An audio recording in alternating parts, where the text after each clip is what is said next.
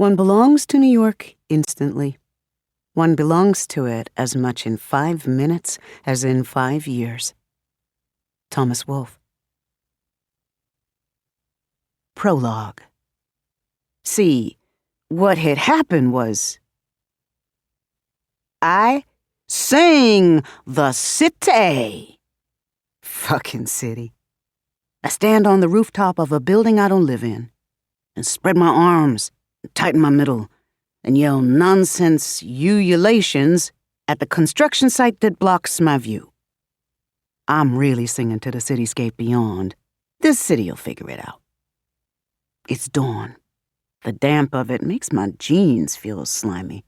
Maybe that's 'cause they haven't been washed in weeks. Got change for wash and dry. Just not another pair of pants to wear till they're done. Maybe I'll spend it on more pants at the Goodwill down the street instead. But not yet. Not till I've finished going,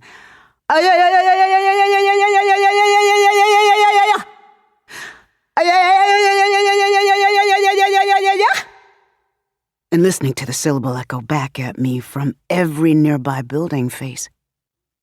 In my head, there's an orchestra playing Ode to Joy with a Busta Rhymes backbeat. My voice is just tying it all together. Shut your fucking mouth, someone yells. So I take a bow and exit the stage.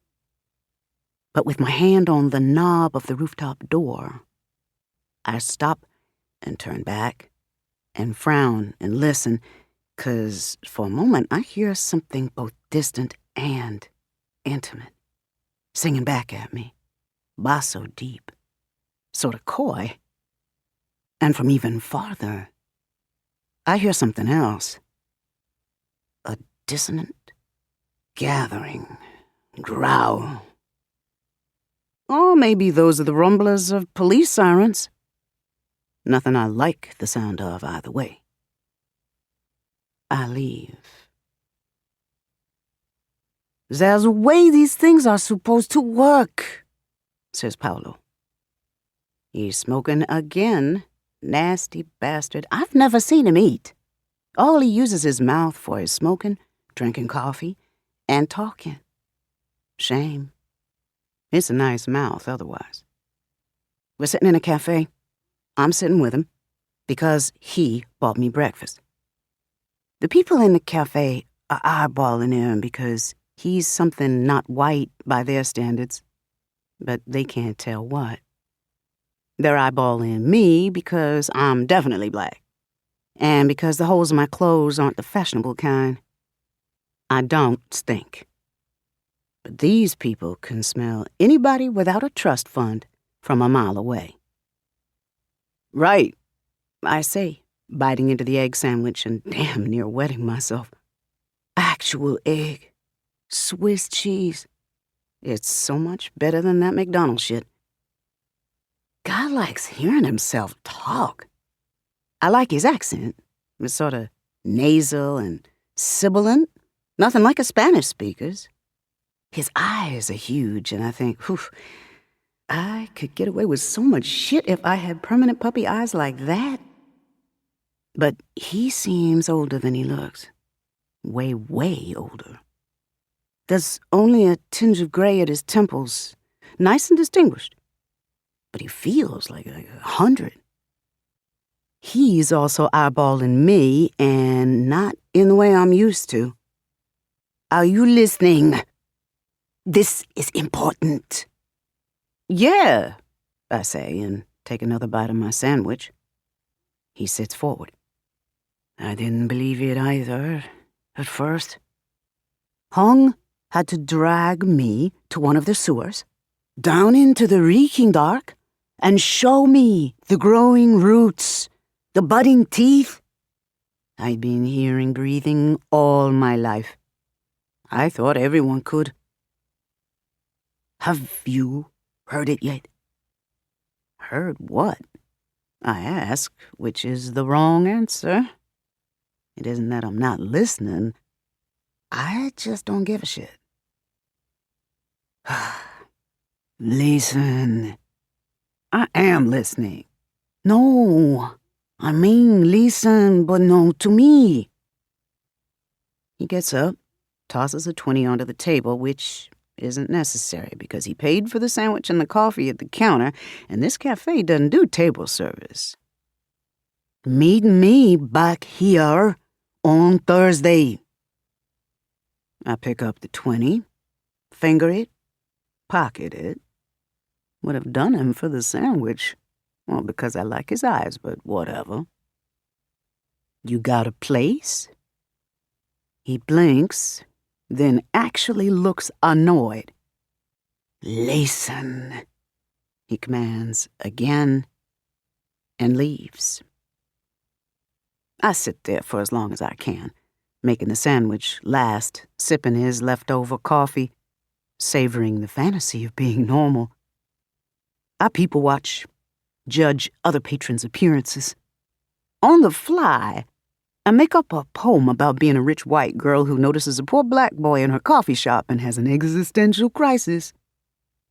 I imagine Paolo being impressed by my sophistication and admiring me, instead of thinking I'm just some dumb street kid who doesn't listen.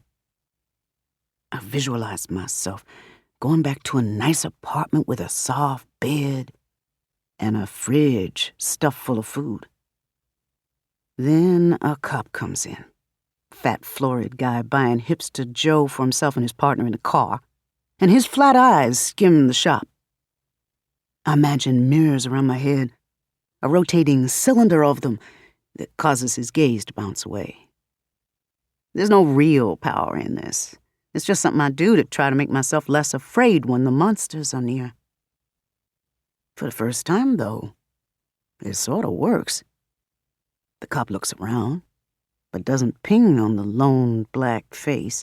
Lucky, I escape. I paint the city.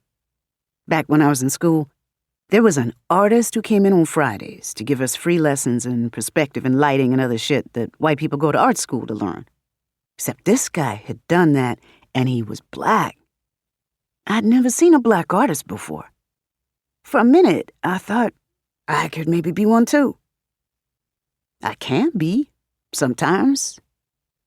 Deep in the night, on a rooftop in Chinatown, with a spray can for each hand and a bucket of drywall paint that somebody left outside after doing up the living room in lilac, I move in scuttling, crab-like swirls. The drywall stuff I can't use too much of. It'll start flaking off after a couple of rains. Spray paint's better for everything, but I like the contrast of the two textures. Liquid black on rough lilac, red edging the black. I'm painting a hole. It's like a throat that doesn't start with a mouth or end in lungs. A thing that breathes and swallows endlessly, never filling. No one will see it, except people in planes angling toward LaGuardia from the southwest, a few tourists who take helicopter tours, and NYPD aerial surveillance. I don't care what they see. It's not for them. It's real late. I didn't have anywhere to sleep for the night, so this is what I'm doing to stay awake. If it wasn't the end of the month, I'd get on the subway. But the cops who haven't met their quota would fuck with me. Gotta be careful here. There's a lot of dumb fuck Chinese kids west of Christie Street who want to pretend to be a gang protecting their territory, so I keep low. I'm skinny, dark. That helps too. All I want to do is paint, man, because it's in me, and I need to get it out. I need to open up this throat. I need to, yeah. There's a soft, strange sound as I lay down the last streak of black. I pause, look around, confused for a moment, and then the throat sighs behind me. A big, heavy gust of moist air tickles the hairs on my skin. I'm not scared. This is why I did it, though I didn't realize that when I started. Not sure how I know now, but when I turn back, it's still just paint on a rooftop. Paolo wasn't shitting me. Or maybe my mama was right, and I ain't never been right in the head. I jump into the air and whoop for joy, and I don't even know why. I spend the next 2 days going all over the city, drawing breathing holes everywhere, till my paint runs out. I'm so tired on the day I meet Paolo again that I stumble and nearly fall through the cafe's plate glass window. He catches my elbow and drags me over to a bench meant for customers. "You're hearing it," he says. He sounds pleased. "I'm hearing coffee," I suggest, not bothering to stifle a yawn. A cop car rolls by. I'm not too tired to imagine myself as nothing, beneath notice, not even worth beating for pleasure. It works again. They roll on. Paolo ignores my suggestion. He sits down beside me, and his gaze goes strange and unfocused for a moment.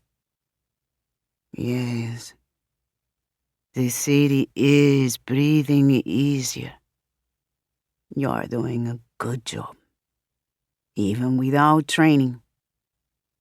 I try. He looks amused. I can't tell if you don't believe me or if you just don't care. I shrug. "Well, I believe you." I also don't care, not much, because I'm hungry. My stomach growls. I've still got that 20 he gave me. But I'll take it to that church plate sale I heard about over on Prospect. Get chicken and rice and greens and cornbread for less than the cost of a free trade small batch roasted latte. He glances down at my stomach when it growls. I pretend to stretch and scratch above my abs, making sure to pull my shirt a little.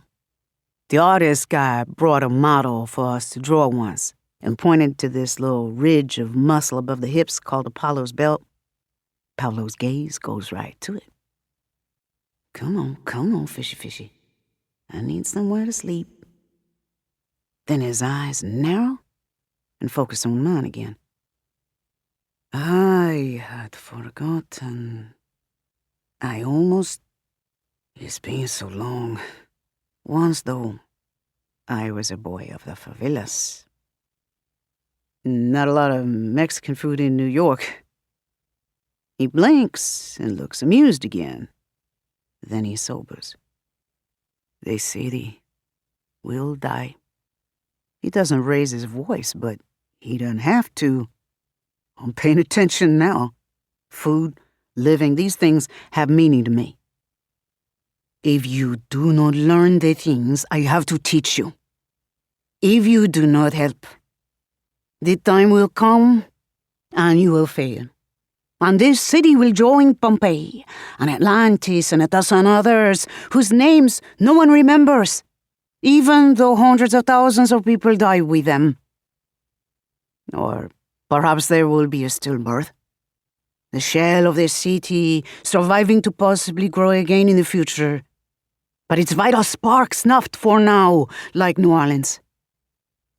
But that will still kill you, either way. You are the catalyst, whether of strength or destruction." He's been talking like this since he showed up. Places that never were, things that can't be, omens and portents. I figure it's bullshit because he's telling it to me. The kid whose own mama kicked him out and prays for him to die every day and probably hates me. God hates me. And I fucking hate God back. So why would he choose me for anything? But that's really why I start paying attention. Because of God. I don't have to believe in something for it to fuck up my life. Tell me what to do. Paolo nods looking smug, thinks he's got my number. Ah, you don't want to die. I stand up, stretch, feel the streets around me grow longer and more pliable in the rising heat of day. Is that really happening, or am I imagining it? Or is it happening and I'm imagining that it's connected to me somehow? Fuck you. That ain't it. Then you don't even care about that? He makes it a question with the tone of his voice. Ain't about being alive. I'll starve to death someday, or freeze some winter night, or catch something that rots me away until the hospitals have to take me, even without money or an address. But I'll sing and paint and dance and fuck and cry the city before I'm done. Because it's mine. It's fucking mine, that's why. It's about living. I finish, and then I turn to glare at him. He can kiss my ass if he don't understand. Tell me what to do. Something changes in Paulo's face. He is listening now to me. So he gets to his feet and leads me away for my first real lesson. This is the lesson. Great cities are like any other living things, being born and maturing and wearying and dying in their turn. Duh, right? Everyone who's visited a real city feels that, one way or another. All those rural people who hate cities are afraid of something legit. Cities really are different. They make a weight on the world. A tear in the fabric of reality, like black holes, maybe. Yeah. I go to museums sometimes. They're cool inside, and Neil deGrasse Tyson is hot. As more and more people come in and deposit their strangeness and leave and get replaced by others, the tear widens. Eventually, it gets so deep that it forms a pocket connected only by the thinnest thread of something to something, whatever cities are made of. But the separation starts a process, and in that pocket, the many parts of the city begin to multiply and differentiate. Its sewers extend into places where there is no need for water. Its slums grow teeth, its art centers claws. Ordinary things within it, traffic and construction and stuff like that, start to have a rhythm like a heartbeat. If you record their sounds and play them back fast, the city quickens. Not all cities make it this far. There used to be a couple of great cities on this continent, but that was before Columbus fucked the Indian shit up, so we had to start over. New Orleans failed, like Paulo said, but it survived, and that's something. It can try again. Mexico City's well on its way. But New York is the first American city to reach this point. The gestation can take 20 years or 200 or 2,000, but eventually the time will come. The cord is cut and the city becomes a thing of its own, able to stand on wobbly legs and do, well, whatever the fuck a living, thinking entity shaped like a big-ass city wants to do. And just as in any other part of nature, there are things lying in wait for this moment, hoping to chase down the sweet new life and swallow its guts while it screams. That's why Paulo's here to teach me.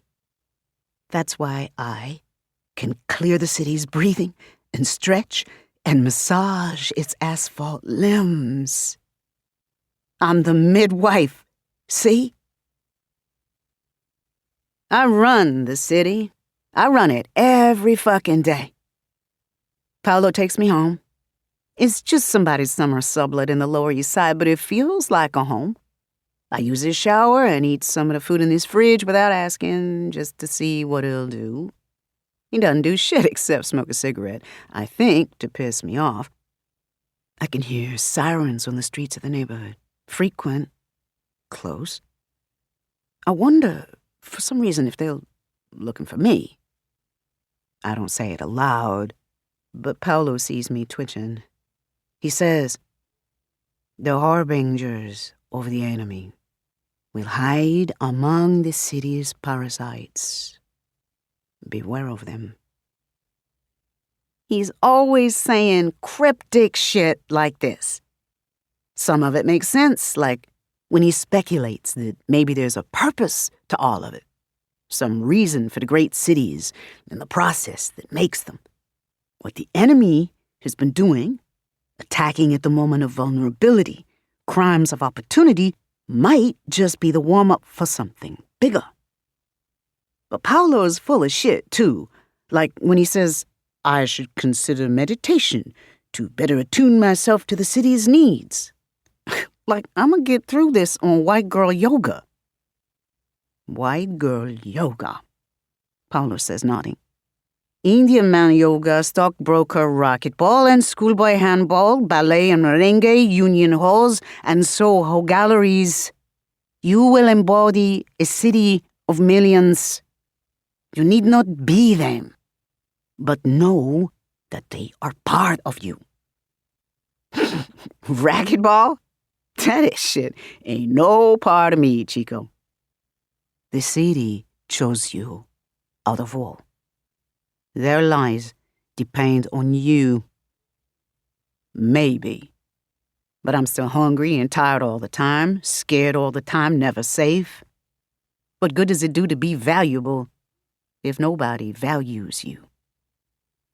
You can tell I don't want to talk anymore. So he gets up and goes to bed.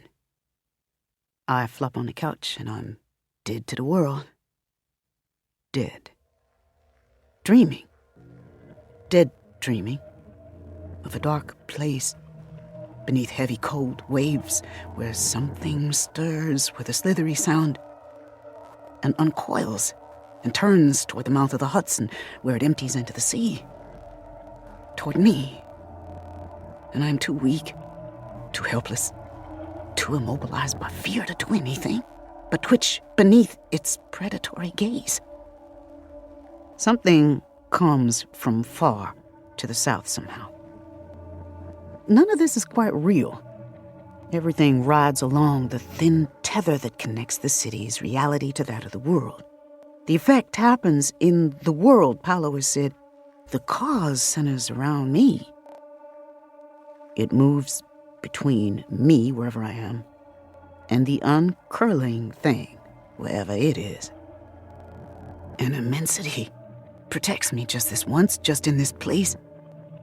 Though, from a great distance, I feel others hemming and crumbling and raising themselves to readiness, warning the enemy that it must adhere to the rules of engagement that have always governed this ancient battle. It's not allowed to come at me too soon. My protector in this unreal space of dream is a sprawling jewel with filth-crusted facets, a thing that stinks of dark coffee and the bruised grass of a football pitch and traffic noise and familiar cigarette smoke.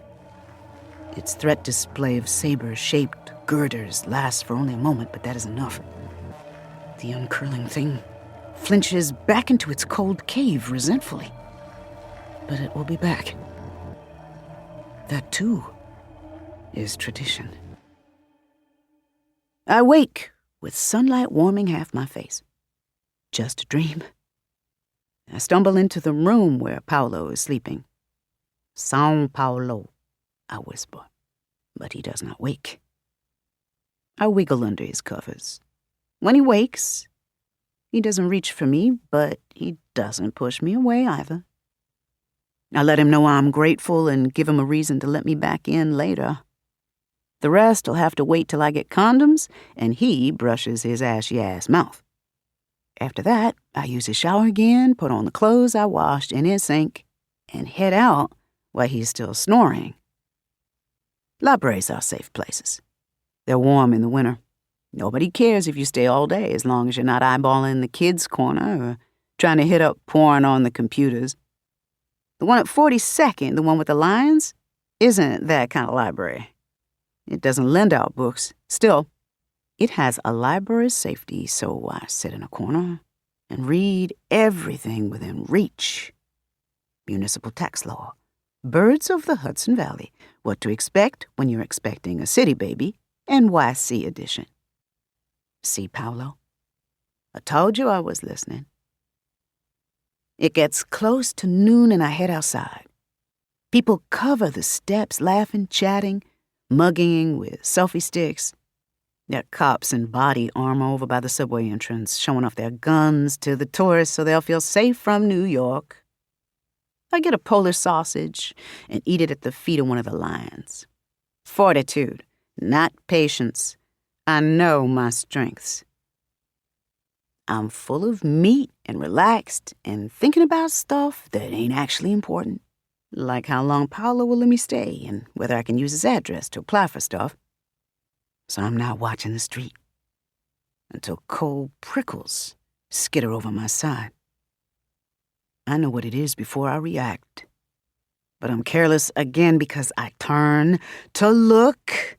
Stupid. I fucking know better. Cops down in Baltimore broke a man's spine for making eye contact.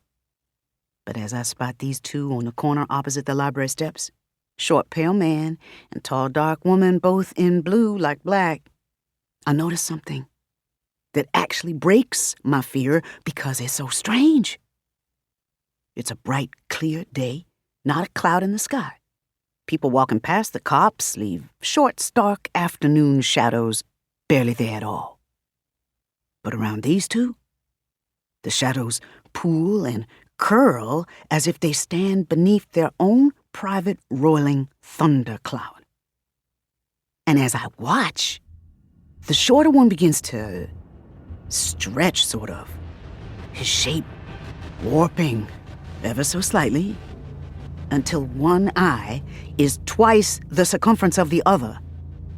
His right shoulder slowly develops a bulge that suggests a dislocated joint. His companion doesn't seem to notice. Yo, nope. I get up and start picking my way through the crowd on the steps. I'm doing that thing I do, trying to shunt off their gaze, but it feels different this time.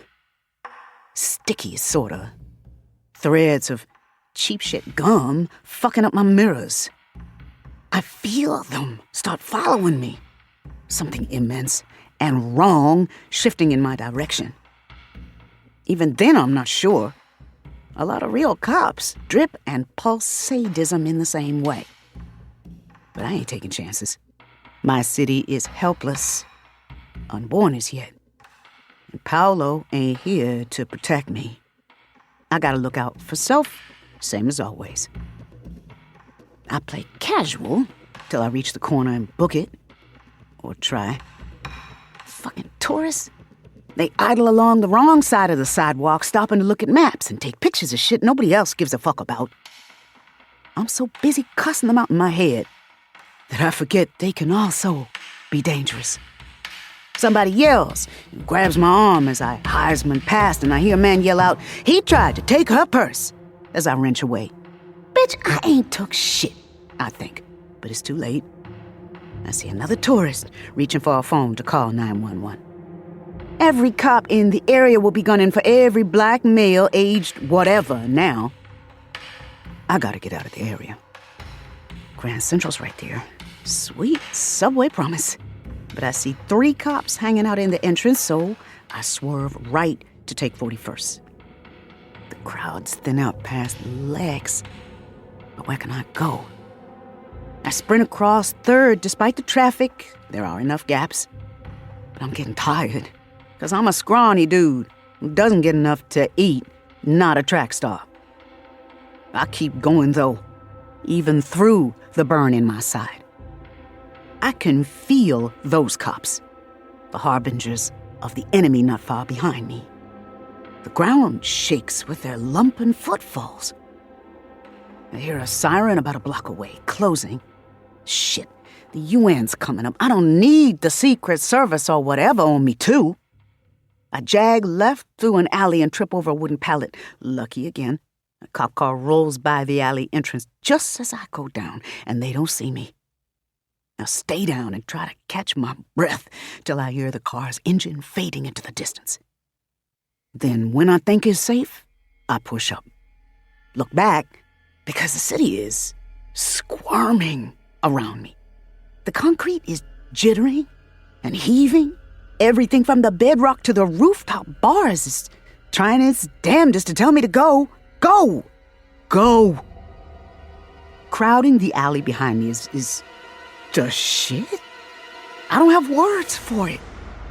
Too many arms, too many legs, too many eyes, and all of them fixed on me. Somewhere in the mass, I glimpse curls of dark hair and a scalp of pale blonde, and I understand suddenly that this is my two cops, one real monstrosity. The walls of the alley crack as it oozes its way into the narrow space. Oh, fuck no, I gasp. I claw my way to my feet and haul ass. The patrol car comes around the corner from 2nd Avenue, and I don't see it in time to duck out of sight. The car's loudspeaker blares something unintelligible, probably, "I'm gonna kill you," and I'm actually amazed. Do they not see the thing behind me? Or do they just not give a shit because they can't shake it down for city revenue? Let them fucking shoot me, better than whatever that thing will do. I hook left onto 2nd Avenue. The cop car can't come after me against the traffic, but it's not like that'll stop some double cop monster. 45th, 47th, and my legs are molten granite. 50th, and I think I'm gonna die. Heart attack, far too young. Poor kid. Should have eaten more organic. Should have taken it easy and not been so angry. The world can't hurt you if you just ignore everything that's wrong with it. Well, not until it kills you anyway. I cross the street and risk a look back and see something roll onto the sidewalk on at least 8 legs, using 3 or 4 arms to push itself off a building as it careens a little before coming straight after me again. It's the mega cop, and it's gaining. Oh shit, oh shit, oh shit, please, no. Only one choice. Swing right. 53rd, against the traffic. An old folks' home. A park. A promenade. Fuck those. Pedestrian bridge. Fuck that. I head straight for the 6 lanes of utter bat-shittery and potholes that is FDR Drive. Do not pass go. Do not try to cross on foot unless you want to be smeared halfway to Brooklyn. Beyond it, the East River, if I survive. I'm even freaked out enough to try swimming in that fucking sewage. But I'm probably going to collapse in the 3rd lane and get run over 50 times before anybody thinks to put on brakes. Behind me, the mega cop utters a wet, tumid like it's clearing its throat for swallowing. I go over the barrier, and through the grass into fucking hell. I go 1 lane, silver car, 2 lanes, horns, 3 lanes, semi. What a fucking semi doing on the FDR is too tall, you stupid upstate hick. Screaming 4 lanes, green taxi, screaming smart car, ha ha ha. Cute 5 lanes, moving truck 6 lanes. And the blue Lexus actually brushes up against my clothes, and it blares past, screaming. Screaming metal and tires as reality stretches. And nothing stops for the mega cop. It does not belong here. And the FDR is an artery, vital with the movement of nutrients and strength and attitude and adrenaline. The cars are white blood cells, and the thing is an irritant, an infection, an invader to whom the city gives no consideration and no quarter. Screaming as the mega cop is torn to pieces by the semi and the taxi and the Lexus and even that adorable smart car, which actually swerves a little to run over an extra wiggly piece. I collapse onto a square of grass, breathless, shaking, wheezing, and can only stare as a dozen limbs are crushed, 24 eyes squashed flat, a mouth that is mostly gums, riven from jaw to palate. The pieces flicker like a monitor with an AV cable short, translucent to solid and back again. But FDR don't stop for shit except a presidential motorcade or a Knicks game. And this thing sure as hell ain't Carmela Anthony. Pretty soon, there's nothing left of it but half-real smears on the asphalt. I'm alive. Oh, God. I cry for a little while. Mama's boyfriend ain't here to slap me and say I'm not a man for it. Daddy would have said it was okay. Tears mean you're alive. But Daddy's dead, and I'm alive. With limbs burning and weak, I drag myself up, then fall again. Everything hurts. Is this that heart attack? Oh, I feel sick. Everything is shaking, blurring. Maybe it's a stroke. You don't have to be old for that to happen, do you? I stumble over to a garbage can and think about throwing up into it. There's an old guy lying on the bench. Me in 20 years, if I make it that far. He opens one eye as I stand there gagging and purses his lips in a judgy way, like he could do better dry heaves in his sleep. He says, "It's time," and rolls over to put his back to me. Time. Suddenly I have to move. Sick or not, exhausted or not, something is pulling me west, toward the city center. I push away from the can and hug myself as I shiver and stumble toward the pedestrian bridge. As I walk over the lanes I previously ran across, I look down onto flickering fragments of the dead megacop, now ground into the asphalt by 100 car wheels. Some globules of it are still twitching, and I don't like that. Infection. Intrusion. I want it gone. We want it gone. Yes. It's time. I blink and suddenly I'm in Central Park.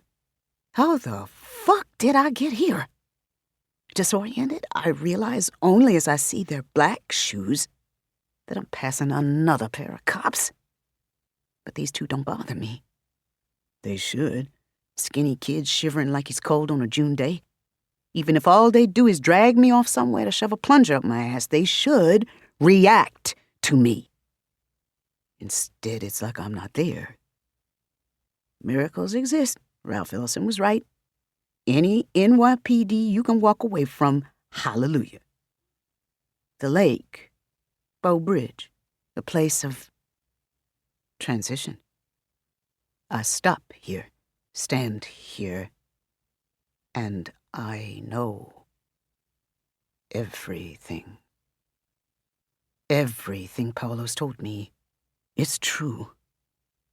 Somewhere beyond the city, the enemy is awakening. It sent forth its harbingers, and they've failed.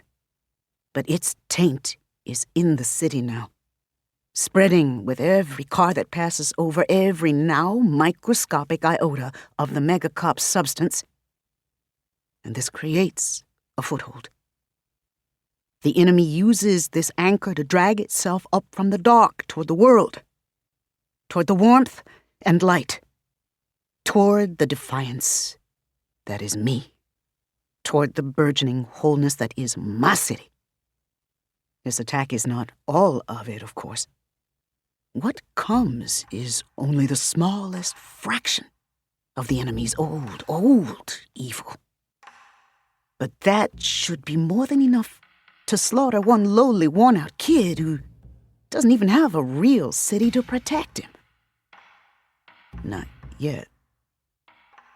It's time. In time? We'll see. On 2nd, 6th, and 8th Avenues, my water breaks. Water mains. Terrible mess. Gonna fuck up the evening commute. I shut my eyes, and I am seeing what no one else sees. I am feeling the flex and rhythm of reality. The contradictions of possibility. I reach out and grip the railing of the bridge before me and feel the steady, strong pulse that runs through it. You're doing good, baby. Doing great. Something begins to shift. I grow bigger, encompassing. I feel myself upon the firmament, heavy as the foundations of a city. There are others here with me, looming, watching. My ancestors' bones under Wall Street. My predecessors' blood ground into the benches of Christopher Park. No, new others. Of my new people, heavy imprints upon the fabric of time and space.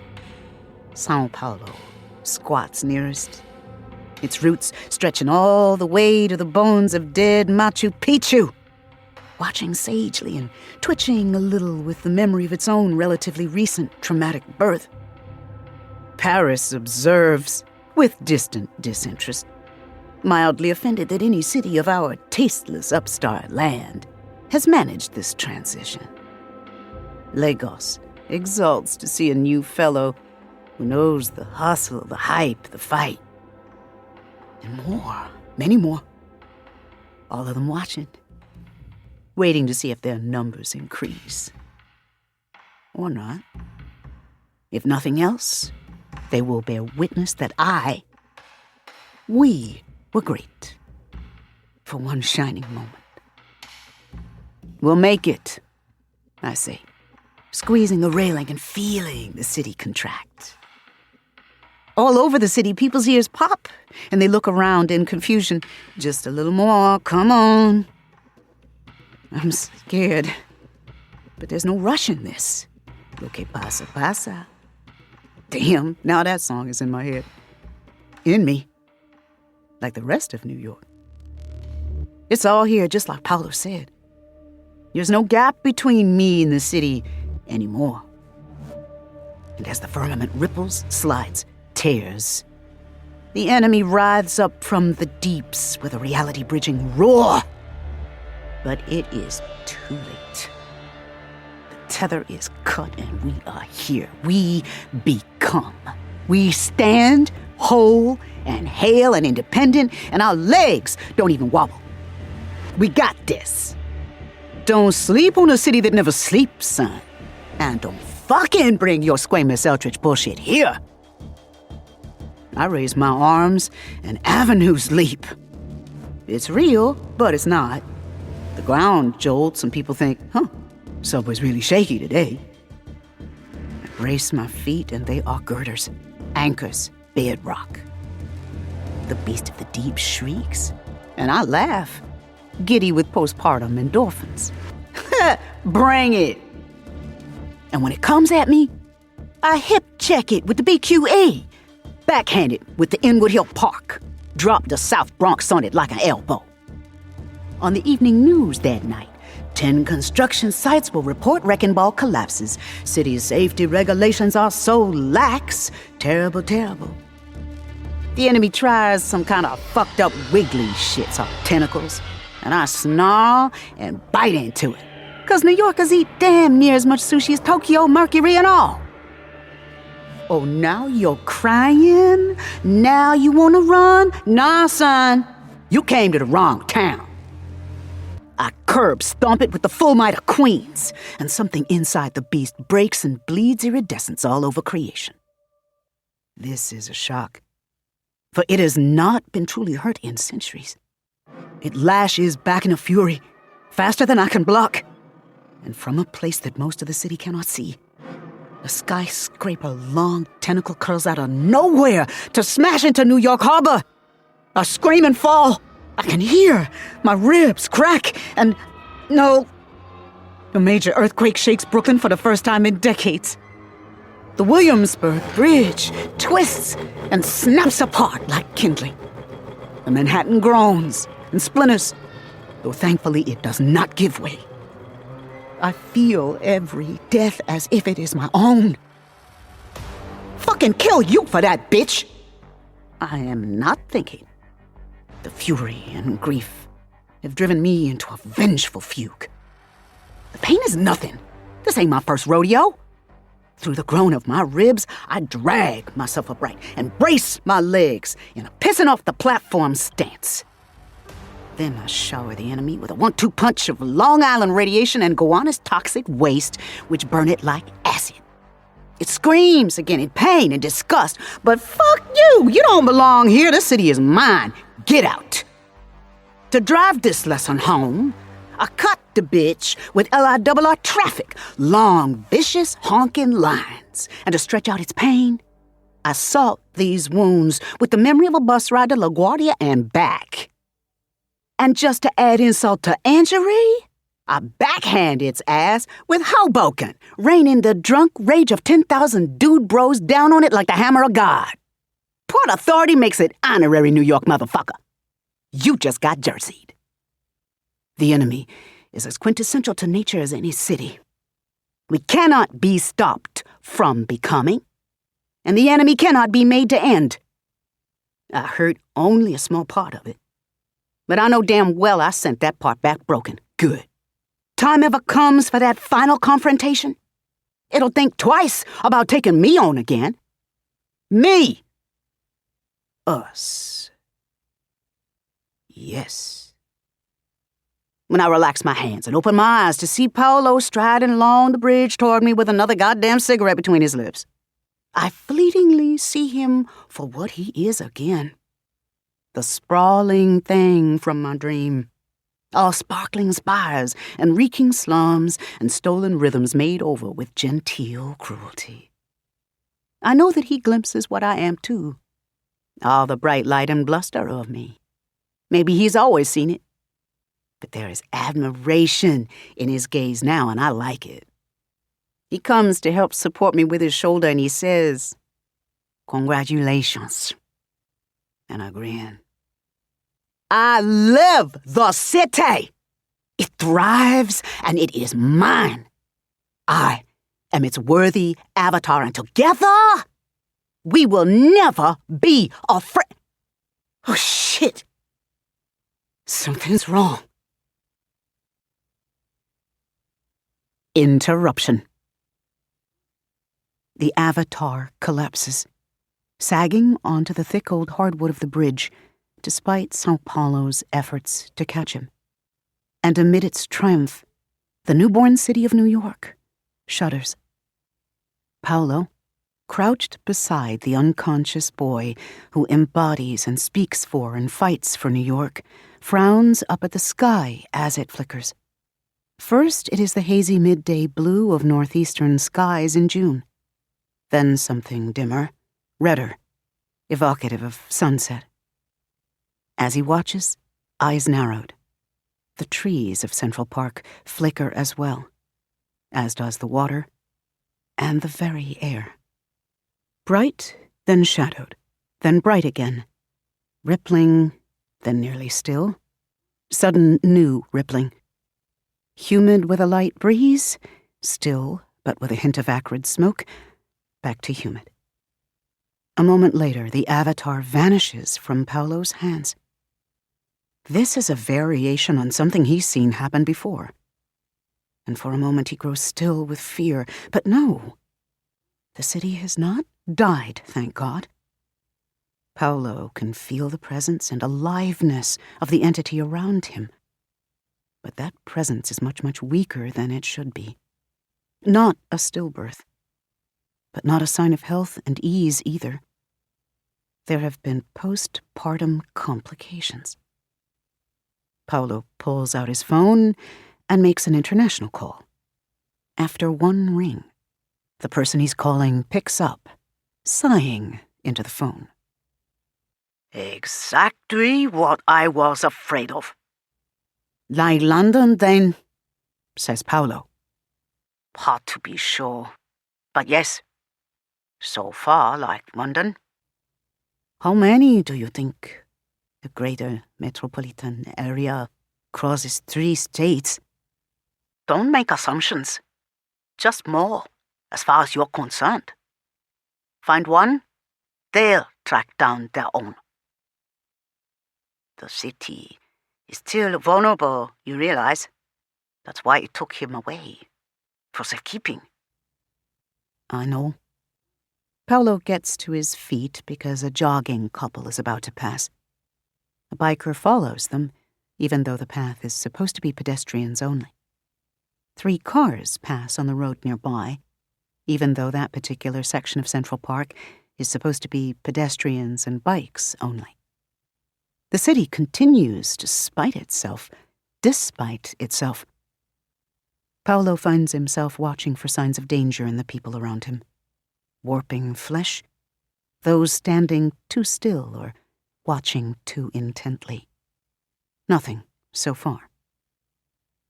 The enemy was routed, he says into the phone absently. The battle was decisive. Watch your back anyway. The voice pauses for a rough smog cough. The city is alive, so it isn't helpless. It certainly won't help you, but it knows its own. Make them work fast.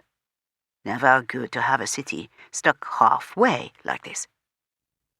I'll be careful, Paolo says, still scanning his surroundings.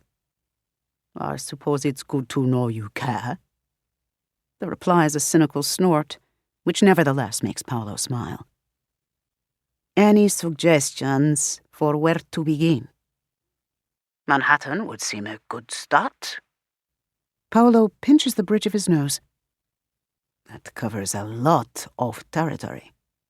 Then you had best get started, hadn't you? The connection clicks silent.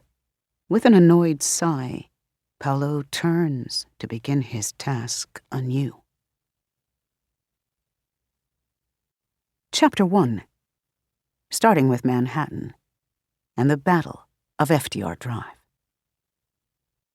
He forgets his own name somewhere in the tunnel to Penn Station. He doesn't notice, at first.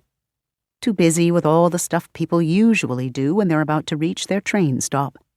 Cleaning up the pretzel bags and plastic bottles of breakfast, stuffing his loose laptop power cord into a pocket of his messenger bag, making sure he's gotten his suitcase down from the rack, then having a momentary panic attack before remembering that he's only got one suitcase.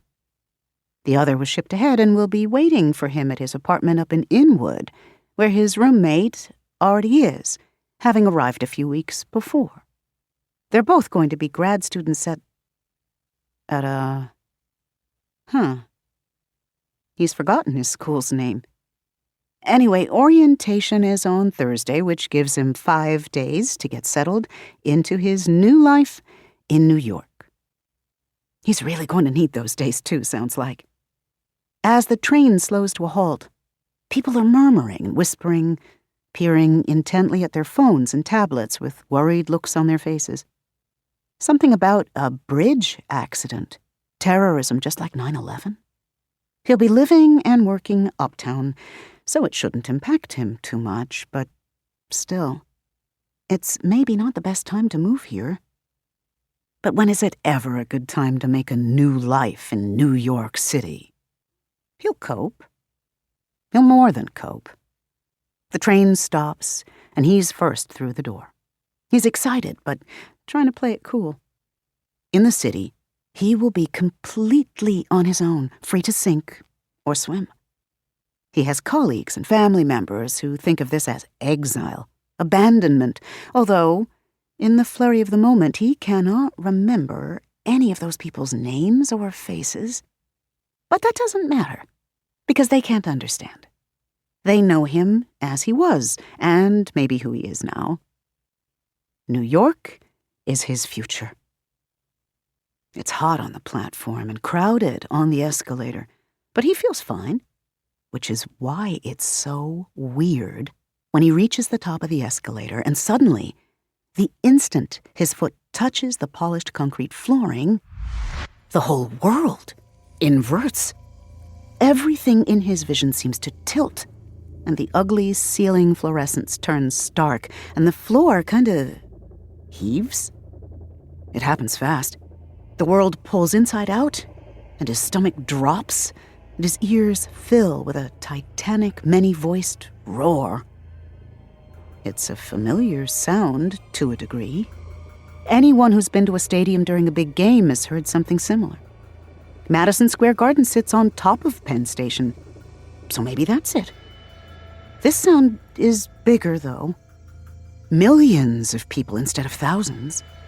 And all of those voices doubled back on each other and swelling and shifting into layers beyond sound, into color and shaking and emotion until he claps his hands over his ears and shuts his eyes, but it just keeps coming. But amid all of the cacophony, there is a through line, a repeated motif of sound and word and idea. One voice, screaming fury. "Fuck you! You don't belong here! This city is mine! Get out!" And the young man wonders in confused horror, "Me? Am I the one that doesn't belong?" There is no answer, and the doubt within him becomes an unignorable backbeat of its own. All at once, the roar is gone. A new roar, closer and echoing and indescribably smaller, has replaced it. Some of it is recorded, blaring from PA speakers overhead. New Jersey Transit train southbound, stopping at Newark Airport, now boarding on track 5. The rest is the sound of a gigantic space full of people going about their business. He remembers then, as it resolves around him, Penn Station. He does not remember how he ended up on one knee beneath a train schedule sign with a shaking hand plastered over his face. Wasn't he on an escalator? He also doesn't remember ever before seeing the two people who are crouched in front of him. He frowns at them. "Did you just tell me to get out of the city?" "No. I said, do you want me to call 911? Says the woman. She's offering water. She looks more skeptical than worried, like maybe he's faking whatever weird faint or fit that's apparently made him fall over in the middle of Penn Station. No. He shakes his head, trying to focus. Neither water nor the police will fix weird voices in his head or hallucinations caused by train exhaust or whatever he's experiencing. What happened? "You just kinda went sideways," says the man bent over him. He's a portly, middle-aged, pale-skinned Latino, heavy New York accent, kindly tone. "We caught you and pulled you over here." Oh. Everything's still weird. The world isn't spinning anymore, but that terrible layered roar is still in his head, just muted now, and overlaid by the local and perpetual cacophony that is Penn Station. "I think I'm fine." "Yeah? You don't sound too sure," the man says. That's because he's not. He shakes his head, then shakes it again when the woman pushes the water bottle forward. "I just had some on the train." "Low blood sugar, maybe?" She takes the water bottle away and looks thoughtful.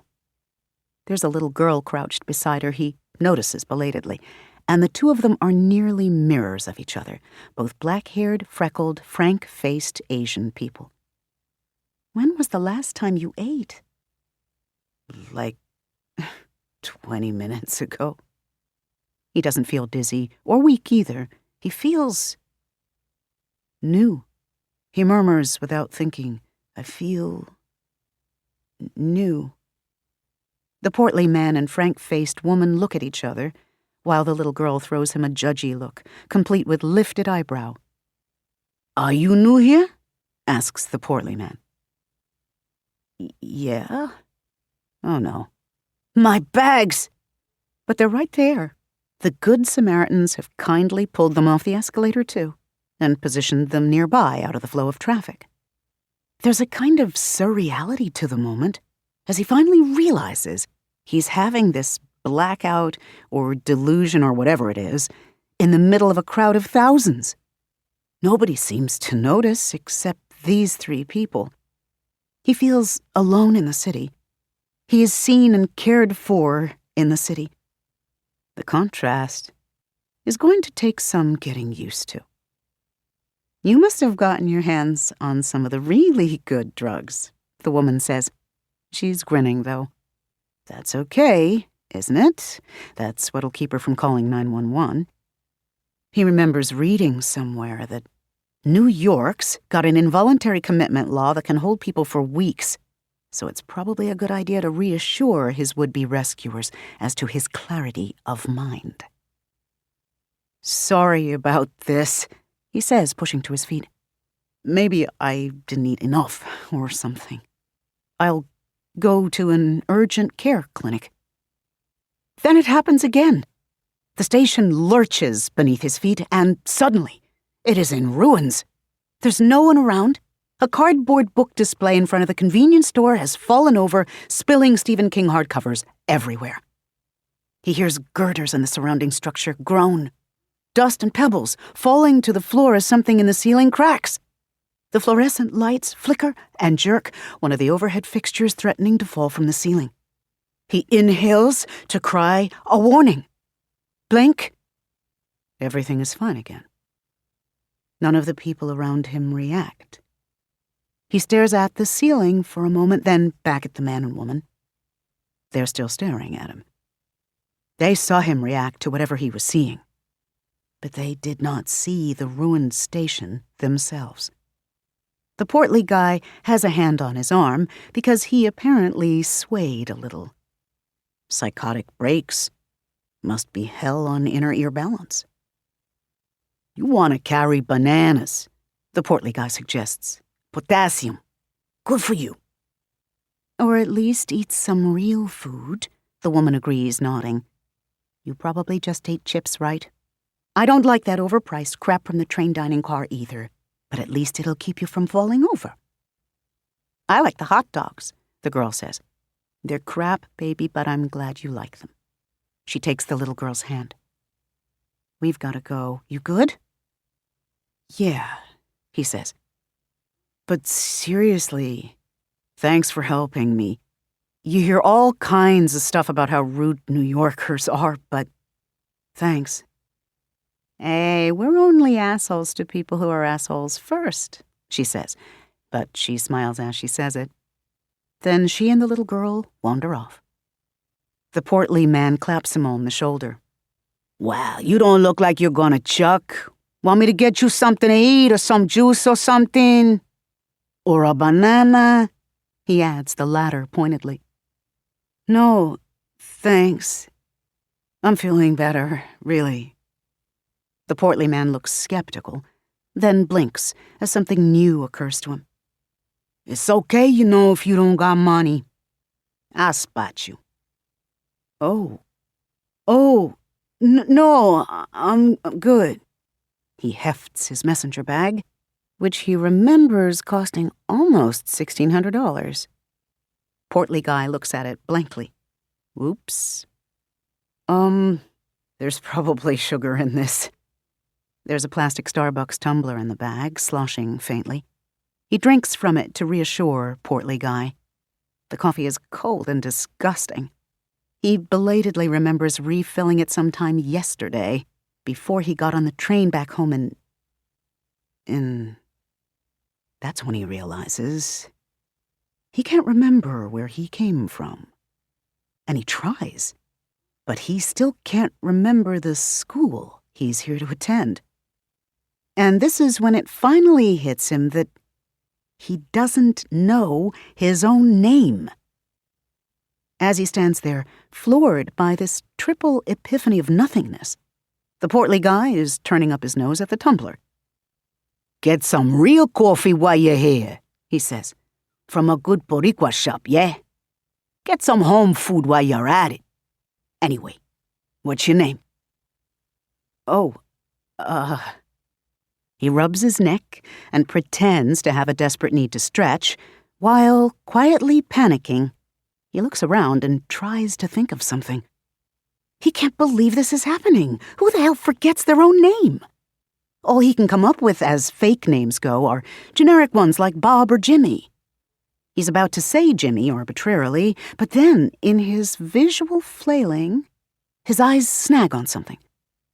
"I'm, Manny," he blurts. "You?" "Douglas." Portly guy has his hands on his hips, obviously considering something. Finally, he pulls out his wallet and hands over a business card. "Douglas Acevedo, plumber." "Oh, sorry, I don't have a card. Haven't started my new job yet." "'Skay," Douglas says. He still looks thoughtful. "Look, a lot of us were new here once. You need anything, you let me know, okay? Seriously, it's fine. Place to crash, real food, a good church, whatever." It's unbelievably kind. Manny doesn't bother to hide his surprise. "Whoa, wow, man. You don't know me from Adam. I could be a serial killer or something." Douglas chuckles. "Yeah? Somehow I'm not figuring you for the violent type. You look..." He falters, and then his expression softens a little. "You look like my son. I'm just doing for you what I'd want somebody doing for him, right?" Somehow, Manny knows. Douglas's son is dead. "Right," Manny says softly. "Thanks again." "Está bien, mano. No te preocupes." He waves off then, and heads in the direction of the ACE train. Manny watches him go, pocketing the card and thinking about 3 things. The first is the belated realization that the guy thought he was Puerto Rican. The second is that he might have to take Douglas up on that offer of a place to crash, especially if he doesn't remember the address of his apartment in the next few minutes. The third thing makes him look up at the arrivals departures board, where he found the word that just became his new name. He didn't tell Douglas the full name, because these days only white women can have given names like that without getting laughed at. But even in modified form, this word, this identity, feels more true than anything else he's ever claimed in his life. It is what he's been, without realizing. It is who he is. It is everything he's ever needed to be. The full word is Manhattan. In the bathroom under the sodium lights, he meets himself for the first time. It's a good face. He pretends to be extra meticulous about washing his hands, not a bad thing to be in a smelly Penn Station public bathroom, and turns his face from side to side, checking himself out from all angles. It's clear why the dude figured him for Puerto Rican. His skin is yellowy brown, his hair kinky but loose coiled enough that if he let it grow out, it might dangle. He could pass for Douglas's son, maybe. He's not Puerto Rican, though. He remembers that much. He's dressed preppy, khakis, a button-down with rolled-up sleeves, and there's a sports jacket draped over his bag for when the AC is too high, maybe since it's summertime and probably 90 degrees outside. He looks like he's somewhere in that ageless yawn between not a kid anymore and 30, though probably toward the latter end of it, to judge by a couple of random gray threads peppered along his hairline. Brown eyes behind dark brown-rimmed glasses. The glasses make him look professorial. Sharp cheekbones, strong, even features, smile lines developing around his mouth. He's a good-looking guy. Generic all-American boy, non-white version. Nicely nondescript. Convenient, he thinks. Wondering why he thinks this makes him pause in mid-hand wash, frowning. Okay, no, he's got enough weirdness to deal with right now. He grabs his suitcase to leave the bathroom. An older guy at the urinal stares at him all the way out.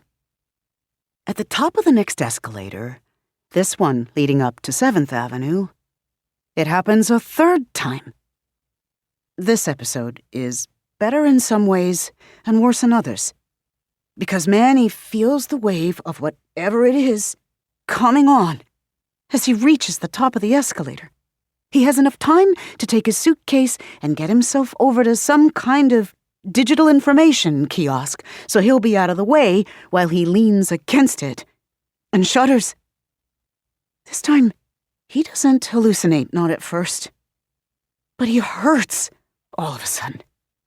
It's an awful, sick feeling, a spreading chill, starting from a low point on his left flank. The sensation is familiar. He remembers it from the last time he got stabbed. Wait, he got stabbed?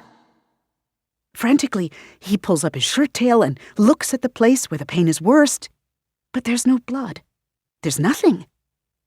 The wound is all in his head, or someplace else. As if this is a summons. Abruptly, the New York that everyone sees flickers into the New York that only he can see. Actually, they're both present, one lightly superpositioned over the other, and they flick back and forth a little before finally settling into a peculiar dual boot of reality. Before Manny lie 2 7th Avenues. They're easy to distinguish because they have different palettes and moods.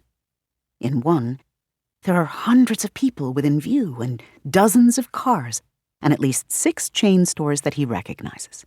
Normal New York. In the other, there are no people, and some unfathomable disaster has taken place. He doesn't see bodies or anything ominous. There's just no one around. It's not clear anyone ever existed in this place. Maybe the buildings here just appeared, sprung forth fully formed from their foundations, instead of being built. Ditto the streets, which are empty and badly cracked. A traffic light dangles loose from an overhead fixture, swinging on its cable, but switching from red to green in perfect tandem with its other version. The sky is dimmer, almost as if it's nearly sunset and not just post-noon, and the wind is faster. Clouds boil and churn across the sky like they're late for the cloud revival meeting. Cool, Manny murmurs. This whole episode probably represents some kind of psychotic break on his part. But he cannot deny what he sees is gorgeous and terrifying. Weird New York. He likes it, regardless. But something is wrong with it. He must go somewhere, do something, or all of the bifurcated beauty that he sees will die. He knows this suddenly, more surely than instinct. I have to go, he murmurs to himself in surprise. His voice sounds strange, tinny and sort of stretched out. Maybe he's slurring. Maybe it's the peculiar echo of his voice from the walls of 2 different Penn Station entryway walls into different Penn Stations. Hey, says a guy in a neon green button-down nearby. Manny blinks at him. Normal New York abruptly resumes, weird New York vanishing for the moment. It's still somewhere nearby, though. The button-down is part of a uniform. The guy's carrying a sign hawking bike rentals at tourists. He faces Manny with open hostility. Puke your drunk ass off somewhere else! Manny tries to straighten, but he knows he's still a little diagonal. I'm not drunk. He's just seeing juxtaposed multiple realities while being plagued by inexplicable compulsions and phantom sensations.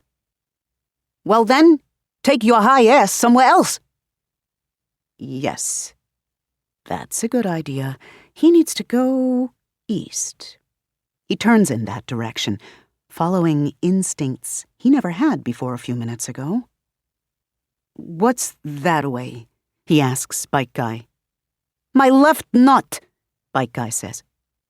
That's south, laughs another bike rental hawker nearby. Bike Guy rolls his eyes and grabs his crotch at her in the iconic New York Sign Language gesture of suck my dick. The attitude's starting to grate. Manny says, if I rent a bike, will you tell me what's in that direction? Bike Guy suddenly all smiles. Sure. No, sir, says Bike Woman, serious now, as she comes over. Sir, I'm sorry, but we cannot rent a bike to someone who appears to be intoxicated or ill. Company policy. Do you need me to call 911? People in New York sure like to call 911. No, I can walk. I need to get to FDR Drive. FDR Drive. The woman's expression turns skeptical. You want to walk to FDR Drive? What the hell kind of tourist are you? Sir, he ain't no tourist, says he of the southern left nut, as he chin points at Manny. Look at him. Manny's never been to New York before, at least as far as he knows. I just need to get there, fast. Take a cab then, says the woman. Taxi stands right there. Need me to grab one for you? Manny shivers a little, feeling the rise of something new within himself. Not sickness this time, or rather not just sickness, since that terrible stabbish ache hasn't faded. What comes instead is a shift in perception. Beneath his hand, which rests on the kiosk, he hears a soft rattle of decades' worth of flyers. The kiosk has nothing on it. There's no sign, do not post bills. He hears what used to be there. Traffic's flying past on 7th, hurrying to get through the light before a million pedestrians start trying to get to Macy's or K-Town Karaoke and Barbecue. All these things belong. They are rightness. But his eyes stutter over a TGI Fridays, and he twitches a little, lip curling in involuntary distaste. Something about its facade feels foreign, intrusive, jarring. A tiny, cluttered shoe repair shop next to it does not elicit the same feeling, nor does a vape shop next door.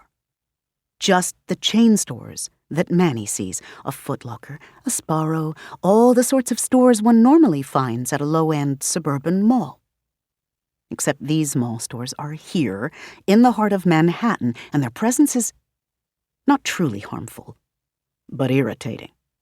Like paper cuts or little quick slaps to the face. The subway sign, though, feels right and real. The billboards, too, no matter what's on them. The cabs and flow of cars and people, all these things soothe the irritants somehow. He draws in a deep breath that reeks of hot garbage and acrid steam belching from a manhole cover nearby. And it's foul, but it's right. More than right. Suddenly he's better. The sick feeling recedes a little, and his side dulls from stabbing pain into cold prickles that only hurt when he moves. Thanks, he says to Bike Woman, straightening and grabbing his roller bag. But my ride's coming. Wait, how does he know that? The woman shrugs. Both of them turn away to resume hawking bikes. Manny walks toward the area where people are waiting for lifts or Ubers. He has both apps on his phone, but he hasn't used them. There should be nothing here for him. However, a moment later, a cab rolls to a stop right in front of him. It's like a cab out of an old movie, smooth and bulbous and huge, with a black and white checkered stripe along its near flank. Bike Guy does a double take, then whistles. A checker? Haven't seen one of those since I was a kid. It's for me, Manny says unnecessarily and reaches for the door. It's locked. I need this open, he thinks. The door lock clicks open. So that's new, but he'll process it later. What the? Says the woman inside, as Manny tosses his bag onto the back seat and climbs in after it. She's a very young white woman, so young that she doesn't look old enough to drive, who has twisted around to stare at him. But she's mostly indignant rather than scared, which seems a good starting place for their future relationship. Hey, dude, this isn't a real cab. It's just an antique, a prop. People rent it for weddings. Manny pulls the door shut. FTR, please, he says, and flashes his most charming smile. It shouldn't work. She should be screaming her head off and trying to get the nearest cop to shoot him. But something else has occurred between them, helping to keep the woman calm. Manny has followed to the letter the ritual of getting in a cab, introducing enough plausible deniability that she thinks he's deluded rather than a potential threat. However, there's power in what he's done that goes beyond just psychology. He's felt it before, hasn't he? Just a moment ago, when he somehow drew strength from the chaos of 7th Avenue to ease the pain in his side. He can actually hear some of that power whispering to her, maybe he's an actor.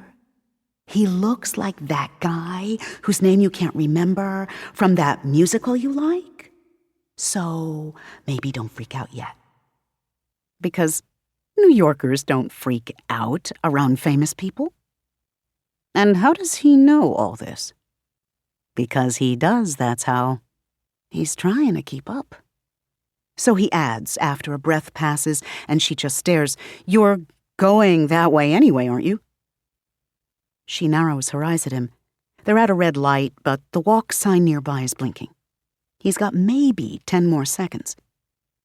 How the hell did you know that? Because the cab wouldn't have stopped if you weren't, he doesn't say, and reaches for his wallet. Here, he says, handing her a $100 bill. She stares at it, then her lip curls. Right, a fake. I have 20s if you'd prefer. There's more power in 20s anyway. A lot of businesses in the city won't take hundreds, also for fear of counterfeit bills. With 20s, Manny will be able to compel her to take him where he needs to go, whether she wants to or not. He'd rather persuade, though. Force is... He doesn't want to use force. Tourists do carry a lot of cash, she murmurs while frowning, as if reasoning with her better instincts. And you don't look like a serial killer. Most serial killers take care to look like ordinary people, he points out. Not helping your case with the mansplaining guy. Good point, sorry. That seems to decide her. Well, assholes don't say sorry. She considers for a moment longer. Make that 2 Benjis, and okay. He offers the 20s, although he does have another $100 bill in his wallet. There's no need to use the bills for power anymore, however. She has completed the ritual by accepting his directions, then performed the orthogonal ritual of haggling for more money. All the stars have aligned. She's on board. As she's pocketing the money, the traffic light changes and a car immediately honks behind her. She casually flips that driver off, and then wrenches the wheel to drag the cab across 4 active lanes, as if she's done this or driven the Daytona 500 all her life. And that's that. Even Manny is amazed at how well this strange power works as he hangs onto the door handle and the ancient lap-only seatbelt, and tries not to look alarmed by her driving. He has some inkling of why it works. Money talks and bullshit walks in New York. In a lot of cities, probably. But here, the nation's shrine to unrestricted predatory capitalism, money has nearly talismanic power, which means that he can use it as a talisman. The traffic lights miraculously stay in their favor for several blocks, which is fortunate, because the young woman is likely to break the sound barrier at this rate. Then she curses and slams on the brakes as a light ahead makes a fast switch to red. Too fast. Amazing that she doesn't run the light. He smells a waft of burnt rubber through the open window as he leans forward to squint at the light. Busted light? Must be, she says, tapping her fingertips rapidly on the wheel. This, Manny knows, is a gesture required by the ritual of hurry up, damn it. But it doesn't work, because that ritual never works. They usually line up better than this. Just one light out of sequence can start a traffic jam. Manny presses his hand against the cold, spreading ache in his side that is beginning to throb again. Something about the traffic light has pinged his new sense of wrongness, and the wrongness is enough to erode whatever anesthetic effect he's managed to summon. He opens his mouth to suggest that she run the light, which is risky. The wrongness has probably weakened his influence on her, too. And now there's nothing to stop her from thinking twice about this strange black dude in her antique cab. But whatever is happening on the east side of the island, FDR Drive, is growing urgent.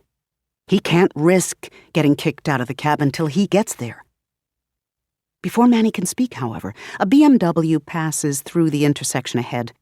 There are long, feathery white tendrils growing from its wheel wells. He watches it go past in utter shock. The driver sees it, too. Her mouth falls open. Feathery doesn't quite fit what they're seeing. It's more like an anemone's fronds or the tendrils of certain jellyfish. As the car rolls by, gliding along behind a slower driver, they see one of the tendrils seem to inhale. It opens itself out a little, revealing a thickened stalk that tapers as it stretches away from the wheels, up to slightly darkened tips. All of it is translucent.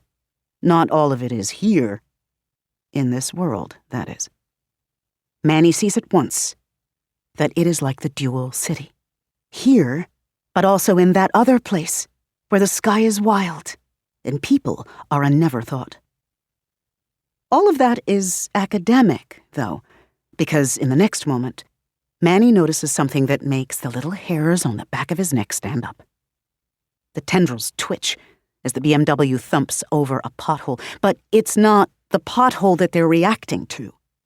They're longer, see, turning, like some kind of wiggly, worm-like radio antennas, stretching toward the checker cab, as if they sense Manny inside and smell his fear. After the BMW moves on, its driver apparently oblivious, it takes a moment for Manny's skin to stop crawling. "So you saw that too, right?" asks the driver. The traffic light has finally changed. They speed toward FDR again. "Nobody else was staring, but you..." Her eyes meet his in the rear view. "Yeah," he says. "Yeah, I saw it. I don't..." "Yeah." It occurs to him belatedly that she might need more explanation than this if he doesn't want to get kicked out of the cab. You're not crazy, or at least if you are, you're not the only one. "Oh, well, that's comforting." She licks her lips. "Why couldn't anyone else see it?" "I wish I knew." But when she shakes her head, he feels compelled to add, "We're going to destroy the thing that's causing it." He means it to reassure, but he also realizes as he says it that it's true. He doesn't let himself think further about how he knows it's true. He doesn't ask whom the "we" in his statement refers to. They're too far into this now. If he starts doubting himself here, that will weaken the power and, more importantly, he'll start questioning his own sanity. Then they're back to involuntary commitment. "Destroy what?" She's frowning as she looks at him in the rear view this time. He doesn't want to admit that he doesn't know. Just get me to FDR and I'll handle it. Much to his relief, she relaxes and flashes a lopsided smile over her shoulder. Weird, but okay. The grandkids are gonna love this story if I, have grandkids. She drives on. Then at last they're on the FDR Drive, moving faster toward that vague but rapidly sharpening sense of wrongness. Manny is clinging to the old-fashioned leather handle sewn into the seat back before him, because she's still doing the race car driver act, whipping around slower cars and cresting hills with enough speed that it feels a little like riding the Cyclone. What is a roller coaster? But they're getting closer to the source of all the trouble. There's a knot of small aircraft over and boats crowding along the nearby East River, all of them generally centering on something farther south. All Manny can see from here is smoke. Maybe it has to do with that bridge incident he heard about on the train. Must be. They've begun to pass signs warning of delays, detours, and police activity below Houston Street. But it's also clear that they're much closer to the wrongness than to the bridge disaster. Now they're passing more cars over on the uptown side of FDR that seem to be infested with the weird white tendrils. Most are growing from the wheels, same as on the Beamer they saw before. It's as if the cars have rolled over something noxious that's allowed a kind of metaphysically opportunistic infection at the site of the damage. A few vehicles have it in their front grills or curling up from their undercarriages. One car, a newish Beetle, has the tendrils in a spray up one door and crawling over the driver's window. The driver doesn't notice. What will happen if it touches her when she opens the door? Nothing good. Then the traffic slows sharply, and the city's second unseen disaster comes into range. His first thought is that it's like an explosion, kind of. Imagine a fountain bursting up from the asphalt and flaring 20 or 30 feet into the sky and wiggling. In lieu of water, the fountain flares with tendrils, dozens of them, anemoniac and enormous. Some writhe together in a way that is both mesmerizing and vaguely phallic as they tower above the roofs of the cars. Manny can tell that the root of the growth is located somewhere up ahead on the downtown side, probably in the fast lane, which must be how it's getting so many cars on the uptown-going side, despite the median barrier. He sees a shiny new SUV with Pennsylvania plates pass that is so covered in the tendrils that it looks like a spectral hedgehog. Good thing the driver can't see them, or his vision would be too occluded to allow driving. But an ancient, rusty Ford Escort with missing hubcaps and peeling paint comes right behind it, and the tendrils haven't touched it at all. What's the pattern? He can't begin to guess. This explosion of ick is what's causing the traffic jam, Manny sees, as the flow of cars slows to a crawl, and the checker comes to a near halt. Although most people can't see the flare of tendrils, they're still somehow reacting to its presence. Drivers in the fast lane keep trying to pull into the middle lane to get around the thing. Drivers in the middle are trying to get into the right-hand lane to get around them, and drivers in the right-hand lane aren't budging. It's as if there's an invisible accident up ahead that everyone's trying to avoid. Thank God it's not rush hour, or the traffic wouldn't be moving at all. They've stopped for a moment, so Manny opens the rear passenger side door to get out. A few of the cars behind him immediately set up a banshee chorus of horns, protesting even the possibility that he might slow things down more. But he ignores these and leans over to speak into the window when the driver rolls it down. She has to lean across the seat and turn a manual crank to do this. For a moment, he stares in fascination, then focuses. "You got emergency flares?" he asks. "Triangle reflector, stuff like that?" In the trunk. She puts the car in park and gets out herself. There are more horns at this, but she's glancing over at the tower of tendrils. Its tips wave above the pedestrian bridge that crosses this part of the FDR. So that's what this is all about? Yep. Manny pulls out the emergency kit when she opens the trunk. He's keeping most of his attention on the thing, though. If any of those tendrils come at them, well, hopefully they won't. You better hurry and do whatever you're going to do. Cops are probably already on the way to deal with the, obstruction. I don't know if they'll see it. Nobody else seems to, or a lot more people would be getting out of their cars and walking, but they're not going to help much. He grimaces in agreement. Then he notices the way she's glaring at the fountain of tendrils. He has a tiny epiphany, beginning to understand. You from here? She blinks. Yeah. Born and raised right over in Chelsea, 2 moms and everything. Why? Just a guess. Manny hesitates. He's feeling strange again. There are things happening around him, to him. A rise in tension and power and meaning. All of it pulling toward a moment of truth that he's not sure he wants to confront. Beneath his feet, there is a vibration. A pulse like wheels clacking steadily over track segments that thrums in time with his pulse. Why? Because it does. Because somehow, everything on this road and under it and around it is him. The pain in his side is awful, but ignorable because somehow the city is keeping him functioning, feeding him strength. Even the idling of the traffic-bound cars feeds him, pent energy just waiting for its chance to leap ahead.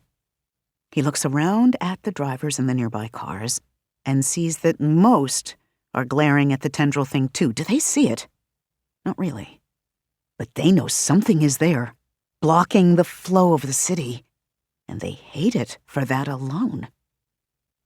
This is how it works.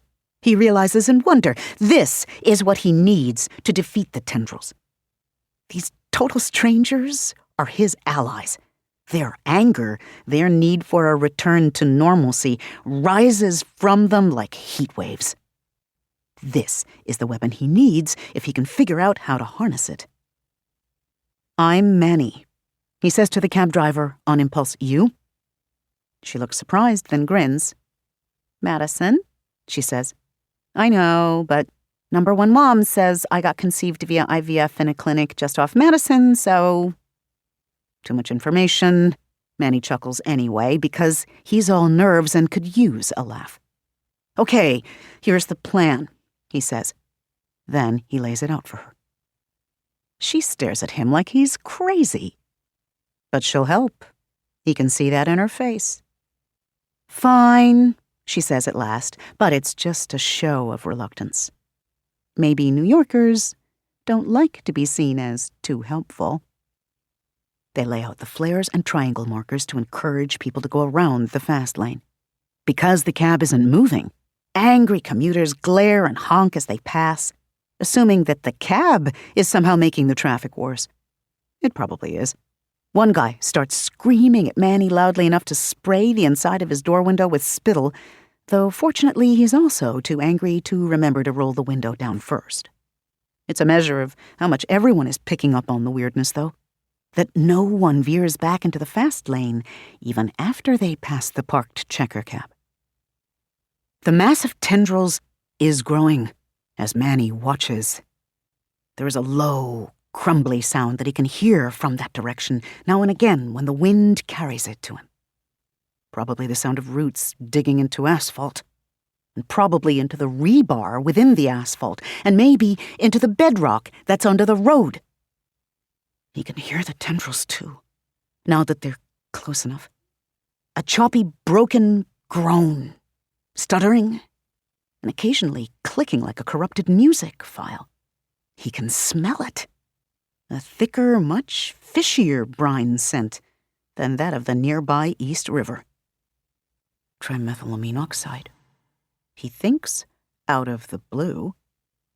The scent of the deep cold, crushing ocean depths. "What now?" Madison asks. "I need to hit it." Manny looks around before spotting exactly what he needs. There, in a convertible sports car's open back seat. The Indian woman driving it stares at him in blatant curiosity. He steps toward her quickly and blurts, "Hey, can I have that umbrella?" "How about pepper spray?" she suggests. He holds up his hands to try to look less threatening, though he's still a 6-foot-tall, not white guy, and some people are just never going to be okay with that. "If you loan it to me, I can clear this traffic jam." At this, she actually looks intrigued. "Huh. Well, for that, I guess I can give up an umbrella. It's my sister's anyway. I just like to hit people with it." She grabs the umbrella and hands it to him, pointy tip first. "Thanks." He grabs it and trots back to the cab. "Okay, we're golden." Madison frowns at him, then at the tendril flare as she opens the cab's driver's side door to get back in. "I can't see what's beyond that thing," she says. "If there are cars and I can't brake in time." "Yeah, I know." Manny vaults up onto the Checker's hood, then its roof. Madison stares while he turns and arranges himself to sit straddling the roof, one hand gripping the off-duty sign. Fortunately, Checkers are high and long, narrow-built for city streets. He can get enough of a grip with his legs to hold on, though it's still going to be dicey. "Okay, ready." "I am so texting my weed man as soon as this is over," Madison says, shaking her head as she gets into the cab. The umbrella is key. Manny doesn't know why, but he's okay with accepting what he can't quite understand for now. What's really bothering him is that he's not sure how to use it. Given that everything in him cries out that the forest of tendrils is dangerous, deadly if it so much as touches him, maybe because the tendrils look like anemones, which sting their prey to death, he needs to figure it out fast. As Madison starts up the cab, he experimentally lifts the umbrella, metal tip pointing toward the tendril mass like a jouster's lance. It's wrong. The right idea, but the wrong implementation. Weak, somehow. The umbrella's an automatic, so he unsnaps its closure and presses the button. It pops open at once, and it's huge. A golf umbrella, a nice one, with no hint of a rattle or wobble as Madison accelerates and the wind pulls at the umbrella. But still wrong. The tendril mass looms, ethereal and pale, more frightening as the cab accelerates. There is a beauty to it, he must admit, like some haunting bioluminescent deep-sea organism dragged to the surface. It is an alien beauty, however, meant for some other environment, some other ether. And here in New York, its presence is a contaminant. The very air around it has turned gray, and now that they're closer, he can hear the air hissing, as if the tendrils are somehow hurting the molecules of nitrogen and oxygen they touch. Manny's been in New York for less than an hour, and yet he knows that cities are organic, dynamic systems. They are built to incorporate newness. But some new things become part of a city, helping it grow and strengthen, while some new things can tear it apart. They're speeding now, doing at least 50. The tendrils shadow the sky, and the air has turned cold, and the smell of lightless oceans has grown nauseating, and it's getting hard to hold on to the cab's roof. He hangs on anyway and half shuts his eyes against the wind and the burning salt of the thing's scent, and what is he doing? Pushing out the interloper? But he's an interloper too, isn't he? And if he doesn't do this exactly the right way, then only one of the interlopers here is going to walk away from this confrontation intact. And the umbrella isn't strong enough. Then, when the checker is only feet away, close enough that Manny can see the slick, poor, flected skin of the tendrils, and his side screams with agony like someone's jabbed an ice-cold pike through him, he remembers the words of the woman who gave him the umbrella. "I just like to hit people with it," she'd said. Manny lets go of the off-duty sign. Immediately, he starts to slide back on the cab's roof because they're going so fast that he can barely hold on with his legs alone. But he might survive falling off the cab. He won't survive contact with the nest of tendrils if he doesn't get this umbrella up. He needs both hands for that, wrestling against the wind and his own fear. But in the welter of seconds that he has, he manages to lift the open umbrella above his head. Now he might die, but at least his hair won't get wet in any sudden rain shower. Suddenly there is energy around him, in him, blazing rusty red and tarnished silver and greened bronze and 1,000 colors more. It has become a sheath around the whole cab, a sphere of pure energy, brightening enough to compete with the June midday sunlight, and in its suddenly loud song, Manny hears the horns of 1,000 cars trapped on the FDR. The hissing air is eclipsed by the shouted road rage of hundreds of mouths. As he opens his mouth to shout with them, his cry is delight and the ecstasy of suddenly knowing that he isn't an interloper. The city needs newcomers. He belongs here as much as anyone born and bred to its streets, because anyone who wants to be of New York can be. He is no tourist, exploiting and gawking and giving nothing but money back. He lives here now. That makes all the difference in the world. So as Manny laughs, giddy with this realization and the power that now suffuses him, they strike the tendril mass.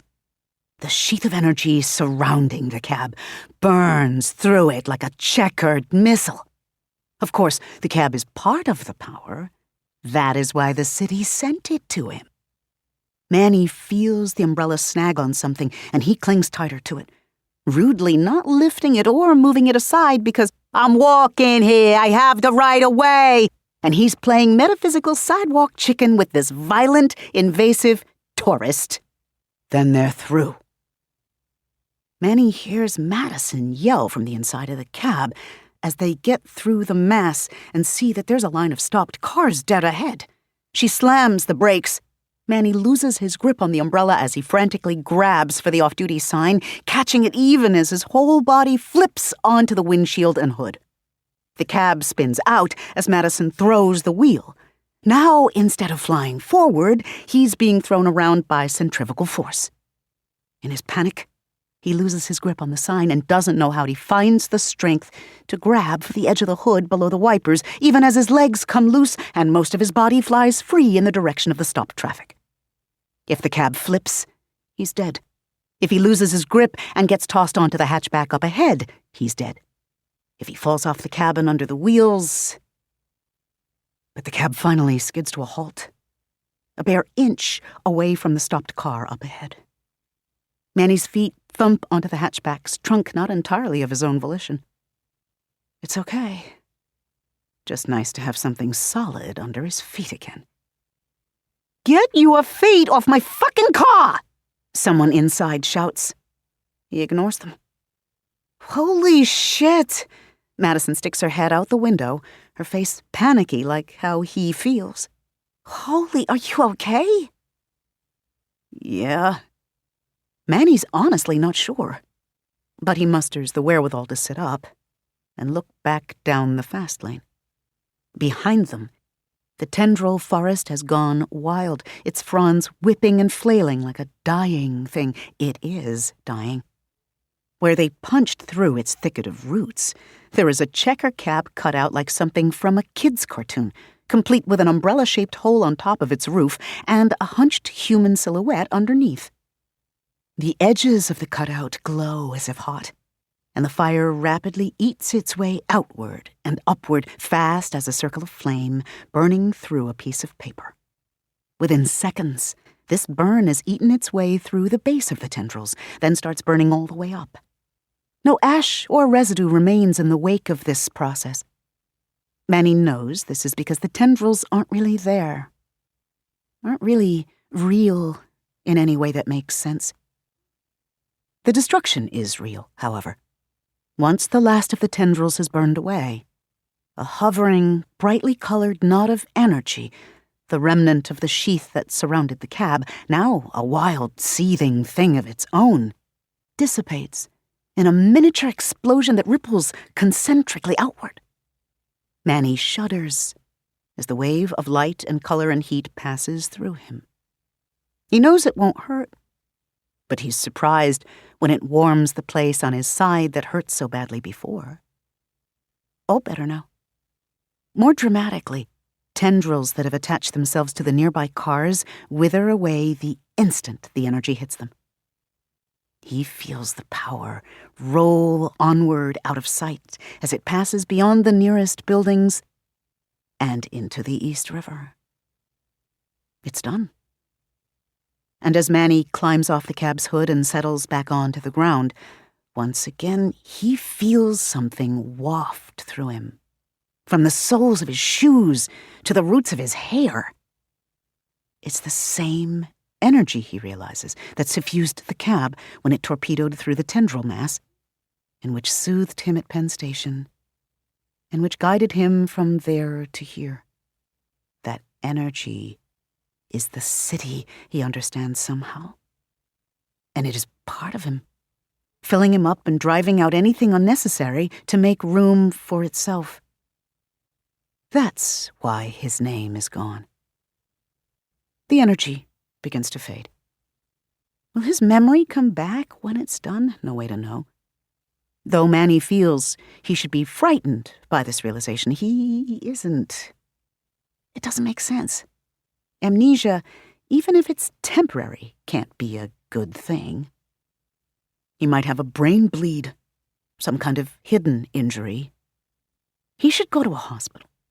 But instead of being frightened, he is actually comforted by the presence of the city within him. He shouldn't be. He has an inkling that he just had a near-death experience. But he is. The East River churns at his back. He looks up at the towering breadth of Manhattan. Endless high-rise co-ops, repurposed banks, cramped housing projects sandwiched between ancient theater houses and soulless corporate headquarters. Nearly 2 million people. He's been here 1 hour, but already he feels like he has never lived anywhere else. And even if he doesn't know who he was, he knows who he is. I'm Manhattan, he murmurs softly. And the city replies without words, right into his heart. Welcome to New York. Chapter 2. Showdown in the Last Forest. Madison drops Manny off up in Inwood. It's way out of my way, she says as he hauls his bag out of the car. But there's a great empanada place around here that I like. Anyway, I think my cab likes you. She strokes its broad old real leather dash, as if petting a horse. This thing's engine is gas-guzzling shit, but it ran smoother on the way up here than it ever has before. Maybe running over semi-visible sea monsters is good for the spark plugs or something. Manny laughs at her through the open passenger window. Well, I'll be sure to call you in your cab to help next time, too, he says. Because there is going to be a next time, he feels certain. Thanks, no, pass, she says. Then she tilts her head to the side and gives him a once-over so frank that Manny finds himself blushing. It ends with her grin and wink. You, ever want to consider a different kind of ride, though? Call Checker Cab Dream Weddings and ask for me. Manny can't help chuckling, though it's awkward. He doesn't think he's used to such aggressive flirting. She's pretty, and he's interested. But something makes him reluctant to take her up on the offer. What? He's not sure. Maybe it's just the fact that he seems to be transforming into the living embodiment of a major metropolitan area, and that's not an ideal time to start dating anyone. So he tries to make it kind, as brush-offs go, because it's not her, it's him. I'll, keep that in mind. She grins, taking the rejection in stride, which makes him like her that much more. Then she pulls away from the curb, and there he is, alone in front of his new home. It's one of the older apartment buildings of Inwood, sprawling over half a block and with an actual garden out front, he notes as he walks through the wrought iron gates. Someone in the building has planted poppies, and he thinks echinaceas. In the foyer, which is huge, there are black and white tiles on the floor and fancy cornices in marble along the walls. The ceiling is embossed tin, buried beneath so many layers of paint that it looks lumpy. No doorman, but this isn't that kind of neighborhood. None of it feels familiar. The address was in his phone, thankfully, on a sticky app marked with New Addie, followed by barely legible finger-scrawled information. But he does not remember ever visiting New York before. What kind of person abbreviates address to Addie? He wonders. What kind of person is 3 exclamation points worth of excited about having a new address? Is that the sort of person who would rent an apartment and pick a roommate sight unseen? The sluggish, ancient elevator is the kind with an inner gate that must be pulled shut before the whole thing will move. On the top floor, the elevator doors open to reveal a hallway lit murkily by ancient fluorescence and stretching away into a distance that shouldn't be possible, given the length of New York City blocks. From within the elevator, it's eerie, like something out of a survival horror video game. As Manny steps out, however, something seems to swipe its way across his perception. When he blinks, the hallway light is brighter, its shadows reduced, its contrasts softened, and its faint scents, lingering food smells from someone's dinner, dust, paint, a whiff of cat piss, sharpened. Now, it's just a hallway, but it feels safer somehow than it did a moment before. Weird. Okay, then. 4J is the apartment number in his phone. Manny's got a key tagged with the same number, but he knocks just to be polite. There's a thump of hurried feet from beyond, and then the door opens, held by a lanky Asian guy who's got sleep lines all over one side of his face. But he brightens and spreads his arms at once. "Hey, roomie," he says in a heavy British accent. "You made it!" "Yeah," Manny says, grinning awkwardly. He has no idea who this man is. "Had some trouble on the FDR." The FDR? Isn't that on the east side of the island? Why would your cab go that way from Penn? Was the traffic that bad? After that horror show at the Williamsburg? But the man ignores his own question in the next instant, stepping forward and grabbing Manny's suitcase. "Here, let me. Your boxes and other suitcase all got here a few days ago." It's all so normal. Inside, the apartment is enormous, with a full-sized kitchen and 2 bedrooms that are nicely spaced from each other, one just past the living room, the other farther down the hall past the bathroom and a storage closet. His roommate has claimed the closer one, so Manny heads to the far end of the apartment to find a spacious room that features a full suite of bedroom furniture. Apparently, pre-amnesia Manny wanted a furnished space. There aren't any sheets on the bed, and there are dust bunnies in the corners, but it's nice.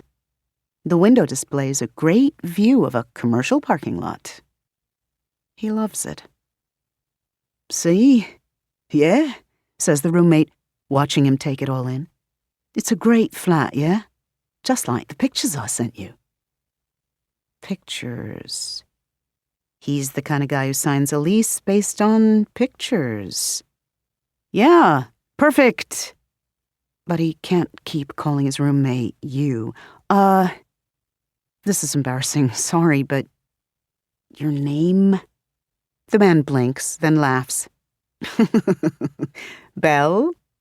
Bell Nguyen, PhD candidate in political theory at Columbia, just like you." "What, was the train ride that bad?" "No. It's a useful excuse." He evaluates its potential benefits and decides to deploy it. Well, yeah, I had, a fainting spell when I was getting off the train. My head's feeling a little... He waggles his fingers, hoping to convey confusion rather than delusion. Oh, shit. Belle looks honestly concerned for him. You need anything? I could, maybe some good tea. I brought some from home. No, I'm okay, Manny says quickly, although all at once he's not entirely sure of that. Here in this so ordinary place, as he thinks about what happened on the FDR drive, it seems less and less possible. If he's got amnesia, then maybe there's something genuinely wrong with him. Maybe he's been hit in the head. Maybe he's got early onset dementia. I mean, I feel okay. But there are things I'm having trouble remembering clearly. Like my name? Manny considers replying no, like mine, but decides against it. Discovering that one's roommate is actively undergoing a break with reality is high on the scale of things one wants to learn before signing the lease. Among other things. So, sorry in advance if I ask about things you've already told me. Or if I tell you things you already know, like, my nickname. Call me Manny. He's braced for pushback, but Belle only shrugs. Manny it is. You want to change your name every week, mate? Whatever, as long as the rent check's clear. He laughs at his own joke, then shakes his head, and lets go of Manny's suitcase. Sure you don't want that tea? It's not a bother? Or, I was thinking about going for a walk to get the lay of the land, so to speak. Join me, yeah? Fresh air might do you good. It's eminently sensible. Manny nods, and after a pause to dump his jacket and change into fresh jeans, he's just noticed the streaks on his khakis from sitting on the taxi's roof. They head out. The apartment building is only a few blocks from Inwood Hill Park. The park is gigantic, Manny remembers seeing on a map somewhere. He seems to have no trouble remembering general facts, he notes clinically. Only things specific to his own life elude him. It's also the last untouched bit of an old-growth forest that once covered the entire island of Manhattan. It mostly looks like any other park on first impression. Paved pathways, ironwork fences, benches, tennis courts, and the occasional dog walker, complete with leashed, yapping coterie. Surprisingly empty, although that's likely a factor of it being the middle of the day on a weekday when most people are at work or school. Past the manicured bit of mowed lawn and decorative trees, Manny beholds a forested hill rising above all, covered in a dense tangle of trees and shrubs that clearly have never seen a backhoe or road grader. He stares at this, astounded that it exists less than 5 miles from the lights and bluster of Broadway, while Belle inhales, his eyes shut in palpable bliss. No, this is why I wanted to live up here. Well, that and the fact that I couldn't afford anywhere else on the island. He grins at Manny and resumes walking down the path. Manny does too, turning to take in the sights. Worse than London proper, this place. But then I read about this. A forest in the middle of the bloody city. I knew it was right for me. Spent a couple of summers up at Hackford Wood in North Yorkshire back when I was a sprog, near my grandmother's house. His face falls a little, and something in his tone flattens. Course she disowned me when I turned out to be a bloke in progress instead of a girl. So I haven't been back for ages. Sorry to hear that, Manny says, and then he registers more than the pain in the words. He blinks at Belle in his surprise. He's got the sense not to say anything, but Belle catches the glance, and his expression immediately goes neutral. Forgot that too, then. This where you suddenly recall you don't really want to live with a trans fellow after all? Then Manny realizes how his amnesia story must sound. He can't think of anything to offer except honesty. I did forget.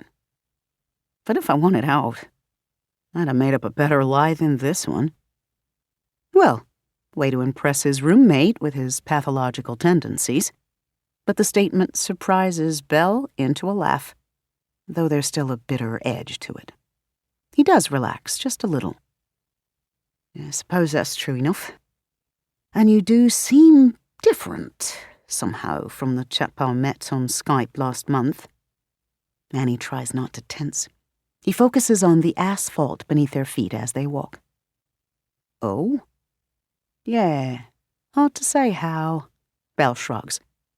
To be honest, I was a bit worried about you.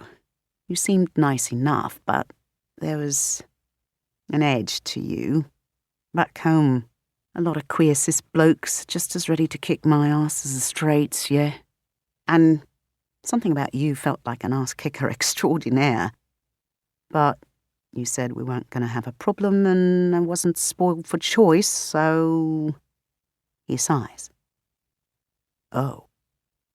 We aren't going to have a problem, Manny says again, as reassuringly as he can.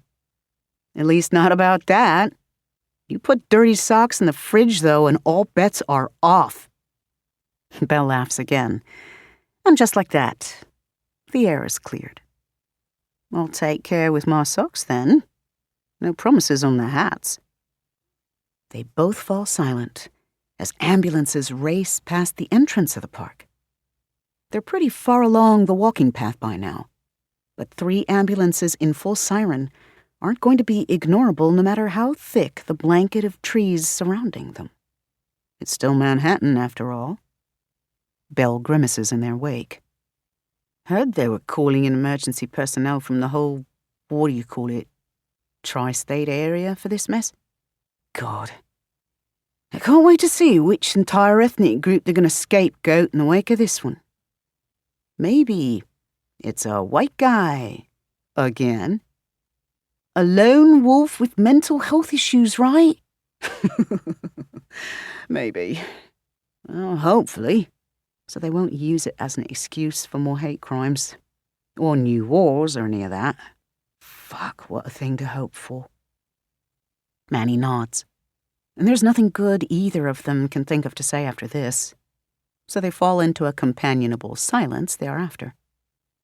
It's a soothing walk, Manny finds. Though just about anything would be soothing after the past couple of hours. More significantly, the park feels right. Like the checker cab. Like the people who helped him at Penn Station. Like his own inexplicable sense of belonging within this city that feels so strange and alive. His memory loss is weirdly selective.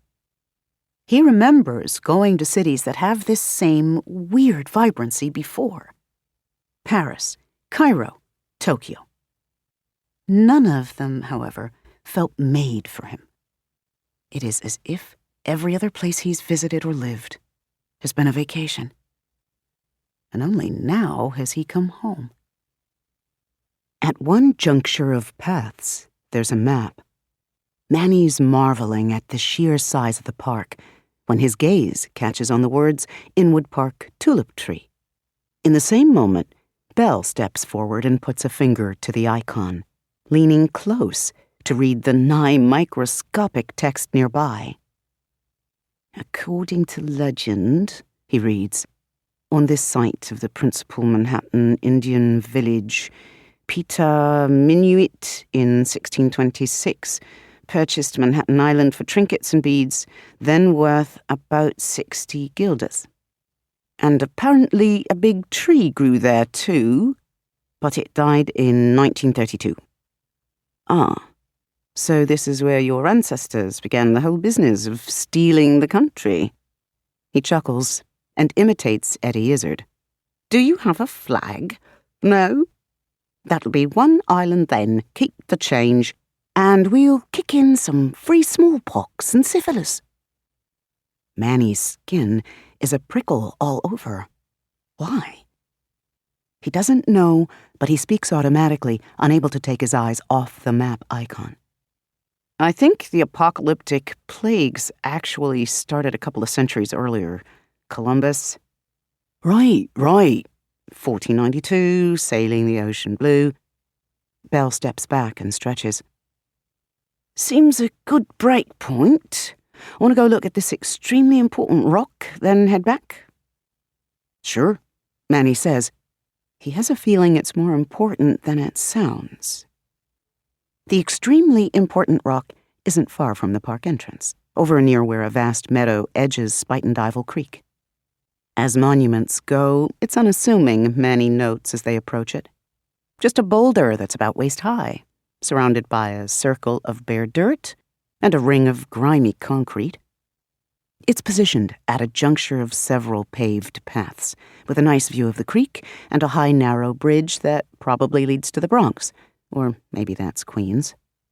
There are a few people around.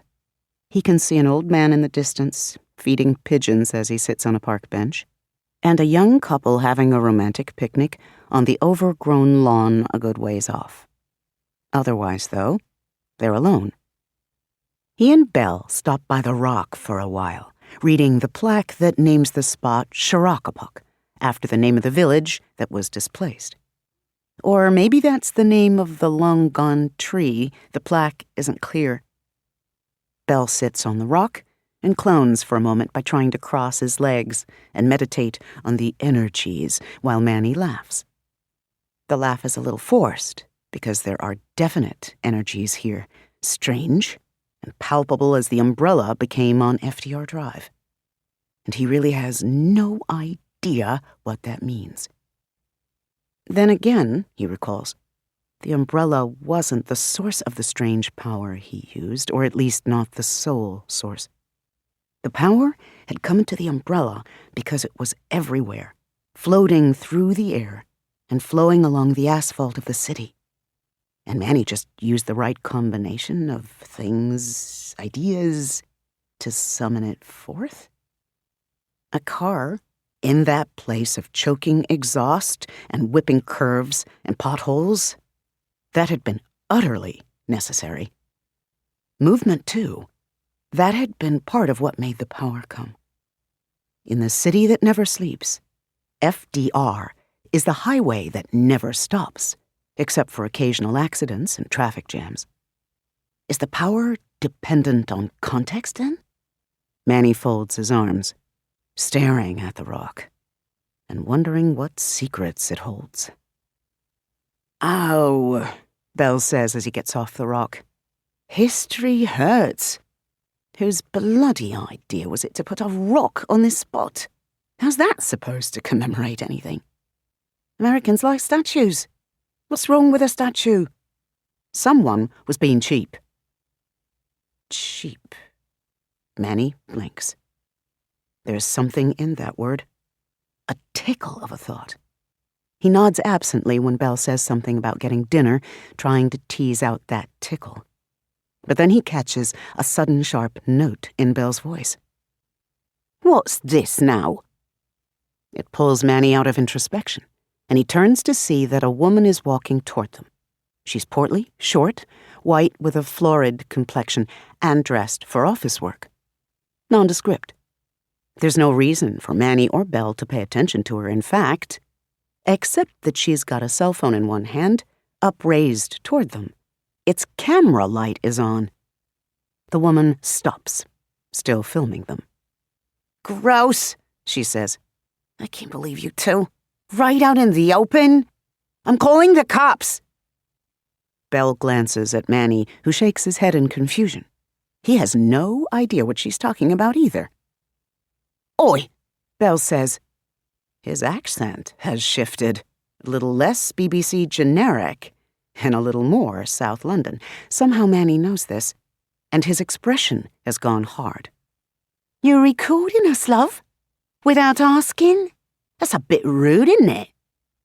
Rude is people being perverts in public, the woman replies, doing something on her phone that looks like zooming in.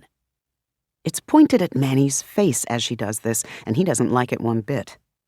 He resists the urge to turn away or reach for her phone, however, since that seems likely to only incite further rudeness on her part. He does step forward.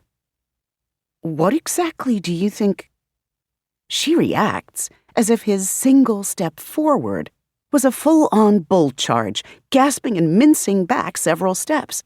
"Don't touch me! Don't touch me! If you lay a finger on me, I'll scream and the cops will shoot you, you druggy perverts!" Pervert or alone, maybe, but druggy? Bell has shifted to put a hand on his hip, expression skeptical. "I'll have you know I'm straight edge. You sure you haven't been overindulging on the Percocet yourself, love? You're definitely seeing things." He waves a hand in front of her phone. She jerks it back and dances off to one side. At which point, Manny begins to wonder if he's seeing things. Because as the woman turns her back toward Manny, he notices that there is something jutting up from the back of her neck through the tangle of her loose bun. It's long and thin, somewhere between the thickness of a hair and a pencil. And as he stares, it moves just a little. Its tip flicks once fitfully, when there is no wind, toward Manny, then back up into the air. He narrows his eyes, and it trembles as if the force of his gaze has disturbed it. It flicks again, toward him and away. Manny goes still, overwhelmed by an epiphany of familiarity. His thoughts are startled word salad, but those words are cordyceps, puppet strings, drinking straw, and, more coherently, that thing on the FDR drive. He drags his gaze from the white thing sticking out of the woman's neck to her face. "That's not who you really are," he says. "Show yourself." Belle frowns at him. The woman turns to him, inhaling and opening her mouth to complain again, and then she goes still. It's the stillness of a bad freeze frame, catching her mid-inhalation, and before the expression on her face can settle into either contempt or anger, leaving it interstitially vacant for a moment. She hasn't put down the camera, but her thumb must have gone slack. The recording light flicks off. "The fuck?" Belle says, now staring at her. Manny blinks, and in the nanosecond that his eyes are shut, the woman's clothing turns entirely white. The suit, the shoes, even the pantyhose. Her hair, too, which abruptly makes her look like a cross between a church lady and a female Colonel Sanders. She starts moving again, chuckling at Manny and Belle's obvious discomfiture, and then raising her free hand to waggle in a ta-da gesture. "What a relief," she declares. Her voice has changed. It's lower now, alto rather than soprano. Around this voice, her smile is all teeth and nearly manic. "It's hard enough to act like one of you people already, but pretending that I didn't know you was getting old. It's good to see you again, Sao Paulo. Every place feels the same in this universe. Your directions twist in and out like holes through cheese. But aren't you a little out of place? I remember the taste of your blood being a little farther south." She's looking at Belle. "What?" Belle says. He looks at Manny. Manny shakes his head, in denial, not confusion. He gets what's happening, though he doesn't want to get it. That white thing sticking out of her head. Antenna is another of the words that have risen to the top of his mind. The white thing is like a receiver, channeling someone else's voice and thoughts and image from elsewhere. How do I know this? He thinks in a momentary, not quite panic. I am Manhattan, comes the answer, which has its own questionish baggage. He'll ponder it later. The woman, meanwhile, is peering narrowly at Belle, as if she's having trouble seeing him even though he's right there. She glances at the camera as if to confirm what her eyes are seeing, then lowers the camera. Are you, and her head tilts, not who I think you are? Are you something else? Underneath that covering?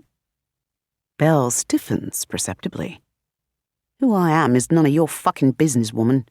You want to move along, or shall I move you? Oh, you're just human. Pardon me, I mistook you for 15 million other people. You, though. She turns her gaze on Manny, and he sees then that her eyes have changed color too. They were brown, but something has faded them to a brown so pale that they verge on yellow. It's difficult to stare at those eyes and not think of predators like wolves or raptors, but Manny makes himself do so, because predators attack when one shows weakness. You definitely aren't human. Manny manages not to flinch, but she laughs as if she's sensed the aborted nerve impulse. Well, I knew you had to go to ground somewhere after our battle. Here, though, a forest?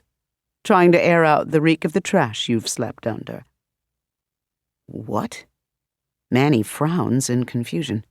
The woman blinks, then frowns back, her eyes narrowing. I was pretty sure I'd hurt you. Broken some bones, but you seem intact. To the degree that your species can be, and abruptly her head tilts, belligerence giving way to confusion. You're cleaner than you should be. Even your smell is... She trails off. She's crazy. But Manny knows, because of that awful white thing jutting from the back of her neck, that crazy is an inappropriate, incomplete word for what he's witnessing. It's impossible not to see that thing and understand that somehow this woman is affiliated with the giant mass of tendrils on FDR Drive. Maybe this is what happens to the people whose cars picked up tendrils in passing. If they touch a person, that person is then compromised in some fundamental metaphysical infectious way. Whatever is speaking to Manny right now, through this woman, is not present. But that means there's something out there broadcasting tentacle monster TV. And this woman's got her own direct high-speed cable connection to it. So what are you? Manny decides to ask. She snorts, though she keeps staring at him, without blinking. It's creepy. No small talk? Just right to business? No wonder everyone thinks New Yorkers are rude. But no bluster either this time. Where is all of your... She looks away for an instant, her eyes flickering, as if scanning some invisible dictionary, and then her gaze returns. Shit-talking, yes. Where has all your shit-talking gone? Manny tries not to use profanity if he can help it. We've never met. Untrue, untrue. She raises a hand and points at him, her eyes wide. He has a momentary flashback to his childhood, seeing syndicated repeats of Invasion of the Body Snatchers with Donald Sutherland, and it is entirely too easy to envision this woman with staring alien eyes screaming at him. But then she frowns again. You aren't injured, though. Has your shape changed? I didn't think your species could do that, except slowly, growing old and such. Manny, mate, Belle murmurs, having stepped closer to him while the woman babbled.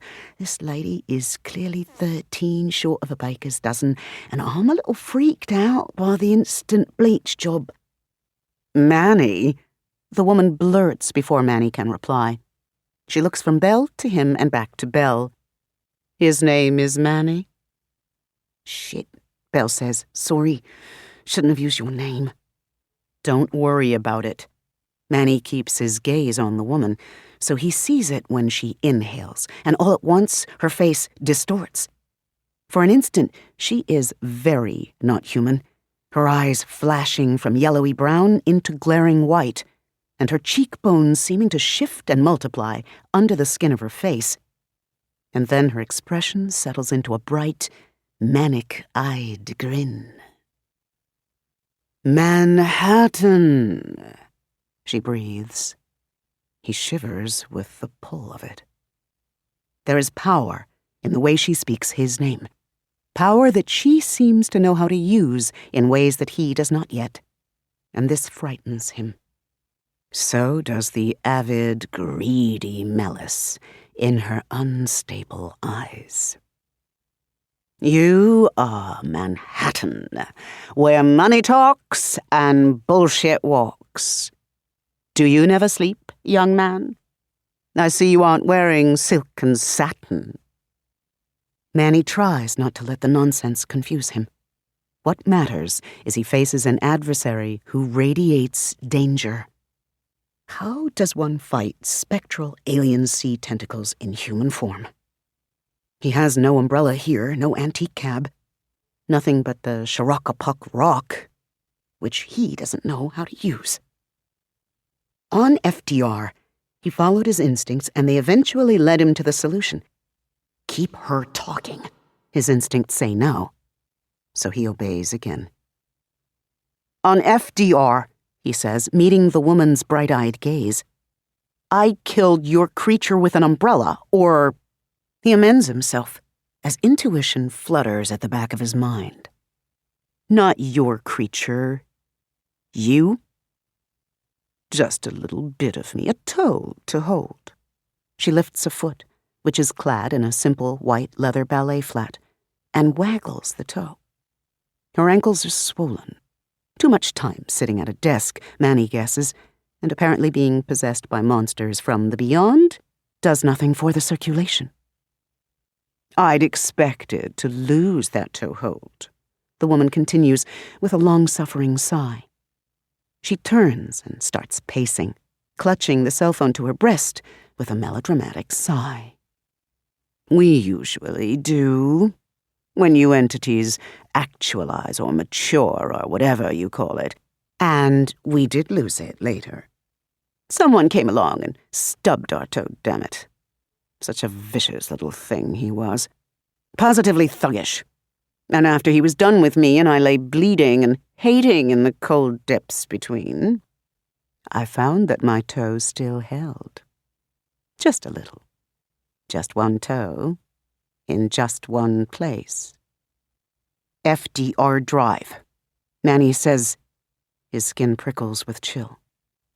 FDR Drive. Until you tore even that toe hold loose. That was you, wasn't it? You people all look alike to me, but I smell it now. Like him. But not. Her head tilts from one side to the other as she says this.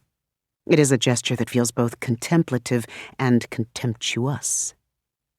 Too late, of course. Before you ever got there, I'd infected quite a few cars. Now we have hundreds of toes all over the tri-state area. She bounces a little on the balls of her feet, then frowns down at herself, as if annoyed by her momentary paucity of toes. In Manny's mind, fountains of tentacles are erupting on highways and bridges throughout a 100-mile radius. He tries not to let her see how much this idea frightens him. What does it mean? What are they doing? What will they do once they've infected enough cars and people and... What the fuck are you talking about? Asks Bill. She rolls her eyes. The politics of space-time fractionality and superpositioning, she snaps, before dismissing Belle again and sighing at Manny. Belle just stares at her. Well, you're obviously part of that other one, which means that you have 4 more bodies out there somewhere. 4 more, what do you people call those? Organs? She stops abruptly, frowning to herself, then rounds on Belle and points west. You, human, what is that? After a deeply worried glance at Manny, Belle follows her gesture to Spuyten-Duyvil Creek. She's pointing past it, actually, at a dramatic-looking cliff beyond which is dotted with houses and condo buildings. Westchester? Belle suggests. Or maybe the Bronx? I wouldn't know, I've only been here a couple of weeks. The Bronx. The woman's lip curls. Yes, that's one. Manhattan is another. The one I fought, he is the heart. But you others are the head and limbs and such. He was strong enough to fight us even without you, but not strong enough to stand after. Not strong enough to push me out now. Thus does the toehold become an entire foot. In spite of everything, Manny is actually beginning to understand. Boroughs, he murmurs in wonder. I am Manhattan. You're talking about the boroughs of the city. You're saying I really am Manhattan. And you're saying there are others. The woman stops pacing and turns, too slowly to study him again. You didn't know that until just now, she says, her gaze narrowing. Manny goes still. He knows he's made a mistake by showing his hand, but only time will reveal how bad a mistake it was. 5 of you, says the woman in white in satisfaction. Like that, something in Manny's brain adjusts the designation into capital letter status. The woman in white. She's smiling, and it's cold. 5 of you, and only poor Sao Paulo to look after you all. He's with the one I fought. You were alone, and you don't know what you're doing at all, do you? Manny's stomach has knotted with fear. He can tell she's about to do something. And he still has no idea how to fight her. What do you want? He asks to stall her, to buy time to think. She shakes her head and sighs. It would probably be sporting to tell you, but there's no sport in this for me. I just have a job to do. Goodbye, Manhattan. All at once she's gone. The woman in white, that is. Between one blink and another, the white woman's clothes and hair flicker back into their ordinary tints. She slumps a little, just an ordinary brown-eyed woman again. But after a moment of confusion, the woman's lips tighten and she raises her cell phone again. The camera light goes back on. But something worse is happening. When the hairs on the back of Manny's neck prickle, he jumps and wheels around, suddenly convinced that someone is coming at him from behind. He sees the forgotten young couple on the lawn, still picnicking. But otherwise, there's nothing there. Wait. No. Rising from cracks and spars in the asphalt of the path are ghostly little white nubs. Manny grabs Belle and yanks him back just as white nubs rise through a crack he'd been standing on. More wriggle through even the unbroken portions of the asphalt. When Manny sees that no white nubs are rising from the narrow ring of bare soil that surrounds the tulip tree rock, and perhaps another 3 or 4 inches beyond that, Manny pulls them both to stand within this apparently protected circle. What a... Belle begins. Belle can clearly perceive the white nubs Manny is relieved to see. At least he doesn't have to explain this, too. Belle backs himself against the rock, looking around in horror as the nubs become inchworms. It's just disgusting, says the woman.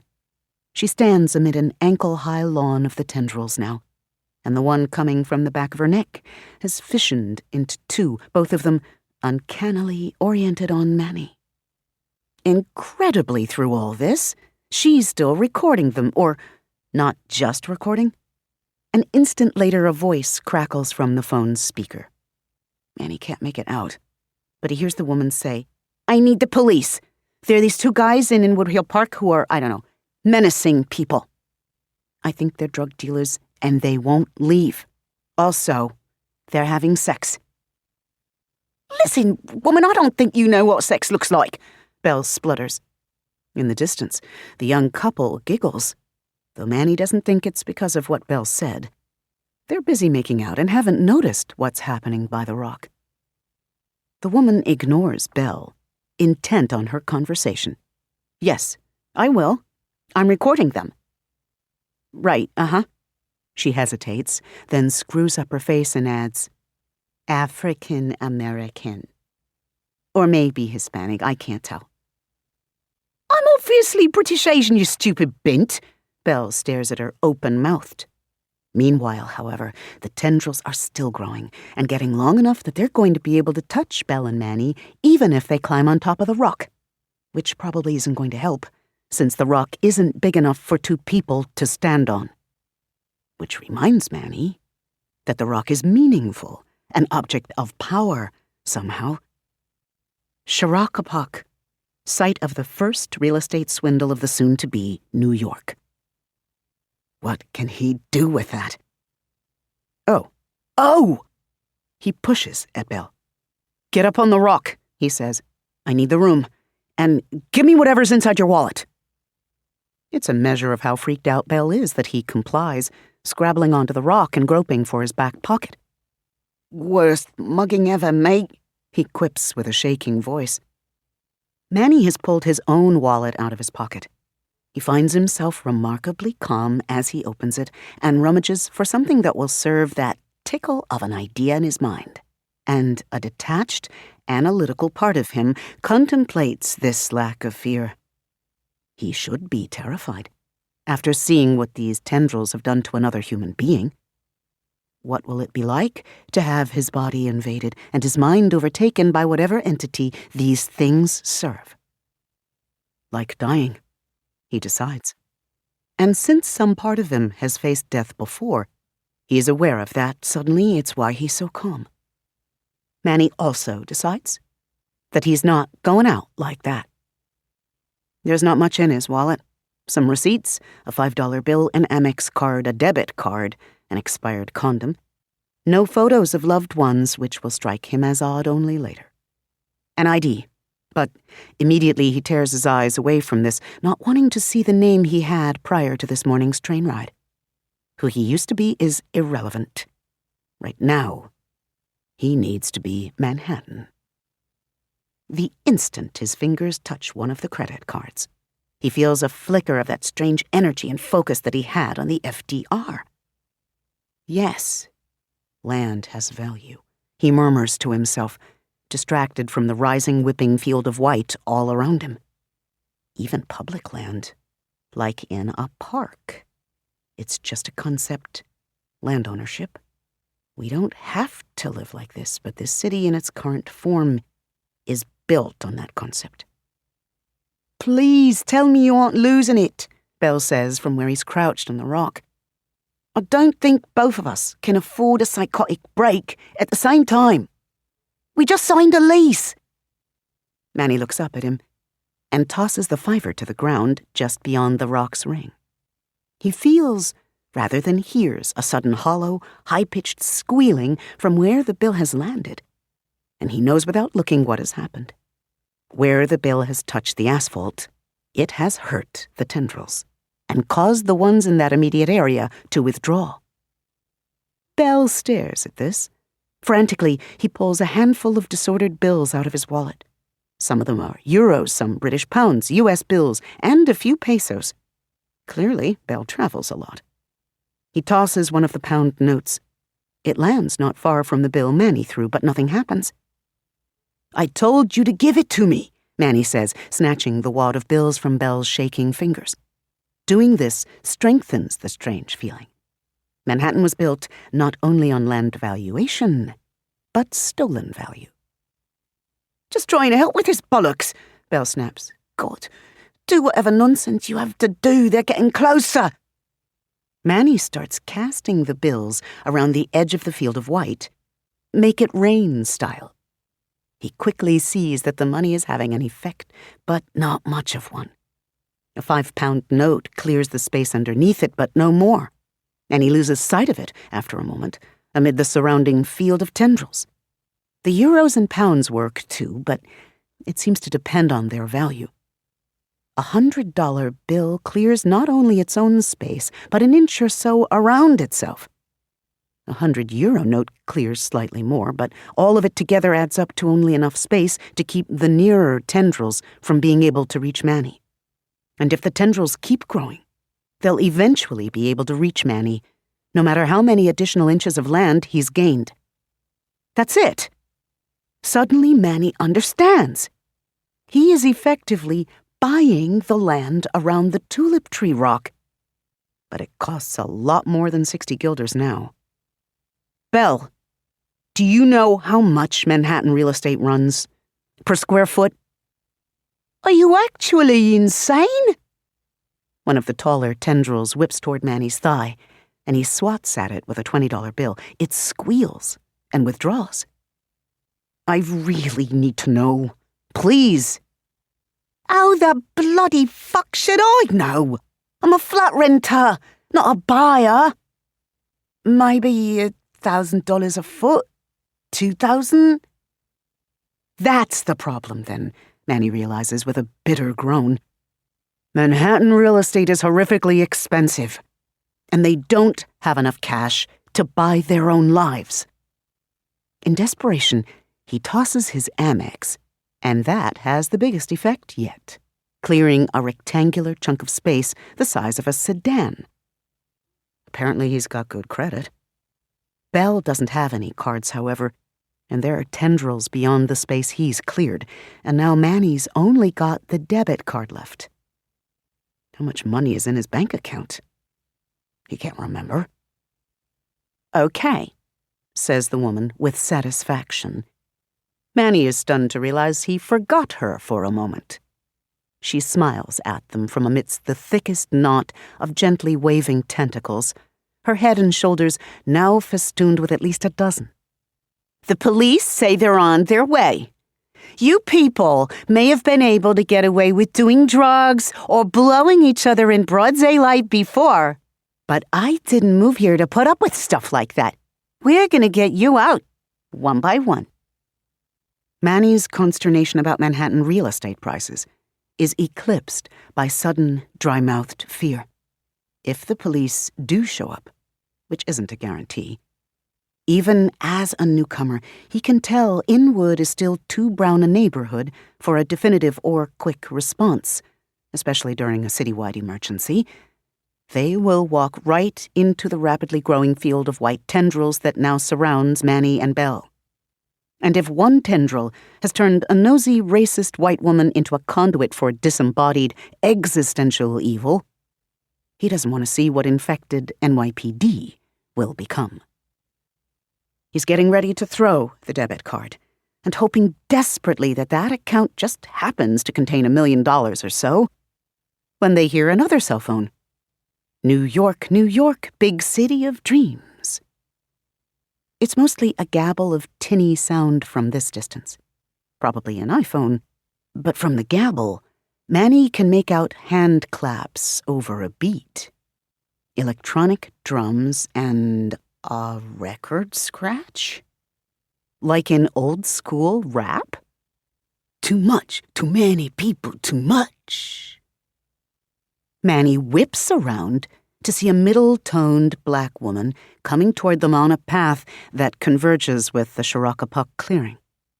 She's tall and strong, with an upright carriage and thighs that are nothing but curve, the latter accentuated further by the pencil skirt she's wearing the hell out of.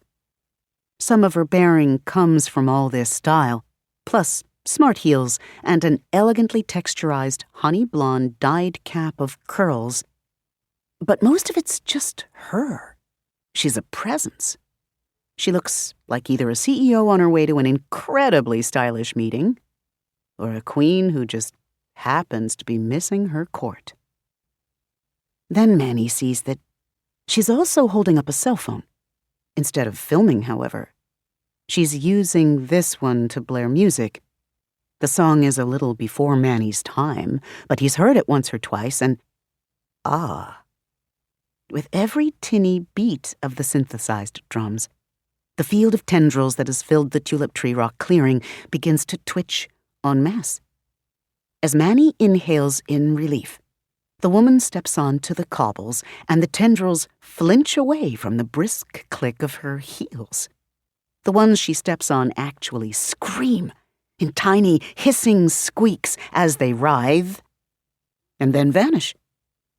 When she directs the phone downward, the ones that haven't already withdrawn shudder, as if each beat is a painful blow. Then they crumble away, leaving no residue or sign that they were ever there. The tendrils are crumbling away everywhere. Too much, too many people, too much. Yes, the city might welcome newcomers like Manny, but mind-controlling, parasitic, otherworldly entities are the rudest of tourists. 5 of us, Manny murmurs. He knows who, or at least what, this woman is. Belle throws a look at him, then shakes his head. Friend, I sincerely hope you drink. I'm going to need something potent and extremely fruity after this. Manny laughs, as much to release pent adrenaline as anything else.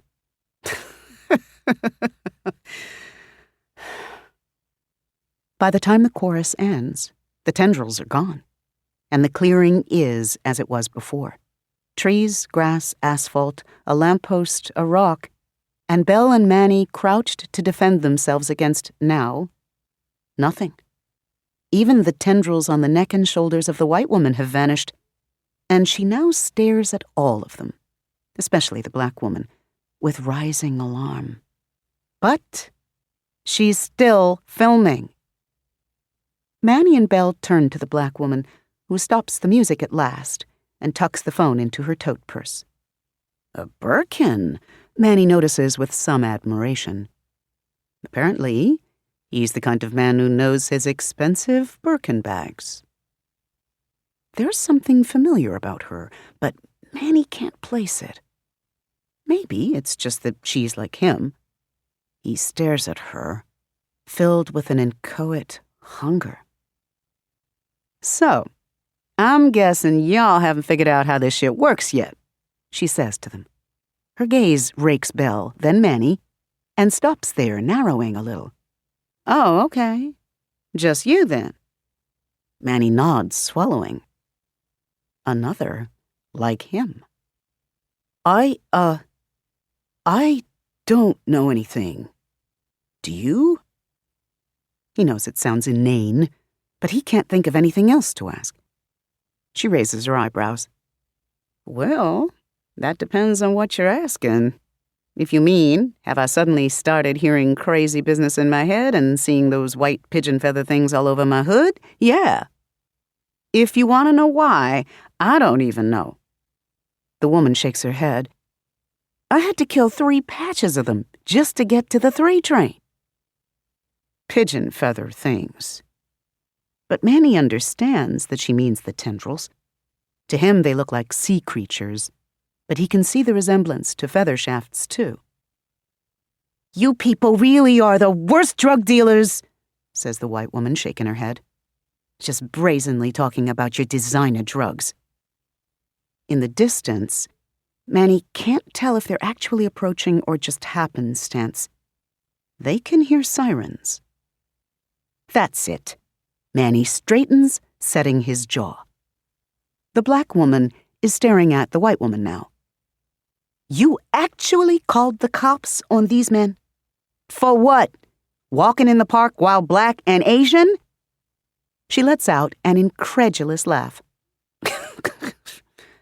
By the time that laugh has faded, however, Manny's walked over to the white woman and snatched the phone from her hand. Whoa, says Belle, more startled than prohibitive. Manny ignores him. The woman yelps and draws breath to scream, but before she can, Manny steps in closer and wraps a hand around the lower half of her face, covering her mouth. The black woman utters a swift curse, but then backs up to where she can watch the 2 paths coming out of the woods. The white woman grabs for Manny's arm rather than trying to wrench away. It's exactly what Manny expected. She's clearly unwilling to back away from someone whom she regards as having no right to exist in public. let alone within her personal space. She isn't scared, not really. She assumed that he would not dare attack her. Well then, it's the work of a moment for Manny to switch his grip to the woman's throat instead. Her eyes widen.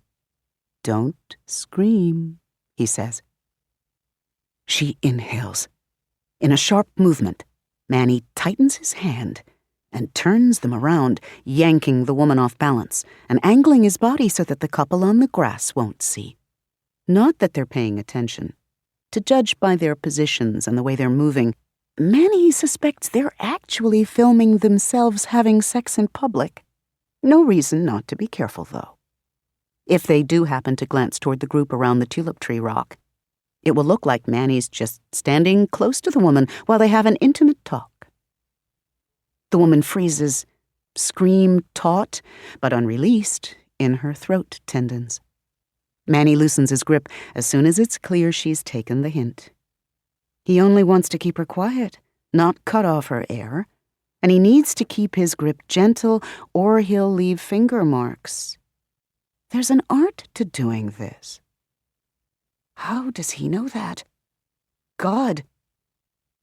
Once she's still, Manny asks her conversationally, "Don't drug dealers usually kill snitches?"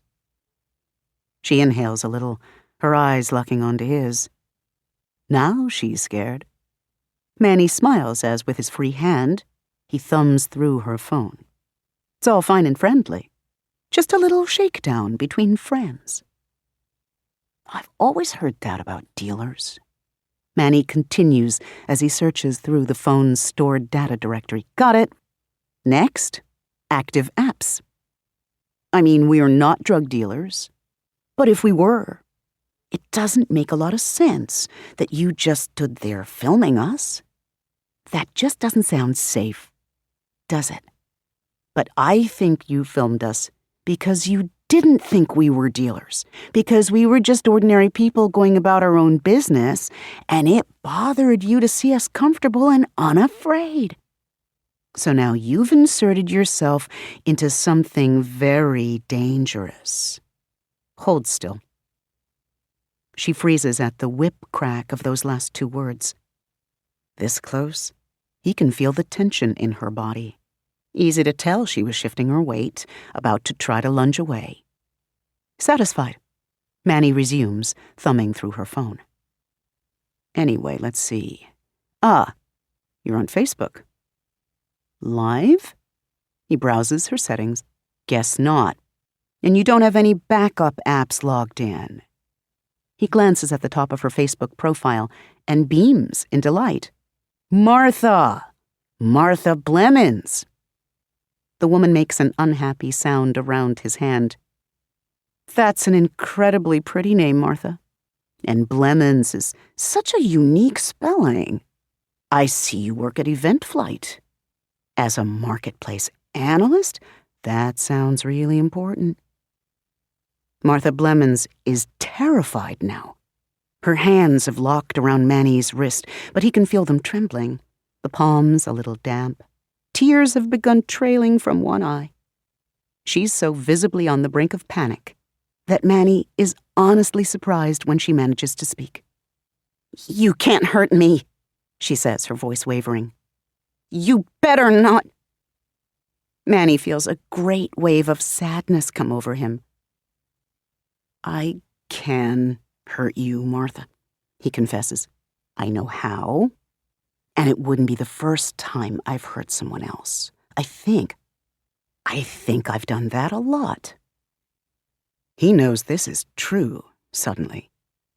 And he hates that this, out of the gray, undifferentiated morass that is his past, is the knowledge that's returned to him. Her pulse flutters fast against his palm. This will have traumatized her, he feels certain. It's a mugging without the mugging. She'll never sleep easily again in New York, never walk to work without looking over her shoulder. He's in her head now, waving at her from the little box of assumptions that she carries about certain kinds of people. The fact that she applied these assumptions preemptively means there's nothing he could have done to change them. But he still hates that he's just confirmed her stereotypes. The sound of sirens is fading.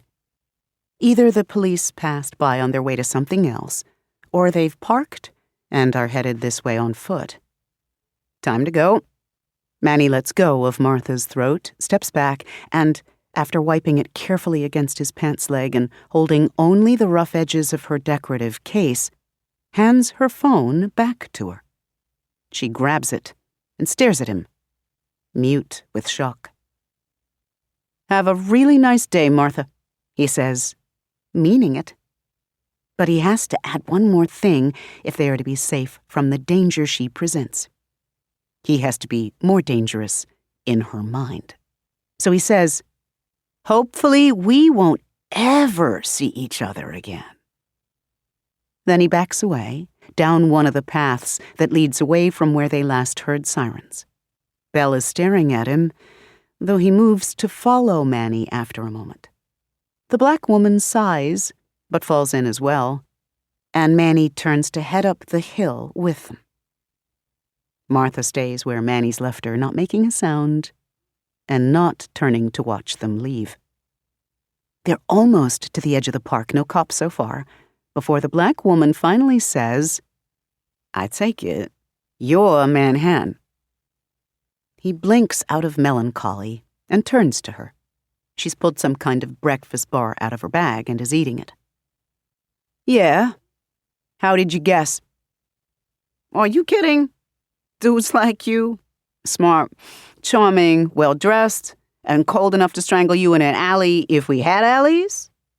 She snorts to herself, while Manny tries not to let her see how much this assessment hurts him. "Dime a dozen on Wall Street and at City Hall. Figured you'd be meaner, actually. The kind of dude who didn't stop at just threats." "I haven't always," Manny thinks, in despair. Belle makes a sound that's somewhere between an audible swallow and a throat clearing. "So you remembered who you were?" When Manny frowns at him, he smiles. It's rueful and doesn't quite meet his eyes. "I mean, you're back to being the bloke I met before. The one with the edge." Manny wrestles with several responses before deciding, "No. Don't sound too sure there, mate." He isn't, but he doesn't want to talk about it. To distract himself, he considers the black woman and guesses, "Queens?" She gives him such a disgusted look that he immediately amends, "Brooklyn." This seems to mollify her. "Yes, it also has the virtue of being my name, Brooklyn Thomason, Esquire, though I'm not practicing anymore. Went into politics instead." Her name is actually Brooklyn, and she remembers herself, which means that whatever has happened to make them what they are, memory loss isn't part of the normal process. "How did you know," he blurts, "how to find me? How did you know to play music? Why don't I know any of this?" She regards him coolly, despite the sweat that dots her brow after steady uphill walking. They're circling around the park, Manny realizes. His spatial awareness is completely foiled by the trees, but he suspects they're heading south and will emerge from the park somewhere near Dykeman? He remembers seeing that on his phone's map. "You're not from here, are you?" she asks. "No." He stares at her, wanting to know how she knew that too. The bike salespeople at Penn Station seem to think he was a local. She sees his confusion and sighs. He gets the fleeting impression that she doesn't like talking to him, though he can't tell why. Maybe it's personal.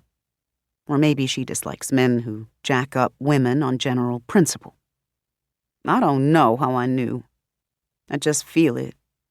That's been my whole day so far, doing and thinking stuff that doesn't make any sense just 'cause it feels right. Manny lets out a slow breath to calm himself. "Yeah, Same.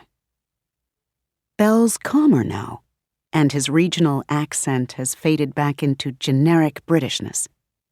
I'm glad I have no idea what you're talking about. It sounds, fraught. Brooklyn snorts at this, though she then focuses on Manny again. I've heard something since I was a child, she admits. Muttering feelings, images, felt things too. Little twitches and sighs and touches. All for so long that I don't even really think about it anymore. For a while I talked back. Never told anybody they were love songs to the city.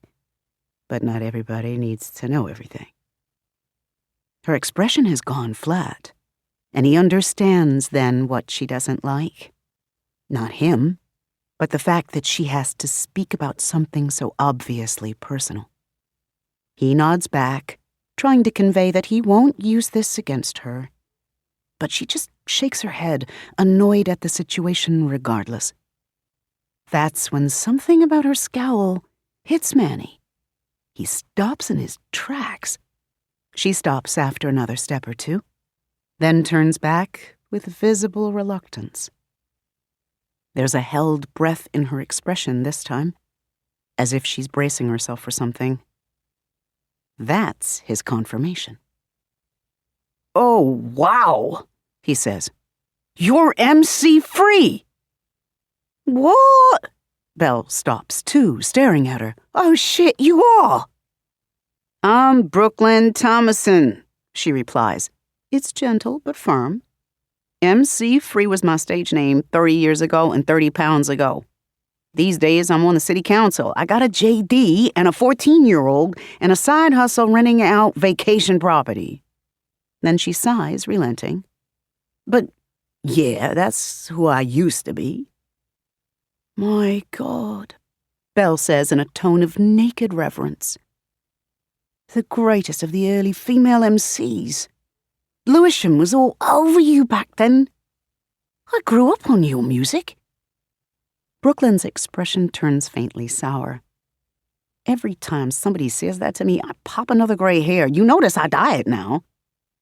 Belle winces and takes the hint to get over it. Yeah, sorry. Shutting up.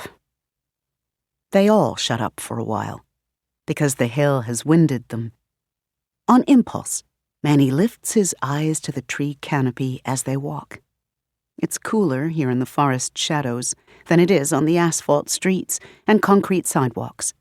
Strange to think there are probably wild animals in this forest, like raccoons and maybe deer or coyotes.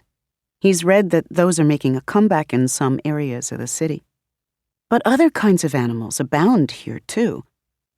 How many other people besides Martha Blemmons have been mugged here? How many beatings? How many stabbings? How many rapes?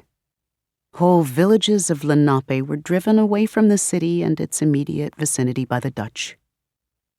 How many of them died in the process? How much blood and fear has soaked into this old bedrock? I am Manhattan, he thinks again, this time in a slow upwelling of despair. Every murderer, every slave broker, every slumlord who shut off the heat and froze children to death, every stockbroker who got rich off war and suffering. It's only the truth. He doesn't have to like it, though. They reach Dykeman after a while. The clotting traffic on the street means that rush hour has started. School's out, sending packs of same-age children forth to flow along both sides of the street. No one's looking at Manny and company as they emerge from the park. If the police did respond to Martha's call, there's no sign of them anywhere nearby. Then again, given the Williamsburg, they probably didn't bother to come. So what now? Manny asks. Brooklyn sighs. No idea. But I'll tell you what, I'm pretty sure there's a reason all of this is happening all of a sudden. She eyes him. You know the bridge thing is part of this, right? Manny stares at her. Belle looks from one to the other of them, incredulous. The Williamsburg? What? Fell down because of... He gestures vaguely in the direction of the tulip tree rock. Those squiggly things? And that other woman? Brooklyn frowns at him. Other woman? The one that Mrs. Nosy Parker turned into for a moment. Before you showed up. He shivers a little. Never seen anything creepier, except those horrid little white things. Brooklyn shakes her head in confusion, and Manny has to explain. It's actually difficult to find the words for what they saw, though after a few attempts, he manages to get across that the woman Brooklyn saw was just temporary housing for someone or something else. She controls those things, he says, gesturing at the back of his neck, while Brooklyn digests what he said. I'm sure of it. The ones on FDR Drive, too. Anything those tentacles touch. Something told me to avoid the FDR today. Not that I usually drive anyway. Took the subway. Brooklyn sighs. That's how I don't know, felt you? There was a crisis response meeting for city leaders up in Washington Heights. I was about to head home, but something told me to take the train uptown instead. The something got stronger the closer I got to you. Then there you were, in trouble. There are 5 of us, Manny says. He watches Brooklyn start as she takes his meaning. Oh, hell. You think the other 3 are in trouble too? She frowns, then shakes her head slowly. Look, I'm glad I could help you, but I didn't sign on for an extra job. I got a kid, and my father is sick. You want to try and find him, go ahead. I have to get home. Manny starts to speak to try to persuade her, and then something catches his attention from the corner of his eye. He follows it and finds himself looking across the street at a little bodega on the corner. Next to it is a laundromat that's been gracious enough to put a tiny rickety bench out front. An elderly man sits there with a small dog on a leash. He's busy chatting in Spanish with a woman who stands in the doorway of the laundromat. They're laughing about something.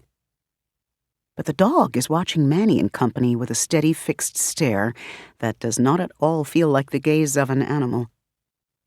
Then Manny looks closer. Between its clawed toes, like bits of ghostly grass picked up on its last walk, are 6 gently waving white tendrils. Brooklyn sees it too. Are you fucking kidding me? Staring at the dog, his skin all over prickling, Manny says, It's what happened on FDR. The tendrils, anything that got close to them. Like a goddamn disease, Brooklyn breathes. Belle is staring at the dog, too. He's squinting a little as if the tendrils are hard to see. But then he grimaces and visibly shivers. I saw that old fellow walking his dog earlier, when we were walking. If everybody who was in the park just now is, infected, then I imagine it'll be all over the city within a day or 2. They all fall silent for a moment, digesting this. The white things came off of that woman when I got rid of the others, Brooklyn says. She's hiding it well, but her confident facade is slipped a little at the sight of the dog. The dog makes this something insidious and ominous. She was only marinating in her own evil, nobody else's by the time we were done. Manny finds himself thinking about the wave of force that spread out toward the FDR in the wake of his little stunt with the cab. He has an idea of what it is now, the city's energy, dissipating outward in a circular wave once Manny no longer needed it in concentrated form. How far did that splash of energy go? He can't guess, but he remembers seeing it kill all the white tendrils that it touched. A powerful weapon, if Manny can figure out how to use it consistently. Manny turns to Brooklyn. Look, I can't make you help me, but If I have to do this on my own, I'm going to need a crash course in how to be a New Yorker. She blinks. Then there is another of those peculiar shifts in which the world doubles. And here, in the other weirder New York, his perspective is suddenly wider, higher. Macro scale instead of micro. And here, in this other realm, she looms over him, vast and sprawling, wildly patchwork and dense, not just older, but bigger, stronger in many ways. Her arms and core are thick with muscled neighborhoods that each have their own rhythms and reputations. Williamsburg, Hasidim enclave and artist haven turned hipster ground zero. Bed-Stuy do or die. Crown Heights, where now the only riots are over seats at brunch. Her jaw is tight with the stubborn ferocity of Brighton Beach's old mobsters and the Rockaways' working-class holdouts against the brutal inevitability of rising seas. But there are spires at Brooklyn's heart, too. Perhaps not as grand as his own, and maybe some of hers are actually the airy, fanciful amusement park towers of Coney Island. But all are just as shining, just as sharp. She is Brooklyn, and she is mighty. And in this instant, he cannot help but love her, stranger or not. Then she is just a middle-aged woman again, with a shining, sharp grin. I guess I could help you with that, she concedes. I guess I have to, if this shit is spreading. But there ain't no one way to be a part of this city. She slips into and out of the vernacular like changing purses, effortless, and with ever-perfect fit. Manny soaks it all in, getting a feel for the cadence, trying to keep up. Takes most people a year at least to really feel the city's call. The city's call, he hears. Her nose moves when she says it, as if there's a W in the word. The accent layers extra consonants into words and extra meaning onto thoughts. I'll give it my all, he replies, deliberately adding a W to the last word and testing out its new flavor. It's not quite right. Brooklyn instead of Manhattan. But still better than the Midwestern accent that currently infests his language and which he now consciously decides to shed. It does not belong here. Let me call my family, she says at last. Tell them I'll be late home. Then let's go find a coffee shop or... And then they both feel it. In the other world, Brooklyn and Manhattan step back, to the degree that entities with foundations instead of feet can do so, to make room for the explosive, brilliant skyline burst of another of their number. In the people world, they look at each other and murmur in unison, both slipping into a perfect South Indian English accent. Oh, come on. The shape of the earth is non-Euclidean. All that means is that you use different math. Don't get it twisted. Belle stares at them. That is the creepiest thing I've seen today, barring the alien mind controls spaghetti. Okay, Brooklyn says. Crosstown bus, then. There's a stop a few blocks from here. Manny nods. He knows instinctively that they have to go, though he does not yet have enough of a sense of the city to fully understand what he's feeling. Where? Queens, Brooklyn says. Shit, that was Queens. Of course. Manny takes a deep breath, then turns to Belle. I think you better head back home. Sorry, but this is going to get weird. Weirder. Belle rocks back on his heels and lets out a whistled breath. And as things have been entirely too weird for me already, yes, I agree. Go with God. And so on. He steps back and waves. Do try not to get eaten by the spaghetti people, though. Even now, You're not the worst roommate I've ever had. Manny half smiles and nods farewell, then turns to pace Brooklyn as she heads in the direction of the crosstown bus stop. He waits until they're a block or so away from Belle, and well away from the tendril-infested dog before saying, "So, is there a reason we aren't taking a cab?"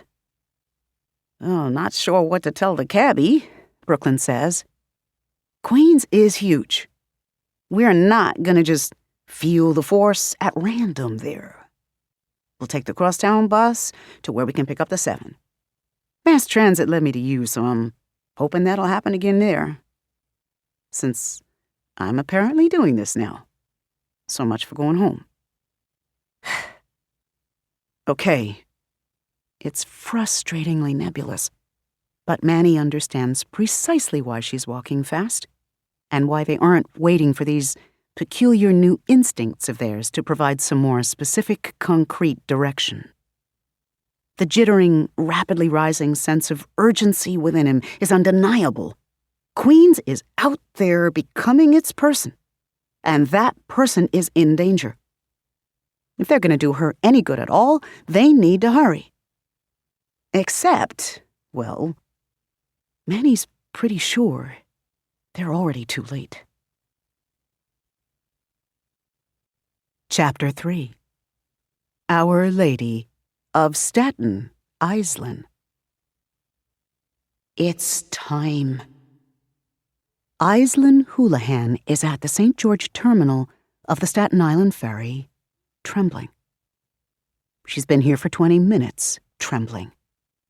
There are open seats because it's early enough in the day, just before the start of rush hour, that the ferry won't be anywhere near full. But she's opted to pace in front of the glass window wall instead of sitting. The better to tremble while she paces. The terminal is mostly just a big, brightly lit room where a few hundred people can assemble. There's nothing that should be scary about it. Its walls are lined with ads for movies Aislinn isn't planning to see, and makeup she probably won't ever wear. The people standing or sitting around her are hers. Her people. She feels this instinctively, even though her mind resists when her gaze skates over Asian faces, or her ears pick up a language that probably isn't Spanish, but also definitely isn't English. Quechua. Her strange, newer senses whisper. But she doesn't want to hear it. They aren't bothering her, though, and there are plenty of normal people around, so there's no good reason for her to be as terrified as she is. Terror doesn't always happen for a good reason. There's a garbled announcement over the PA system, and abruptly, the big doors along one side of the room open up. Beyond them is an outdoor pier where the 2:30 p.m. ferry is preparing to leave. The 100 or so people cattling around the terminal begin moving toward it, and Aislinn belatedly tries to stumble after them. From the first step, it's wrong. Everything feels wrong. Staten Islanders normally take the ferry away in the mornings, leaving the island quieter, emptier. It's afternoon now, though. All over the city, Manhattan is always the city. Thousands of SI denizens are growing antsy with the end of the workday, shifting in their trendy seats, thinking wistfully of a place where there are still forests and ranches, and mostly unspoiled beaches, and where most families live in discreet houses and own cars like normal people. What Aislinn is doing is leaving the island at a time when most want to return to it. She is swimming upriver, reversing the polarity. The wrongness of it presses against her skin. Her hair follicles tingle. She tries to keep her feet moving anyway, use the flow of the crowd to counter the wrongness. Through the doors, outside onto the pier, moving toward the boat. She's choosing her own direction in life. The wrongness is just her imagination. Or maybe something else is happening. Maybe it's not the hard gust of wind off the harbor that's making her steps drag. Maybe it's her own leaden feet and bedrock legs. Maybe the scalp tingling isn't her hair streaming in the wind. Maybe it's the island, her island, pulling at her in warning, in fear, in love. Or maybe it's an incipient panic attack. She tries to fight it off and gets as far as the ramp that leads on to the ferry. John F. Kennedy reads the ferry's name, placarded on the wheelhouse. This is the name of her tormentor. Did JFK fear anything before somebody, the mob, according to her father, a crazy man, according to her mother, shot out his brains? If she gets on this boat, she'll be going to a city where things like that happen on a regular basis.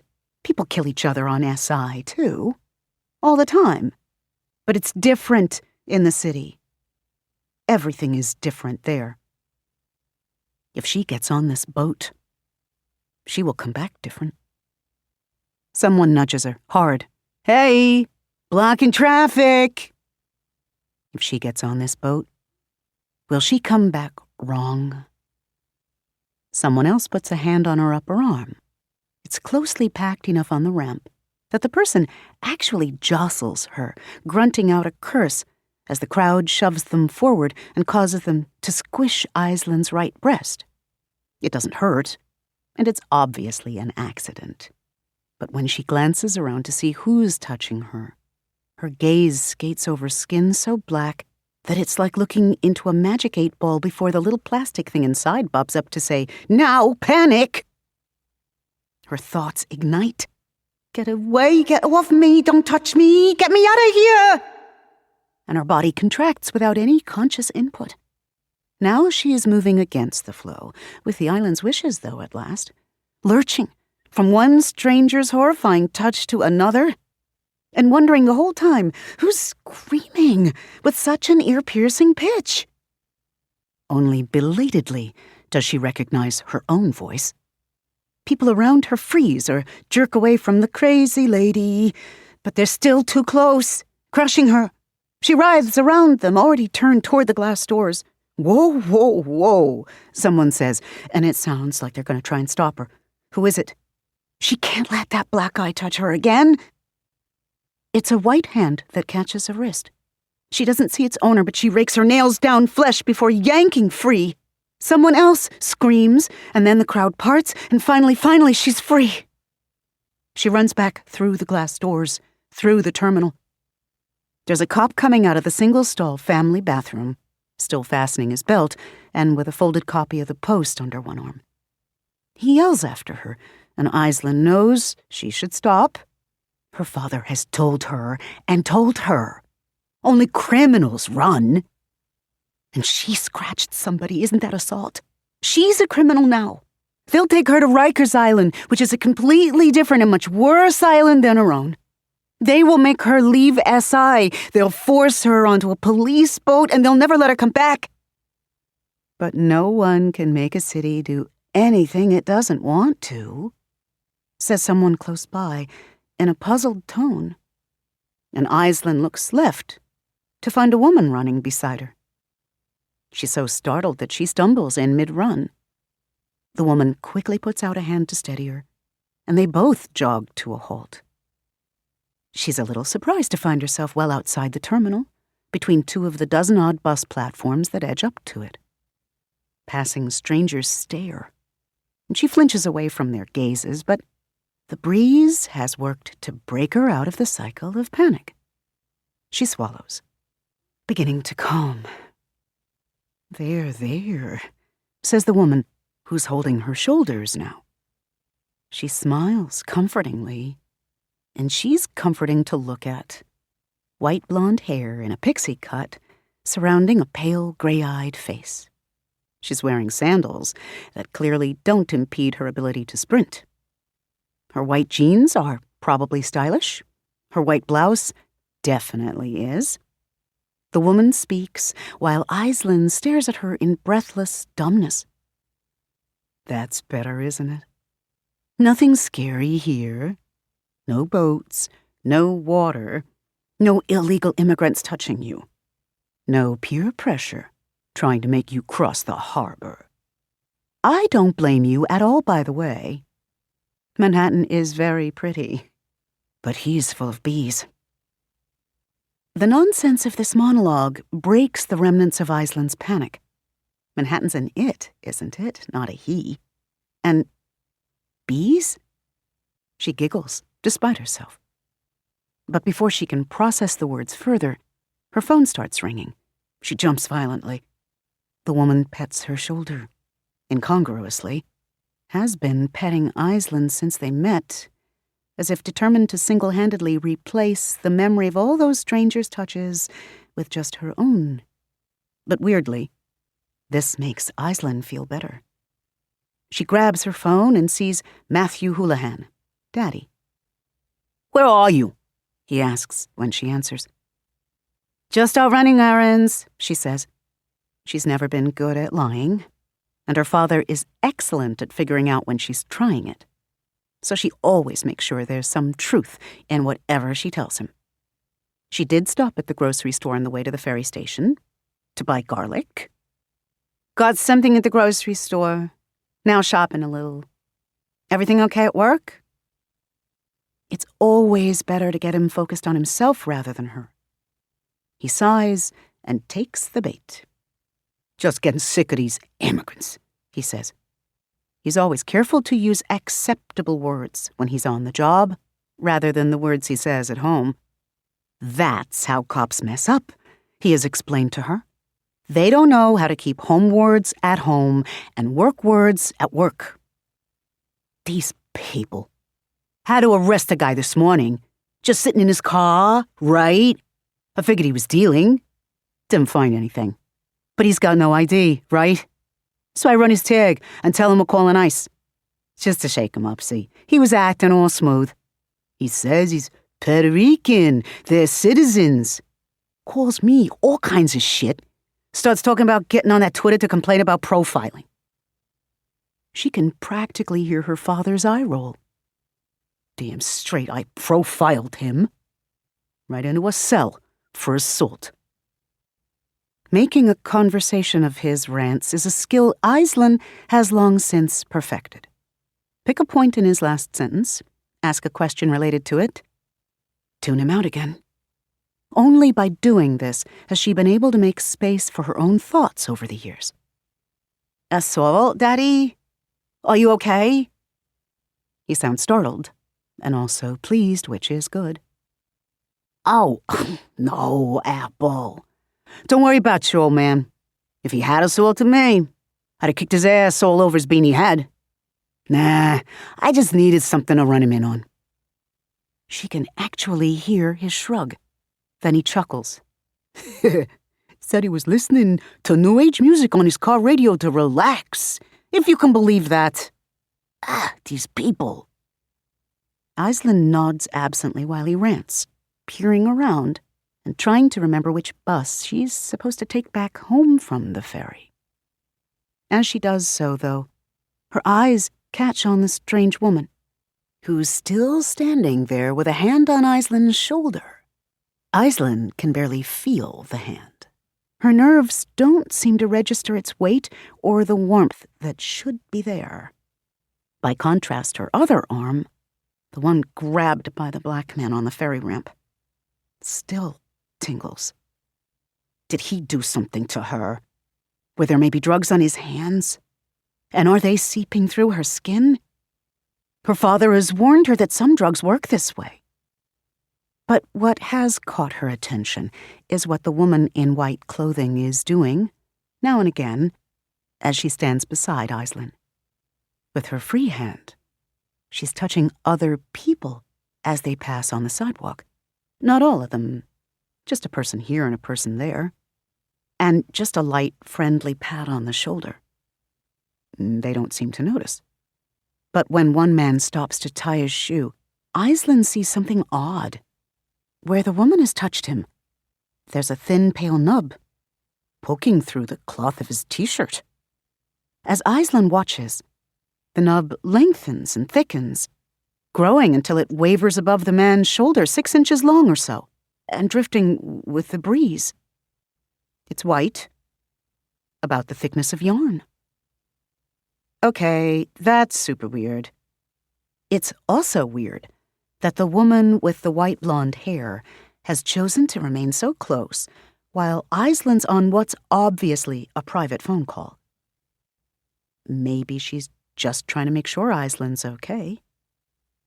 Her father is winding down, but just when Aislinn thinks she's free, he adds, "Anyway, I just heard an alert over the channel, and while I thought about you." Aislinn tenses.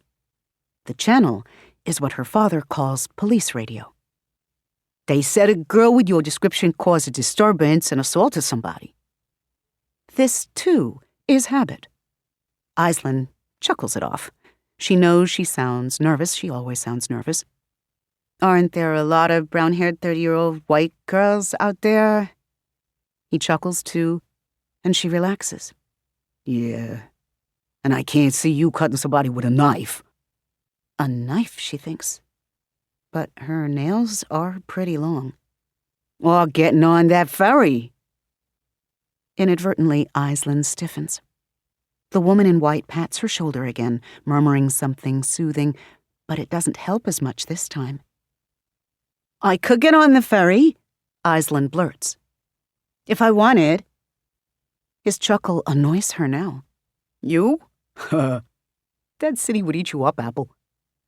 Then, as if he's heard her affront, or cares about it, his voice changes to a more soothing tone. "You're a good girl, Aislinn, and the city isn't a place for good people. What have I always told you?" She sighs. "Everything that happens everywhere else happens here too. But at least here, people try to be decent." "Yeah, and what else?" "Stay where you're happy." "Right. The city ever becomes a place where you're happy, go there. But as long as this is it, stay home. Nothing wrong with staying home." Yes, she has told herself this every day of her adult life, to console herself for being a grown woman who still lives at home with her parents. It's a lie. She's lonely and ashamed, and she hasn't given up hope for a life of excitement and sophistication somewhere and sometime.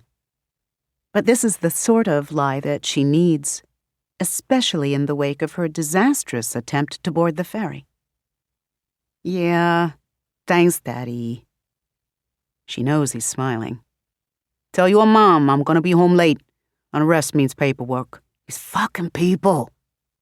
He sighs, as if the Puerto Rican man sat around new-aging while brown just to make him late for dinner, and hangs up. Aislinn puts her phone away, then finally pulls her purse back up to her shoulder to compose herself, or she tries to. The strange woman is still holding Aislinn's shoulder, although she's frowning a little, as if wondering how her hand got there. Aislinn looks at the woman's hand, too. Is something the matter?" "What?" "Oh." The woman finally removes her hand and smiles.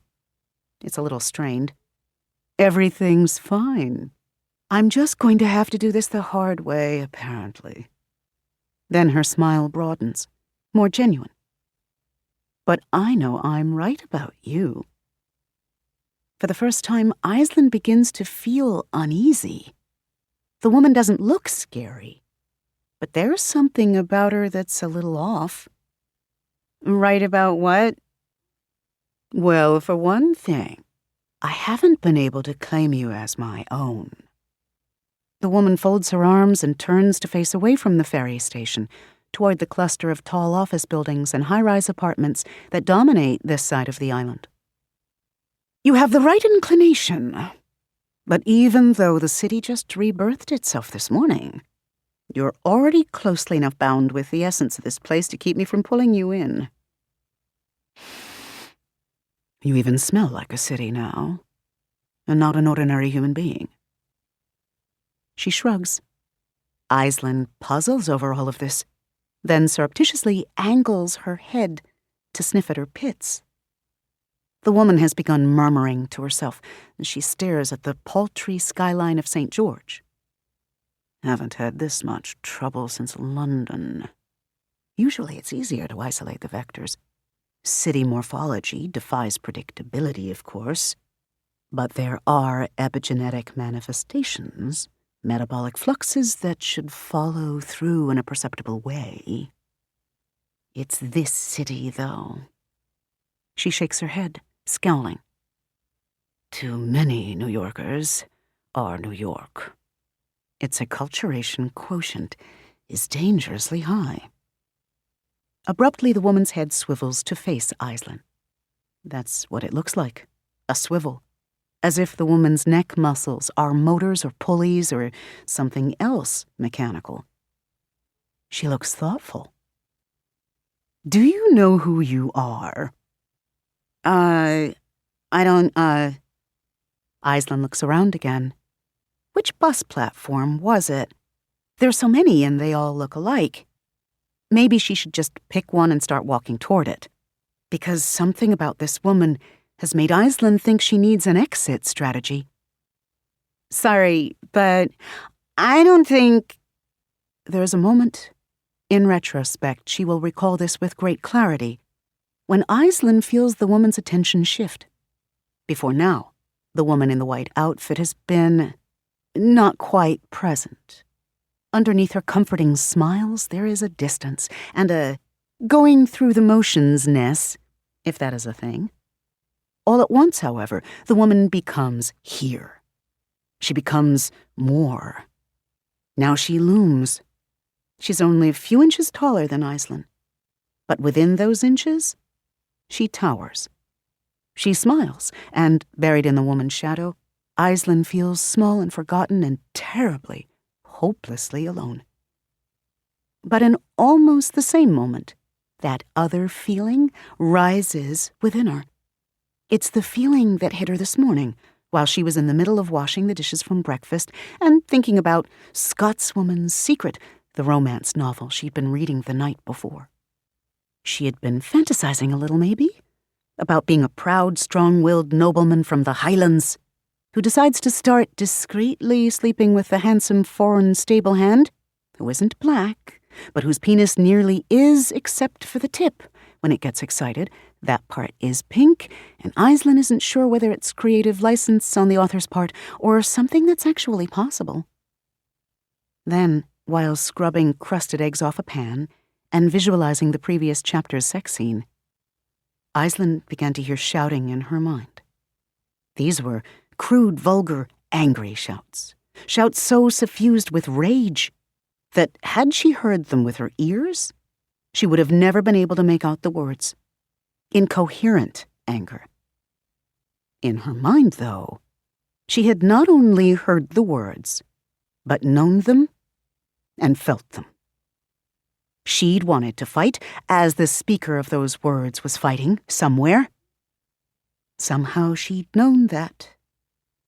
The vicarious aggression had suffused her with a rage so terrible, so overwhelming, that she had to go to her room and destroy a pillow. That wasn't like her. Not at all. She never fought back. Yet this morning, she had ripped that pillow to shreds, then risen from foamy carnage filled with a powerful compulsion to go to the city. So powerful had she felt in the wake of that rage, that for the first time in years, she actually tried it. Only to fail. Again. Now, however, Aislinn feels that strange angry strength stirring inside her again. Who is this woman to stand over her so? She doesn't belong here, Aislinn knows. Aislinn might be afraid of the city, but SI is her island, and she will not be loomed over on her home ground. But before Aislinn can open her mouth to stammer out some devastating variant of "please leave before I call the police," the woman in white leans down to grin into her face. "You are Staten Island," she says. Aislinn starts. It isn't the words that surprise her, but the fact that someone else has said them. The woman laughs softly, eyes flicking back and forth over Aislinn's face, as if drinking in her shock. The woman continues. the forgotten one, and the despised one when they bother to remember.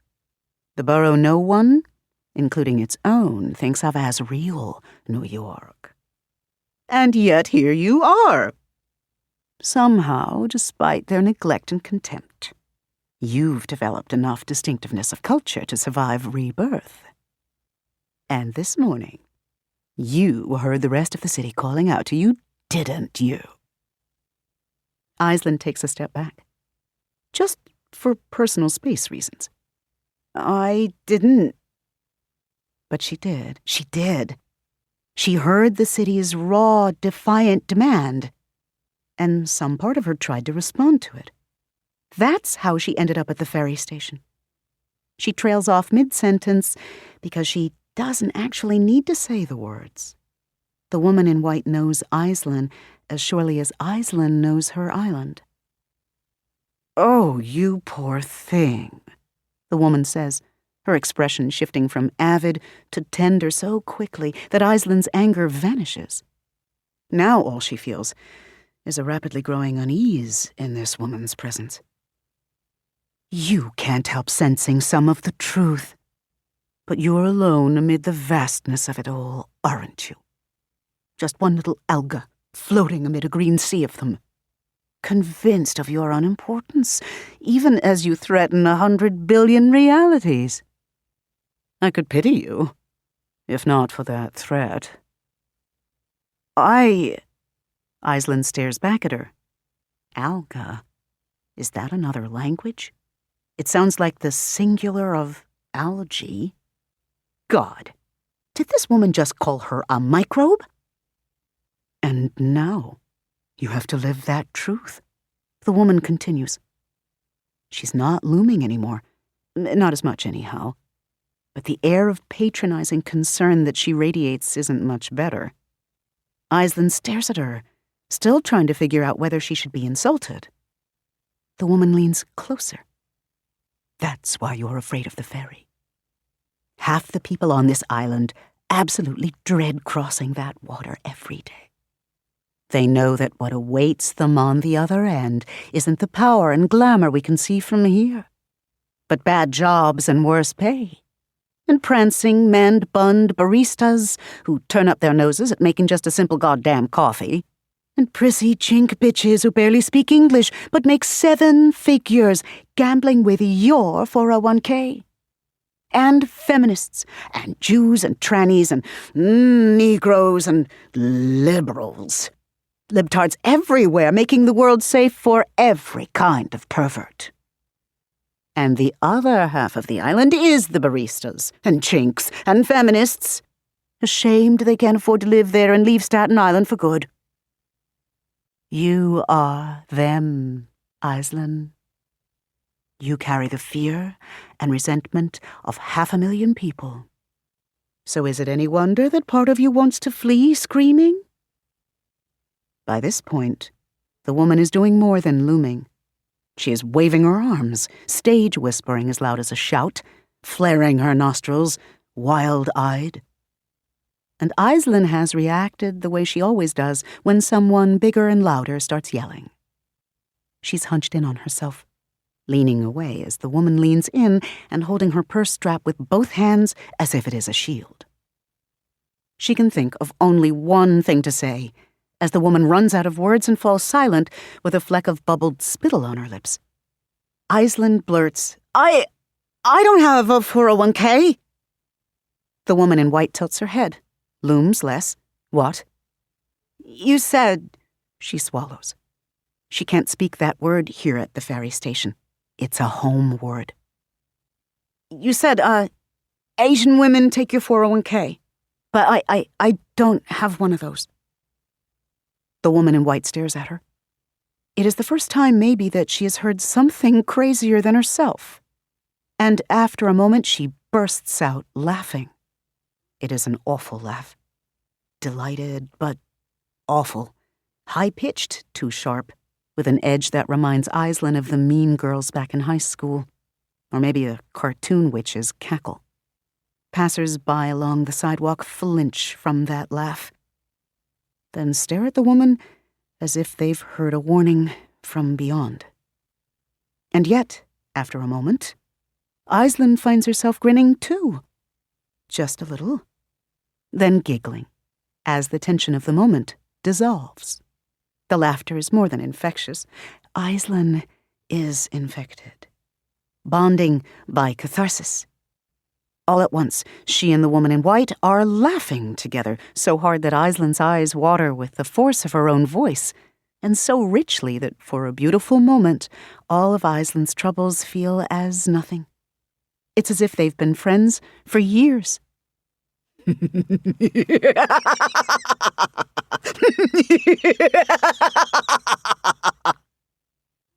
When the laughter fades, the woman in white dabs at one eye with an air of regret. Oh my. Oh, that was lovely.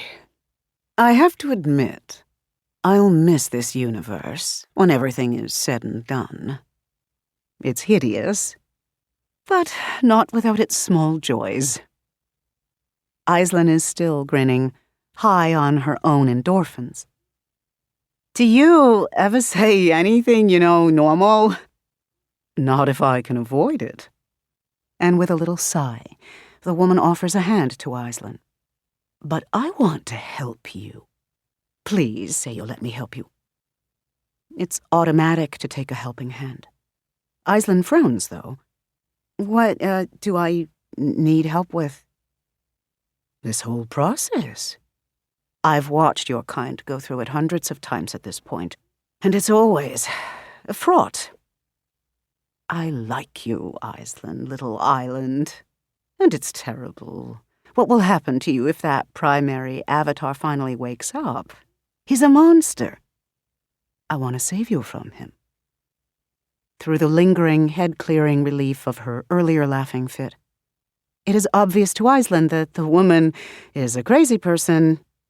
Crazy people are mostly in the city, she's always thought. Homeless druggies and rapists who wear ratty dreadlocks and, she supposes, have sores from all the lice and STDs. The woman is well-dressed and clean, but there's a high manic gleam in her gaze, and her bright, cheerful voice sounds false. No one is ever that happy. She's clearly not from around here. Maybe she's an immigrant, too. Legal, of course. Maybe she's a Canadian who's been driven mad by the cold and socialized medicine. Still, this is a crazy person whom Aisling finds herself liking. More importantly, the woman has said that she wants to help Aisling, and somehow she seems to know about the strange voices in Aisling's head and the stranger compulsion that drove her to the ferry station. It makes Aisling feel more sympathetic than she ordinarily would be. So she sticks out her hand for the woman to shake. Okay then, I'm And then she trails off, remembering that the woman knows her name already. How? Staten Aisling, the woman fills in, and giggles as if that is not a joke that 1,000 people have made to Aisling over the course of her lifetime. Not for the last time does she regret her parents' choice to use an Americanization of Aisling rather than its softer Irish pronunciation. The woman then takes Ailing's hand and pumps it too vigorously. Yes, pleased to meet you is appropriate, yes? We're both composite entities for whom the boundaries of space-time and flesh have meaning. Let's be besties. Okay. The woman gives Aisling's hand another pump, and then practically flings her hand away. Now, since you seem to be of a sympathetic nature, let's get started on temporarily saving this local node of your consensus reality from existential annihilation, why don't we? Well, I really need to get home. Wait, what? Annihilation is what took a moment to process. You know about the bridge incident? Like Woman in White, this has already achieved capital letter status in Aisling's mind. Of course, but the woman is turned back toward the Manhattan skyline, which arcs over the roof of the ferry station. The bridge in question is not visible from this vantage, but backwash from the incident has affected the whole tri-state area all day. Even as they stand there, a trio of military planes shoops past overhead, angling to circle the East River. The woman is bouncing a little on the balls of her feet. "You know what made the bridge fall?" she says to Aislinn. "Me? I did that. It was an accident, mind you. I was aiming for that little shit, the primary." Her smile vanishes as quickly as it appeared. "Cities always fight when I come for them, but usually it's fair. Strength against strength, as it should be. But he actually threw concepts at me. I had no idea your kind had advanced to the point of using energized abstract macro constructs in combat. Who expects microbes to go nuclear?" That was when I knew the time for stealth had passed. Aislinn is staring at the woman, all her unease forgotten, amid shock and horror. "Terrorist!" her mind cries, and rejects. Terrorists are bearded Arab men who mutter in guttural languages and want to rape virgins. This woman is just crazy. So she can't really be the person who broke the bridge? But she's possibly crazy enough to be dangerous. Aislinn decides to play along until she can get someplace safe. "Oh, okay." The woman in white's head swivels back to her. "I was asleep," she explains. "The bulk of me was, that is. Never needed more than a fraction of myself to function in this realm before now. But conditions are right, and I've gained a true foothold at last." She drapes an arm around Aislinn's shoulders again, before Aislinn can find a polite way to pull away. "There's 5 of you, you see, besides the primary. 5 potential allies. 5 weaknesses I can exploit." The things coming out of the woman's mouth keep almost making sense. Aislinn almost understands. But finally she shakes her head in frustration. "Primary what?" "Primary avatar. Help me find him, and then you'll be free." "Free? But I'm not..." The woman has begun to walk, pulling Aislinn along. They're headed toward the bus that Aislinn needs, astonishingly. So Aislinn still can't bring herself to shake off the woman's arm. "Free? You're not. Right now, you're part of him. Well, that's wrong. All of you are part of each other, I think. That's the best way I can explain it. This algal colony, this microbial mat, has nuclei. No. Wait. All of your kind have souls. Oh, that's a bad analogy. Well, 6 of you are more in charge than the rest, and those 6 are highly attuned to one another, naturally, which means that finding one of you will help me find the rest of you." She grins all teeth. "That one, in particular." They've reached the bus and stopped before its open doors. It won't pull away for another 3 minutes, according to the clock on Aislinn's phone. Aislinn has begun to worry, however, that the woman in white will want to ride with her, or even accompany her home. She tries to think of excuses to give the woman for why this cannot be. "Now head on back home," the woman says to Aislinn's great relief. "I've got other business to take care of, but until we meet again, here's a thing you need to consider." The woman leans close for a conspiratorial whisper. Aislinn just manages not to twitch away. "Why did the others leave you unprotected?" The question feels like a slap. In its wake, Aislinn is stung, then numb. "What?" Well, I've managed to locate nearly all of you by now. The woman extends her free hand and examines her nails. They're very long and curved. The Bronx is a borough of angry, suspicious people who expect betrayal.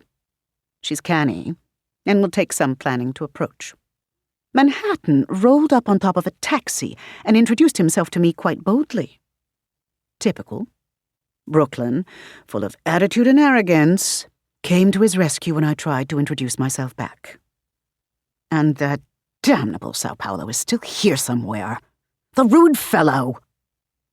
He must be guarding the primary from me. As Aisling tries to process this, there are 5 of you. The woman slides her needle further under the skin. But no one has come to rescue or guard you.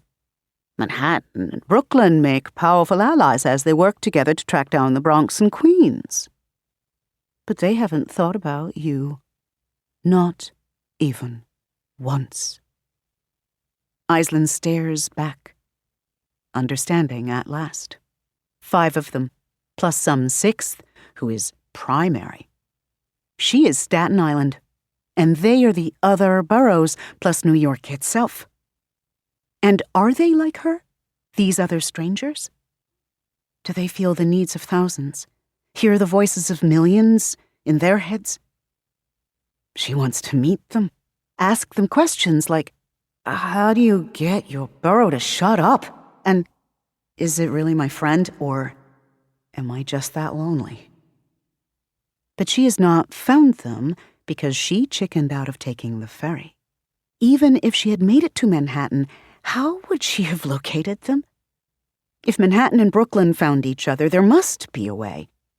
Some kind of city sonar or something, which would have activated if she'd tried to go to them. Without that effort on her part, however, the sonar has remained quiescent. Well, why can't they come to her instead? It's inconvenient, she reminds herself. Coming to Staten Island is always inconvenient for people in the city. Yes, but this is important, isn't it? They know the city has 5 boroughs, damn it. And if they've chosen not to look for her, who's gonna believe you? Her father's voice shouts from memory. Who's gonna help you? Nobody gives a shit. You don't fucking matter. Not words ever shouted at her. But Aisling absorbed them anyway, and now they are wrapped under her bones, a contamination as deep and toxic as lead. She can no more shake off the visceral belief that she doesn't matter than she can her fear of the city. I don't think they meant to forget you, mind, says the woman. They'll get around to remembering eventually, and then they'll come. But they hate taking the ferry. So slow and inconvenient. There's the Verrazano, but it's so expensive. What kind of borough makes itself so inaccessible? Didn't that Jew fellow, the one who sang jazz with all those black people, call New York a visitor's place? But not this part of it. He mentioned Yonkers of all things, but left this entire borough out of the song. Staten Island, always the afterthought. Aisling sits there, hearing the words and hating them and knowing the truth in them. She doesn't fucking matter. Her island doesn't fucking matter. The others have forgotten her when she needs them. Bridges are falling and everything is terrible, but she must find her own path to safety alone. Oh no, what's that face? The woman in white pulls away and grips Aisling's shoulders in a sisterly way. What's this sadness? Don't worry. They might have abandoned you, but I'm here. And just look. She turns Aisling around again, cheerfully manhandling her, and then points over her shoulder at the doorway of the ferry station, which Aisling ran through in a panic not 20 minutes before. What am I supposed to... Then Aisling sees it. On the metal sill of the door, curling out from a crack in the old painted metal, is the most peculiar thing. It looks like a fern frond or a very long petal from an exotic flower. It's so white that it looks translucent, unearthly in its beauty. What is that? Think of it as a camera, she says, if you want, or a microphone. If you ever need me, and you see something like that around, just speak to it. See something, say something, right? I'll hear and come running. It's more craziness. The woman cannot possibly see and hear through a flower. Aislin's got to get home to help her mother make dinner. So very gently, she pushes the woman's hands off her shoulders. All right, she says. But she likes the woman. It's nice to have a new friend, even if that friend is crazy. But she should at least know that friend's name. But before I go, what should I call you? The woman tilts her head, grimacing. You won't like my name, she says. It's foreign. Very hard to pronounce. I've told it to a few of your people, and they've just mangled it. Definitely from Canada, Aisling decides. Let me try it anyway. All right, then. I'll need to whisper it in your ear, though. The time is coming when I'll be able to shout my name across the firmament, and all will know its sound. But for now, I'm only a whisper in this world. Are you ready? The bus driver is walking toward them, yawning and scratching himself. Aisling needs to wrap this up. Sure, go ahead. The woman leans close and whispers into Aisling's ear a word that tolls throughout her skull, like the most dire of great bells, shaking her bones enough that she stumbles and falls to her knees. The world blurs. Her skin prickles and itches and grows hot all over, as if burned by the wind of the words passing. Then someone else is crouched before her. Ma'am? It's the bus driver. Aisling blinks and looks around. She's in front of the bus she needs to take home. How did she get here? Was there someone else here just now? The driver asks, Ma'am, do you need me to call 911? No. Aisling shakes her head, trying to convey that she's all right. But is she? The dizziness is fading, but she feels wrong. All over. When she recovers enough to look down at her arms, which are bare given the light sundress she's wearing, she blinks to see them covered in faint but rising, puffy welts. Hives. She's breaking out in hives. The driver has seen them too. He frowns, drawing back a little. Ma'am, if you're sick, you shouldn't be riding on public transportation. Allergies, Aisling murmurs, staring at her arms. She's allergic to pine nuts and basil, but she cannot imagine where she might have encountered any surprise pesto. Just allergies. I'll be okay. The driver looks skeptical, but he helps her up, and when Aisling is clearly able to walk on her own, he shrugs and gestures for her to board.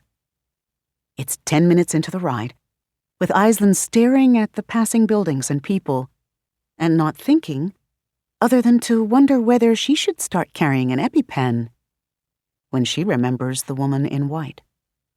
With a start, she looks around.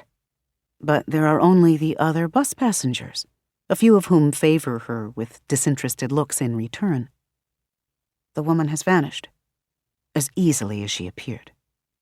And yet, Aisling's gaze alights on the Stop Requested sign and stops there because just over the driver's head, dangling about a foot down from the sign, is another of those lovely white floral fronds that the woman in white pointed out at the station.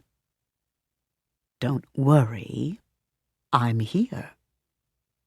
What was the woman's name again? Something that started with an R is all Aisling can remember. The rest was a blur of incomprehensible foreign sounds. Rosie, Aisling decides. She will call the woman Rosie. It fits her even. Aislinn smiles as she imagines the woman bearing a bicep on an old-fashioned poster. "I want you," reads the caption. No, wait.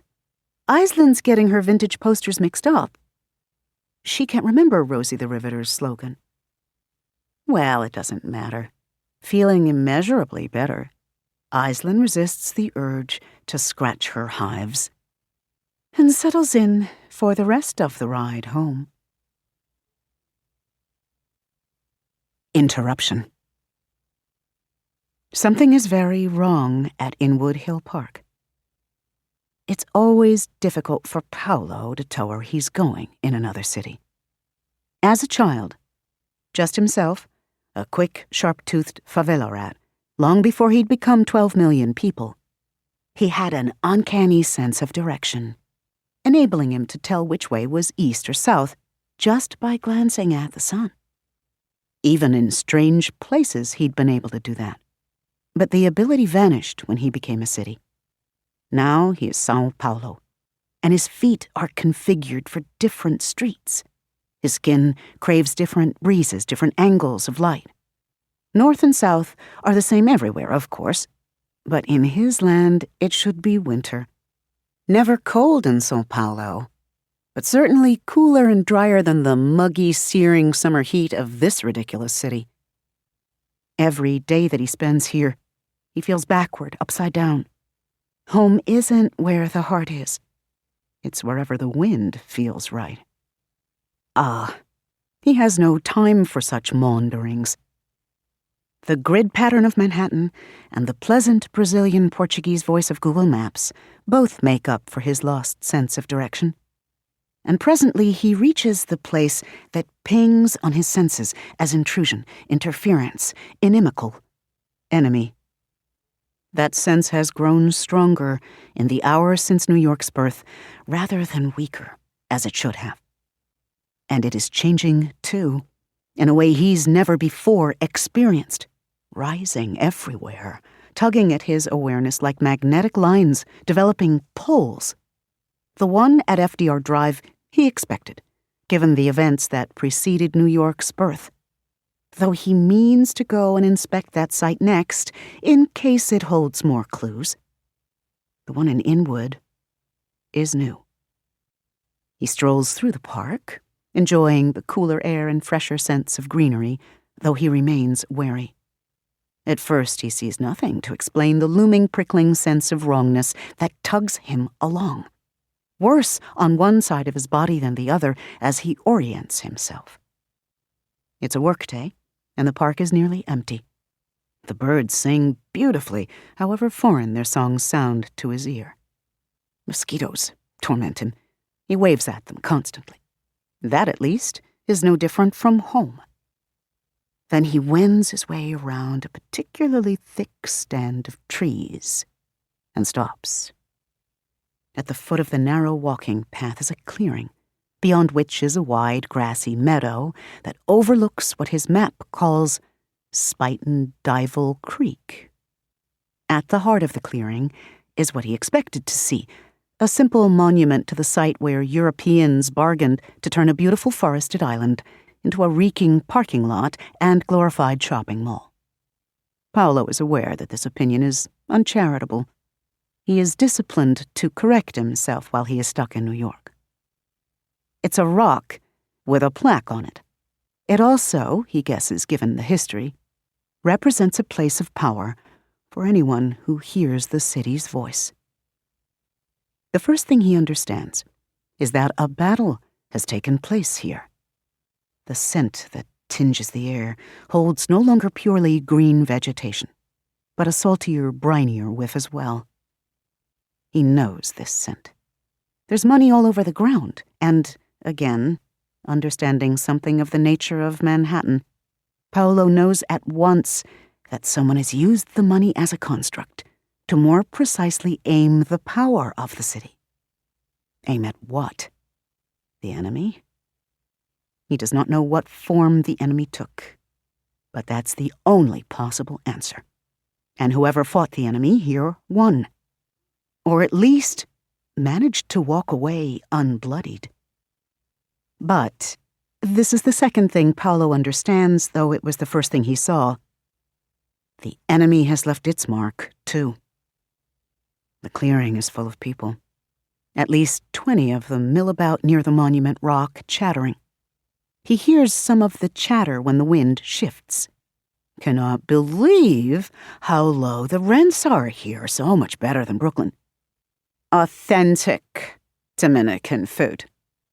I just don't understand why they have to play their music so loud. A couple of the people in the clearing carry food or drink. One woman has an expensive-looking waffle cone topped with at least 3 scoops. One's got a bottle of Soylent visible in his back pocket. One's actually sipping from a plastic wine glass of rosé.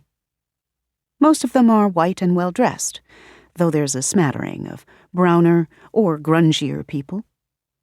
None of them are talking to each other, Paolo notes. Instead, they simply speak to the air or into darkened cell phones held up to their mouths in speaker mode, or in one man's case, to the small dog he carries in one arm, who keeps licking his face and whining and squirming. None of them face each other. The ice cream in the woman's hand has mostly melted, and 3 colors of dairy goo run down her arm and onto her clothes, apparently unnoticed. Pigeons have begun to gather where the melted ice cream puddles at her feet. And all of them, Paolo has noticed first, are wearing white.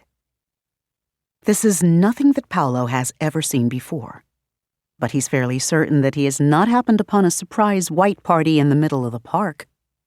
Frowning, he lifts his cell phone and snaps a photo. It makes a faint shutter sound because he hasn't bothered to turn off that option in the settings. At the sound, all of the people around the rock fall silent and turn to look at him. Paolo tenses. As casually as he can, however, he puts the phone in his pants pocket and pulls a cigarette from his jacket pocket. He taps it twice before putting it between his lips. Old habit. Then, as 20 sets of eyes stare unblinking at him, Paolo pulls out his lighter and takes a good, deep drag. Folds his arms casually, the cigarette held between 2 fingers. Lets the smoke trickle from his nostrils slowly. It drifts up in clouds in front of his face. Their eyes unfocus. Some of them frown and dart glances around, as if they've lost something and can't remember what. When Paolo backs away, around the trail bend and out of their sight, they do not follow. After a moment, he hears their automatic, directionless chatter resume. Paolo leaves quickly. The park is big and the walk is long, but Paolo does not slow his pace until he's at least a block outside of Inwood Hill's boundaries. Then, and only then, does he check the photo that he just took. It's the scene he saw, eerie enough on its own. But every person's face is distorted, as if the digital photo is an old Polaroid that's been heat-warped here and there. And although it's not clear in some cases, Paolo notes an additional distortion just behind each person's head or near their shoulders. Indistinct, just a warping of the air, but consistent. He can see it on most of them. Something is there that he cannot see yet. He goes into a tiny, poorly lit, ancient restaurant whose staff are clearly all related. There he sits down and orders something at random. He's not hungry, but there is power in what he's doing, and he feels the need to bolster his defenses. This is not his city. He is more vulnerable here than he's used to. Then, while he nibbles on some of the best pernil he's ever had, he texts the distorted photo to the international number. He adds, "It's boroughs. There will be 5 of them, and I'm going to need your help." Chapter 4. Boogie Down Bronca and the bathroom stall of doom.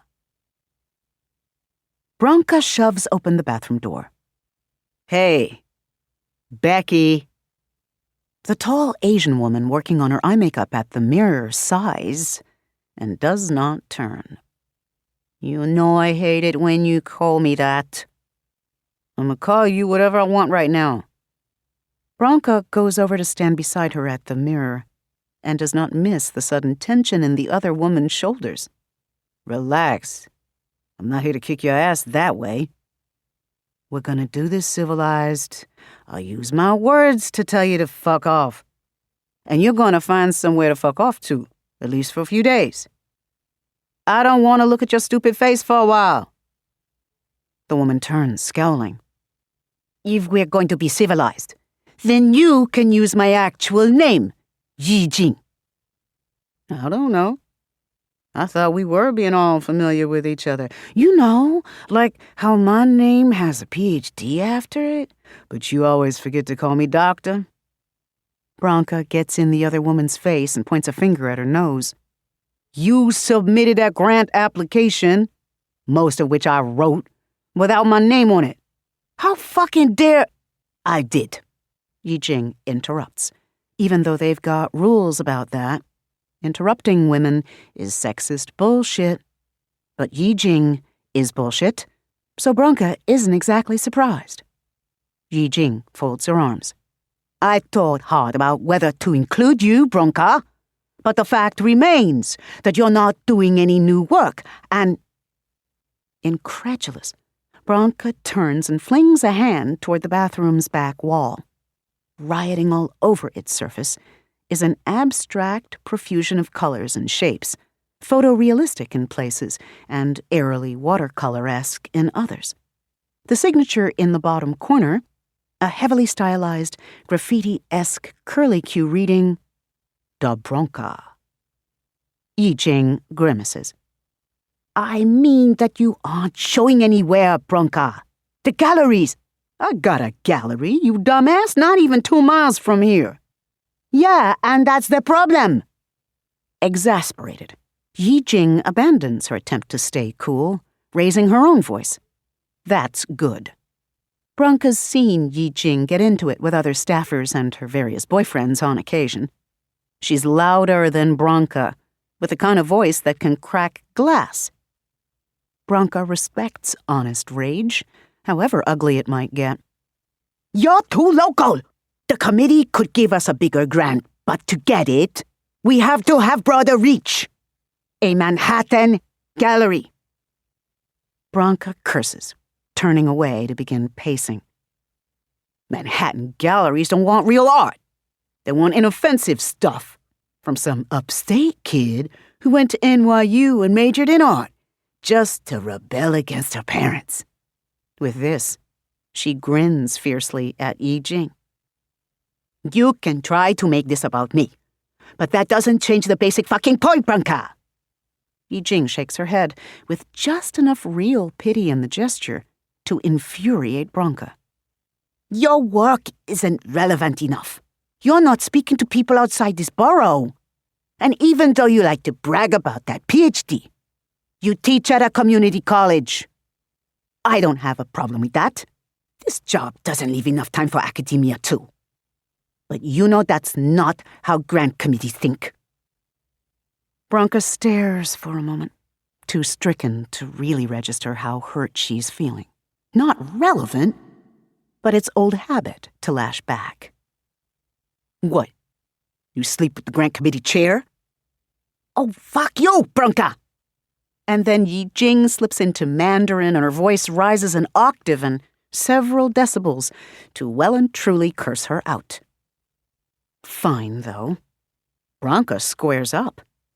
She doesn't know enough Muncie to really go toe to non-English toe with Yi Jing, but she's picked up a few of the worst bits over the years. "Matan tu inan uchkipam, kalumpi. Kiss my irrelevant Lenape ass." The bathroom door bangs open again, and both Bronca and Yi Jing jump. It's Jess, the director of the experimental theater program, glaring at them both. You know we can hear you, right? People down the block can hear you. Yi Jing shakes her head, throws Bronca a last reproachful look, and then circles around Jess to leave. Bronca leans against one of the sinks, folding her arms and setting her jaw. Jess watches Yi Jing go, then shakes her head and cocks an eyebrow skeptically at Bronca's posture. Tell me you aren't sulking. You're like 60. Sulking is petulant, pointless anger. Mine is righteous. And she's actually nearly 70, but nobody needs to be reminded of that. Uh-huh. Jess shakes her head. Never thought I'd hear you going in for slut-shaming, though. Bronca flinches. Oh, fuck, she did, didn't she? But she is angry, righteously, petulantly angry, and it's making her fall back on old bad habits, like getting defensive when she knows she's in the wrong. Bitch has bad taste. I could see it if she fucked men who were worth something. Jess rolls her eyes. And now with the bitch. Also, you think all men are shit. My son's okay. But this is an old joke between them, and Bronca feels herself relaxing, which is probably Jess's goal. Fuck, Jess. Jess shakes her head. Nobody can deny what you've done for this place, Bronca. Not even Yi Jing. Cool the fuck down, though, okay? Then let's talk later about the grant. Right now, I've got a problem brewing, and I'm gonna need you on your game. It's exactly what Bronca needs to hear. She feels herself focusing, thoughts climbing out of their grim spiral. If I'm irrelevant, is it because I'm old?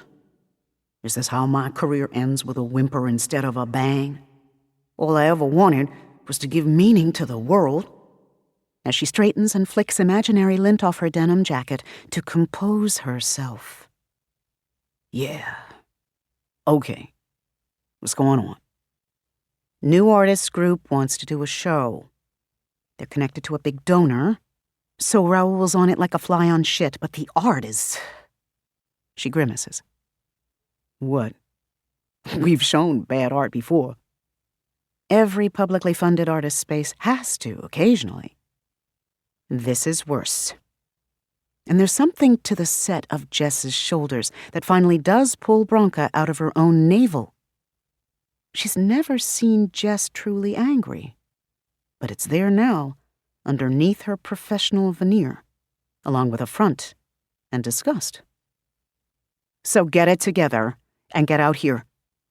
She closes the bathroom door and leaves. Bronca sighs and glances at the mirror, more out of habit than any real concern for how she looks. Okay, she looks calm. Jess is gonna want her to make up with Yi Jing soon, but that only makes sense. The center staff is small, and everybody has to be able to work together. Still, though, turning and turning in the widening gyre, says a woman's soft voice. As Bronca stiffens, belatedly realizing some poor sapette has been trapped in a stall this whole time by their argument, the voice laughs. This is bright, delighted laughter, almost infectious in its pleasantry. For a moment, Bronca feels herself smile too. But then she wonders what's so funny and stops. There's a row of 6 stalls in the women's room, and the 3 at the far end are shut. Bronca doesn't lean down to look for feet, mostly because she doesn't want to discover that there are 3 people who've gotten stuck listening to her and Yi Jing. Sorry about the yelling, Bronca calls to the closed stalls. Got carried away. It happens, replies the voice. Low, husky, despite the high-pitched laughter. It's a Lauren Bacall voice. Bronca loves Lauren Bacall's voice, and has since she was a baby dyke. Yi Jing is just young. Doesn't want to show respect like she should. to her elders. One must respect elders. Well, yeah. Abruptly, Bronca realizes she doesn't recognize the voice. Sorry. Have we met? So often, the falcon cannot hear the falconer.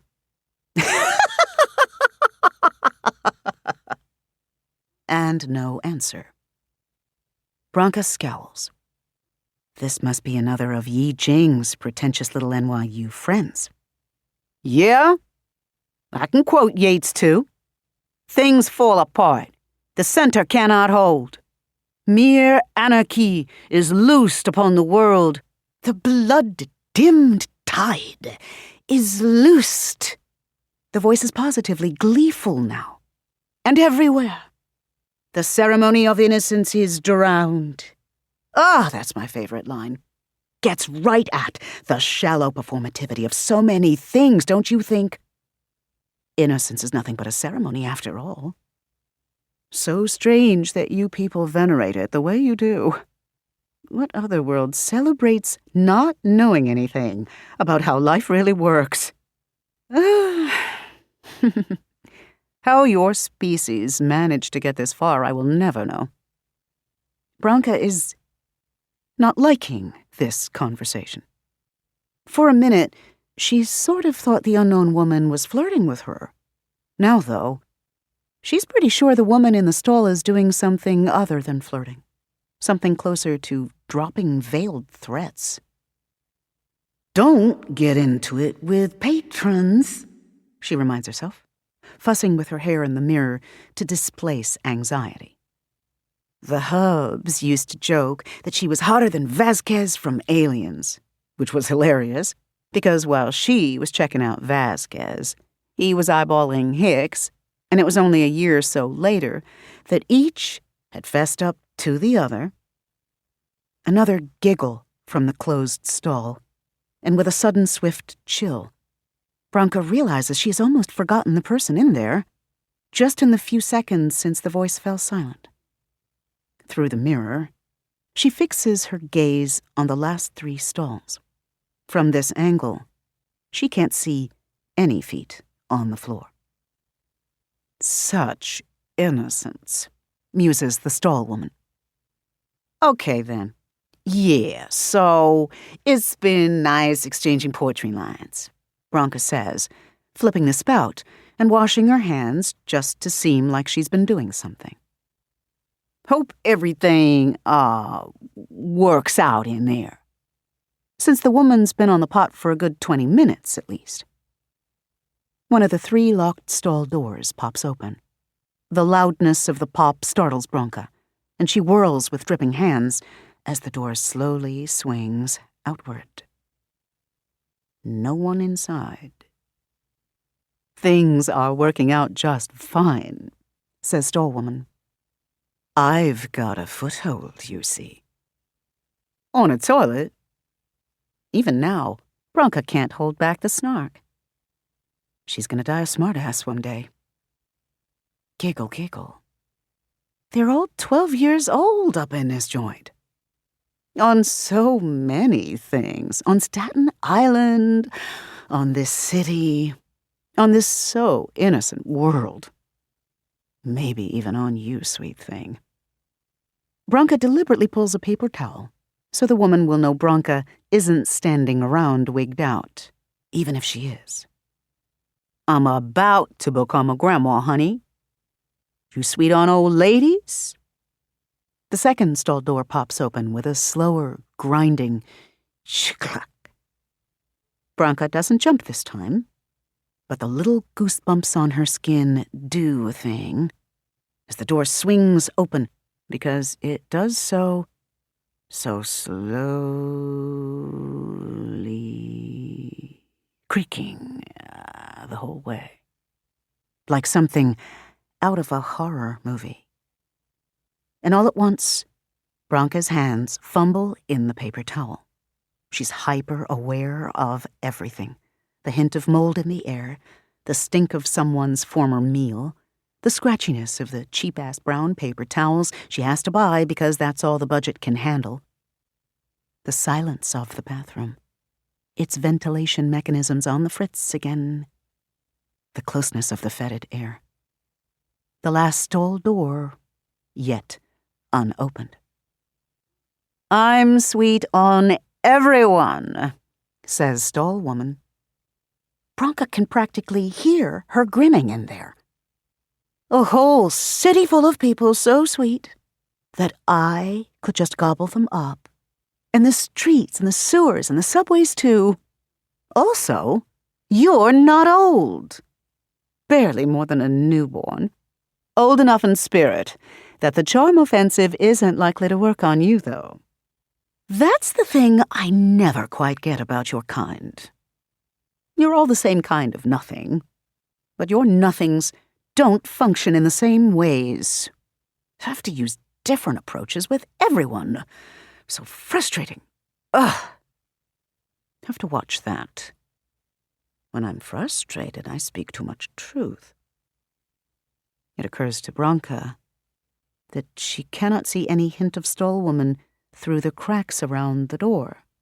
Most bathroom stall doors aren't truly private, after all, just a kind of courtesy screen, easy to see around. Bronca's pretty sure men designed them.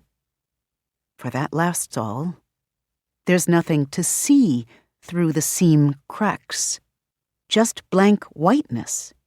It's as if someone has covered the cracks with sheets of copier paper, but who would do that?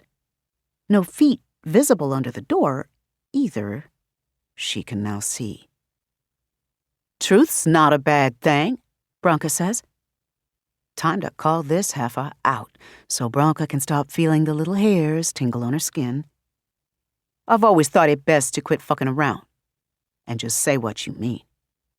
Exactly, says the woman almost proudly. This doesn't have to be hard. If I could change your nature, make you less harmful, I would. I like your kind. But you're also inflexible and dangerous in your innocence.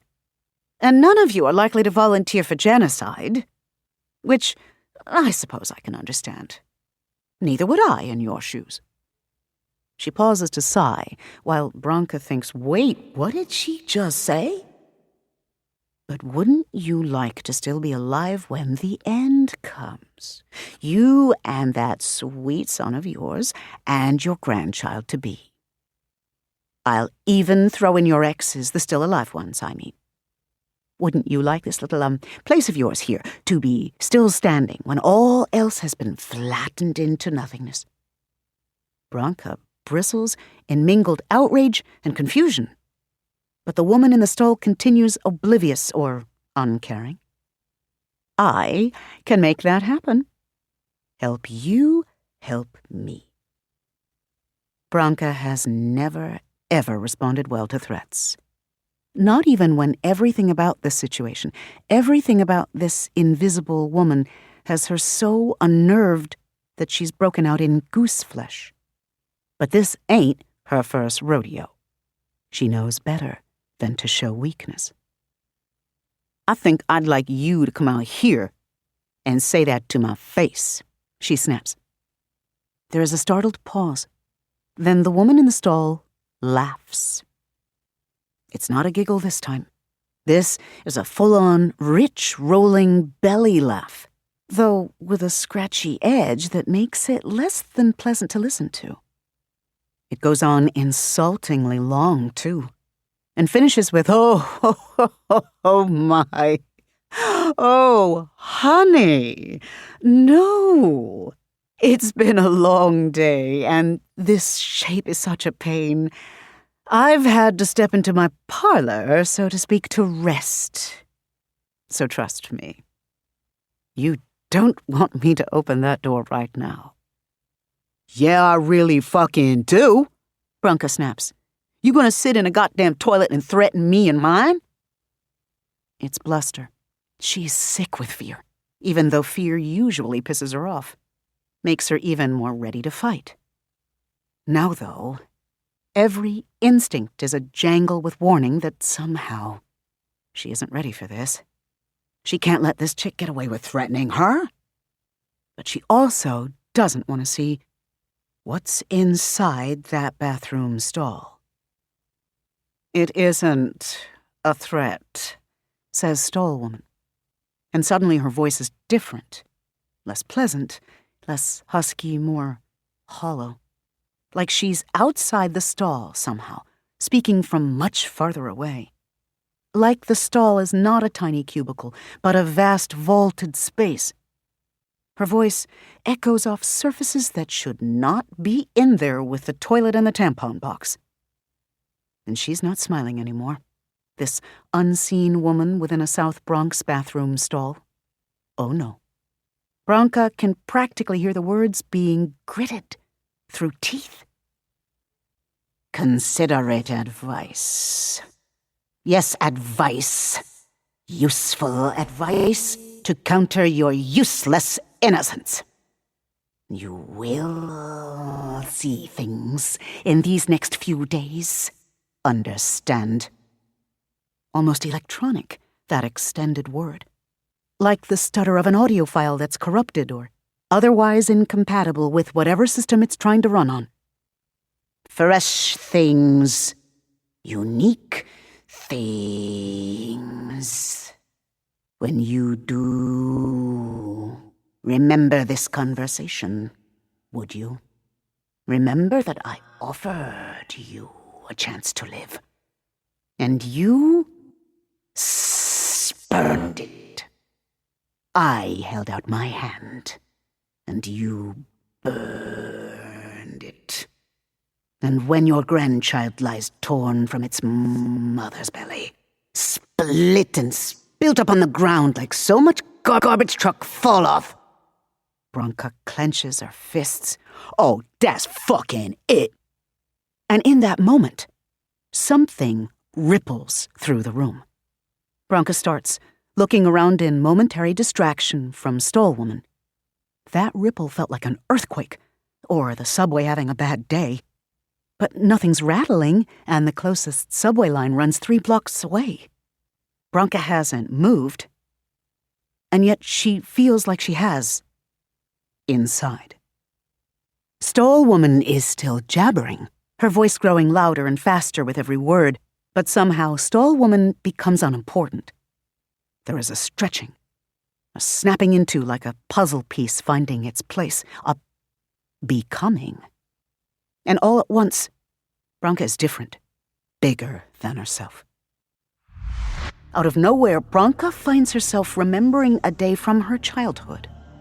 She'd borrowed her father's steel-toed construction worker boots so that she could walk through a brickyard on her way to do errands. The brickyard was full of rubble from a building demolished so long ago that it had sprouted flowers and ivy. But she'd decided to cut through it to avoid some of the neighborhood boys whose catcalling and attempts to follow her had lately shifted from speculation into an active hunt. There had been one man. They were all grown men, and she all of 11 years old. Her low opinion of men is so well earned. Who moonlighted as a security guard, and who'd been especially persistent. Rumor had it that he'd washed out of being a cop somehow. Something involving improper behavior with an underage witness. Rumor also had it that he liked Hispanic girls, and nobody around the Bronx could keep it straight. That Branka was something else. So when she'd seen this man step out of the crumbling entryway of an old building shell, with a smirk on his lips and his hand prominently resting on the handle of his gun, she'd felt like she does now, 50-ish years later in an art center bathroom. She'd felt bigger, beyond fear or anger. She'd gone to the doorway, of course. Then she grabbed its sides to brace herself and kicked in his knee. He'd spent 3 months in traction, claiming he'd slipped on a brick and never messed with her again. 6 years later, having bought her own pair of steel-toed boots, Branka had done the same thing to a police informant at Stonewall. Another time she'd been part of something bigger. Bigger. As big as the whole goddamn borough. Oh, not you two. Eat a bag of dicks, Bronca says. Vanessa taught her that one. Then Bronca moves forward with a purpose, with her fists clenched and a grin on her lips, because in spite of herself, she's always loved a good rumble, even if it's the 21st century and nobody calls it a rumble anymore. Even if she's gotten old and respectable, she is still Bronca from the brickyards. Bronca, the scourge of Stonewall. Bronca, who faced down armed police alongside her brothers and sisters in aim. It's a kind of dance, see? Every battle is a dance. She was always a good dancer at the powwows, and these days, the steel-toed boots dwell permanently in her soul. As she advances on the bathroom stall, its latch clacks and starts to swing open. There is only white around the edges of it. Not light, but white. And in the most fleeting of instants, Bronca glimpses a sliver of a room. It has a white floor, and in the distance is an indistinct geometric shape that seems to be pulsing irregularly. What confuses Bronca more, however, is that the strange shape is at least 20 feet away. As if the stall is not a stall, but a tunnel, burrowed into the plumbing and lathing, and somehow terminating elsewhere, because Bronca knows there's no space like that in or outside of the Bronx Arts Center. But before the door can swing open by more than a few inches, and before Bronca can catch more than a fleeting glimpse of something that her mind warns against even thinking about further, Bronca braces her hand on the nearby tile wall, lifts a foot, and kicks the fucking door in. There is an instant of resistance, a strange soft sound, as if she has kicked a pillow, followed by a thunderhead rumble of imminent lightning. Then the stall door blurs away from her. It's as if it has flown off its hinges and down a rectangular tunnel sized to fit, or as if the door sees itself in a mirror of a mirror. Now there are a dozen doors, a million. An impossible number, wending away into infinity. There is a startled, furious wail from beyond it. Stall woman, her voice skirling into a shriek so ear-splitting that the glass in the windows spiderwebs, and the industrial light fixtures sway and flicker into silence.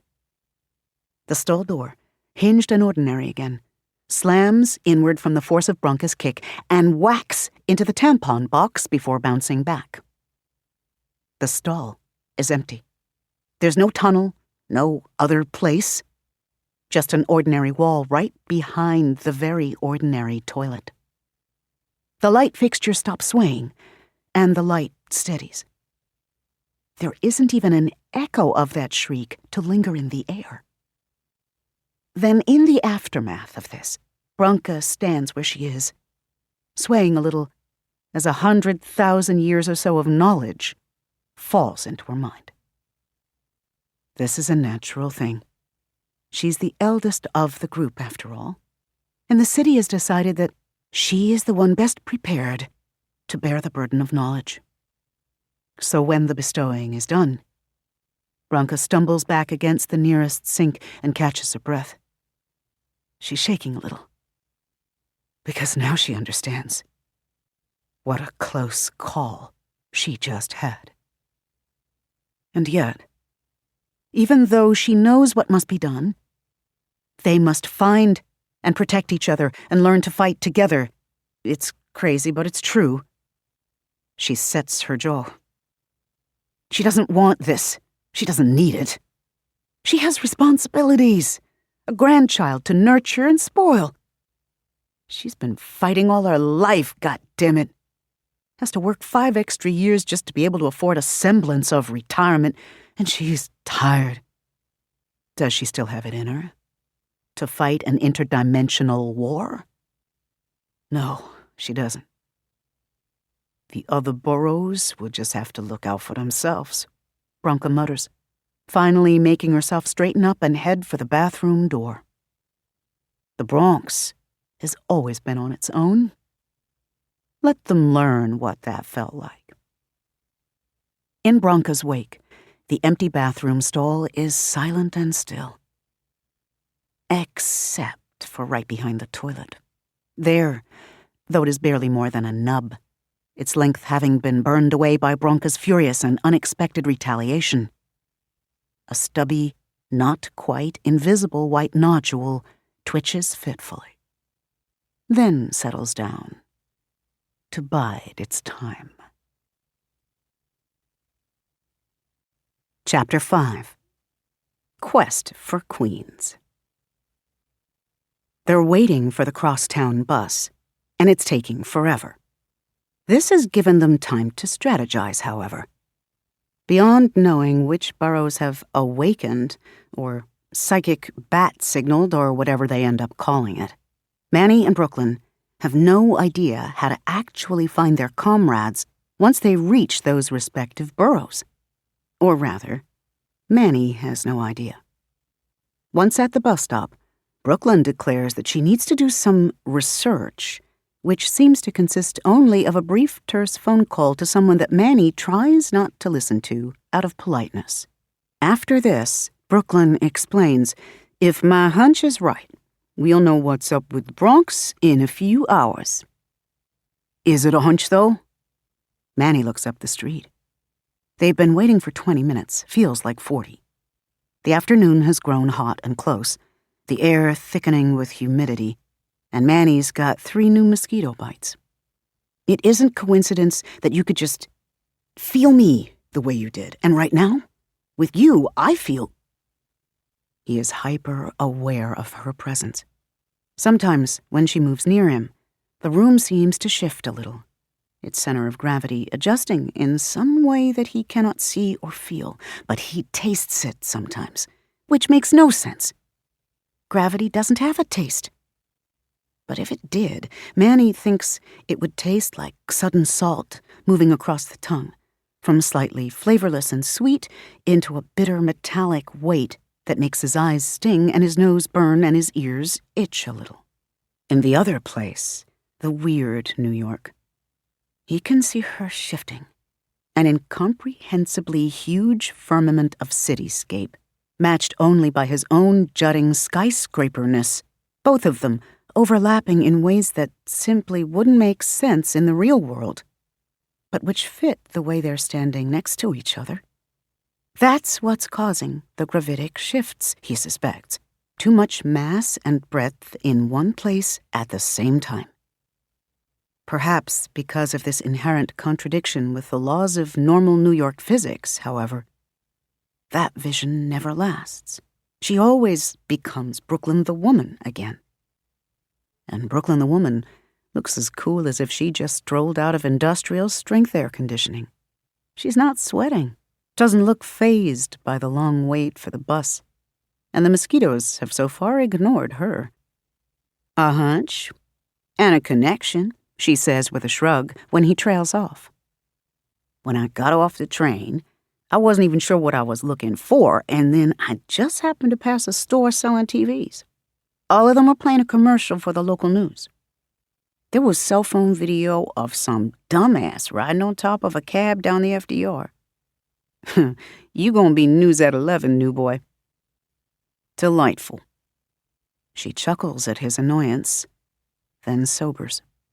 He sees a very slight tilting of her shaped brows that lets him know she's as puzzled by all the mysterious happenings as he is. As soon as I saw you, though, I knew what you were. It was like seeing you, having a person to connect to the concept of Manhattan, helped me focus. Then I knew where you were, direction-wise. I figured we'd try public transportation again, and hope we get another hunch along the way. So they just need an idea of who Queens is. A name, a face, a half-seen grainy photograph a la Bigfoot. Just a little help to track down one person out of 1.5 million.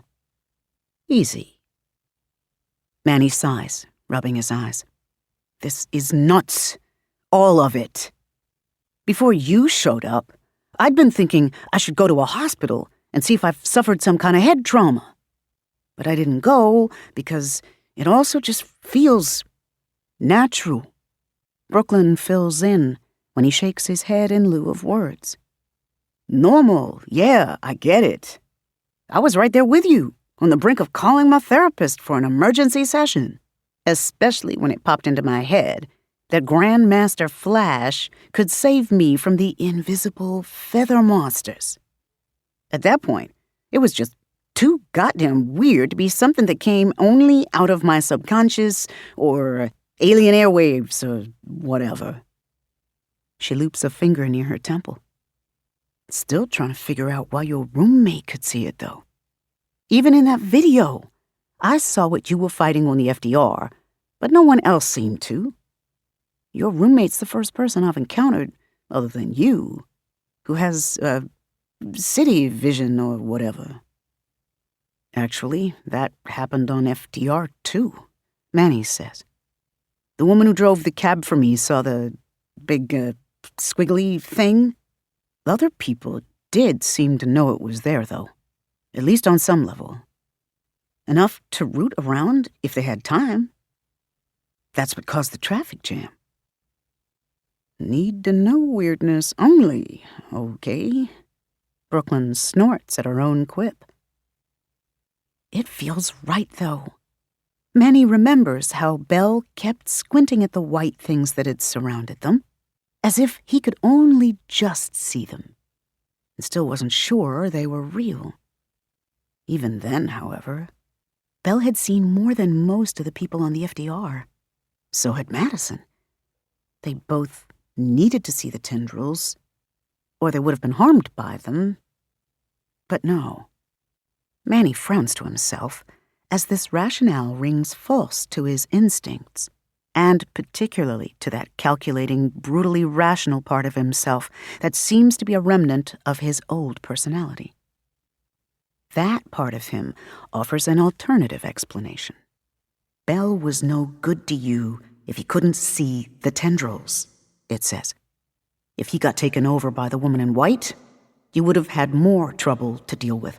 As himself, he was at least useful. Yes, Belle's cash had given him the idea to use the credit card, which he needs to cancel, yikes, since he just left the thing there, and concern for Belle had kept Manny focused. And Madison wouldn't have agreed to drive for him if she hadn't seen the giant fountain of tentacles erupting from FDR Drive. So, need to know, as Brooklyn had said, but not Belle's or Madison's need to know. This is about Manny's need for others to know, so that he can use them as tools. The city had done that to Belle and Madison just as it had coldly stripped Manny's identity from him, leaving nothing behind but a pleasant exterior and the ability to ruthlessly terrorize strangers into doing his bidding. And if that's true, Manny isn't sure it's safe to think of the city as an ally, nor is it safe to assume himself to be one of the good guys. Brooklyn's thoughts seem to be tracking with his. Still want that crash course in New Yorkerness? Is it something I have a choice about? He hears the bitterness in his own voice. Sure you do. When he looks up at Brooklyn in surprise, she shrugs. Everybody's got a choice. Whatever weird-ass shit is happening, it's related to the city, so the obvious way to cut it all off is to leave.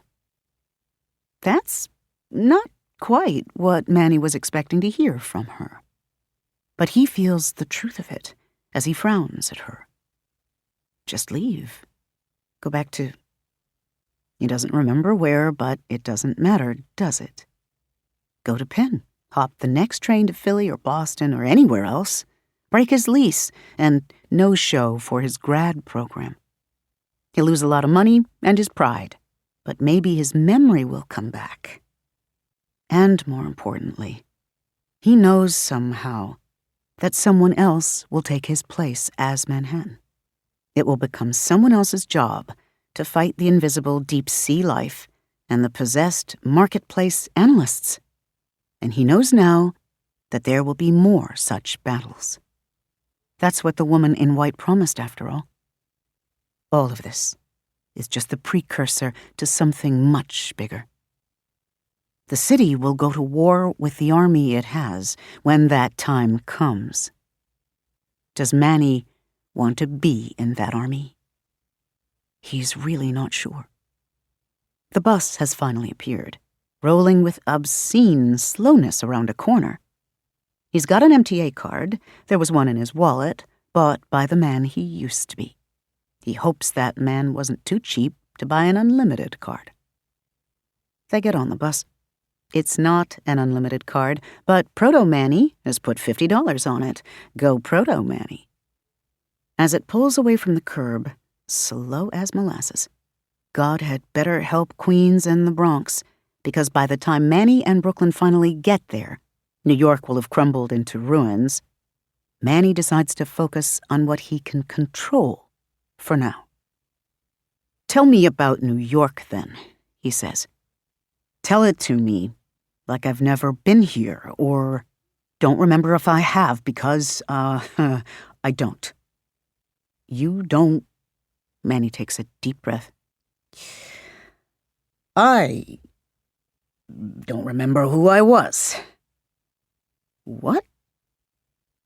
It's hard to explain, Manny finds as he tries to do so.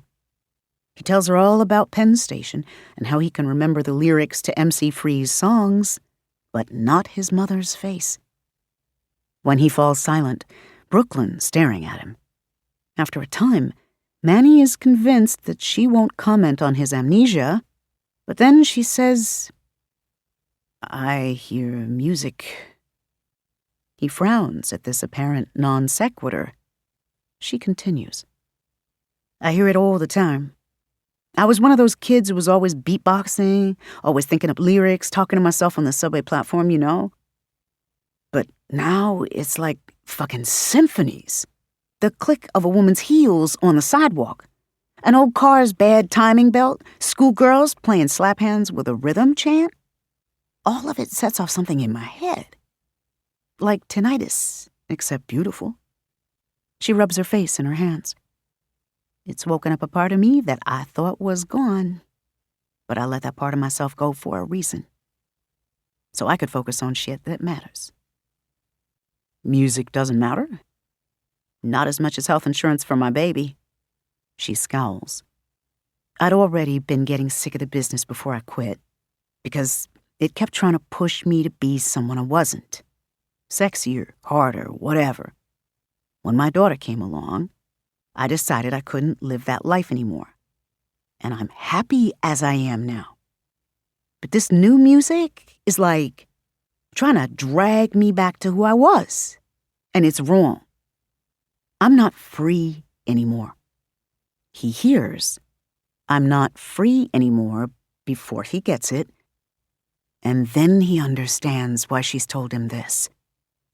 "You think becoming whatever we are is changing us," he says, "remaking each of us, but in different ways." "Yeah, I think that's, the price of what we're getting.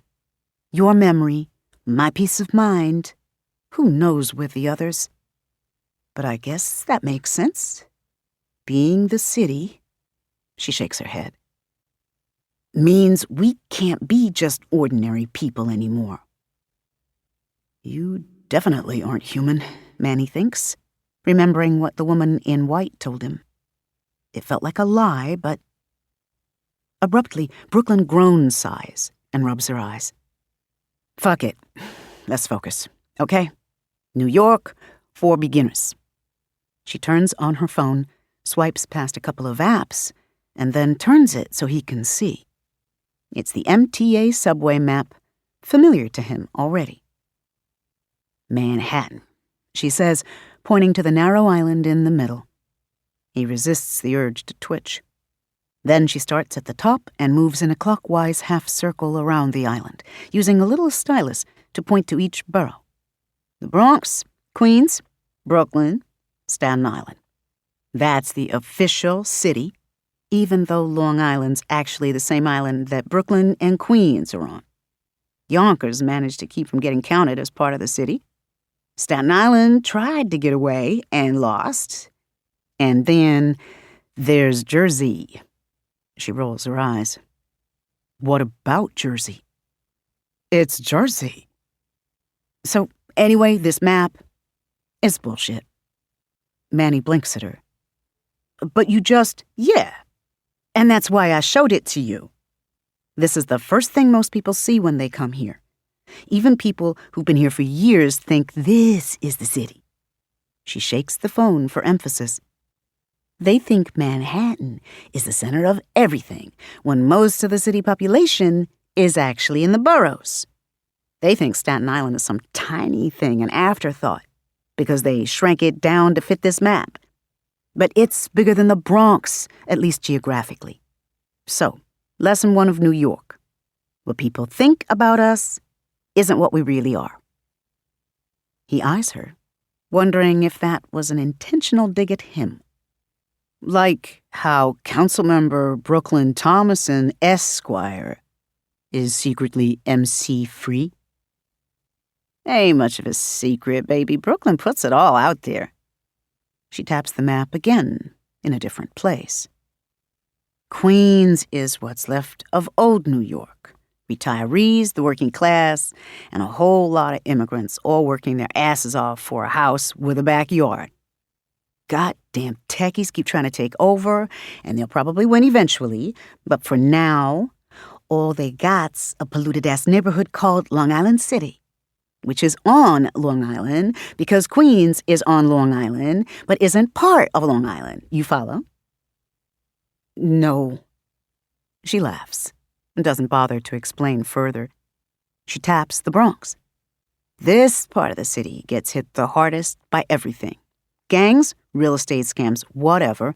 Hard people, too, if they came through any of that.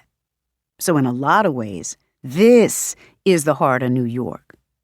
The part of itself that held on to all the attitude and creativity and toughness that everybody thinks is the whole city. So, we're looking for a hardworking non-techie in Queens and somebody creative but with an attitude in the Bronx. That narrows it down. Manny sighs. What about... He taps Staten Island on her phone. Brooklyn's lips purse a little, more in disapproval than contemplation, he thinks. That one will be a small-town thinker, even though they're part of the biggest American city. They don't want to be part of New York there, remember? They won't let you forget it. She shrugs. An asshole with a chip on their shoulder, basically. And probably a Republican. The bus eventually grinds its way to the subway station that they need, where they switch to the N train. Should've grabbed a limo, Brooklyn murmurs. Rush hour is in full swing. The subway is packed. They're standing, and Manny is trying not to elbow anyone by accident. It's his first time on the subway, but he's too distracted by the crowding to really enjoy it. Well, street traffic might have been just as bad. A limousine seems excessive, he says. Limo just means a non-hailable cab, honey. Anything that's not a yellow or green taxi, we pretty much call a limo here, including the kind of fancy limos you're thinking of.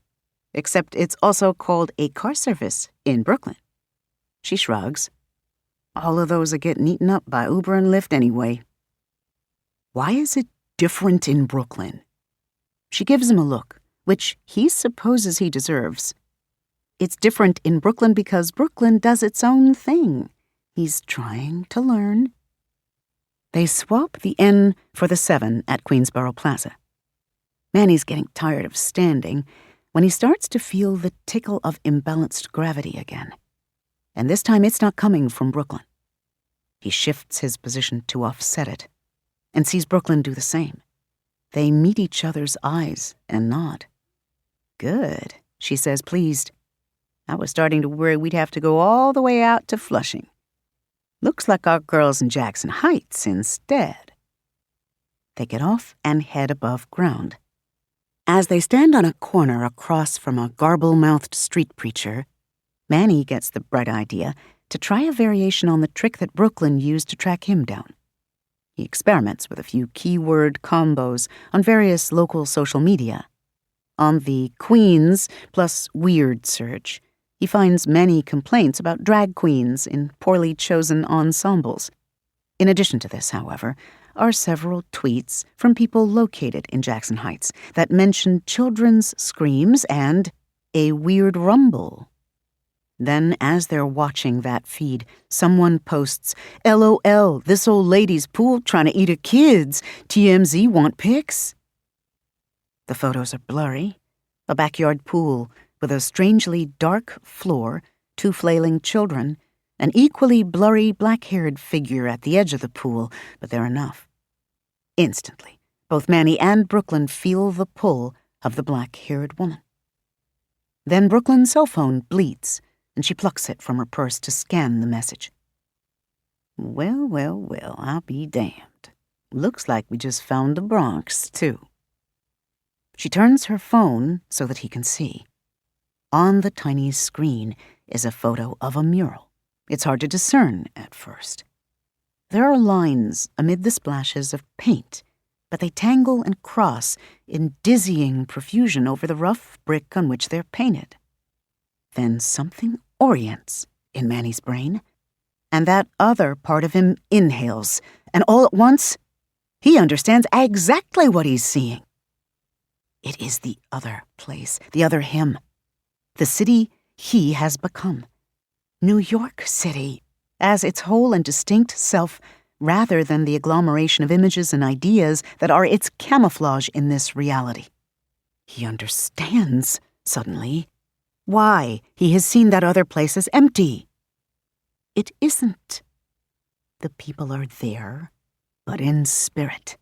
Just as New York City itself has a phantom presence in the lives of every citizen and visitor. Here in this strange abstract mural, Manny sees the truth that he now lives. And he knows as well, the person who is the Bronx made this. He knows because the instant he understands the image, he feels that strange gravitic pull again, coming from somewhere to the north this time. Not as strong a pull as that of Queens, who is closer, but unmistakable. Somebody creative with an attitude, you said, Brooklyn murmurs, staring at the image too. That was just a guess on your part, but all my life, it's how I've thought of the Bronx. That's where hip-hop came from, and the best graffiti, and dances, and fashion, and... She shakes her head. I already had my people on the lookout for weirdness, but when you said that, I told them to look for a specific art piece. Couldn't remember where or when I'd seen it, but I remembered enough of the details that they found it, and that's her. Brooklyn swipes her screen. Behind the photo is a text from Mark Vishnario, aide to New York City Council member Jemisin from 5 minutes ago. Currently on display at a gallery in the Bronx. Tag reads, Da Bronca, the performance name of a Bronca Sinaway, Ph.D., director of the Bronx Art Center. Painting title, New York, The Really Real.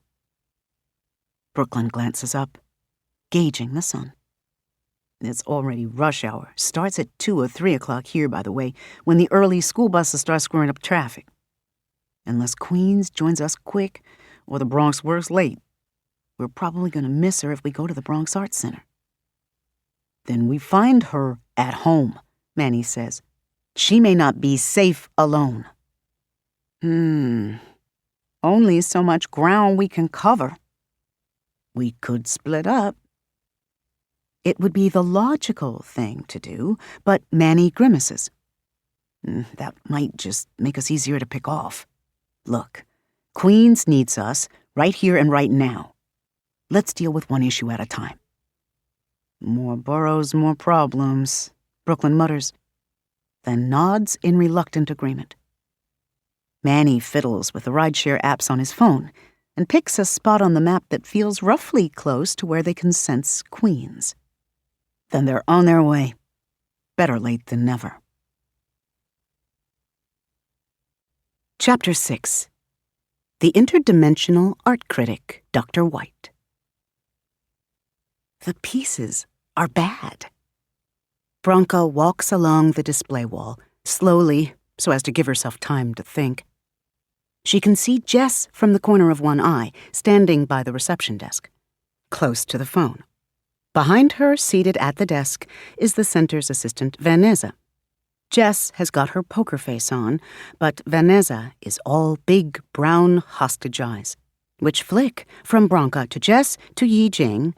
Yeah, Yi Jing, all hands on deck for this shit and a united front, whatever else is going on between them, to their guests. Their guests cluster at the center of the room, though their spokesman, a young white guy with a strawberry blonde man bun and lumberjack beard, has positioned himself diplomatically between his group and Branka. Says he's the manager for the group, which is some kind of artists' collective.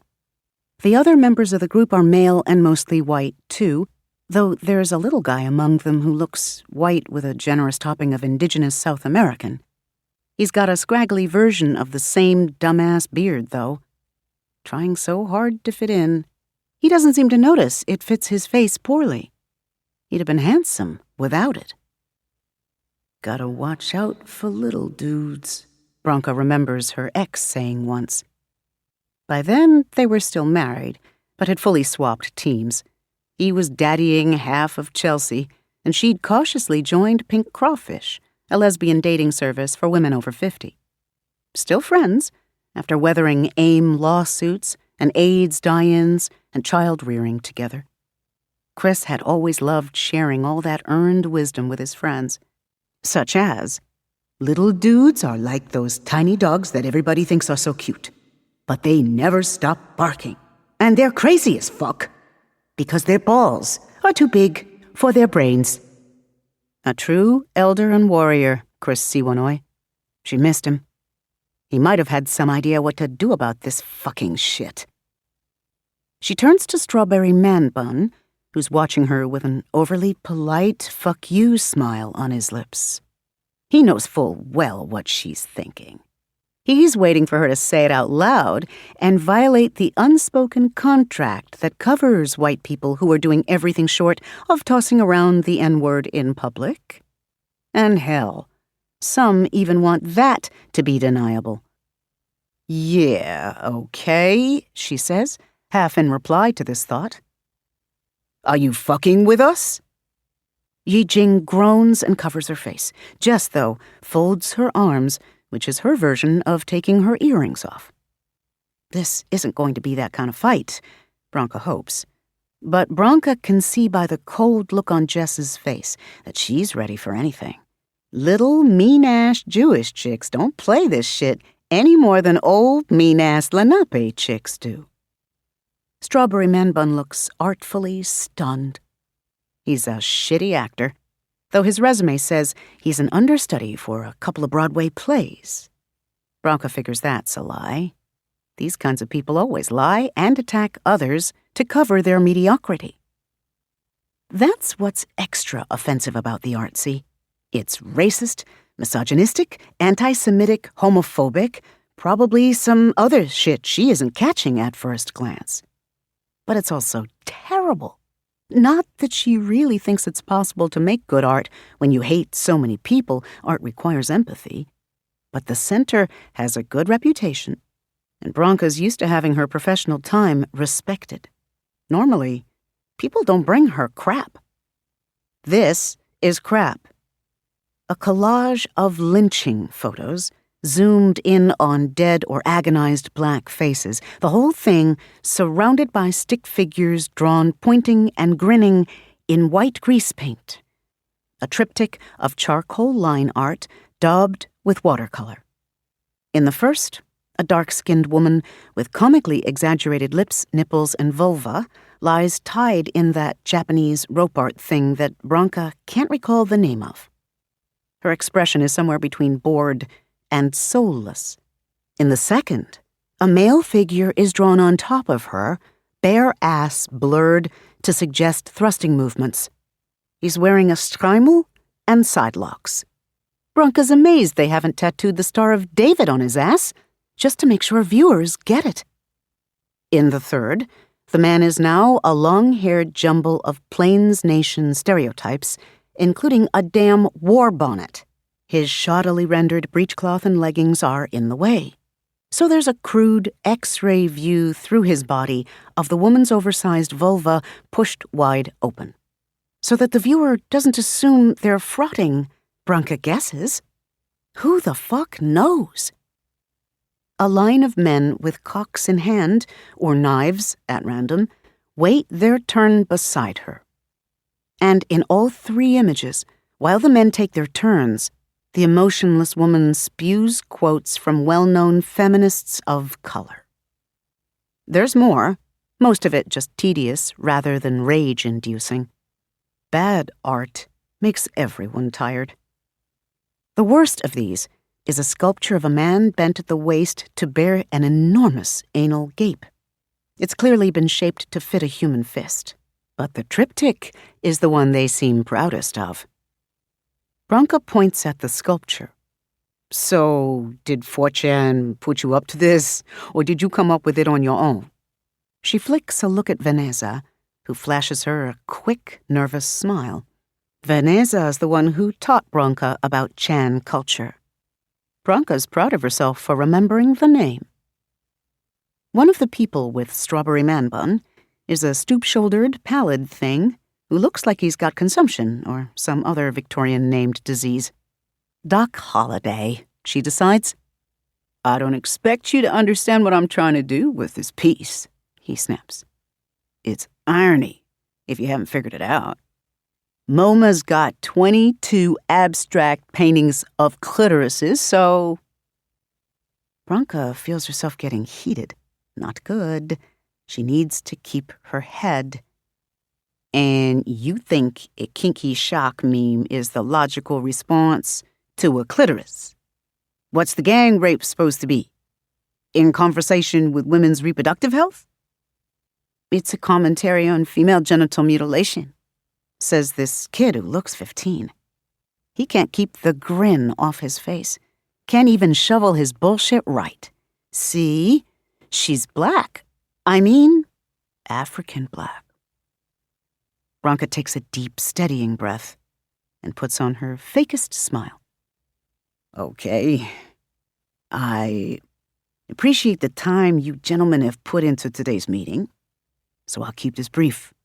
The Bronx Arts Center was incorporated in 1973, and it's funded by the city as well as private donors. Our mandate is simple: to showcase the cultural complexity of this magnificent borough through art. Are you giving us the spiel? Asks Strawberry Man Bun, sounding disgusted even as he laughs. Is this some kind of, I don't know, commercial brush-off? Branka's got a flow going now. Embrace and celebrate the diversity of the Bronx through all of its races, ethnicities, genders, abilities, sexual orientations, national origins, and minority religions, as well as, we live in the Bronx, says 15, who's gone from giddily grinning to red-faced fury with a speed that speaks of a tantrumy childhood. I grew up right here. I have a right to show my art here. Riverdale, Branka guesses. Land of lawns and Tudor estates and NIMBY as a way of life. That's not how it works, she tells the boy. We exist to broaden the New York art scene beyond Manhattan. But we're still part of that scene, and we have to showcase good art if we want to make our bones. There's 1.5 million people in this borough, and a lot of them are artists. We can afford to be choosy.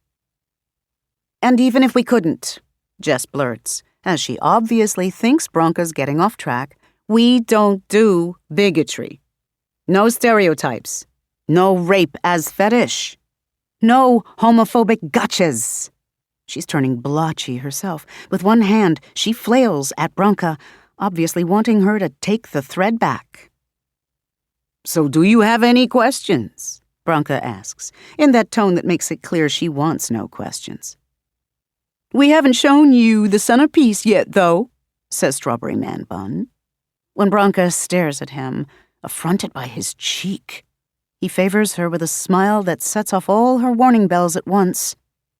There's a high glaze to his gaze, which might actually be high, given the vape sticking out of his pocket, and which does nothing to conceal how pissed off Mr. Man Bun is right now.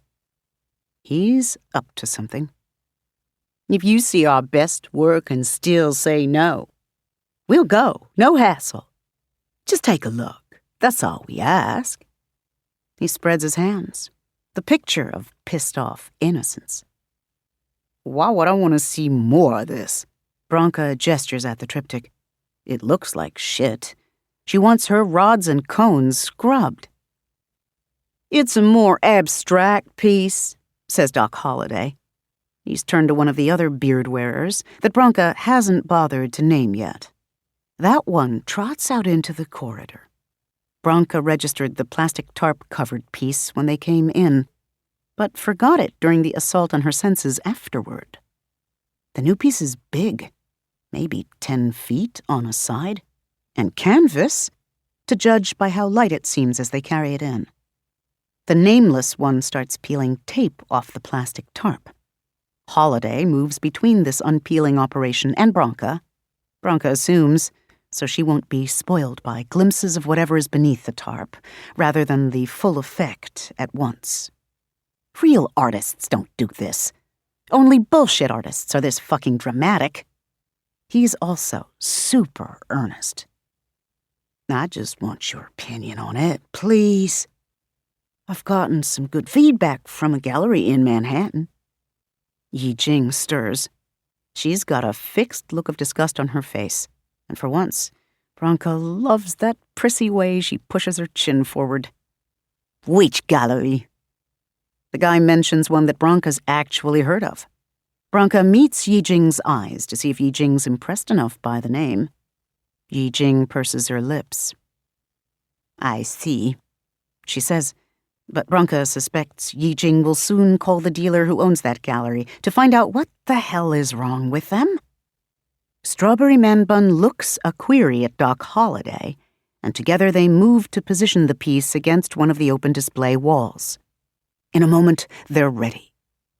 I call this one Dangerous Mental Machines, Doc says, and then they pull down the loosened tarp. It's definitely not like the others Branca sees instantly. Those were caricatures of art.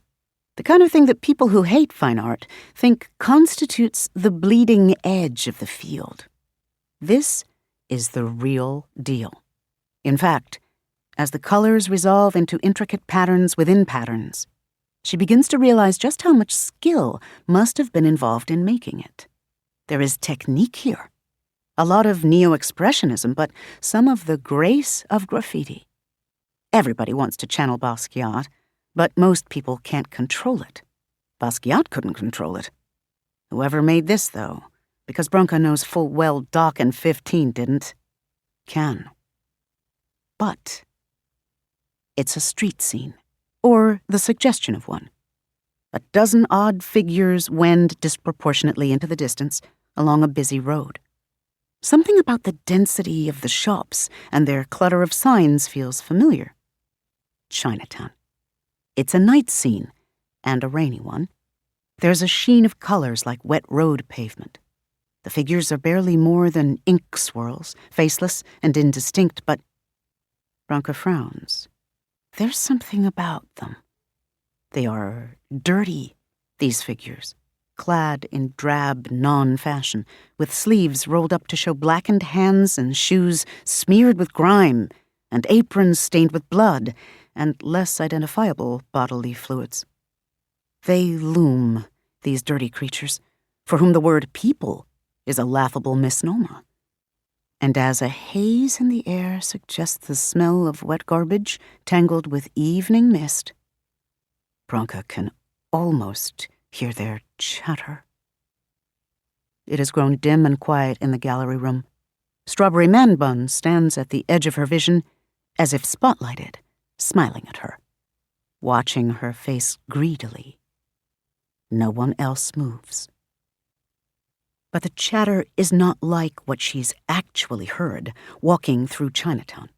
Real street chatter there is just talk, a pre-concert warm-up cacophony of tonal languages, English, and a smattering of European from the tourists, interspersed with the laughter of children and the shouts of angry drivers. What Branka hears, here in front of the painting, is something higher-pitched. A gabble. It's late afternoon. What she's hearing isn't what she should be hearing. The wheezy old HVAC should be rattling faintly as it strains against the summer heat. The center faces a major thoroughfare, but where are the traffic sounds from outside? She should hear the buzz of a straight-line saw now and again, as the woodshop turns out requests for center artists. It's just never this quiet in the Bronx Arts Center, not at this time of day.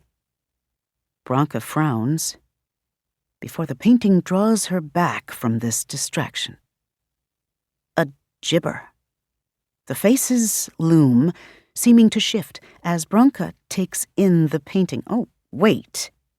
There's something. She can hear a chitter, like the screechy, chitinous brie of an insect, broken up with distance and movement. Vanesa's voice. O.B. Yo, O.B. Branka. Branka hates it when Vanessa says her name like that, making a syllable of every phoneme. It makes her worry that she's having a stroke, which is why Vanessa does it. Now, a new sound. Something heavy and wet, slapping the polished concrete of the center's floor behind her. It makes her think of a docking line being pulled up onto a pier. She can even smell seawater faintly. She doesn't wonder why someone has unrolled a wet rope in the room, however, because the faces in the painting suddenly seem to loom closer, painted wet and expressionless. They're what's jittering. The faces turn to follow her. The faces turn and loom, and they are all around her. A hand grabs Branka's shoulder and yanks her backward sharply. There is a moment in which the universe pauses, stretching just a little. Branka hovers, caught in the pliability of the moment for a long, pent breath. And then reality snaps back into place. She blinks. Vanessa stands beside her, frowning in concern. Her hand is still on Branka's arm.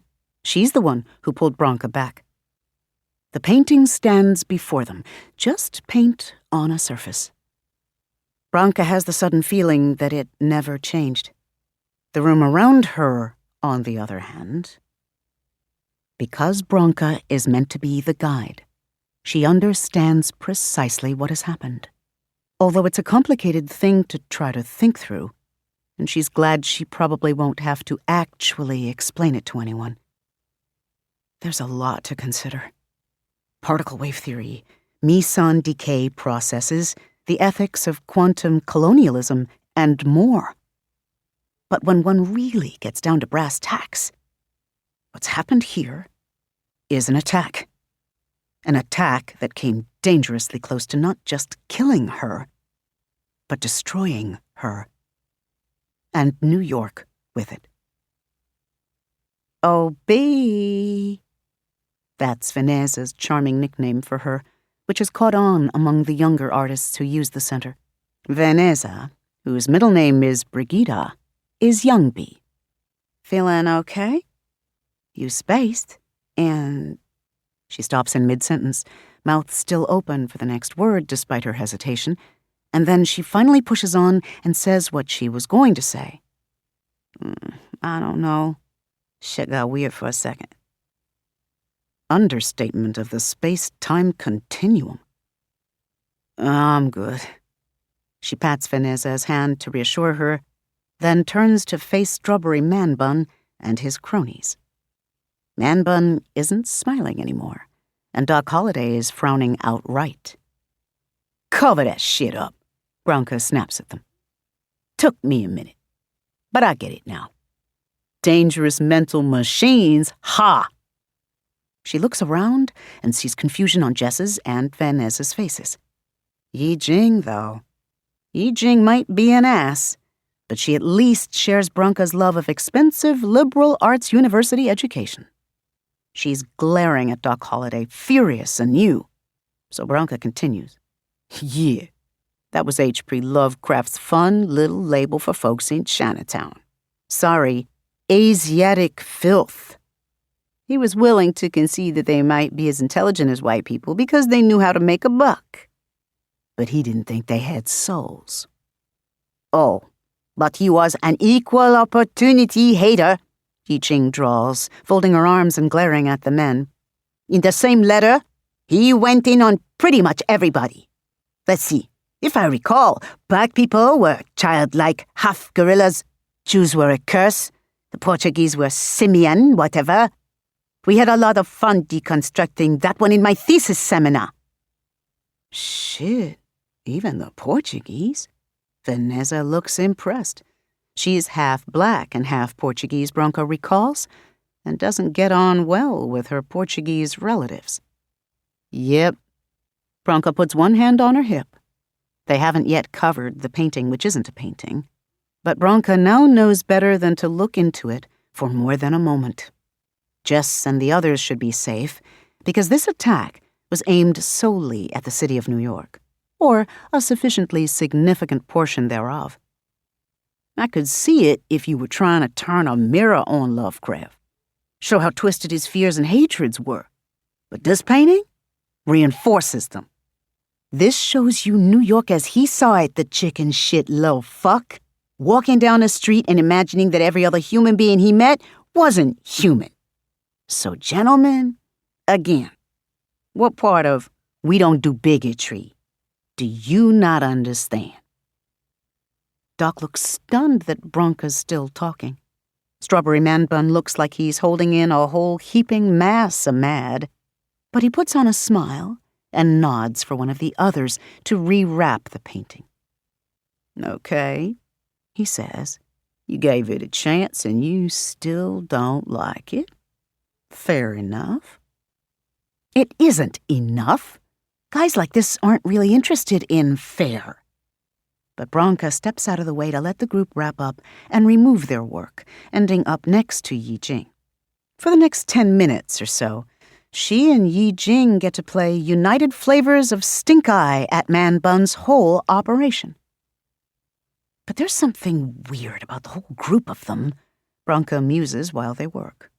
Well, weirder than a bunch of rich kid artists thinking that a taste for stereotypes and fetish porn make them avant-garde. First, there's the painting. Doc and the rest seem immune to it too, which means they're ordinary people, not like Bronca and the 5 others who are even now wandering around somewhere in the city, probably trying to figure out what they should do with themselves. But no one ordinary could have painted that thing. Second, there's the fact that they even tried this. Why waste time trying to get the center to put their shitty art on display? Why not just use that as a pretext for the meeting? Then come out of the gate with the big bad painting and catch Bronca with the element of surprise. Which means there must be more to this. Bronca narrows her eyes and looks them over for any sign of a wire. She sees nothing, and she grudgingly concedes she wouldn't know what to look for. She hasn't kept up on surveillance technology for a good 20 years or so. Her son gave her a smartphone, and she actually likes being able to watch movies on it, but it still feels like only yesterday that people were using rotary phones and dialing letter number combos. Something flickers. Bronca blinks, her attention caught. Wait, is that a wire after all? Down by Strawberry Man Bun's ankle, as he carries the other end of a crate containing a piece of the bronze sculpture. No. Bronca might not know anything about covert listening devices in the 21st century, but she's pretty sure they don't look like a loose shoelace. He's wearing thong sandals, so it can't be that. She grimaces at his nasty toenails. But there, floating just above the long bones of his foot, something is sticking out of the skin. It looks like an especially long and wispy hair, white, not strawberry blonde. At least 6 inches long. Although as Bronco watches, it stretches upward, as if trying to touch the crate he's carrying. 9 inches. A foot just shy of the crate's wooden wall. And then it stops and contracts. Not long enough, apparently. It resumes its initial position, just resting along Man Bun's foot. Just a hair, trying to play it cool. Maybe it'll try again, once it's grown some more. Bronca doesn't know what it is, exactly. It does not exist within the lexicon of knowledge that she has absorbed, and that in itself is deeply troubling. But she can add 1 and 1. So when the artist's collective is done, she follows Man Bun to the door. It's close enough to the end of the day. She'll lock up early, give the staff a break after this.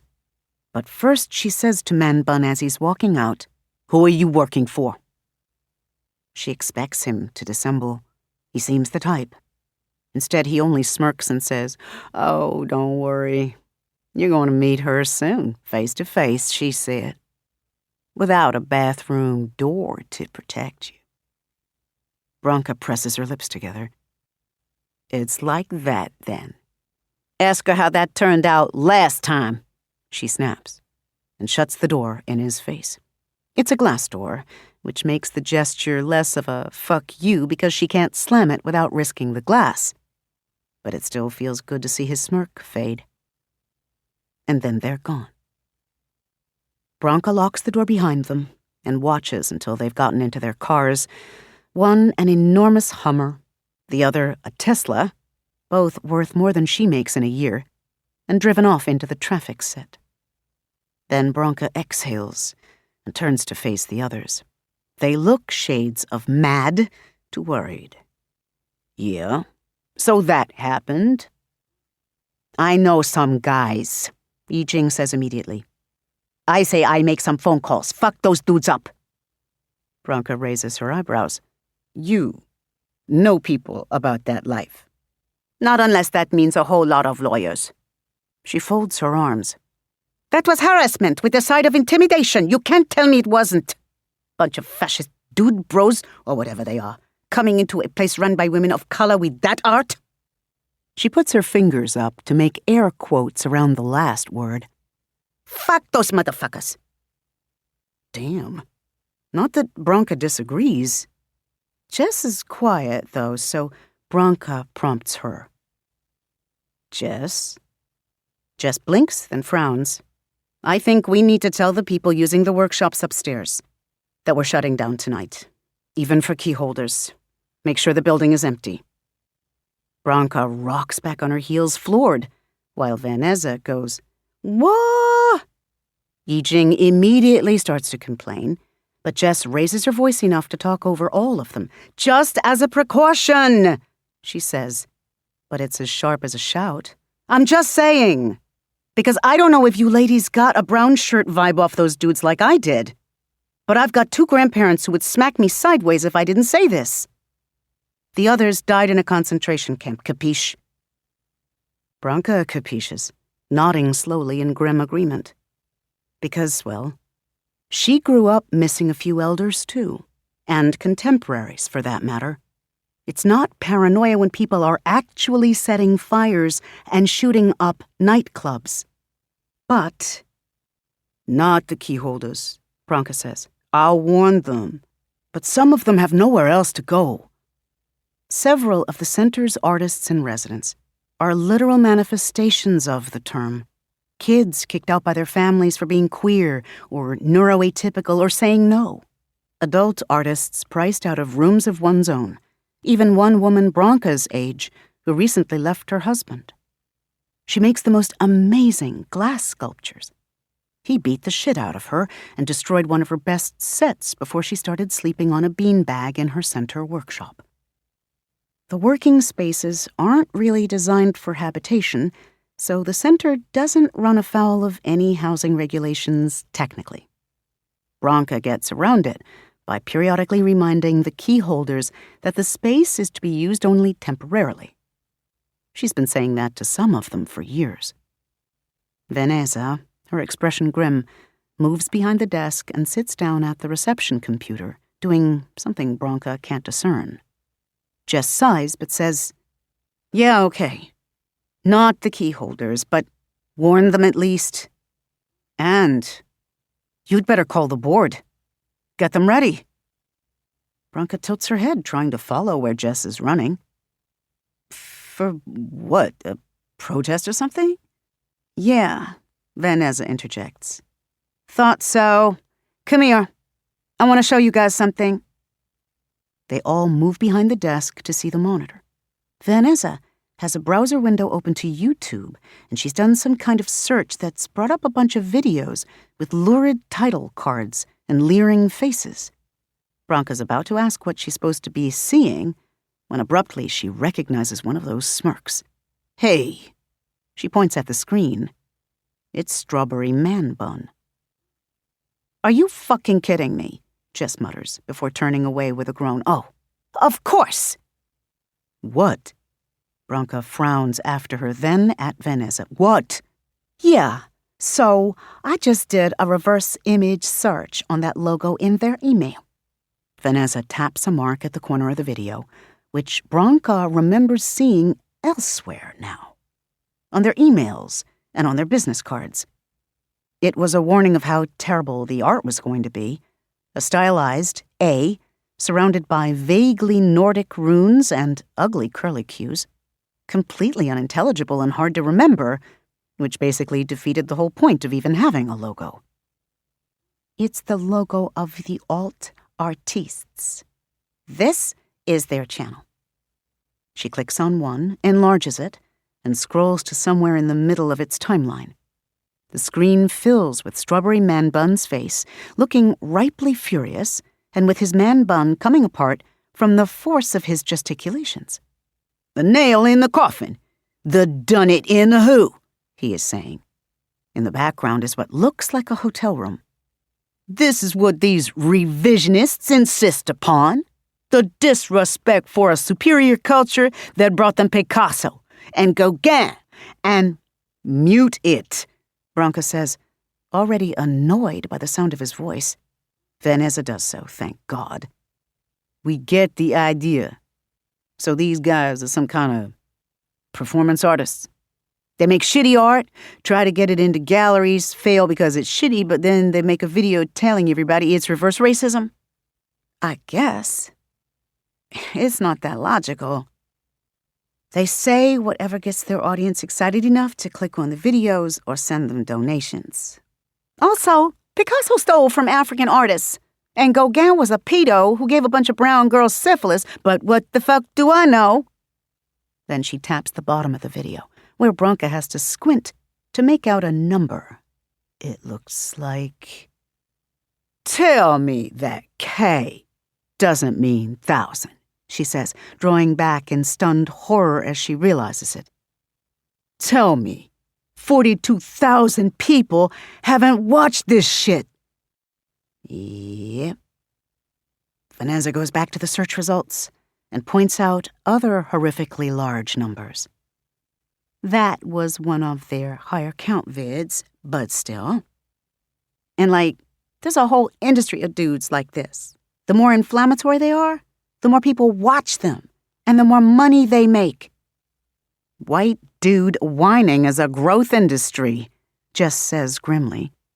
She's blonde and cute and pale as paper, so Branka guesses she gets a frequent dose of white dude whining from types who don't realize she's not quite on the same team before they start with the globalist conspiracy theories. I was going to say we should warn the board about possible violence. But I forgot this is a thing, too. "Yeah," says Vanessa.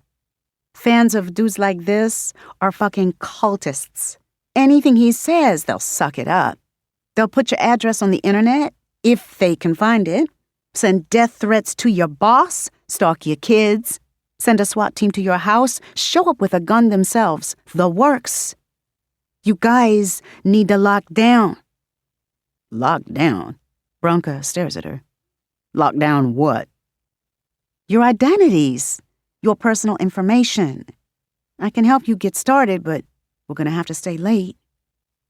They get into it, tossing around plans and fallbacks, while Vanessa hops on endless name search sites and tries to tell them over a couple of hours how to hide the online paper trails of a lifetime.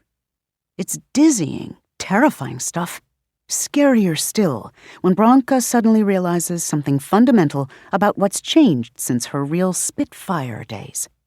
Back then, she had to worry about the government tapping her phone. It still probably does, but all the other stuff's been outsourced. Now, instead of just a COINTELPRO operation, she's got to worry about that and some dude stalking her relatives from his mother's basement, and kids bombarding her with death threats because it makes them feel like part of the terrorist gang, and a troll farm in Russia using the center as the next cause célèbre to whip up Nazis. All the people who really are a threat to the country. Somehow they've been convinced to do its dirty work more or less for free. She would admire it if it weren't so damn horrific. By the time they've done as much as they can, because Vanessa can only help them reduce the threat, there's no way to eliminate it entirely. It's late. Yijing and Jess head home, while Bronca and Vanessa linger long enough to send out an email to the workshoppers about online safety. Bronca goes outside to let down the night shutters. As she's finishing up, however, Vanessa comes out of the center staff door, looking shaken. She's a sturdy kid in a lot of ways, and really Bronca shouldn't call her a kid. Vanessa's done with college, Cooper Union, because she's got a good head on her. But right now, the girl's brown skin is ashen. "The bathroom," she murmurs. "I don't know, B. It's always creepy in there. But tonight that last stall just woogied me right the fuck out." Bronca grimaces. She should have burned some sage and tobacco, or scrubbed that stall down with ammonia, or both. Yeah. Let's just call that one haunted. Except it wasn't yesterday. What the hell's changed between yesterday and today? It looks the same, but everything's weird all of a sudden. Vanessa turns to look over the street. The center sits on a slope overlooking the Bronx River and the on-ramp of the Cross Bronx Expressway, which has finally stopped being a parking lot now that rush hour is over. But beyond this, in the distance, the nighttime cityscape spreads across the horizon. Northern Manhattan isn't as impressive as the part of the island that tourists like. Bronca likes this view better, though, because it makes clear that New York is a city of people, not just businesses and landmarks. From here, when the air isn't hazy, one can take in the endless apartment blocks of Inwood and the gigantic public schools of Spanish Harlem, and even a few of the stately row houses that remain on Sugar Hill. Homes and schools and churches and neighborhood bodegas, with only the occasional glass and steel condo high-rise to mar the view. This is a view of the city that only the Bronx sees on the regular, which is why Bronca feels certain Bronx people don't take any shit from arrogant Manhattanites. End of day, if people want to make a life in New York, they all gotta eat, educate their kids, sleep, and get by somehow. No sense in anybody putting on airs. But Bronca also sees what Vanessa's picking up on. The city is different, because yesterday it was just a city, and today it is alive. There is precedent for this. There are always those more attuned to a city than others, though usually not when they're from completely different states. Vanessa's a Jersey City girl. Bronca probes carefully. What do you mean when you say everything's weird? The bathroom stall. Also, that painting those guys had. The last one. She shudders. You were spacing out, so maybe you didn't notice. But everything changed. Like the whole gallery. All of a sudden, Yi Jing and those guys were gone, and the room was empty and it got real quiet. The light was strange, and the painting wasn't a painting. She stops abruptly, looking uneasy, and Bronca realizes all of a sudden that she's facing a choice about how to deal with Vanessa. She can play it off, tell the girl that what she's sensing is nothing. Daydreams or a flashback from the mushrooms she once told Bronca that she tried. Vanessa is so much of what Bronca could have been if she'd come up in a better world, and so much of what Bronca is now, because the world is still a goddamn shit show. Bronca wants so badly to protect her. That's ultimately what settles the matter. Because if Vanessa is seeing these things, then she needs to know that they aren't hallucinations. She needs to know to run. The painting was a doorway. Vanessa's head whips around so fast that her afro puffs jiggle. She stares at Bronca for a long moment. Then she swallows and says slowly, "And we weren't just looking at a painting of abstract people on an abstract street, were we? We were actually going there, to a place that actually looked like that." Oh, B, I really wanted you to tell me it was another mushroom flashback. People in hell want ice water, and technically, that was an expressionistic street, but that's just me being pedantic to make myself feel better. Bronca smiles sadly. Kinda glad I'm not the only one visiting Weird Shitistan, though. I mean, I got your back anyway, B. But damn! Damn indeed. Bronca sighs, rubbing her eyes, hating for the umpteenth time that this whole mess has dumped itself in her front yard. She's got other shit to deal with, damn it! She should be fixated right now on buying unnecessary cute stuff for her future grandson, granddaughter, or two-spirit child. But here she is, up to her neck in otherworldly art attacks. Yeah, that's... Okay, look, she says, we gotta talk. Because you can't have my back on this, see? You don't... You're not. Is there a word for what she and the other 5 have become? The knowledge that has dumped itself into her mind is long on concepts, but short on vocabulary.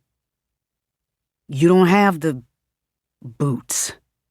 Vanessa looks down at the sandals she's wearing. Yeah, it was like 90 degrees today, so... Bronca shakes her head. You drive. No, short on gas money till payday. Then come on. It's past the hour when the MTA and New Jersey Transit turn into pumpkins. So let me drive you home. There's, something I need to show you anyway along the way. Ooh, a mystery. I'm all aflutter. Vanessa hefts her bag, and they head for Bronca's old Jeep.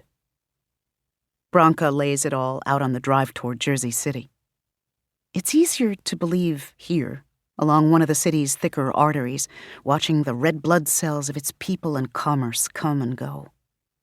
Above them, clouds backlit by the moon race toward the Palisades, and to the left, ever-present and ever-a-presence, is the light-speckled silhouette of the city. Tell her everything, that city whispers to Bronca, whenever she hesitates over some especially weird or frightening bit of intel. The enemy is different now, craftier, crueler. Help her survive. We like having allies, don't we? Real ones, anyway. True that. Then, while Vanessa silently digests what Bronca has told her, Bronca turns off the expressway just before they would have crossed the bridge that leads to Washington Heights.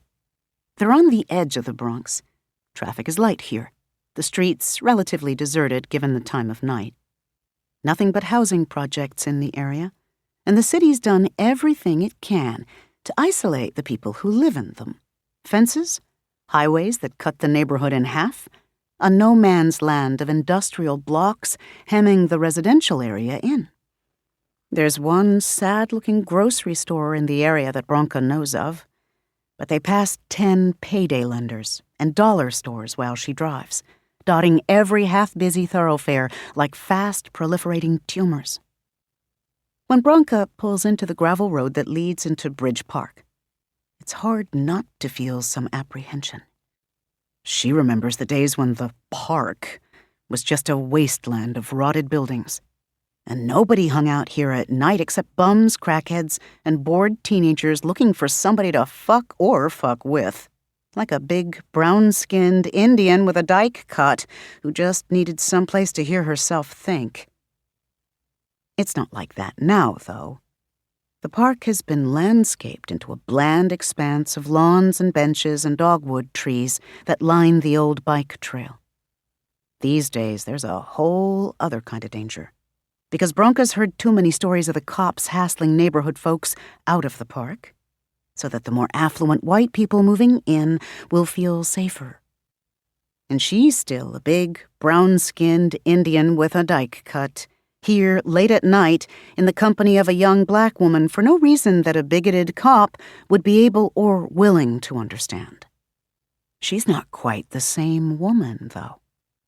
As Bronca parks and gets out, she reaches for her city, and the city sighs a long purr of pleasure in response. No one will interfere, it promises without words. This is our place, no matter what interlopers think. Come and show her yourself. She shivers a little, hearing voices, even if it's not so much a voice as a stream of impressions and feelings, really should freak her out. It doesn't, though. So, I'm a little freaked out, Vanessa says. When Bronca turns, the younger woman is eyeing her skeptically. Like, if I were a dude, I'd be pulling out the pepper spray that you don't know I have. Pepper spray is legal in the city. I know Jersey dumbasses think we're all peace-loving hippies here, but read a website, damn.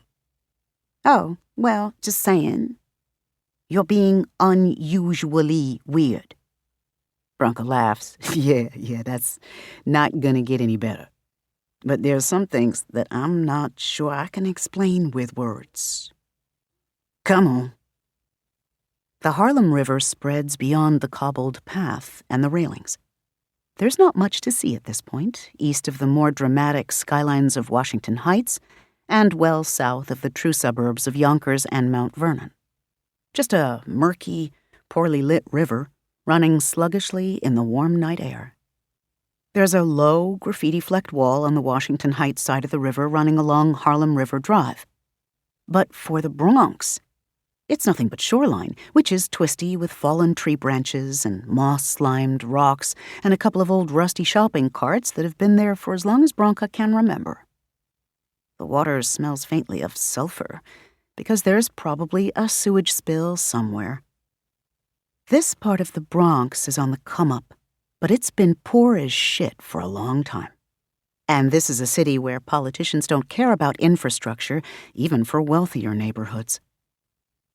A different kind of infrastructure has made itself present, though, as of about 11:54 a.m. Eastern Time. Bronca walks down to the water, her footing sure and quick. Vanessa follows, much more carefully. When Bronca stops, Vanessa almost slips on a wet rock, though she catches herself. Oh, B, if you decided to go serial killer on me, just stab me on solid ground, okay? I don't want to die in this nasty shit catching fucking chlamydia or something. Bronca laughs, then holds out her arm for Vanessa to grab onto. You should be able to see it from here. Okay. She points down the riverbank. Tell me what you see. Vanessa looks. Bronca can tell that all she's noticing are the darker shadows of tree roots and old pipes against the water. Your tax dollars not at work. What am I supposed to be seeing? Just shut up for a minute. Let me... Hard to do two things at once, be in two places at once, think with two selves at once. But this is important. I'm gonna flex. If Vanessa has a smart remark in reply to this, Branka doesn't hear it because she has subsumed herself into the sound of the water and the chirr of the insects and the endless drone of cars making their way over the expressways and the GW in the distance. But that isn't the only sound she can hear, is it? It is beneath the others, the pillars supporting them, the metronome giving them rhythm and meaning. Breathing. Purring. A lot of stuff is fucked up and wrong in New York. But isn't that part of the city, too? Situation normal. So even though it is only half awake, and its avatars are scattered and afraid, and its streets teem with parasites trying to burrow underneath and multiply and kill the host, here in this place, the Bronx dreams peacefully. Here, Branka may be all that she truly is. So she lifts a foot and puts it down twice, lifts it again, taps twice, turns.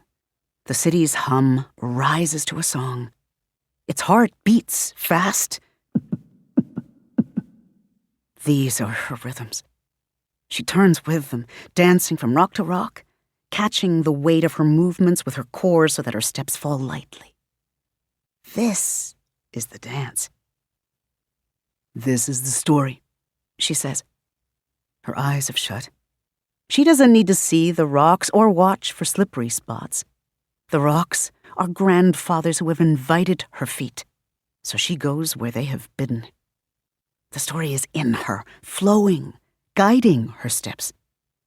Dance is a prayer, and though she has not danced like this in years, not since she stopped going to the powwows and stopped enjoying the dyke clubs and stopped tromping through brickyards to embrace the strength of the land underneath, it comes back to her like she's never left. This is the city. The city is her. This is my finger, Branka says aloud. She lifts one hand palm down, fingers loose. Then she lifts her index finger. In the near distance, maybe 30 feet off, one of the massive curving pipes that arcs into the river moves. With a hollow metallic groan, it rises from the water, uncurls, still rising, until it sticks straight out over the water at the same angle as Branka's finger. Branka keeps the arm up even as she turns and leaps onto another stone so that Vanessa can see. Branka opens her eyes then and glances at Vanessa, who is staring at the pipe, her mouth hanging open. Branka smiles and brings the dance to a halt physically. In her mind, however, she's still dancing. She is the city and the land underneath, and because of that, she will always dance. This is what I've been trying to tell you, Branka says, still holding her arm up. Now Vanessa is staring at Branka. This is the change in the city that you've been sensing, and the truth you have to remember. Whatever you see, first and foremost, it's real. Second, it can be dangerous. Understood? Vanessa shakes her head slowly, but Branka suspects this is less denial than amazement. Can you make, I don't know, any part of the city do anything? Yeah, I can. Some parts easier than others. But that's nothing. Branka curls her finger again, and the pipe grumbles back into place. Then she lifts her other arm, grinning as she watches Vanessa, because even though this is the dance, and she knows what will happen intellectually, it's still an altogether different thing to experience. And some things are best experienced through the eyes of the young. So when the river rises into the air, the whole 500-foot wide expanse of it, and curls an elbow and a wrist, and long, watery fingers like some kind of immense spectral Rosie the Riveter parody, it is Vanessa's delight that settles Branka's heart.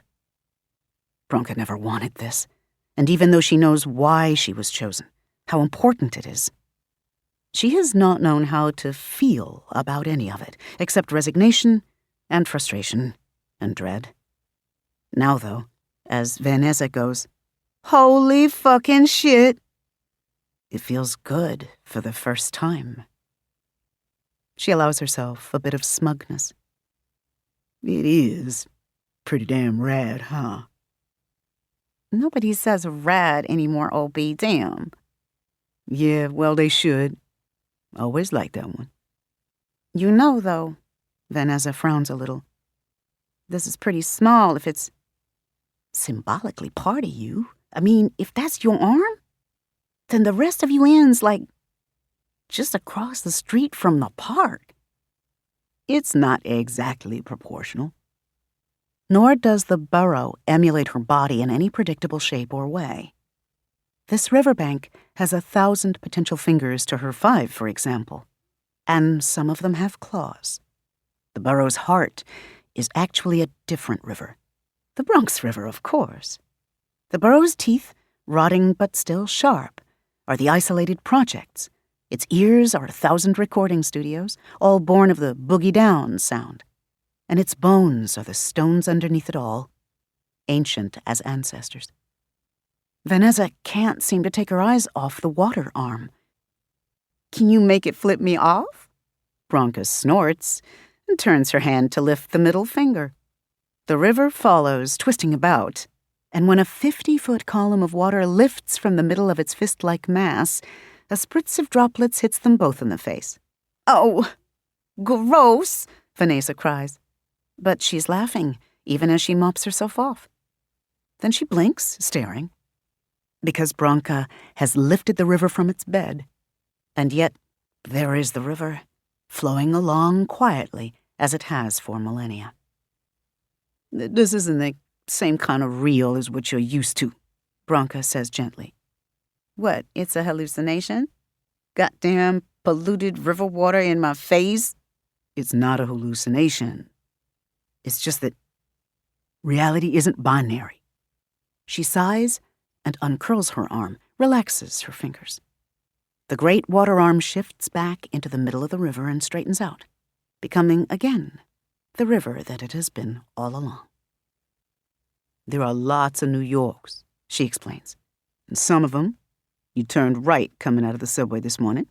In others, you turned left. And you also rode a dinosaur to work. And somewhere else, you ate some funky ant ball snacks at lunch. And somewhere else, you got a side gig as an opera singer. All of those things are possible. All of them have happened. Got it?" "Like science fiction?"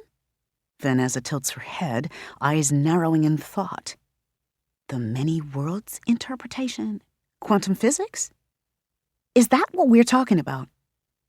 "Hey, if it wasn't on Star Trek, I don't know." Though Bronca does have a vague memory of a weird episode about a mirrored universe where everyone was evil, somehow signified by men wearing goatees? And in this universe, they wear man buns, whatever.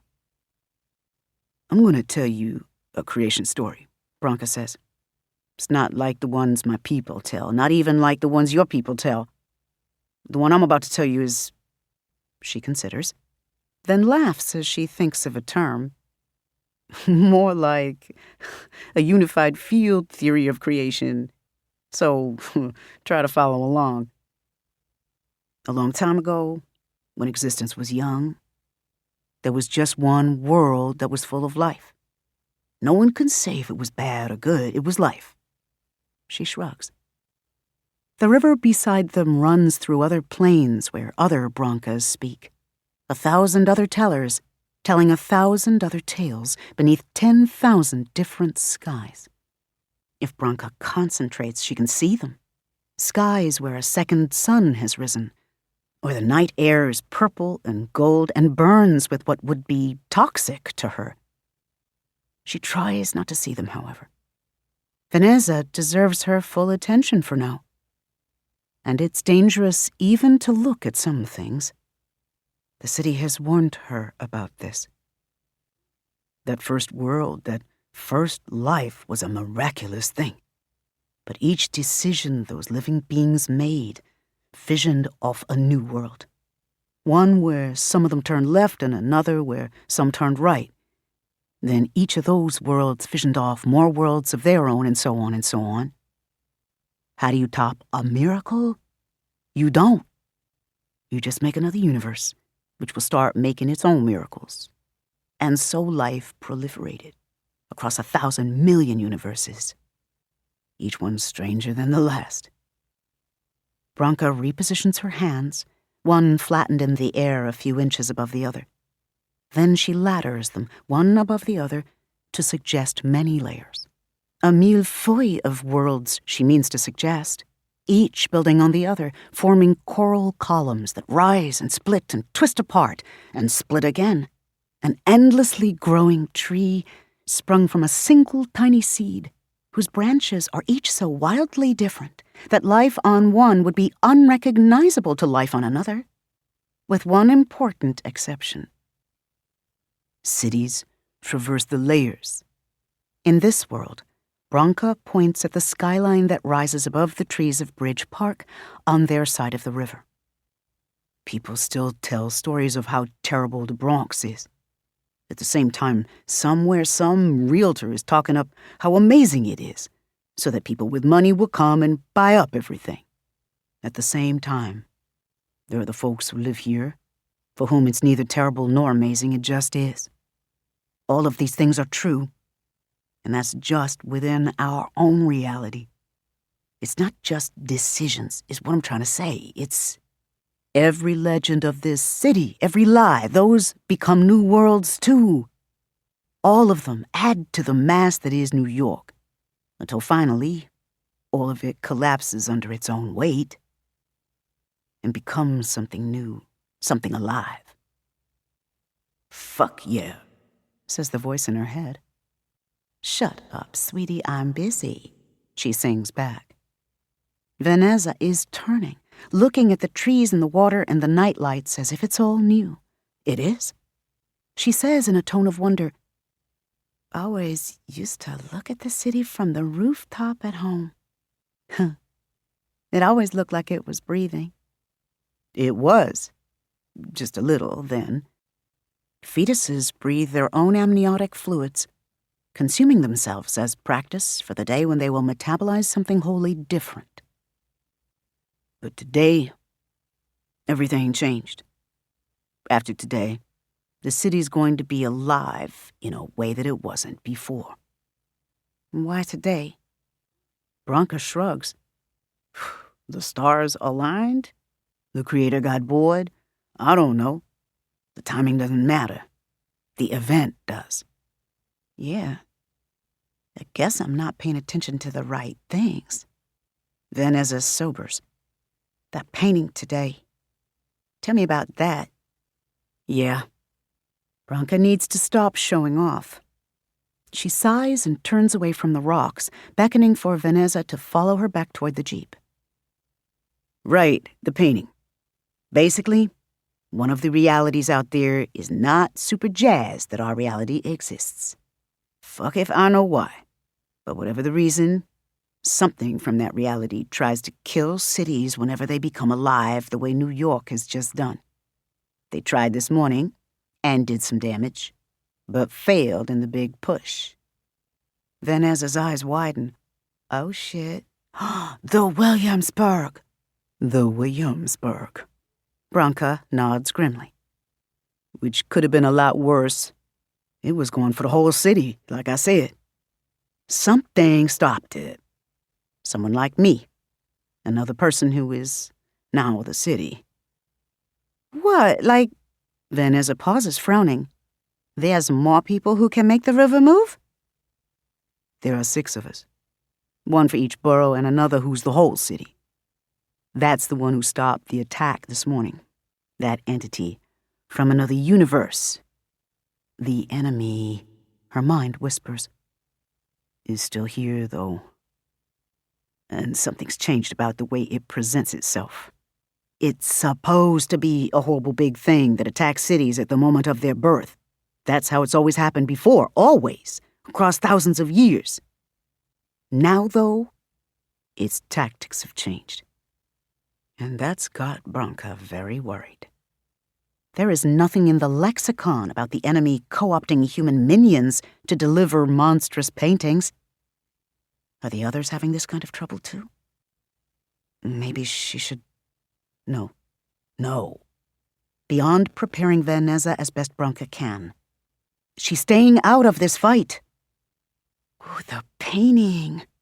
Vanessa, whose thoughts have obviously followed the same path, shivers visibly. Stuff in it was moving. She trails off, her voice haunted. Remember what I said about life from those other places not being something that even looks alive to us? What? There are actually people who look like two-dimensional paint smears somewhere out there? Vanessa shakes her head. Fuck. That was what had made the paint figure so creepy, really. To know that the things she was seeing weren't just mindless, swirl-faced monsters, but things with minds and feelings. Minds as incomprehensibly alien as Lovecraft once imagined his fellow human beings to be. They get in the car, and Branka turns them back toward the expressway heading for New Jersey. Vanessa's quiet beside her, digesting what she said. But there's one more important bit that Branka has to get across. So, she takes her eyes off the road just long enough to fix them on Vanessa. This part is important. Remember that thing I did with the river? I did the same thing at the center today. If I'm careful, if I do things right, I can push those people, the enemy, back into their world. Or at least out of my immediate vicinity. You, though, you can't do that. So next time you see some fucked up shit, come get you, got it? Well, yeah, that works too. But if I'm not around, book it. Run away, not toward it like you did today, okay? At this, however, Vanessa scowls. If I hadn't run toward the crazy and pulled you back when they started reaching for you with all the little, She waggles her fingers and makes a face. Branka frowns in surprise. Those things had been reaching for her? Then you would have been, I don't know, paint food. She's so damn stubborn. Well, if I'm not in imminent danger that you can save me from, get the fuck out. Because I don't want to think about what will happen if those things grab you. When Vanessa's jaw sets, Branka pulls out the big guns. Please, do it for me. Vanessa winces, but some of the stubbornness goes out of her. Damn it. Fine. Okay, then. She frowns a little, though, troubled. But why could I see it when Yeej and Jess couldn't? They didn't move, actually, while it was happening. It was like they were in a freeze frame with the lights down low. Same with those guys who brought the painting. You, though, were normal looking, and me, I wasn't frozen at all. Why? There are always people around who are closer to the city than others. Some of them become like me, and others just serve the city's will as needed. Vanessa gasps. Oh, shit. You mean I could have been like you? Maybe, yeah, if you weren't from New Jersey. Oh, fuck. It's a testament to the fact that Vanessa isn't a kid, though she acts like one sometimes, that she doesn't seem thrilled by the prospect of developing extra-dimensional superpowers. She grips the Jeep's door handle instead, as if she needs it to feel more secure. Jesus, B. So, it's awesome that, you're a city. Congratulations. I want to be accepting of this new stage in your identity formation. But if people are showing up at work to try and swallow you with paint monsters, what are you going to do if you get doxxed? Those things in your house. Branka's been trying not to think about that. Hell if I know.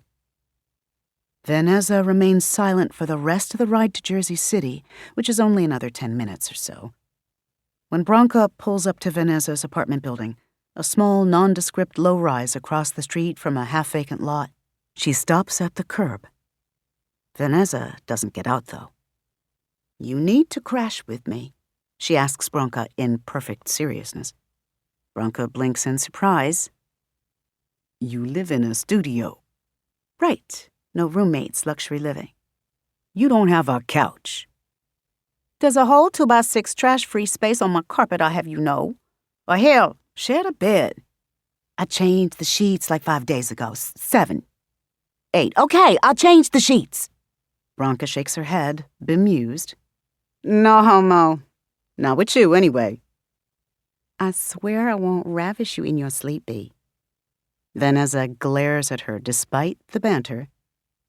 Even though you did just tell me that an entire universe's worth of city-eating monsters are out there trying to fuck you up. So maybe you could stop worrying about your virtue for a minute and think about your life instead? She really is a sweetheart. Bronca sighs, then reaches over to ruffle her puffs. Vanessa pretends to dodge, but then she permits it because she doesn't really mind. Because Bronca makes sure they still look cute afterward. I can keep those things out of my building, Bronca says. I think. But to do even that much, I need to be in New York, the city I'm part of, which is not the city we're in right now. Oh, Vanessa sighs. Right. Forgot this whole thing has rules. She gets out of the car, taking more time to get her purse out of the back seat than is strictly necessary. By this, Bronca knows she's still trying to think of a way to help. Hey. When Vanessa looks up, Bronca nods at her. I'm gonna be fine. I was at Stonewall. I stomped on a cop. Yeah, I know. Informants aren't paint monsters from the fucking id. It's called the Bronca thinks, but she scared Vanessa enough. Either way, I got this. Good night. Grumbling, Vanessa shuts the door. Bronca watches till she's inside, then heads home. And as the city welcomes her back within its borders, she prays to any god that will listen across any dimension that her friend will be safe. Chapter 7. The Thing in Mrs. Yu's Pool. The Queen is in Queens, contemplating the stochastic processes of a trinomial tree model on the strange warm day when everything changes. The Queen, whose real name is Padmini Prakash, doesn't want to be working on her computational analysis project, which is why she happens to be daydreaming about some Lovecraft meta that she read on Tumblr and looking outside in the moment of the city's rebirth. The meta wasn't so much interesting as funny, science side Tumblr, arguing with fantasy side over the comical notion that non-Euclidean geometry could somehow be sinister, and concluding that Lovecraft was probably just scared of math. The view through her window isn't especially interesting either. Just a westerly view of Queens's myriad of neighborhoods and churches and billboards, with the very Euclidean spires of Manhattan looming beyond. It's a bright sunny June day, all of 11:53 a.m., and the day's a-wasting, as Americans say. So with a heavy sigh, Padmini turns her attention back to her work. She hates financial engineering, which is, of course, why she's getting a master's degree in it. She would prefer pure mathematics, where one might elegantly apply theories toward the cleaner, or at least decontextualized goal of understanding processes, thought, and the universe itself. But it's a lot harder to get a job in math than finance these days, especially with the H-1B lottery getting tighter, and the ICE Gestapo waiting to swoop in on any pretext. So here she is. Then something, instinct maybe, prompts Padmini to look up again. Thus, she is staring directly at the Manhattan horizon in the precise moment when a titanic tentacle curls up from the East River and smashes the Williamsburg Bridge. She actually doesn't know which bridge it is at first. She can't remember one from another. Still, the tentacle must be pretty big for her to be able to discern that it's a tentacle at all. That's not real, she thinks, with the instant scorn of any true New Yorker. Just 2 days before, big white film production trailers took over her entire block. That happens all the bloody time these days, because movie people invariably seem to want multicultural working-class New York as backdrop for their all-white upper-class dramedies, which means Queens, since East New York is still too black for their tastes, and the Bronx has a reputation. Given that the tentacle is enormous but translucent, rising above the waterfront condos of Long Island City, and flickering like a poorly connected monitor or cheap special effects, naturally Padmini concludes that it's some kind of hoax. 2012 called. It wants the Tupac hologram back. And then she giggles, inordinately pleased by her own cleverness. Math queen's got jokes. But the tentacle is awfully heavy-looking as it strikes the bridge. Padmini must concede that they got the detail right in the special effects. Heavy masses displace more air than smaller things, and the lag caused by that much friction would make for visibly sluggish momentum. This tentacle is going just a little too fast to be in freefall, but Padmini figures that they can tweak it in post-production. Or maybe they'll play it off by saying the tentacle is just phenomenally strong.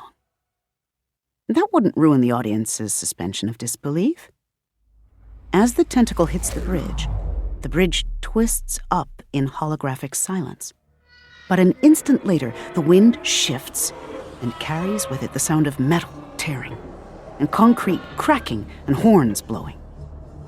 Padmini's apartment building shudders, and now there are screams, dopplered by distance but unmistakable.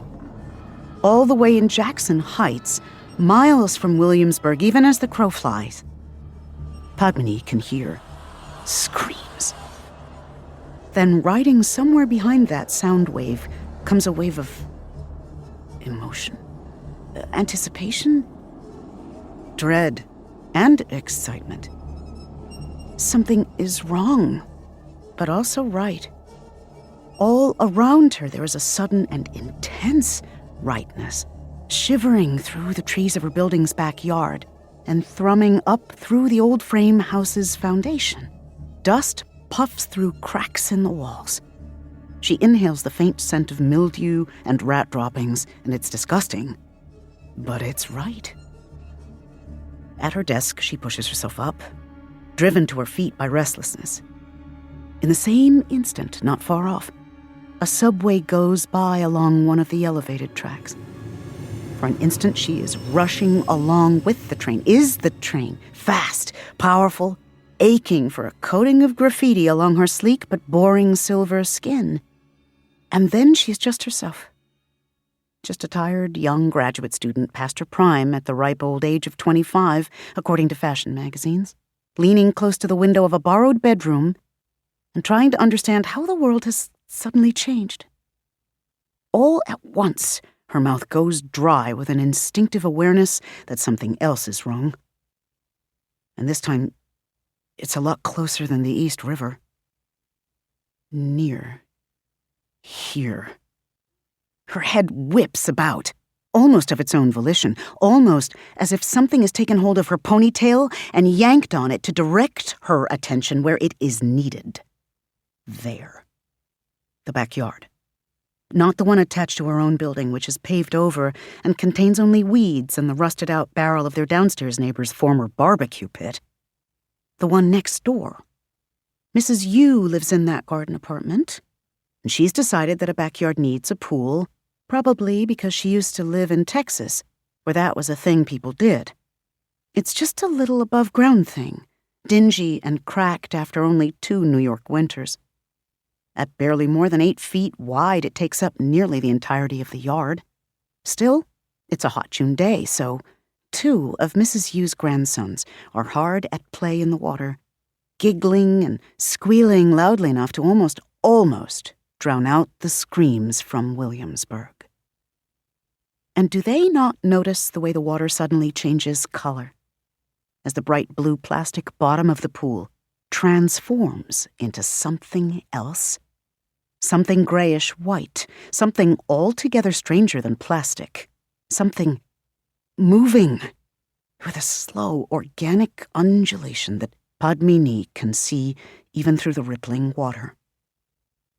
No, they don't notice, because they are unironically playing Marco Polo, yelling at each other in a mix of Mandarin and English, and splashing wildly to get away from each other. One's got his eyes closed, the other is fixated on the first, and neither has put his feet down on the pool bottom. They're small boys, but the pool is tiny too. They're going to touch the bottom eventually. Padmini is up from the desk and tearing through the apartment to reach the door before she can think. If she did think, she would decide that she's being foolish. If her conscious mind were fully engaged, she would tell herself that even if her sudden intense belief about touching the grayness at the bottom of the pool is rooted in any sort of truth, she cannot possibly make it to the ground level and to Mrs. Yu's front door in time. She cannot make it through Mrs. Yu's house quickly enough. If the old woman even lets her in without first wanting a half-hour's worth of small talk because Mrs. Yu is lonely, and into the backyard before the boys touch the bottom of the pool. If she were thinking, she would convince herself that her sudden intense belief is irrational. Really? She would ask herself in scorn. And what's next? Stepping on a crack really does break your mother's back. But she knows it's real. It has been given unto her to understand the mechanics of the whole business, so she instinctively knows that water is the helpmeet of the enemy.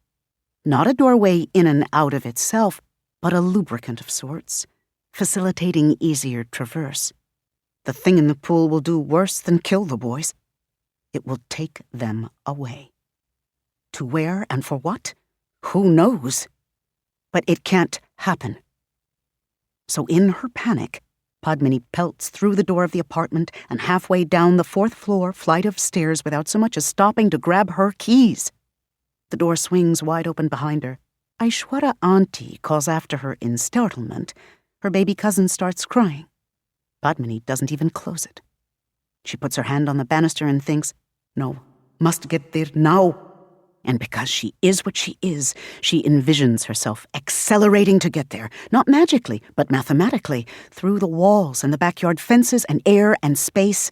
The transit from point A to B would take T equals pi times the square root of a squared minus a sub-0 squared divided by a times g time, where g equals the gravitational constant times mass divided by a squared, which is also equivalent to 4/3 pi rho a multiplied by the gravitational constant, is the surface gravity of the arc of a hypocycloid.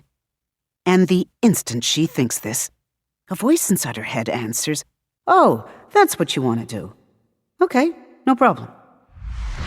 Then the walls of her old building bend around her, warping, until she is not running downstairs, but flying. More than flying, rushing through a tunnel as if she is a bullet, and the whole world has become the gun. And then she is running across grass. She is in Mrs. Yu's backyard. She is at the edge of the pool, grabbing one boy and hauling him out by the shoulders. He screams, kicking and punches her in the face, knocking her glasses onto the grass. The other boy screams, too, for their grandmother. Padmini has the first boy on the grass. He's safe there. The grass is solid ground and feels right.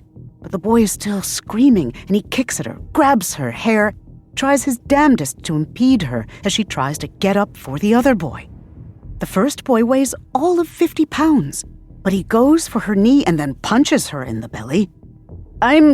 Padmini cries, but before she can get the next word out, there is an entirely different kind of scream from the pool that stops both of them cold.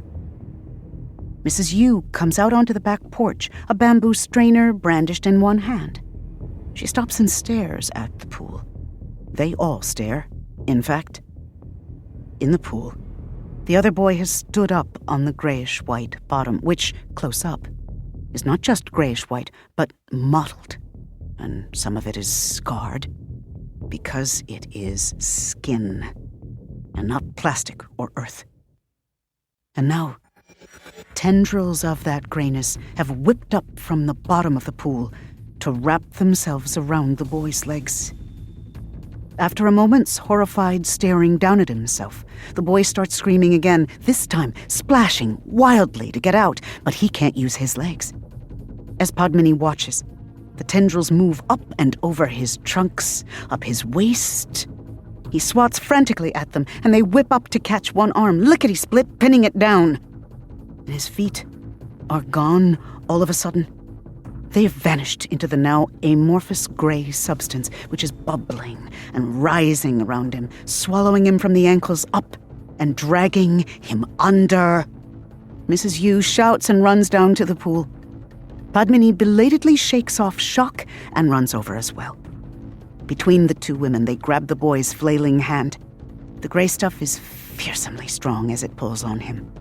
Padmini pulls back with everything she's got, but she is an overweight, overworked graduate student, not the Rock. The boy is terrified, his face staring up at them, even as fingers of the gray stuff start worming up around his face. She can't stand the sight of it.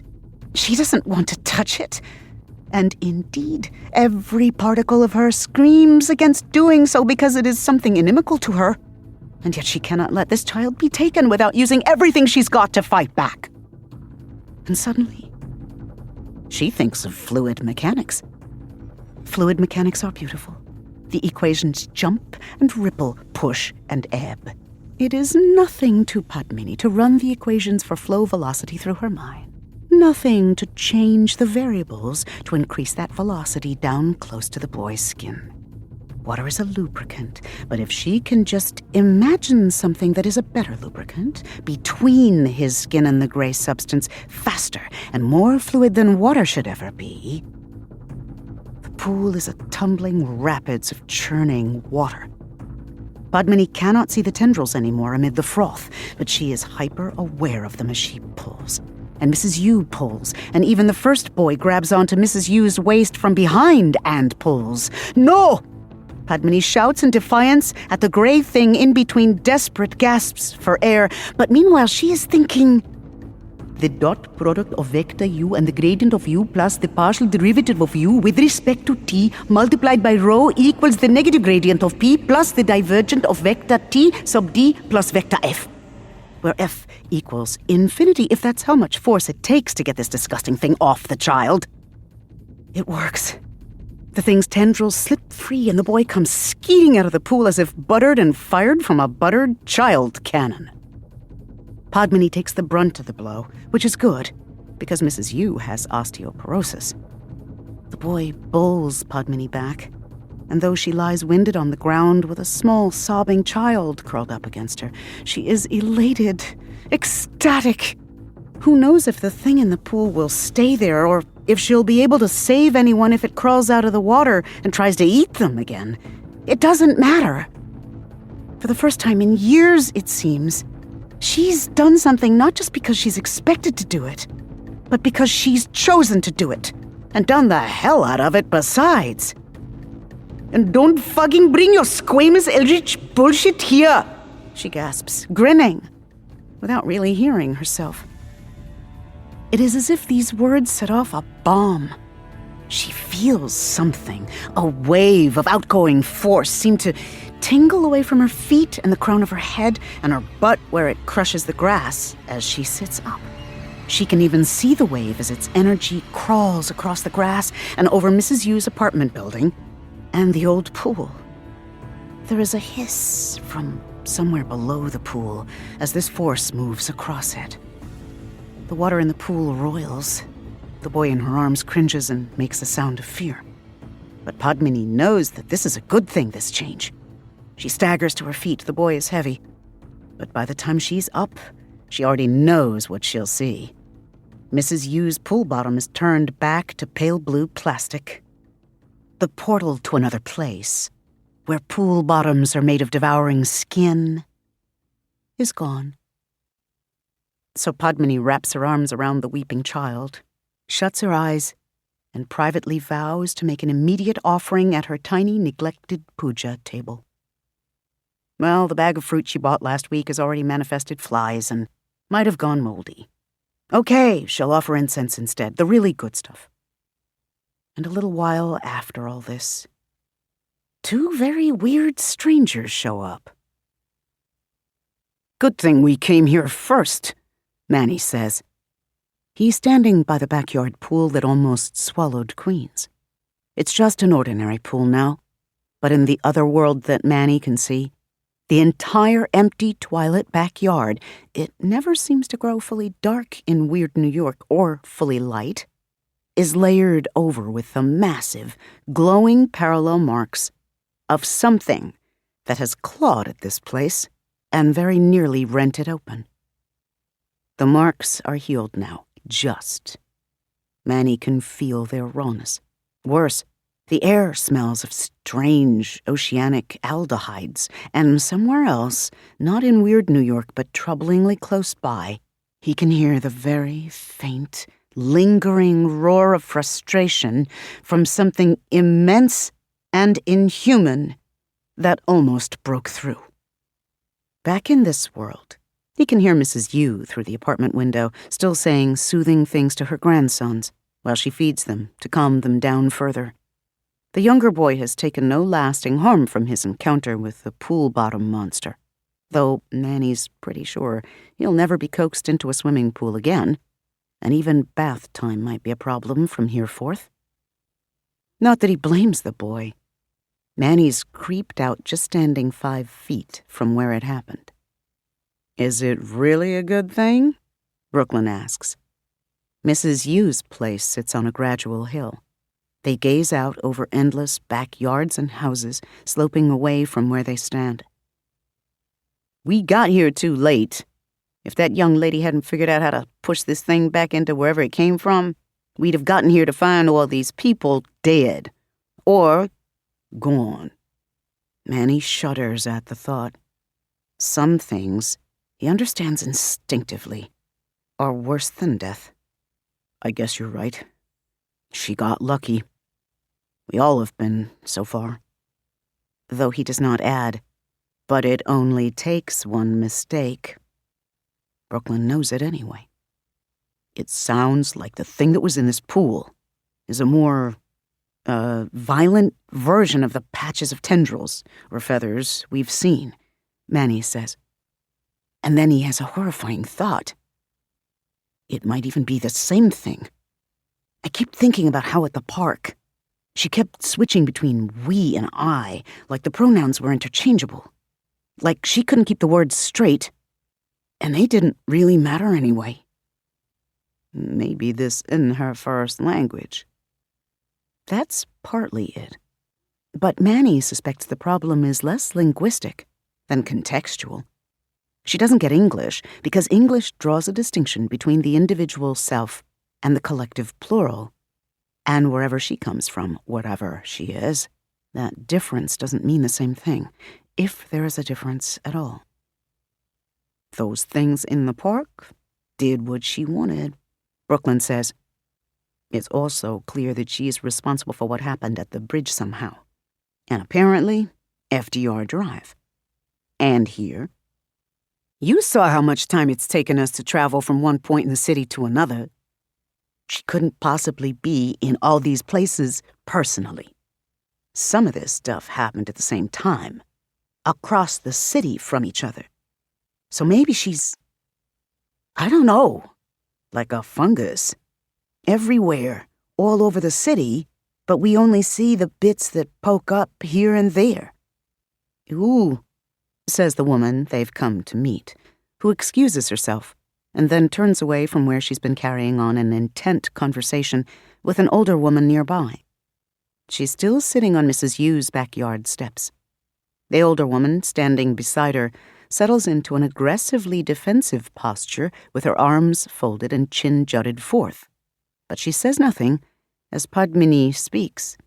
Did you have to go to Fungus? The living embodiment of the borough of Queens is a tiny thing, busty and dark brown, with a wealth of long black hair that's stiff from having been soaked in chlorinated pool water and not rinsed before it dried. She's introduced herself to them as Padmini, like the actress, and has apparently resigned herself to having a name they do not recognize. Manny has to work very hard to remind himself to call her Padmini, however, because, of course, her name in his head is Queen's. But that is a name she must choose. He has no right to force it upon her. Brooklyn smiles at the girl wearily. I call things like I see them, but you're right. Fungus isn't where I wanted to go either. Speaking of other things I don't want to hear but that do have to be said, this thing came directly at Manny and me, but attacked a neighbor in your case. Any idea why? Why are you asking me? Padmini looks aggrieved. She starts to wring out her hair again. It's actually dry, but the gesture has the look of a nervous tick. Before what, 3 or 4 hours ago? I didn't know about any of this. They have, by this point, explained everything to her that they can. It's gone more smoothly than Manny expected, probably because Padmini just saw a pool try to eat 2 children.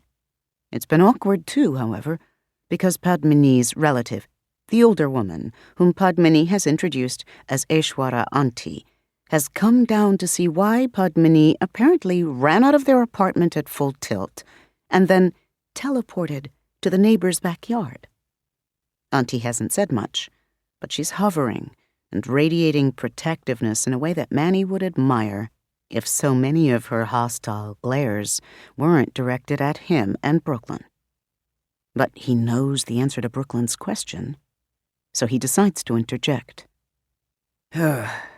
Going after collaterals is good strategy, he says, as he slides his hands into his pockets. Family, neighbors, co-workers, anyone who isn't capable of defending themselves. Start some kind of high-profile chaos involving people the target cares about, which might both lure her out of a safe position and distract her with worry or grief. Then attack while she's off guard. He's abruptly aware that Brooklyn has narrowed her eyes at him. He knows why. There's just nothing he can do about it. Her voice is neutral, though, when she speaks. How is she in a safe position beforehand? Yes. How? That's from Aishwara Auntie, who looks like a taller, 40-something version of the avatar of Queens, and is pretty regal herself, in a gloriously sunset orange-themed cotton sari. If you aren't just crazy. Padmini tries to hush her. Manny turns to point at Padmini's apartment building. It's an ordinary-looking wooden frame house, 4 stories high. She's told them she lives on the top floor with Aishwara and Aishwara's husband and their new baby. That building, Manny says. It's glowing, isn't it? We all see that? Brooklyn turns to look, and Padmini gasps. Glowing isn't exactly the word for what they're seeing, Manny suspects, but it's close enough. The sun has slanted towards sunset, backlighting the building in a way that would be eerie if this were Amityville instead of Jackson Heights. That's not what Manny wants them to notice. What he hopes they see, and what all of them except Aishwara clearly do, is that Padmini's building is different from Mrs. Hughes and from every building around it. Brighter, somehow, more defined. Almost as if the building has been photoshopped for greater sharpness, while the rest of the block retains a fuzzier contrast. Somehow, that building is right in a way that the checker cab had been, now that Manny thinks about it. And his own apartment building, once he'd stepped off the elevator. He noticed the change at the time, but he hadn't understood it. I don't think the enemy can get into that building, Manny says. Something has made it more Queens, so to speak, than the rest of Queens. You're saying I did that? Padmini shakes her head. I didn't do anything. Until you two showed up, I had no idea why any of this was happening. Why would I be able to? She gestures at her building in frustration. I don't know. but I wish you could tell us how you did it. This thing is targeting us one by one, and I don't think it's gonna stop. There doesn't seem to be an instruction manual or a wise old mentor anywhere to help us figure out the rules, but if we keep playing catch-up, it's going to win eventually. Manny sighs and rubs a hand over his face, suddenly very tired. It's been a long day. Between them is a little plate of baozi that Mrs. Yu put out for them, and he bends to take one, suddenly ravenous. It's delicious. He takes another. Brooklyn sighs as well. Look, I'm worn out, and I missed lunch riding up to Inwood to save this one from the feather monster. She jabs a thumb at Manny. I think we need to rethink trying to do this all at once. Not going to do anybody any good if we drop where we stand. Shouldn't we go to the Bronx? Manny frowns. Since we know who she is, and, what's the 5th borough again? I forgot, sorry. Staten Island, Brooklyn says. I have no idea how to find her, though. Who? Asks Padmini. Brooklyn blinks. Huh. I don't know where that came from. It feels right, though, doesn't it? She looks at each of them. Padmini frowns and nods slowly. Manny does, too. Well, okay, then. Brooklyn shakes her head, plainly uneasy about the strange knowledge dropping into her head. My point was that that woman has probably already gone after the Bronx and Staten Island, same as she did all of us. And the fact that those boroughs haven't exploded or something means that the people who represent them have figured out enough to survive so far. They're probably confused as hell, but they may not need our help any more than she did. Brooklyn nods toward Padmini. I am certainly confused, Aishwara Auntie mutters. Padmini pulls her to sit down on the step beside her, and they start having a hastily muttered conversation in some other language. Tamil, Manny knows. He knows so many things that he should not. There's another of us, he blurts. When they all look at him, Aishwara with narrowed eyes, he explains. Not 5, but 6. The woman in white. She kept going on about another. Someone who'd fought her, beaten her, but not completely. That's why she's still able to attack us. 6? Brooklyn frowns. She's been staring at the baozi, and now finally gives in to temptation, taking the last one.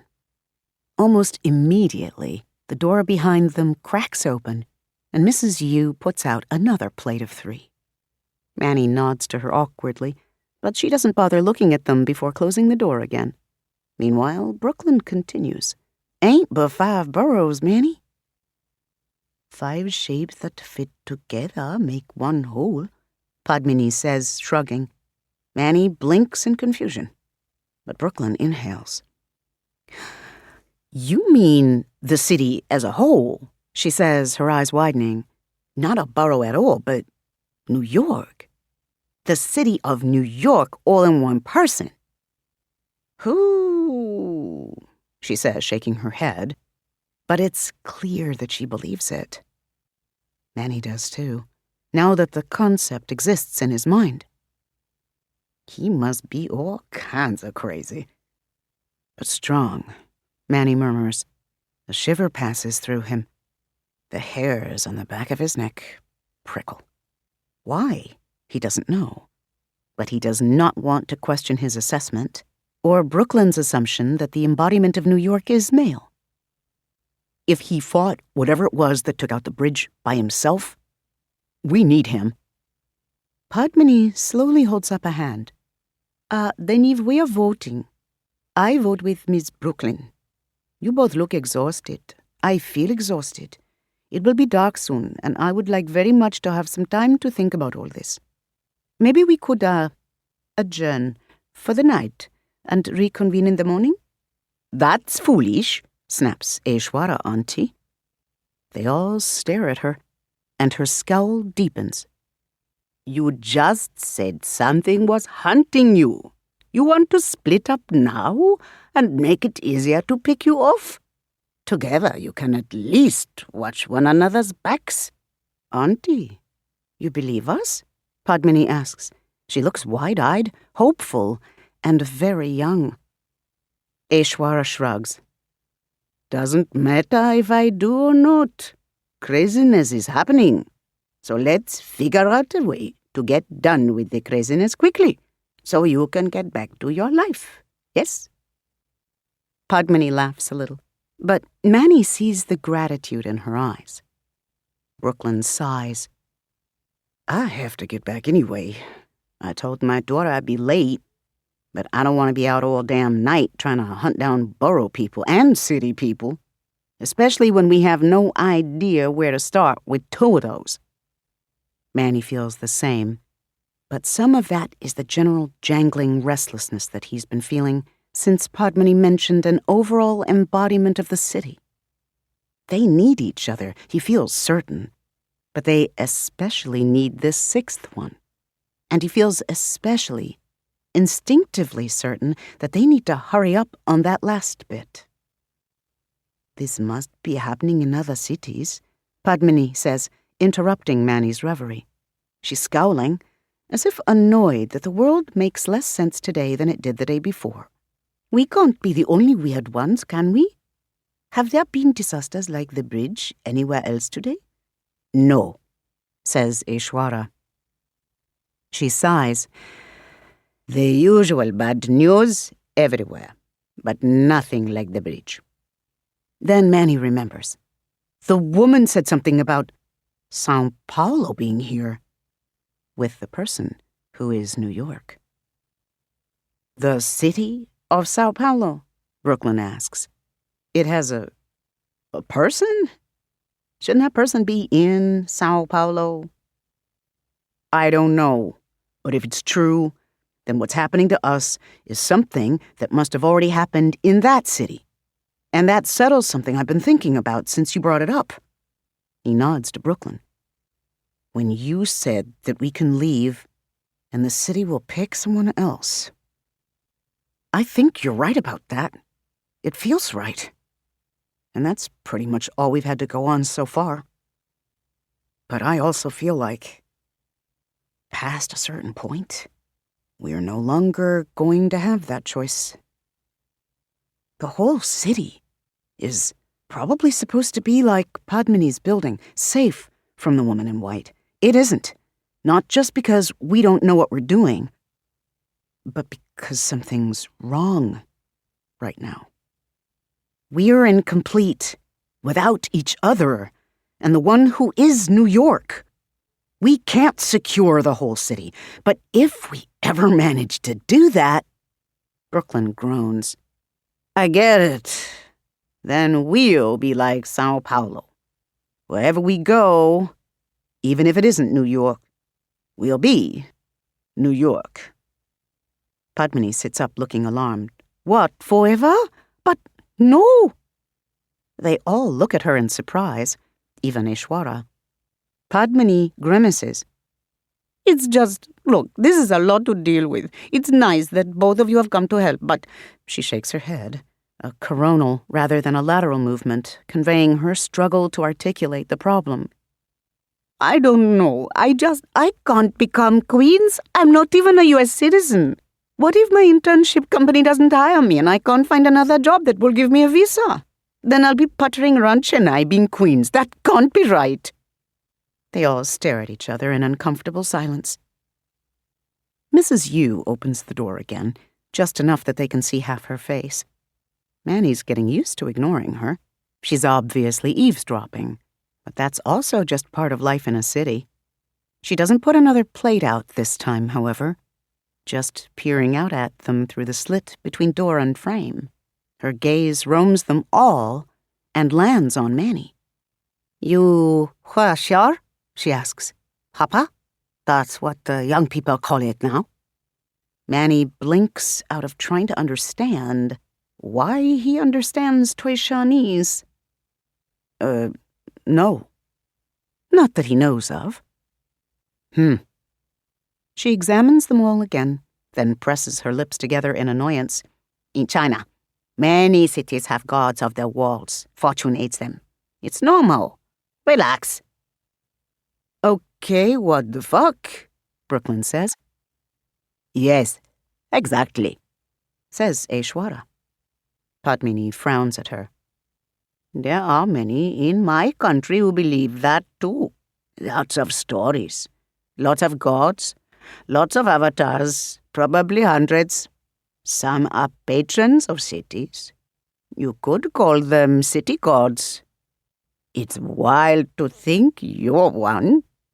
She glares at Padmini, whose expression takes on a sort of aggrieved blankness, an old habit of tactful silence, Manny guesses.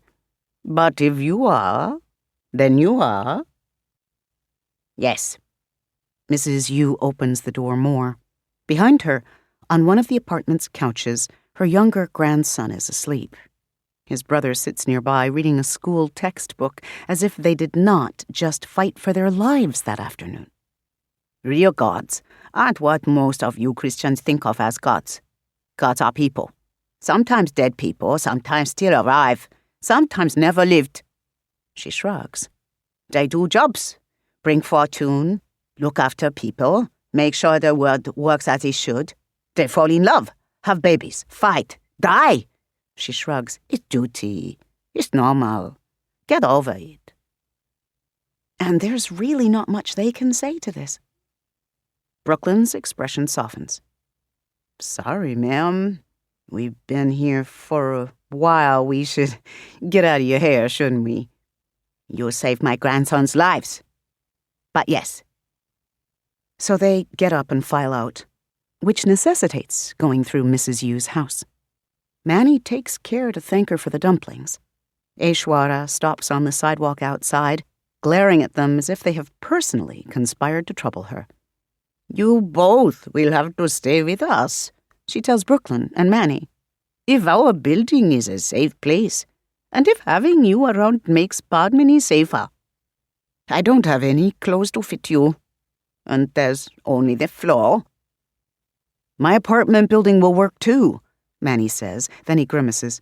But it might be the final straw for my roommate. Brooklyn, however, is shaking her head.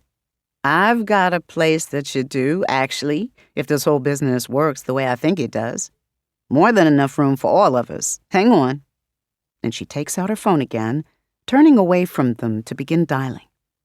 Manny wonders if she's asking her aides to create some kind of safe house for half-apotheosized cities to hide out in. Padmini is staring at him oddly, though, and he raises his eyebrows.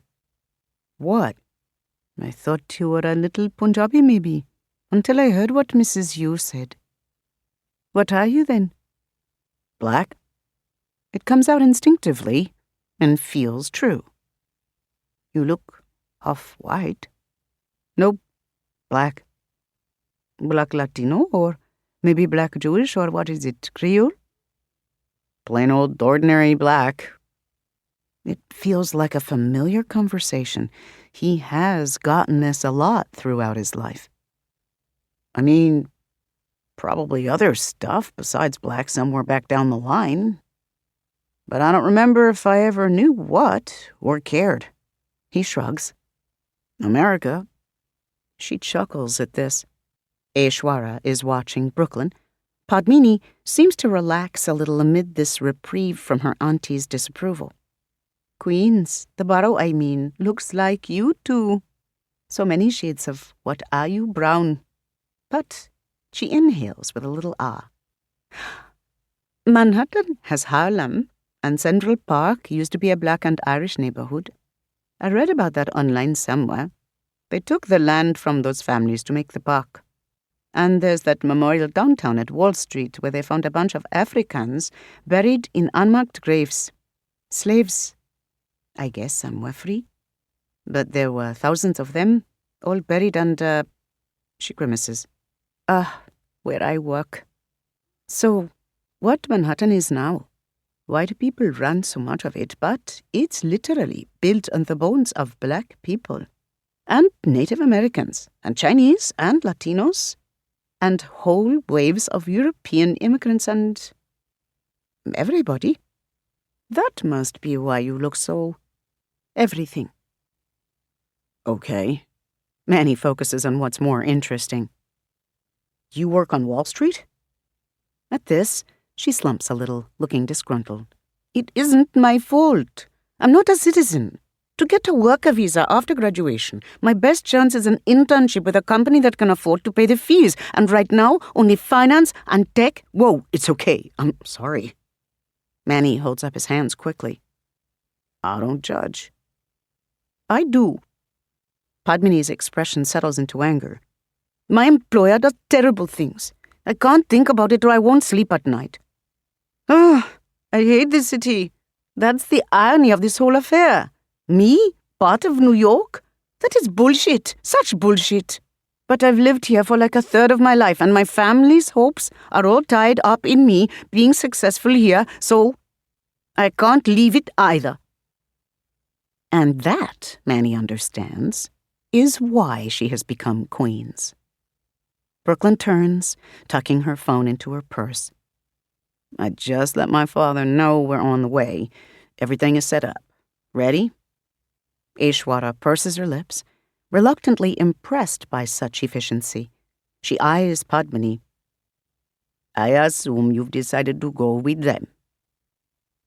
Yes, that seems best. And I'm not going to get up to wild orgies or anything, I promise. Just make sure your orgy partners are U.S. citizens, free of bad diseases, and not too old or ugly. You had better get some clothes to take with you, Kunju. Oh, right. Padmini smiles gamely at Manny and Brooklyn, then starts toward her building. She stops, however, frowning as Manny and Brooklyn move to follow. I'll only be 5 minutes. The woman in white could kill you in 5 minutes, Manny says, or us, for that matter. Padmini stares, and then probably thinks about Mrs. Yu's pool. Fine then, she says, and they all follow her inside. It takes longer than 5 minutes. That's because, as soon as Padmini opens the front yard's gate, the garden apartment's window slides up, and a tiny old white woman peers out at them. Padmini? Was that you screaming? She demands of Padmini, and Padmini goes over to crouch by the window and explain that, yes, she screamed, but it was because there was a horribly big cockroach in Mrs. Yu's pool. And she just happened to be over visiting, and she really hates cockroaches. That seems to mollify the old woman, who mentions that she's baking some pies and will bring one up to Padmini's apartment when she's done. Sorry, Padmini says, looking sheepish as they move on from this.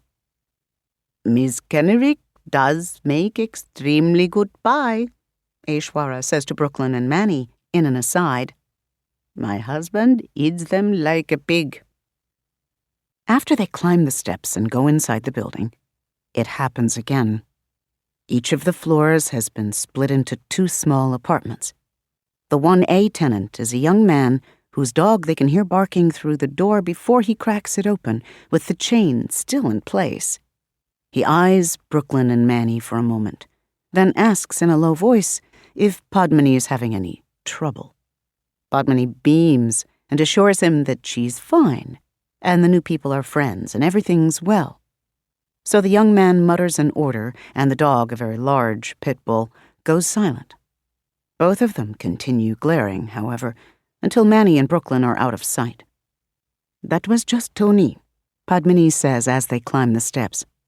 He's very nice. He makes me black cake in December with rum, and I get so tipsy. He must be a freelancer, because he's home all day, which is why I suppose he's such a good cook. I don't know what he does for a living. I do, Brooklyn says with a grin at Manny. It's like that all the way up.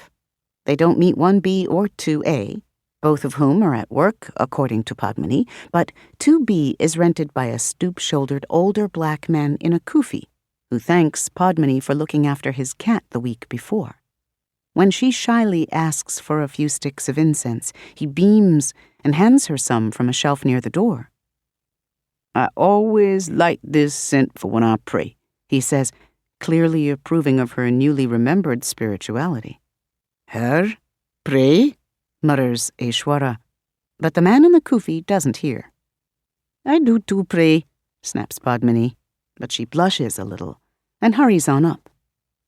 The whole third floor is one family, relatives of the owner, Padmini says. The door doesn't open, but Manny can hear small children inside playing. One of them gets close to the door and yells, "It's Padmini! I hear her! I want to say hi to Padmini!" before someone else inside the house shushes him and moves him away from the door. And somewhere between the third floor and the fourth, where Padmini lives in Aishwara's place, Manny gets it. This is just one building amid thousands in Jackson Heights. But here in this 4-story walk-up is a microcosm of Queens itself. People, cultures, moving in and forming communities and moving on endlessly. In such a place, nurtured by the presence and care of its avatar, the borough's power has permeated every board and cinder block of the building, making it stronger and safer, even as the city as a whole totters, weakened, against its enemy's onslaught. It makes Manny ache suddenly, to feel the same wholeness all over the city. Shouldn't everyone here have this? He's been here only a day, and already he's met so many vividly interesting people, seen so much beautiful strangeness. He wants to protect a city that produces such experiences. He wants to help it grow stronger.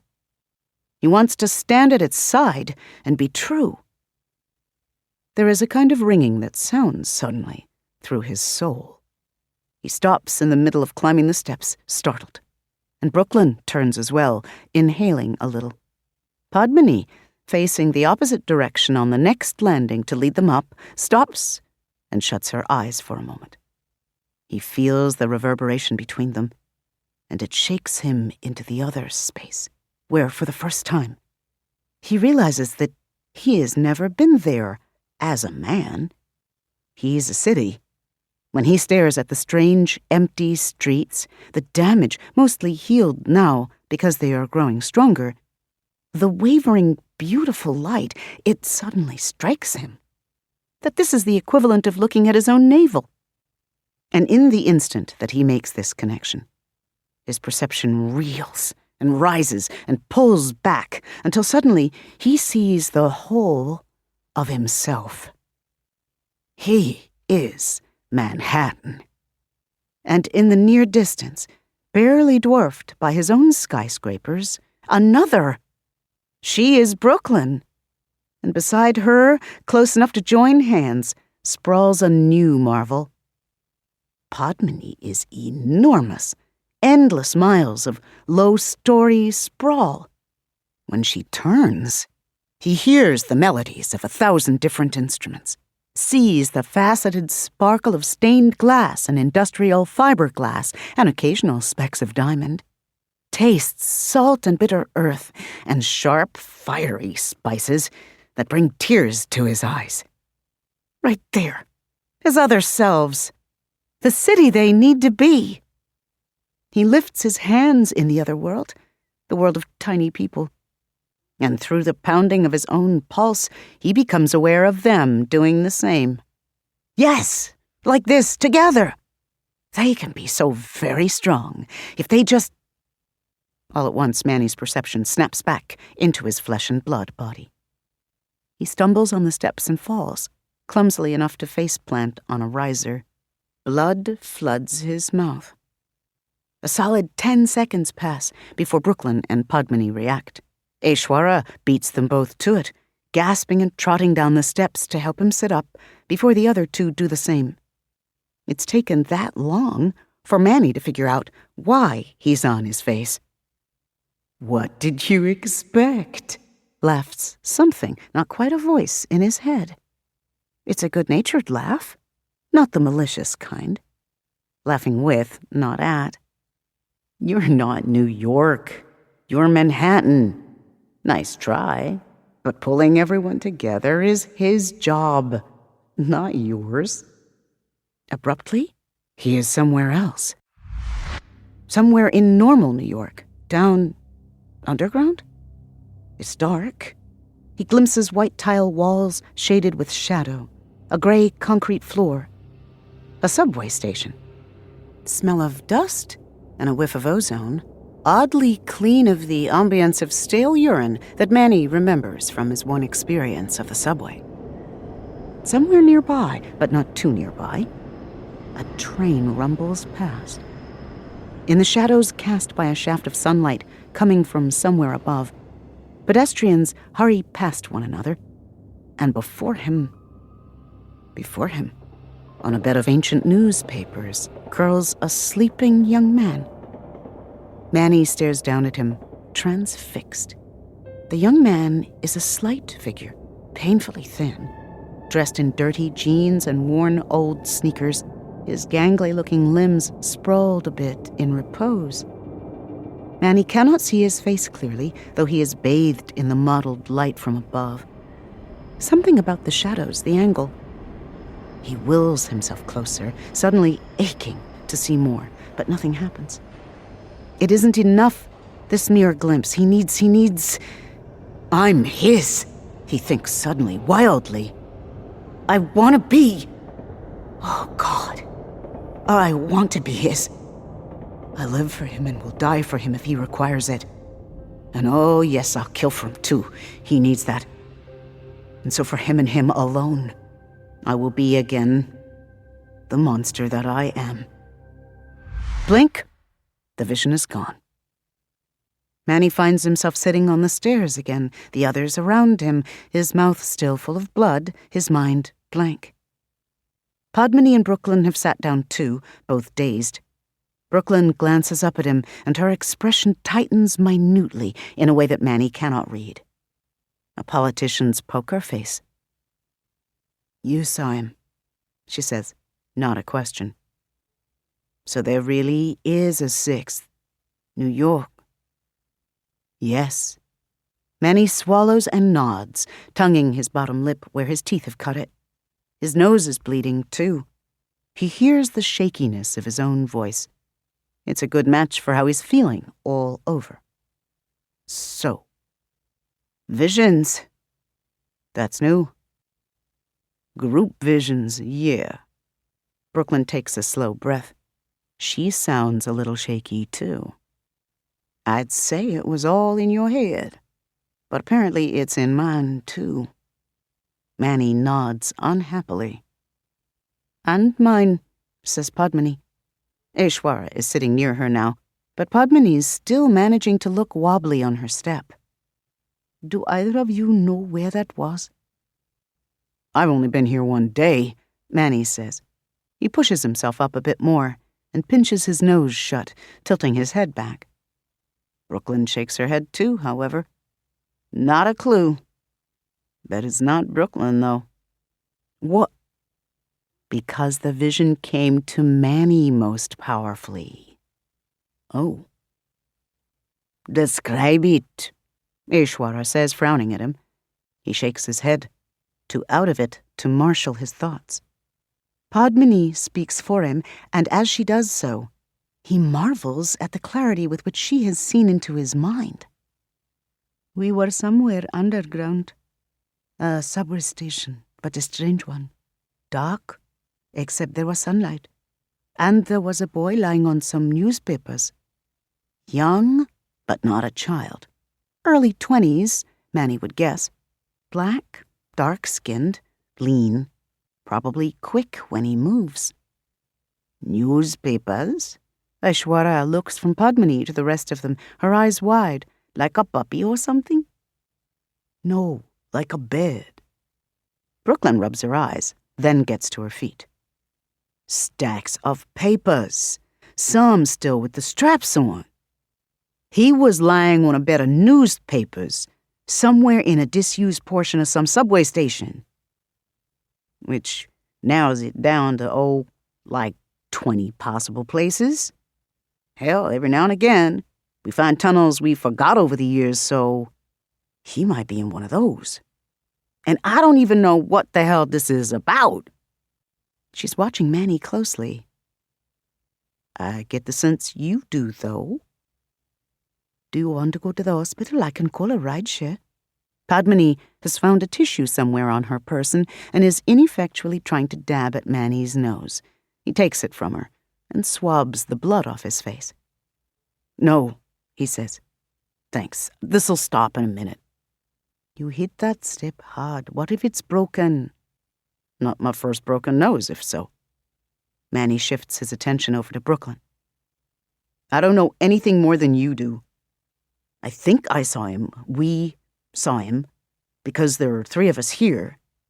If we want to see more of us need to be together. The Bronx or Staten Island.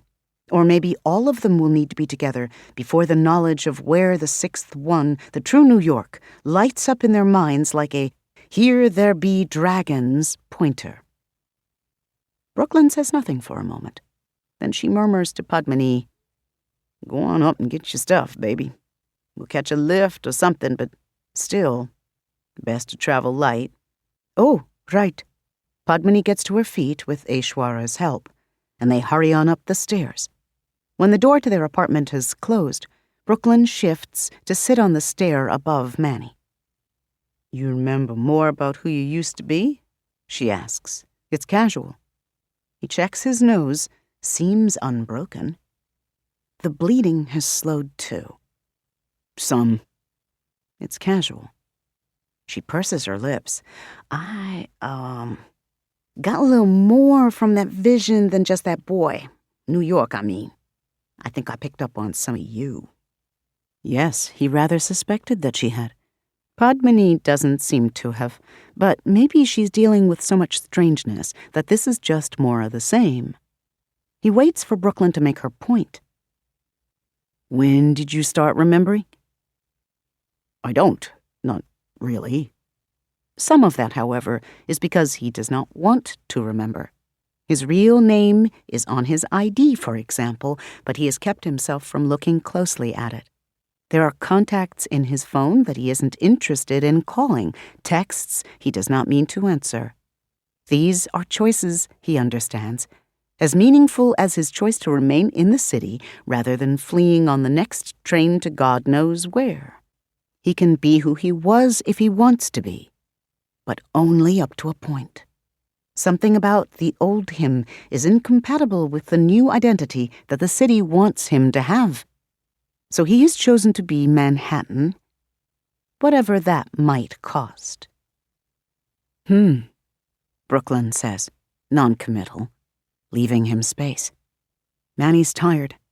It's been a long day. I used to hurt people, he says, sitting back against the stairwell wall and gazing into the middle distance between them. That's what you want to know, isn't it? I don't remember everything. I don't remember why, but I remember that much. Sometimes I did it physically. More often, I just scared them into doing what I needed them to do. But for a threat to have any teeth, sometimes I followed through. I was good at it. Efficient. But I made the choice not to be that person anymore. I remember that in particular. That's why most people leave their old lives and come to the big city, right? New start, new self. It's just turning out to be a little more literal for me than for most people. She says, taking a deep breath. Serial killer? No. He doesn't remember feeling pleasure in the things he did. But he does remember that causing pain and fear was as easy for him as terrorizing Martha Blemons had been in the park. Meaningless. He's not sure that's any better than being a serial killer. It was a job, I think. I did it for power. And maybe money.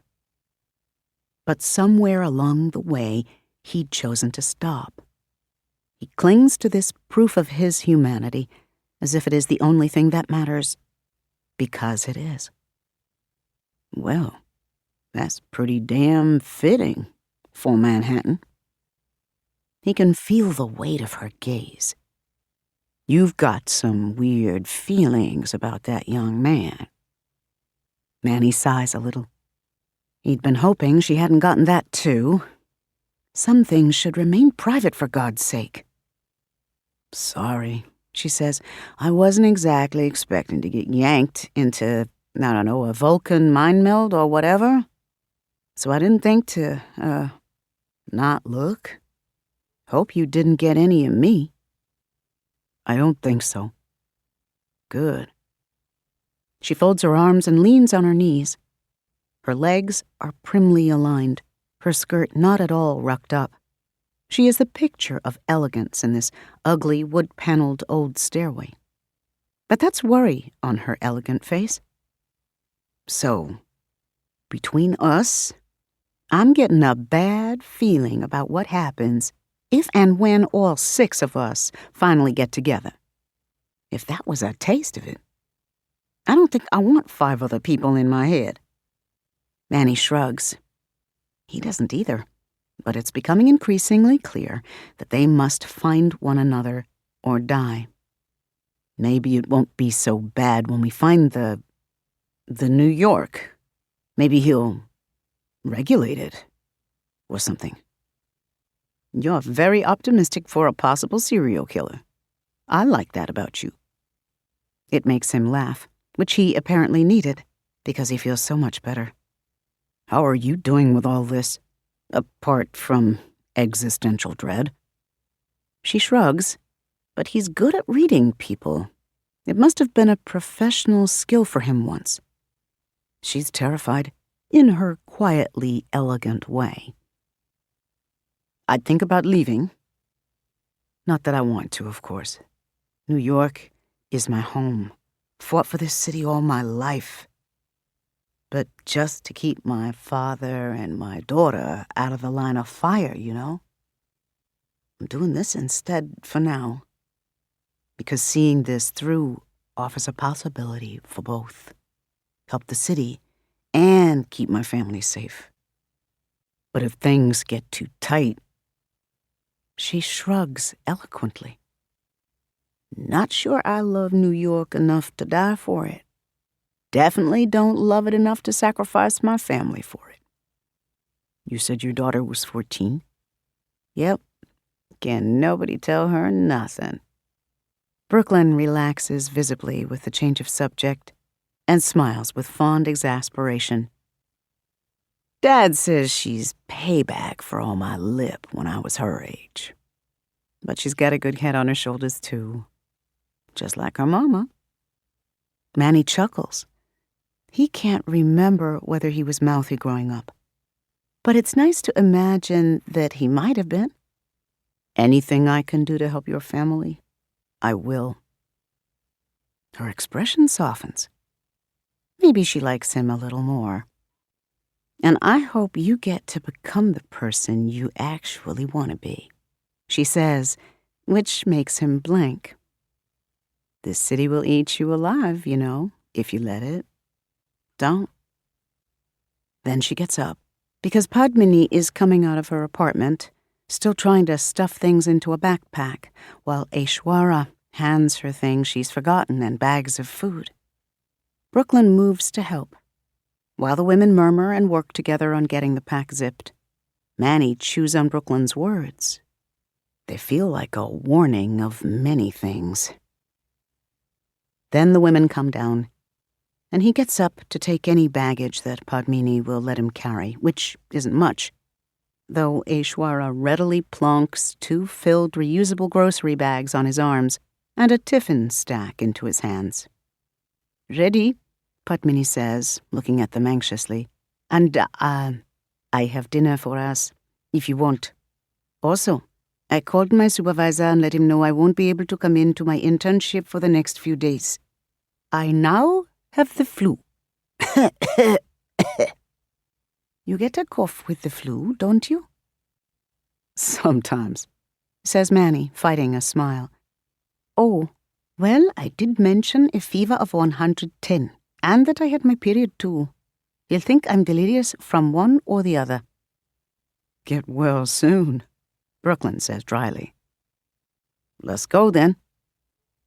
They catch a lift that carries them along the Brooklyn-Queens Expressway. The nighttime cityscape of Manhattan is perfectly positioned for Manny to stare at for most of the drive. And he does so greedily, fascinated, despite the knowledge that he is staring at himself. He's a little overwhelmed by all of it. The bright, startling order of the highway, even as half of its drivers seem determined to run their own private speed races. The high-rises that loom over or alongside the highway, and the fleeting vignette glimpses he gets into other people's lives. A couple arguing in front of an ugly painting of a boat, a room full of people, which must be a dinner party, an old man pointing a remote at a TV with both hands and yelling. At one point, their highway runs between two other highways, underneath a third, and alongside a service road that's actually bigger. It's madness. It's amazing. It's nothing more than what any large city has, and yet it is more. Manny feels the pomp and life of it. When he rolls down the window, he sticks his face out as much as the seatbelt allows and inhales the rushing air. The driver gives him a skeptical look, but shrugs and says nothing. He lets this breath out, and the wind gusts hard enough to shake the car a little, making the driver curse and Brooklyn clap a hand over her hair to keep it from being too messed up by the open window. She throws him a warning look, knowing full well what he's up to, and he smiles back apologetically.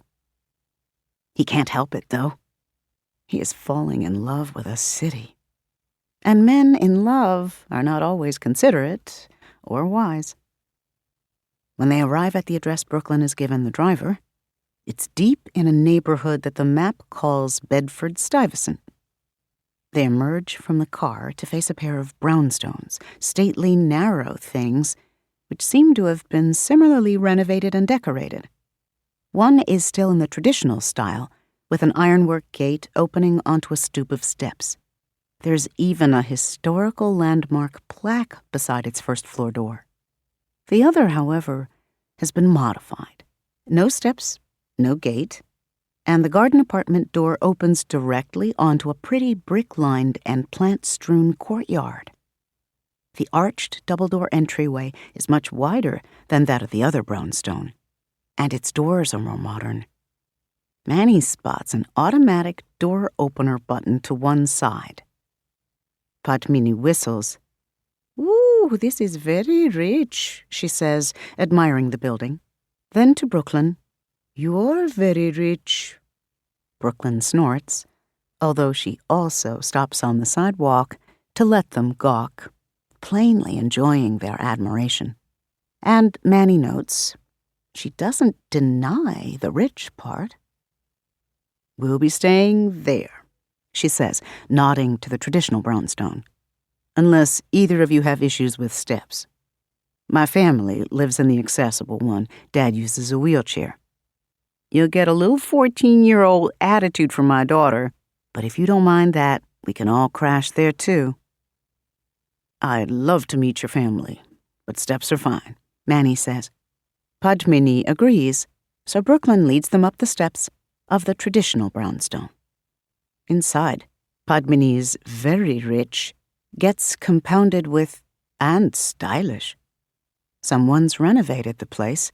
Original details like a fireplace with a marble mantel and a carpeted, mahogany banistered stairwell have been joined by a modernist chandelier that looks like a frozen explosion, and trendy furniture that's too visually striking to be entirely comfortable.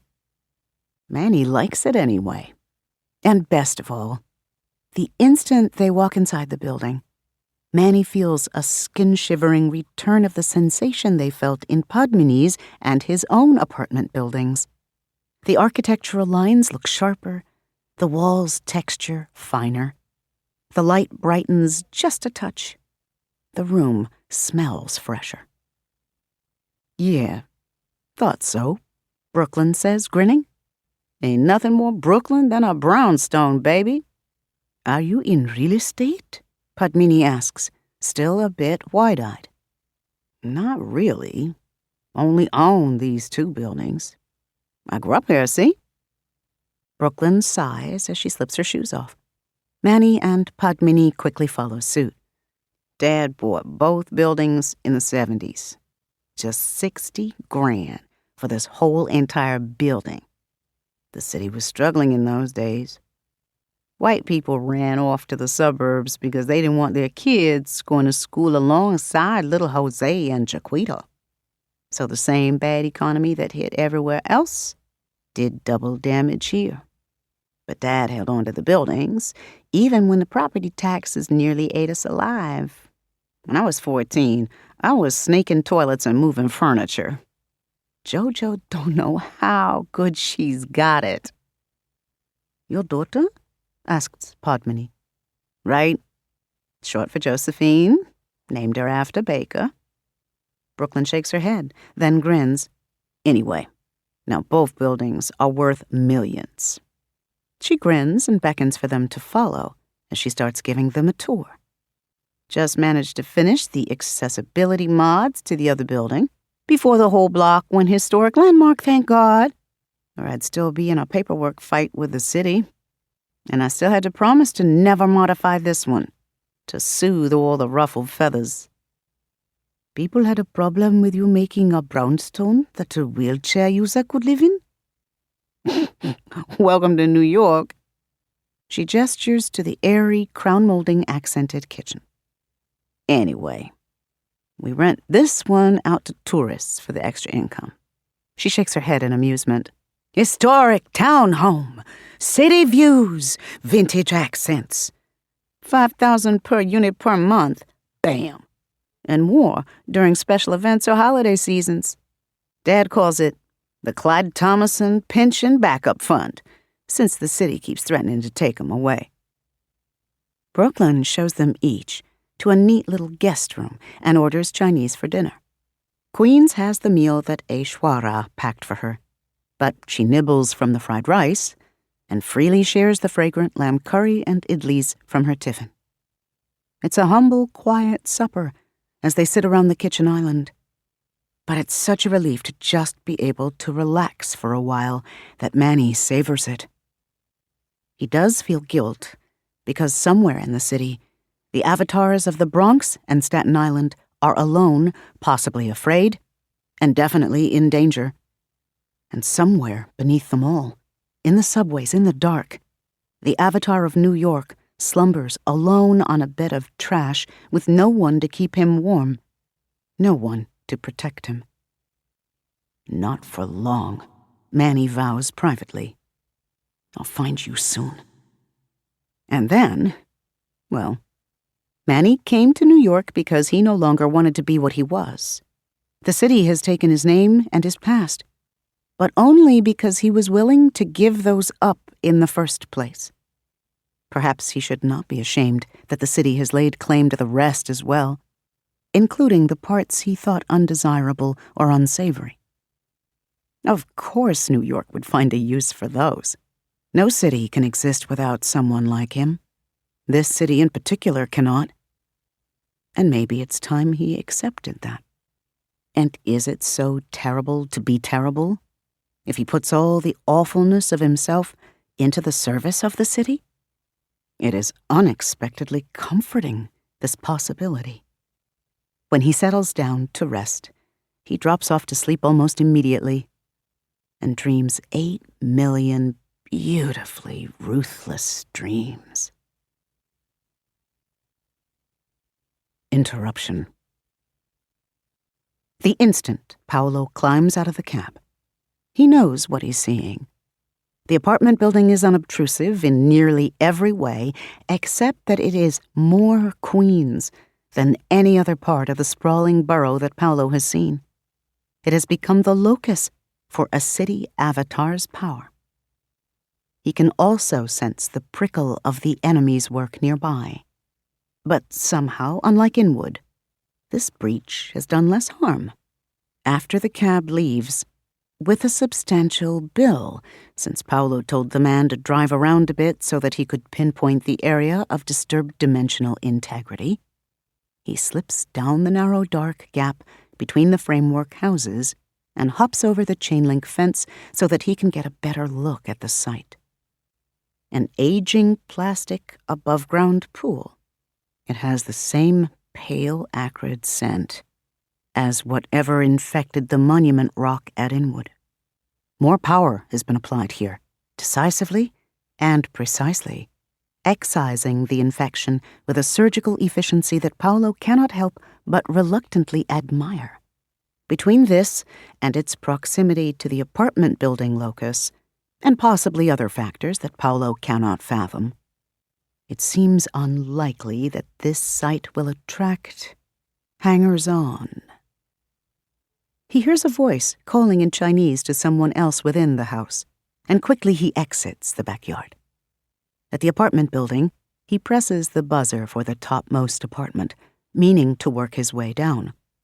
When an indistinct feminine voice, fuzzy with feedback, murmurs through the intercom speaker, he says, "I'm looking for someone who knows about what happened to the pool in the backyard next door." There is a pause. Then the voice says again indistinctly, Are you one of those fuckers from ICE? We're here legally, and whichever fucker reported us can go to hell. "I'm most definitely not with ICE, the police, or any organization you've ever heard of." Paolo steps back onto the building's walkway so that anyone looking out the window can get a good look at him in the walkway lighting. He sees someone at the window, but they're there and gone too quickly for him to discern. Going back to the intercom, he debates whether to ring the apartment doorbell again or move on to the next floor. Then there is another indistinct murmur through the speaker, and the building's front door buzzes to let him in. On the 4th floor, a plump 40-something woman in a sari cracks open the door to peer at him, without bothering to take the chain lock off. Paolo can see a middle-aged man in the background, on his feet and scowling belligerently, with a baby's feeding bottle in one fist.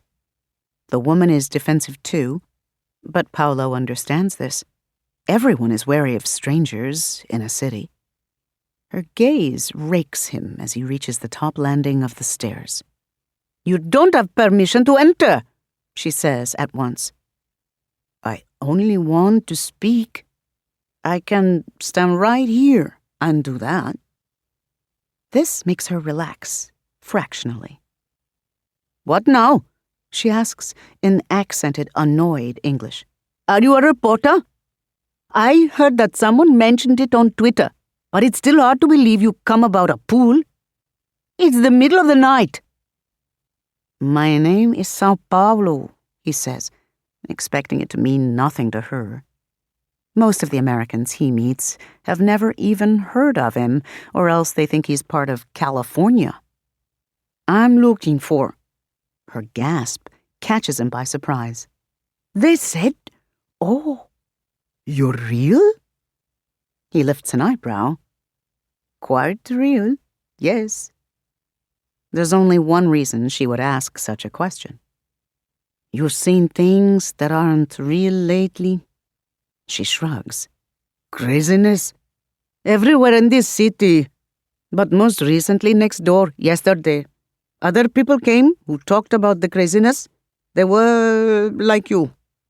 She narrows her eyes at Paolo then, as if trying to discern something she cannot articulate. "I don't know." "Other people?" "One was, Manny. I think that was the name. The other was Brooklyn Thomason, one of those city council people. Tall and black, both of them. Fair man and dark woman. They said our Padmini was Queen's." They've begun to find each other, even without his help. Paolo can't help smiling. "And they've left? Can you tell me where?" She tilts her head, thoughtful, and her gaze is suddenly shrewd. The man in the background has come forward and now stands just behind her, and their stances are alike, subtly protective. The man follows the woman's lead, however, and the woman says, "Why you to ask then? They said something was hunting them. Someone. A woman." Paolo's skin prickles all over, as it did at the Inwood Rock, and by the suspicious swimming pool. Could the enemy have reactualized harbingers already? It is as if the birthing battle did nothing. "That should not be," he says slowly and softly. "But hunting, yes, I believe that's true." New cities usually had very healthy survival instincts because they had to. If the avatars of New York believed that a hostile foreign presence was hunting them down, they were probably right. "A woman, you said?" Her mouth pulls to one side. "I suppose you're not a woman. Still, why should I tell you anything?" "Because I'm here to help them." "Lot of good you've done so far." Paolo inclines his head in acknowledgement of this. It's not an apology. "Truthfully, there isn't much I can do," he says. "My task is to advise. In the end, the battle is theirs to fight and survive. But I can even advise them if I can find them. And any knowledge at this stage will help. They need every bit of help they can get." The woman considers this.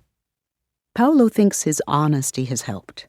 She doesn't have a high opinion of him, but at least it's marginally positive. Her husband murmurs in her ear in some other language, and even without translating the words, Paolo can recognize a "don't tell him anything, we don't know who this man is." The woman nods a little, but there is a sad look on her face as she regards Paolo again. "I can't help her either," she says at last. "She's my cousin's daughter, smart girl, good, pretty when she bothers to try. But they sent her here alone, can you believe it? It was all they could afford, and only us to look after her." "She has more people to help her now," Paolo says, as gently as he can. Her concern is genuine. He can't reassure her, sadly. If this woman's cousin is indeed the avatar of Queens, then she is in terrible danger and might not survive. But Paolo can be truthful about this much. The city is never alone, not really. And this city seems less solitary than most, more like a family, many parts, frequently squabbling. But in the end, against enemies, they come together and protect one another. They must or die. The woman is watching him now, sorrow giving way to fascination. There are 5 other people out there who will be this for her. 6, if you let me help. After a long moment, she sighs. "Oh, they were tired, hungry. They went to Brooklyn, with Brooklyn, to rest for the night." They should not be either tired or hungry. Nothing about this city's birth is going as it should. Paolo restrains a sigh and says, "That could be good, if they know how to create protective loci." He glances around at the walls of the apartment building's corridor, seeing more than the ugly wood paneling. In a place protected in this manner, they would be proof against attack. Safer together than they could ever be with Paolo. He nods to himself. Then the 3 of them can take care of one another for now. But that leaves 2 alone. The Bronx, Staten Island. They said they would go to the Bronx in the morning. It sounded like they had an idea of where to look. It leaves the avatar of the Bronx to fend for themselves until then. But if the others have some inkling of the Avatar's location, then they're doing better at tracking each other down than Paolo is. What of Staten Island? What about it? The woman looks skeptical now. They said they didn't know how to find that one. Staten Island is the smallest borough, according to Wikipedia. Geographically vast, but only a few 100,000 people in population. There's a chance that Paolo might find the Avatar simply by going there and driving around if he rents a car. Cities, even small ones, make a weight upon the world. With enough proximity, one can feel the pull they exert. Then I'll begin there, Paolo says. He reaches into a lapel pocket, past the half-empty pack of cigarettes, and pulls out a business card. Paulistanos are infamous workaholics. Other Brazilians joke about their obsession with meetings and office politics and all the trappings of business. There is a touch of power in the card when he hands it to her, but he does not attempt to expend that power. She's not one of his, after all, and Queens is likely to take it poorly if Paolo gets pushy with her relatives. He merely says, "Please, give your cousin that number when you speak to her again. The country code for the call, assuming she has an American phone, will be 55. She takes the card and frowns at it. There's nothing on it except in elegant block capitals the words Mr. Sao Paulo and a phone number. Underneath the name, though above the number, is a smaller subhead, City Representative. Why should she have to make an expensive international call to talk to you? Get an American phone. Forcing others to acknowledge my point of origin provides a latent strengthening effect. She draws back a little, utterly confused. Paolo nods to her and to her husband, then turns to go. Is that all then? Just call you? Yes. Then Paolo stops at the top of the steps. No. Tell her to text me the location of the Bronx, and I'll meet them there after I found Staten Island. They said they didn't know exactly where the Bronx. They will. That they've managed to find each other thus far is proof that the city is helping them, however weakly, pricking their intuition, calling their attention to seemingly innocuous details or facts, guarding their places of rest. That won't be enough to keep them safe for long, but it helps. They need every bit of help they can get. The woman shakes her head, sighing.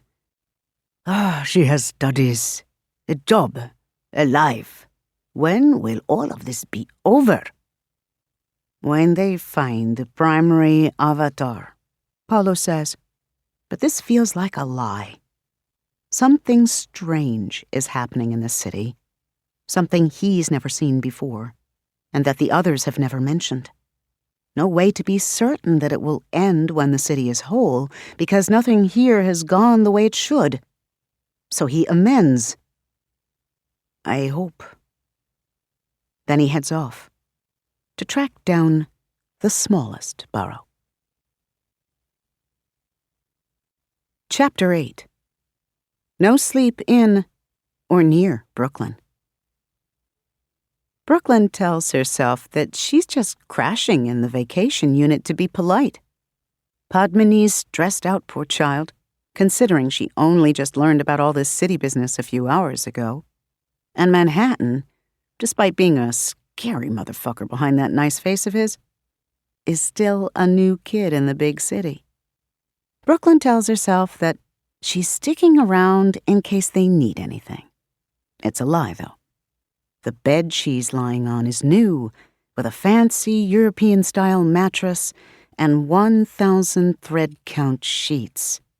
But it's still her old bedroom. And as Brooklyn settles in to rest, having cracked open the window so she can listen to the night sounds of the city, crickets and passing cars and the soft laughter and music of a house party somewhere on the next block, she finds herself needing comfort too, and finding it in the familiarity of the old walls, the old ceiling, the old scent of the place that's still there, ever so faintly, underneath the new paint and hardwood floors. Back in the day, her room would have been sweltering. They couldn't afford air conditioning units or the resulting electric bills, just fans. And Brooklyn would have been looking at the night sky through burglar bars, which everyone needed at the height of the crack epidemic. Still, back then she had been a teenage girl so full of dreams, whose only real worries were passing the Regents and not getting knocked up by her boyfriend of the time. What was his name? German, something with a J. Lord, she couldn't even remember. She hadn't yet become MC-free, vanguard of a movement. She was just a kid trying out freestyle lyrics in the dark, forgetting half the best ones because she kept falling asleep in the middle of composition. And back then, she sure hadn't been expecting to transform into a goddamn living embodiment of this wild, incredible, stupid-ass city. But there's a kind of poetry to the whole situation that Brooklyn accepts. Because this wild, incredible, stupid-ass city has given her so much. That's why she ran for city council, after all. Because she believes that only people who actually love New York, versus those merely occupying and exploiting it, should dictate what it is and becomes. Becoming a borough is just the literalization of something she's always done, so she's okay with it. More than she ever expected to be. She knows who it is as soon as the phone rings. "Are you coming home?" asks Jojo, in a carefully bored tone so as to let Brooklyn know she doesn't actually care. It's cool. She's 14, which she thinks is almost grown, so she absolutely, resolutely does not miss her mama. "I'm right next door, which is why I asked if you were coming home." Brooklyn sighs, although it's fond. "I told you, this place still feels like home to me, baby. Just let me have this for a little while, okay?" Jojo's sigh is almost a match for her own, but Brooklyn hears the amusement in it. "You're so weird, Mama." Then, in the background of the phone, Brooklyn hears her getting up and doing something involving a grunt and a wooden rattle. Oh, opening her window, too. "I guess you used to look out at this view and think of lyrics." "Mostly I just looked at the sky." "Did you finish that paper you were supposed to do for English?" "Yes, Mama. 5 paragraphs, just the way the SAT likes it." Sing-song boredom. "I miss Ms. Fountain, who used to let us write interesting stuff." Brooklyn agrees. Jojo has gotten into one of the coveted specialized high schools of the city, Brooklyn Latin. It's a more old-fashioned school than Brooklyn likes. Actual classes in Latin, and uniforms and other stuff that would have made Brooklyn herself vomit at that age. But Jojo chose it, and she's mostly thriving there. The beloved Miss Fountain, like a lot of teachers in the city who don't want to squeeze in with roommates for the rest of their lives, decided to accept triple the pay from a Tony private school up in Westchester. And Brooklyn can't blame her one bit for that. She feels sorry for Jojo, though, and the other public school kids who've lost a good thing. "Well, that's why I proposed that program I told you about," she says to Jojo, "to help public school teachers get affordable housing." It's not really disinterest. Jojo is usually more invested in Brooklyn's current life as a politician than she is in Brooklyn's past life as a rapper, which makes Brooklyn very happy. The girl is distracted now, though. Over the phone, there's another sound. The cell phone bumping up against a window screen. "I can't see anything." "You gotta open the screen, baby." "Ew, Mama, mosquitoes will get in. I'll get West Nile malaria." "Then you better kill them." The sky over the city has too much light, baby. You can see the stars a little, but you gotta work for them. Brooklyn grins. Can't let anything stand between you and what you want. Is this another lecture about goals? You said you were gonna stop lecturing me about goals. It's a lecture about the stars. And also goals. There is a moment's pause while she hears Jojo rattling the screen and finally getting it up. Oh, I do see 3 stars in a row. That's Orion's belt, isn't it? Probably. Now it's Brooklyn's turn to go wrestle with her bedroom window. Fortunately, she had the shitty, paint-crusted old single panes replaced during a gut renovation a few years back. The new double-paned windows are much easier to open. Once she's raised the screen and poked her head outside, she looks up. Oh, yeah, definitely Orion. Then she looks over. The 2 buildings have flush back ends. In the dark, her daughter's silhouette waves at her, and she waves back. Then Brooklyn pauses as she notices something else in the dark, down in the paved backyard of the other building, where her father sometimes likes to barbecue for the family. At other times of year, it's mostly just occupied by an old ironwork table and some uncomfortable chairs, and a lot of dead plants in pots. Her father gets after her for those, but she's busy. Green thumbs take time she doesn't have. She keeps meaning to get a landscaping company in, have them do something interesting with the space. Right now, however, there is a strange, glowing thing stretched over one corner of the yard. She leans farther out the window, frowning as she tries to figure out what that is. Did somebody string up a tangle of neon tape? Do they even make such a thing? But this does not have the slightly yellow glow of things made with luminescent dye. It's untinted white and ghostly, and seems to waver a little as she looks at it, as if it isn't quite there. Then it moves. Brooklyn jerks violently, and there is a terrifying instant in which she tips a little, where she's balanced herself against the bottom windowsill in order to lean out. It would only be a 1-story fall, but people have died from less. She catches herself, fortunately, and gets a grip on the window frame, though her hand has gone sweaty and numb with chill. Because now that she's gotten a good look at it, there is something like a 3-foot-wide spider moving around the backyard that her daughter leans out over. It has only 4 legs, if those even qualify as legs. They don't taper. They don't bend as they come away from the tiny central body. The whole creature must just be lying on the ground, spread out along the concrete flagstones in a flat cross. That's all it is.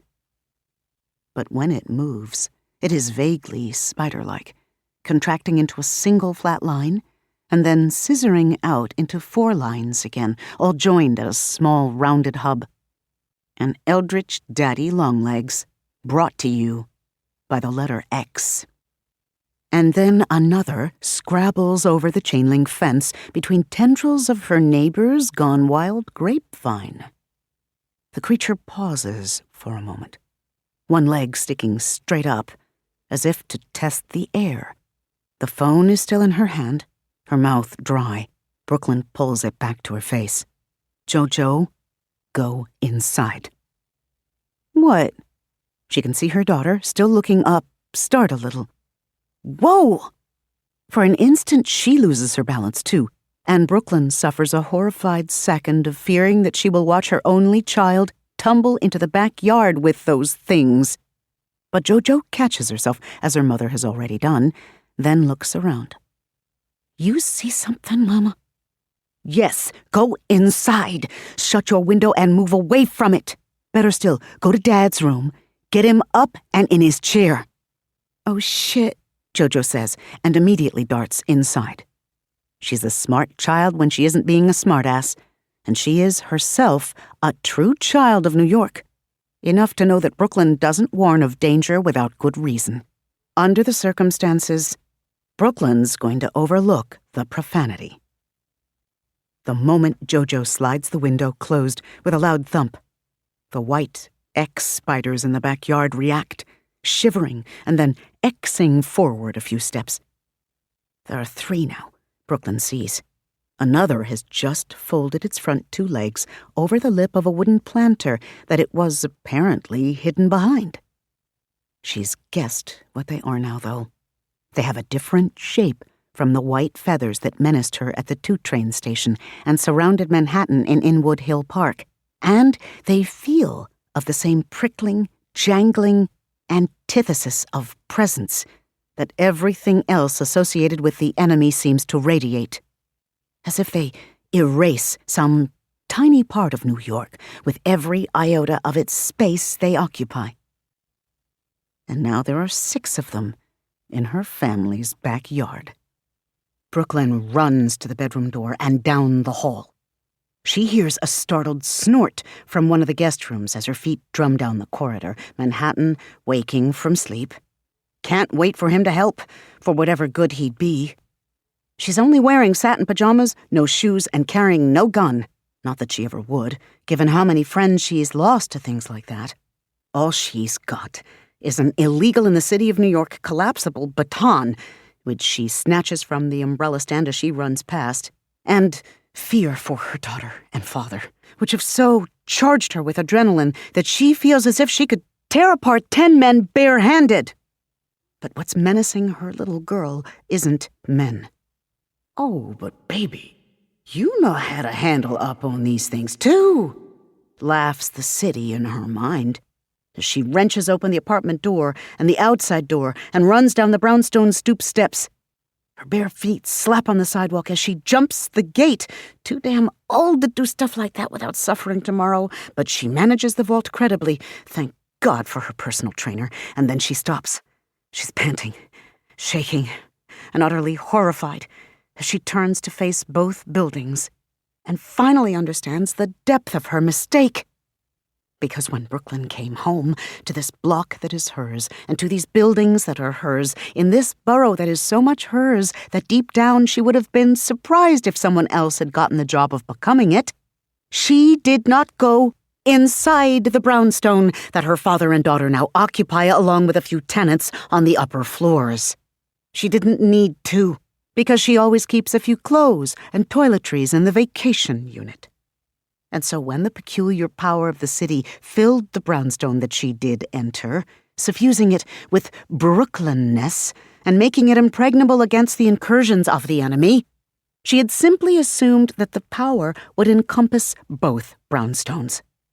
But the power does not recognize property ownership, and worse, the modified brownstone has been shorn of the stoop that once connected it to the neighborhood. This amputation is a still-healing wound that makes the building even more susceptible to attack by foreign organisms. She should have been even more careful to protect this one. And because of Brooklyn's folly, now dozens of white X spiders crawl over the entire building's facade. As Brooklyn watches, one of them drops onto the brick pathway and then X wriggles under the front door, passing through the crack as easily as a sheet of paper. Brooklyn knows not to panic. That's how people get killed when the bullets start flying. And this is a trap she knows just as much as Mrs. Yu's pool was for Podmany. This is how the enemy has lured her out of the safe building. Instead of giving in to the urge to hyperventilate or scream or run blindly into danger, she closes her eyes, tries to think of something other than, "Sweet Jesus, one of those things is in there with my baby."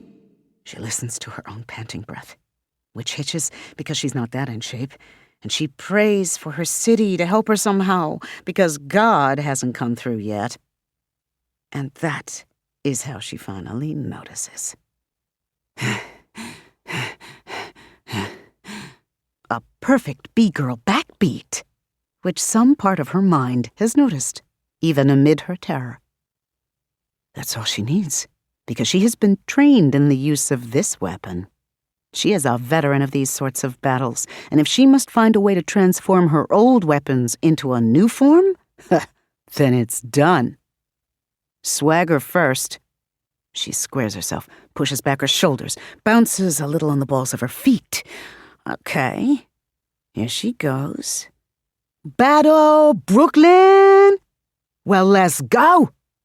She whispers this aloud to focus her mind. They are the lyrics that first made her famous. But already she is spinning new lines, remixing what she needs from ether and the memory of an entire catalog of musical history. Even as she thinks the next words, she feels the power come on, shaped more by her mind than anything else. The words are just a conduit, a construct to which she's already given a shape, a myth, a legend, the heroic power to tear apart 10 men or 50 fucked-up extra-dimensional spider monsters with extreme prejudice.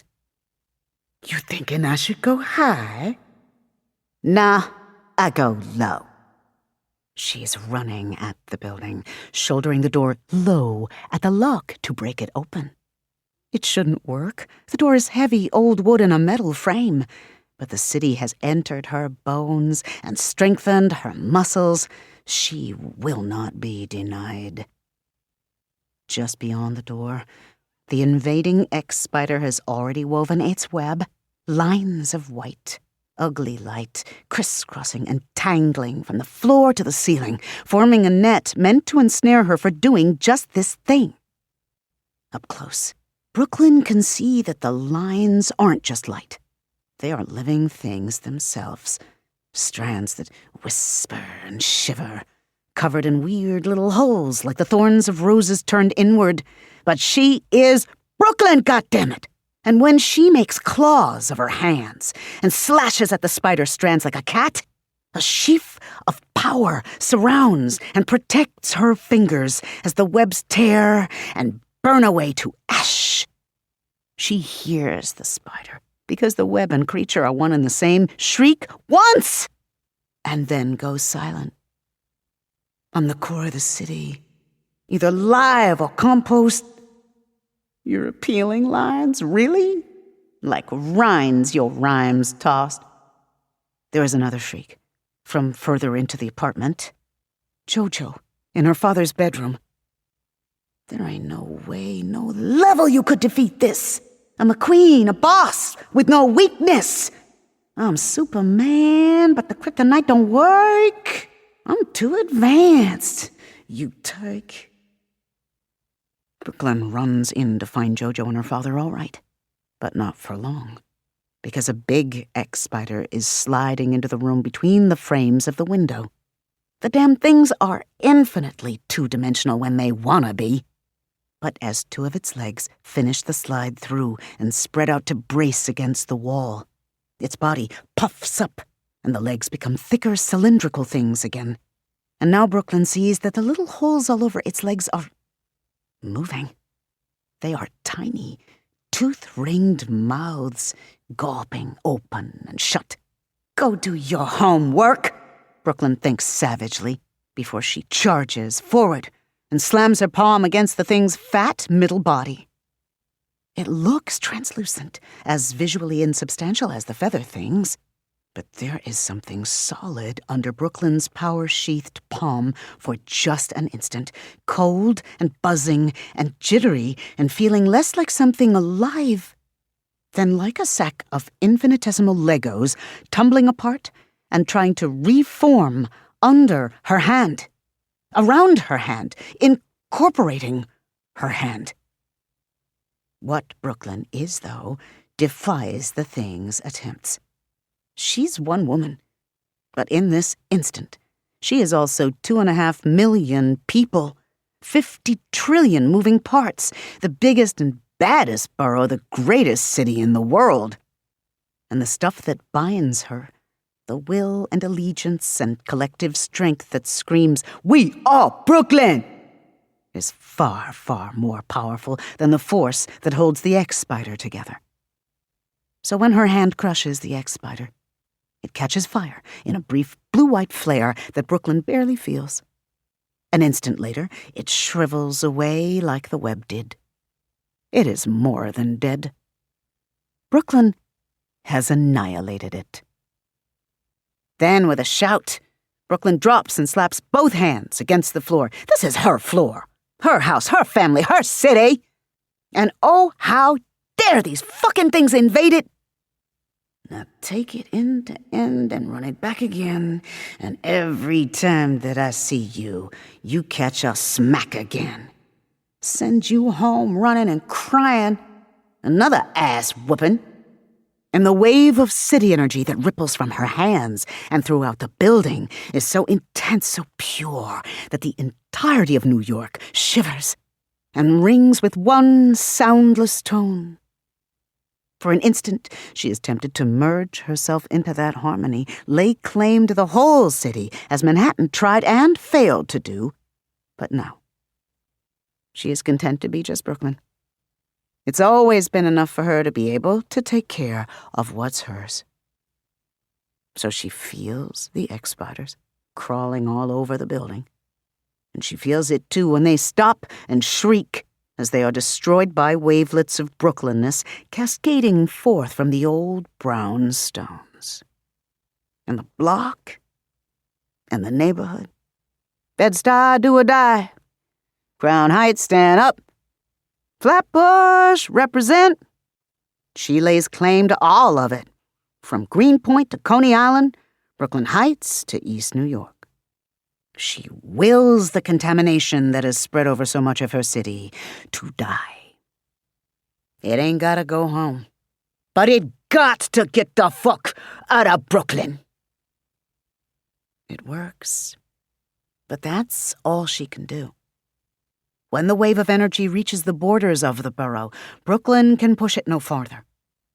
Even doing this much, alone without the support of the others, leaves her utterly drained. She collapses to the floor in a heap, barely aware of Jojo's hands as the girl runs over to her, hearing her father call her name, but lacking the strength to reply. She grins to herself, however, even as her vision darkens, and she hears Manhattan come thumping in. Still got it, she murmurs. Jojo's panicking. Got what? Mama? Granddaddy? I can't get her to sit up. Let her rest, says Manhattan. Brooklyn feels his hand touch hers, and something from him flows into her. She twitches a little in reaction, because so much of him disturbs her on a fundamental level. But his voice is kind, and it is good to know that she doesn't fight alone. The infusion of strength is enough to pull her from the brink of something like a coma back to merely exhausted sleep. She understands, with the clarity of epiphany, that this is a lesser version of what they'll all need to do for the one who embodies the whole of New York City whenever they find him. Their touch will strengthen him the same way, and he will, in turn, strengthen them all. Then they can protect the whole city. Soon. Good. And as she drifts off to sleep, she smiles, as this time she makes sure to finish her victorious rhyme.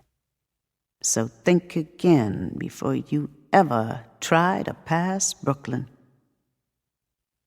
It's late afternoon the next day, before Brooklyn finally drags herself out of bed. So much for getting an early start on finding the Bronx. But then she comes into the family kitchen to find Jojo, her father, Padmini, Manhattan, and even the family cat Sweater sitting around the living room table in silence. They're staring at some kind of business letter which sits open on the coffee table. Her father must have pulled it from the day's mail. What's going on? Brooklyn asks, shuffling forward. She's moving, but still tired, and half the muscles in her body ache from overuse. Too goddamn old to fight trans-dimensional rap battles in the middle of the night. But she comes alert a moment later, as her mind processes what she's seeing. The certified mail postcard on the back of the torn-open envelope. The furious look on her father's face. Dad? What? This is an official notice of eviction. Clyde Thomason says. Eviction? That's bullshit, Dad. We're not renters. These buildings have been paid off for years. Jojo seems so shaken that Brooklyn goes over and puts a hand on her shoulder. The girl says, Yeah, but some kind of city agency says we didn't pay arrears on taxes or something. Brooklyn can't help it. She chuckles. Her family has always made fun of her control-freakish eagerness to pay all of her bills as soon as she can. She doesn't like having the weight of unpaid debts hanging over her head. This is a joke. Somebody's fucking with us, Dad. Check the ID.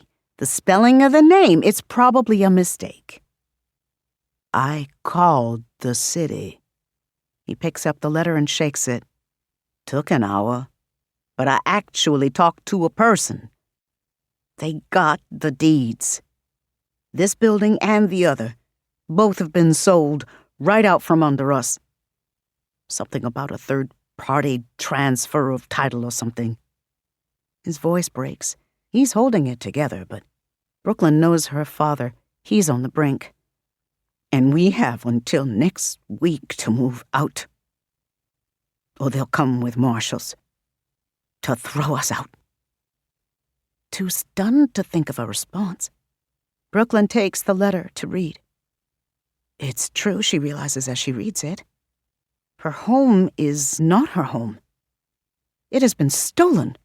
The goods sold before the crime's victims even noticed the theft. And the most brazen part of it? The thief's name is right there on the letter big as day. The Better New York Foundation. Chapter 9. A Better New York is in sight. No one burns down the center overnight, and the keyholders report no suspicious or hostile activity when Branka comes in late that morning.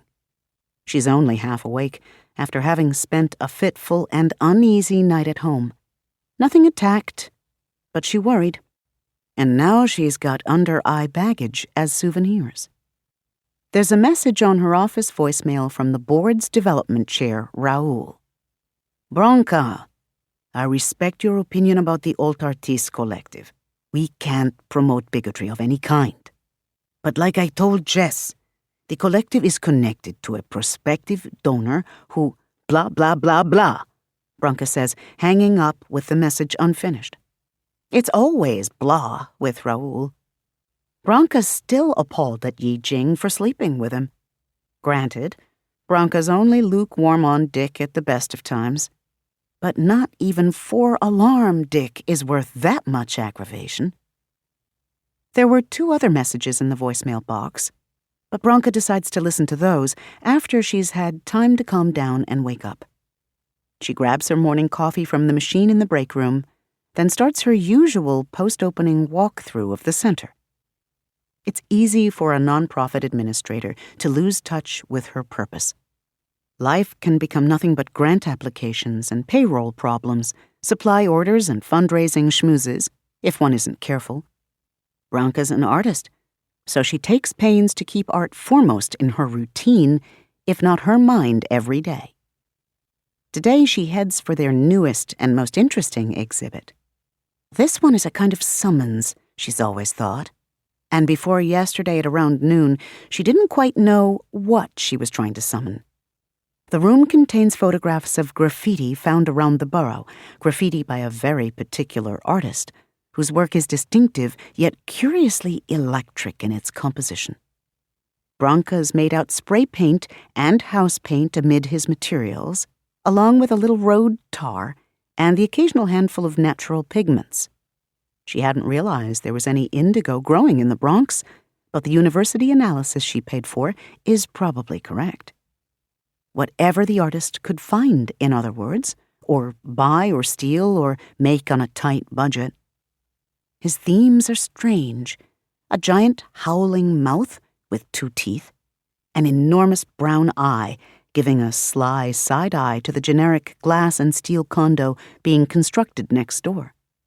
A strangely plain mural of sunset over a meadow, painted onto the side of an old 12-story derelict factory, which somebody really needs to knock down before it starts killing people with falling bricks. There's an arrow painted into the middle of the idyllic meadow scene, wide and bright red, pointing down at a ledge underneath the meadow. Branka was confused by that one until she finally had an epiphany. The meadow is a red herring. What matters is that the ledge is a handhold, a convenient place for something enormous to grab on and steady itself. What? Who knows? But it fits a pattern. The same artist, Branka suspected before yesterday, and knows with certainty now.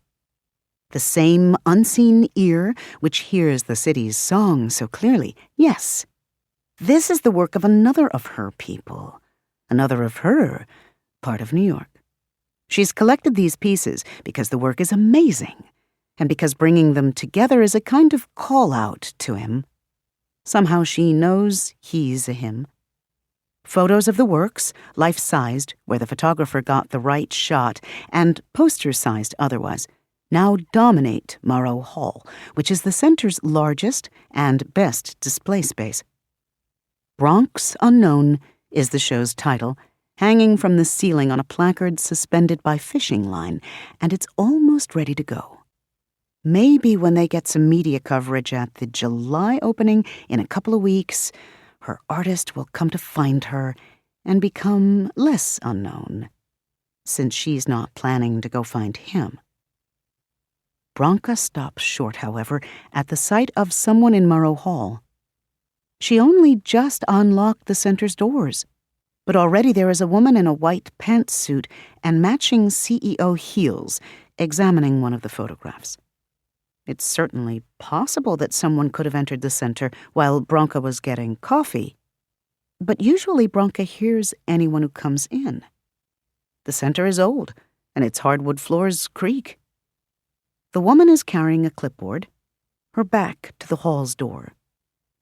Is she some kind of inspector? "Powerful, aren't they?" asks the woman, as Branka stands there staring. She's looking at Branka's favorite piece, although it's also the one that feels as if it has a slightly different eye. In the image, seen from above, a body curls sleeping atop what looks like a bed of old newspapers, not just Village Voices and Daily Newses, but really old stuff that Branka barely remembers from her childhood, like the New York Herald Tribune, and obscure stuff, like the Staten Island Register. The papers are in bundles, still wrapped with twine or plastic. The figure atop them is centered and almost photorealistic amid a pool of light. A slender, young, dark-skinned black man in worn jeans and a stained t-shirt asleep on his side. His sneakers are nondescript, canvas, dirty, and there's a hole in one of them. He can't be much more than 20 years old, though it's hard to tell because his face is turned into the papers, hidden except for one baby-smooth cheek. There is a little meat on him, wishful-thinking biceps peeking from the sleeves of his shirt, a suggestion of deltoids underneath, but overall, he's skin and bones, to the point that Branka's tired maternal instincts make her want to just feed the poor child till he fills out. The framing of the painting is the really interesting thing, as Branka has tried to capture by having the photograph cut into a circle. The whole thing is circular, positioned above the painting's subject as if the painter is gazing down at him from the top of an open well. Branka thinks there is adoration in this framing. It emulates the gaze of a lover looking down upon a sleeping partner, or a parent watching over a small child. She has seen the same tenderness of positioning, the same lighting, in classical painters' descriptions of the Madonna. But then, she knows why this painting is different. It is a self-portrait. But the boy didn't paint it. "This one especially," says the woman in the white pantsuit. On a whim, Branka walks into Murrow Hall to stand beside her, looking more at the woman than at the photograph. She's almost as pale as her outfit, Branka sees, though this is exacerbated somewhat by her tawny, near-white hair. She doesn't look at Branka, keeping her avid gaze on the image of the boy. I feel like it's trying to send me a message. It is, but not to some random stranger. Branka folds her arms and decides to play along, though. We're all big fans of Bronx Unknown here, she says. What message do you think he's trying to send?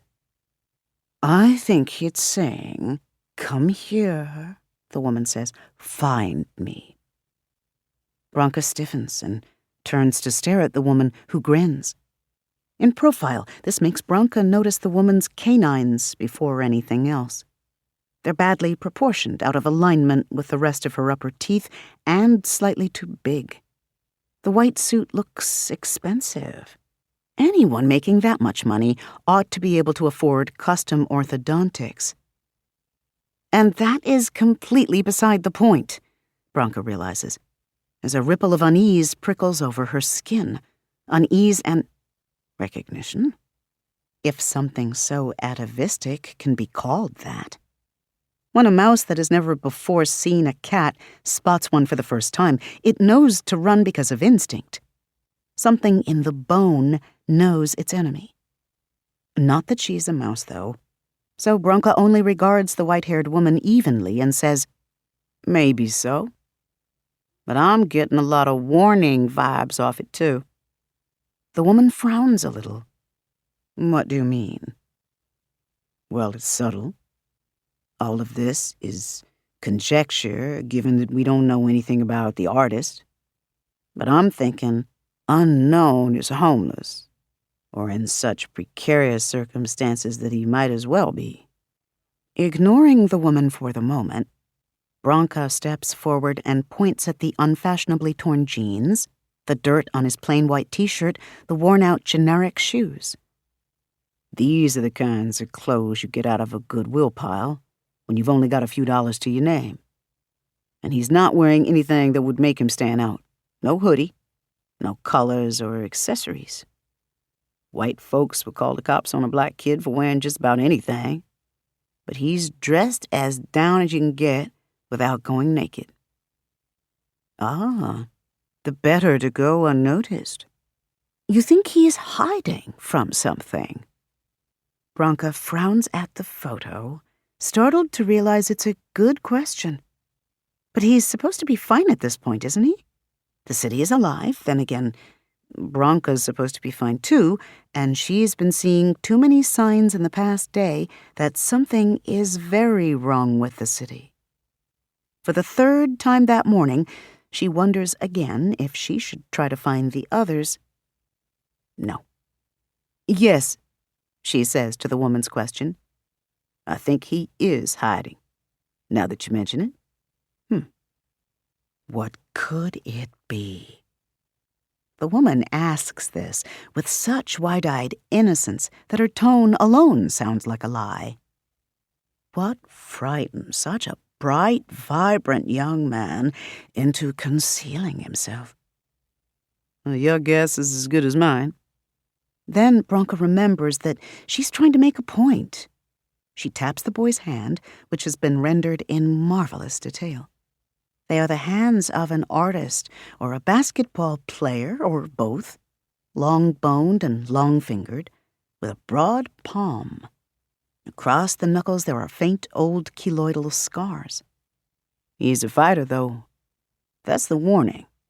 He hides, runs when he has to, but corner him and that's yo ass. The woman says. Her tone is inflectionless, but Branka hears the scorn in it. Yes, that explains a great deal. Wouldn't have thought him so vicious to look at him. Such a scrawny thing. Barely more than a child. Yes, the young avatar of a very young city, relatively and globally speaking, that seems more bluster than bite. But anyone who actually thinks that has never noticed the large canines amid New York City's own charming smile. The thing a lot of people don't get about fighting is that it's not really the big guys you gotta worry about. Bronca turns, which puts her between the woman and the painting, not blocking the woman's line of sight, but planting herself at the side of the portrait. This is a place of art, and symbolic gestures matter. Big guys, sure. Some of them have been tested, but a lot of times they don't have to fight much because they're big and intimidating. The ones who will tear you a new one are the kids like this, the scrawny, pretty-faced ones, poor and dark and wearing cheap clothes. Kids like that have to fight all the time. Sometimes the abuse breaks them, but sometimes, often, it makes them dangerous. Experienced enough to know exactly how many hits they can take, and ruthless enough to apply scorched earth tactics. The woman sounds disgruntled. She has folded her arms as well, in a way that Bronca reads as sullen. Some might say it also makes them monsters. Bronca lifts an eyebrow. Some, I guess. But I always figure those people must be the ones starting all the fights. Bronca shrugs. Abusers know kids like this are the ones who sometimes grow up if the abusers don't kill them first, to fix the world wherever it's broken. Enough kids like this equals the end of abusers. That is pie in the sky, the woman says. Bronca frowns a little at the odd phrasing. Cruelty is human nature. Bronca restrains the urge to laugh. She's never liked that little bit of bullshit wisdom. Now, nothing human beings do is set in stone. And even stone changes anyway. We can change too. Anything about ourselves that we want to. We just have to want to. She shrugs. People who say change is impossible are usually pretty happy with things just as they are. It's a dig at the woman, with her expensive suit and power professional haircut, and the whole more Aryan-than-thou aesthetic she seems to be working. All Bronca's life, women like this have been the ones to watch out for. Feminists who cried when their racism got called out. Philanthropists who wouldn't pay taxes, but then wanted to experiment on kids from broke public schools. Doctors who came to help by sterilizing women on the res. Becky's. That's why Bronca's not going to call Yi Jing that name anymore. It should be reserved for those who earn it. The woman starts to open her mouth, then picks up on Bronca's insinuation. Instead of ignoring it or getting snitty, though, she grins. It's a huge grin, showing nearly all her teeth. How has her mouth opened that wide? Jesus! I'm white, she says, holding out a hand to Bronca. Bronca suffers a moment's confusion before the woman adds, of the BNY Foundation? Dr. White, that is. Bronca shakes. Dr. Siwanoy, she says with the same emphasis and a smile. She shifts to her white voice, too, since this feels like that kind of party. But please feel free to call me Bronca. Director Bronca. The woman is still smiling with all those teeth. It looks like it hurts her face. I understand you spoke to some friends of mine yesterday, a lovely group of young artists. Well, fuck. Bronca keeps her smile in place, but it takes doing. The alt artistes. Yes, she says, deliberately using the name the group didn't give. I'm afraid their work was in violation of our center's long-standing policy against promoting bigotry. Oh, but bigotry is such a moving target. With art. The woman wrinkles her nose a little, still grinning. Is it parody or serious? Maybe they meant to fight bigotry. Maybe so. Bronca's still smiling, too.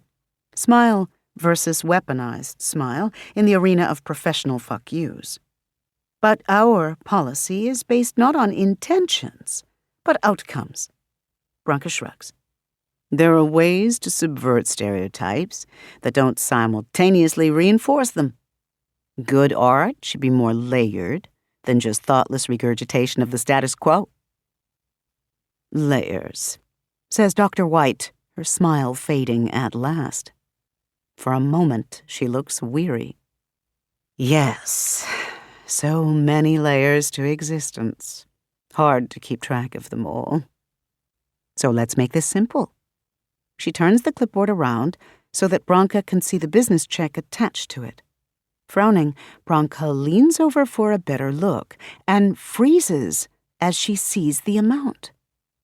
$23 million, says White.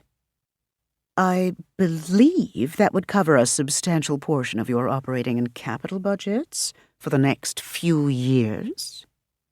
There is a catch, though, of course. Branka stares at the check. She's never seen that many zeros written out by hand. And White has put little doodles on some of them, pupil spots in the zeros to make them googly eyes, and little eyebrows over them in pairs. She's gone a little nuts with the zeros for cents, however, which each have multiple eye spots all over the place. This last bit makes Branka frown up at her. Is this a joke? No.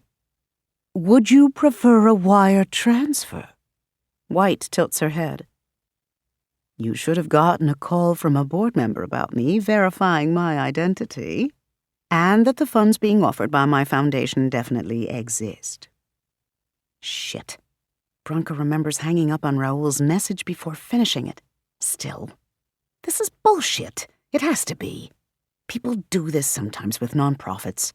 Dangle money and expect them to hire incompetent relatives, name buildings after dead pedophiles, and so on. And there's actually some wiggle room for all that. Cost of doing begging for money business. But not as much as people seem to think. Let me make sure I understand you, Branka says. She's still smiling, although it's taken a hit. You want to make a donation to the Bronx Arts Center of $23 million? We're delighted, of course, but you mentioned a catch. White's smile has crept back, though not as broadly, becoming instead something sly and smug. We just want you to make room in your gallery for some of the alt artistes' pieces. Not the ones you object to. She holds up a hand quickly as soon as Branka opens her mouth. You did explain your policy, and I'm in complete agreement. But they have a lot of pieces beyond what they showed you yesterday. I'm sure they've got something almost completely bigotry-free. Let's say you put up 3 of their works, just 3. It sounds reasonable. Slippery slopes always do. Branka narrows her eyes. I've seen their videos. Their whole shtick is trying to prove they're being discriminated against because they're a bunch of rich white boys. So put up some of their art and prove them wrong. Dr. White looks at Branka as if this is the obvious solution. Dr. White, I'm afraid your friend's work isn't very good. That's why I rejected it. And it isn't very good because they're a bunch of rich white boys making art as a prank, and apparently expecting a wealthy benefactor to open doors for them. White sighs as she lowers the clipboard. Look, we both know that sometimes you have to make compromises. This one is simple. Put 3 of their works up. Get $23 million unrestricted funds. Unrestricted? That Branka really doesn't believe. Philanthropists don't think nonprofits know how to spend money, or that they won't just embezzle it all, because that's what they would do if the chance presented itself, she suspects. And they figure everyone has the same wonky moral compass. It's time to call bullshit. What's your gain from this? Branka demands. It comes out belligerent. She's lost her smile, too, because she doesn't like being fucked with. Are these boys your relatives? Are you with, I don't know, some kind of religious group or something? Dr. White's smile has turned pitying. No, nothing like that. I just believe in balance. How is... Okay, this is pointless. Trying to reason with bigots is always a losing game. And Branka can already tell there's going to be an epic explosion from the board if she refuses the donation. With a frustrated sigh, Branka rubs her eyes. It is a small concession to make, isn't it?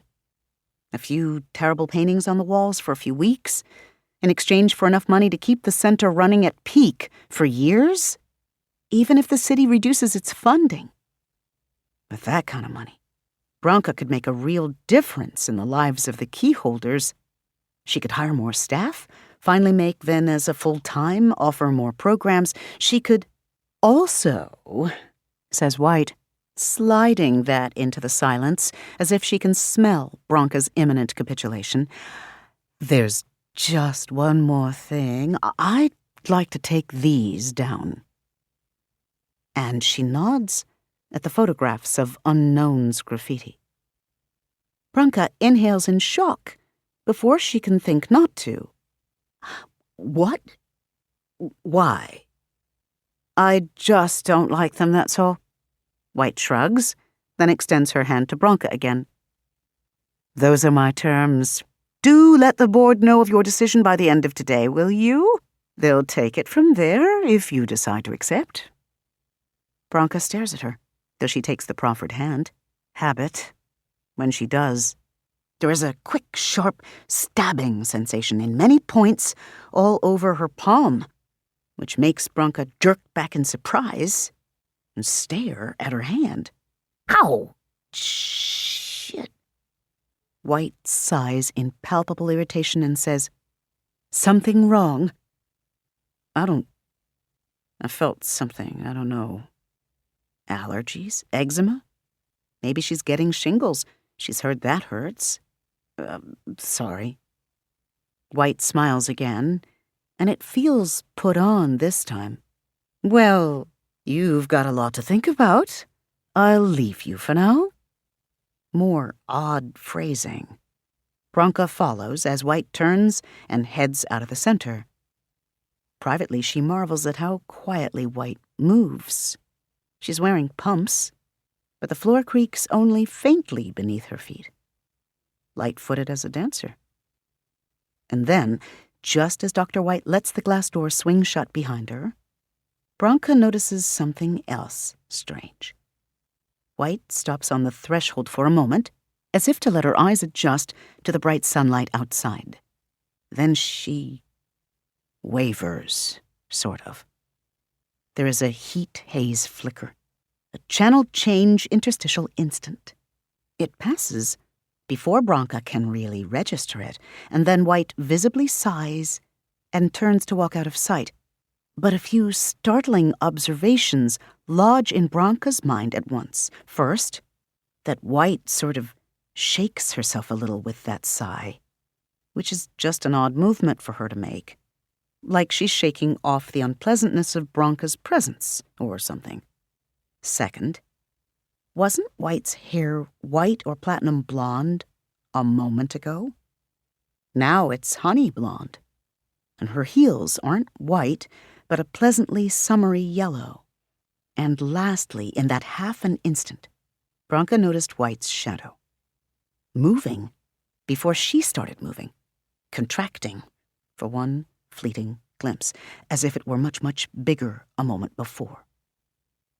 Then White is gone. Branka lifts her hand to examine it, in the wake of that strange jabbing prickle. It's fine. Didn't even hurt much, really. But there are tiny indentations all over the palm, like if she grabbed a hairbrush, bristles first.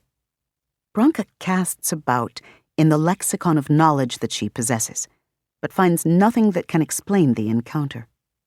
The enemy has been a thing of immensity and animalistic savagery for tens of thousands of years. It has never been a small, rich, passive-aggressive white woman, which means that Bronca's just seeing danger under every extremely large check. Still.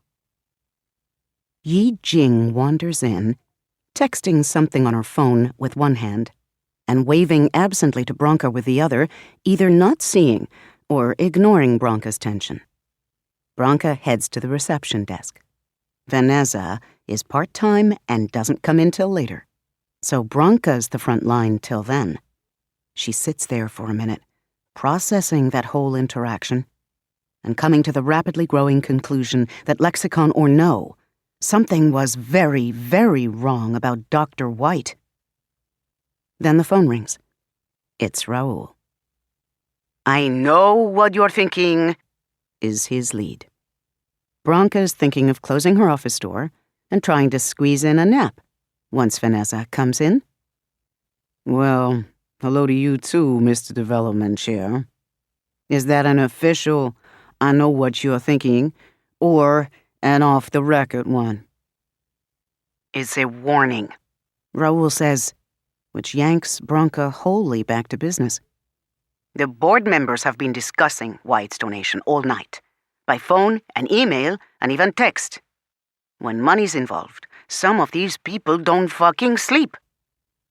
Yeah, that about fits Bronca's observations of the Bronx Art Center Board of Directors. A few are prominent artists, but those aren't the important ones. The ones who really control everything are CEOs, scions of old money families, consultants for think tanks, and retired versions of Bronca, who were clearly better at their jobs than she is, because they ran nonprofits and somehow came away millionaires. Okay, and the consensus was, wait, let me guess. Take the money? Unrestricted funds, Bronca. Not unrestricted. She wants our principles in exchange. Bronca respects Raoul, his loose regard for power dynamics in workplace sexual relationships aside. He's one of the artists on the board, and unusual in that he's got equal talent at sculpture and at wrangling prickly business types who have no idea how art works. Where he falls down is wrangling prickly artist types like Bronca. That's very melodramatic, he says. And not at all true. The Better New York Foundation... Jesus, really? Yes. Very well-resourced, very private, and very dedicated to raising the city from its gritty image to the heights of prosperity and progress. Bronca actually pulls the receiver from her ear to glare at it for a moment. I have never smelled a bigger pile of horse shit. That's... She shakes her head. It's gentrifier logic, settler logic. They want the city without the gritty people who made it what it is. Raoul, what she wants isn't too much to ask. That's what the board concluded. There is a finality to his voice. Bronca's heart clenches as she understands. This is all going so fast. Are you saying this is do or die then? Take the money, or... What do you think, Bronca? Her first instinct is to start yelling. She knows that's the wrong response, the response that isn't going to help, but she wants to do it anyway. Her grandfather always did complain that she was too prone to bluster and bludgeoning. Her people have survived by hiding in plain sight for generations, passing as black or Hispanic or whatever worked. But all that time pretending has left its mark. She tries to always remember that the way of the Lenape is cooperation. But it's a struggle sometimes.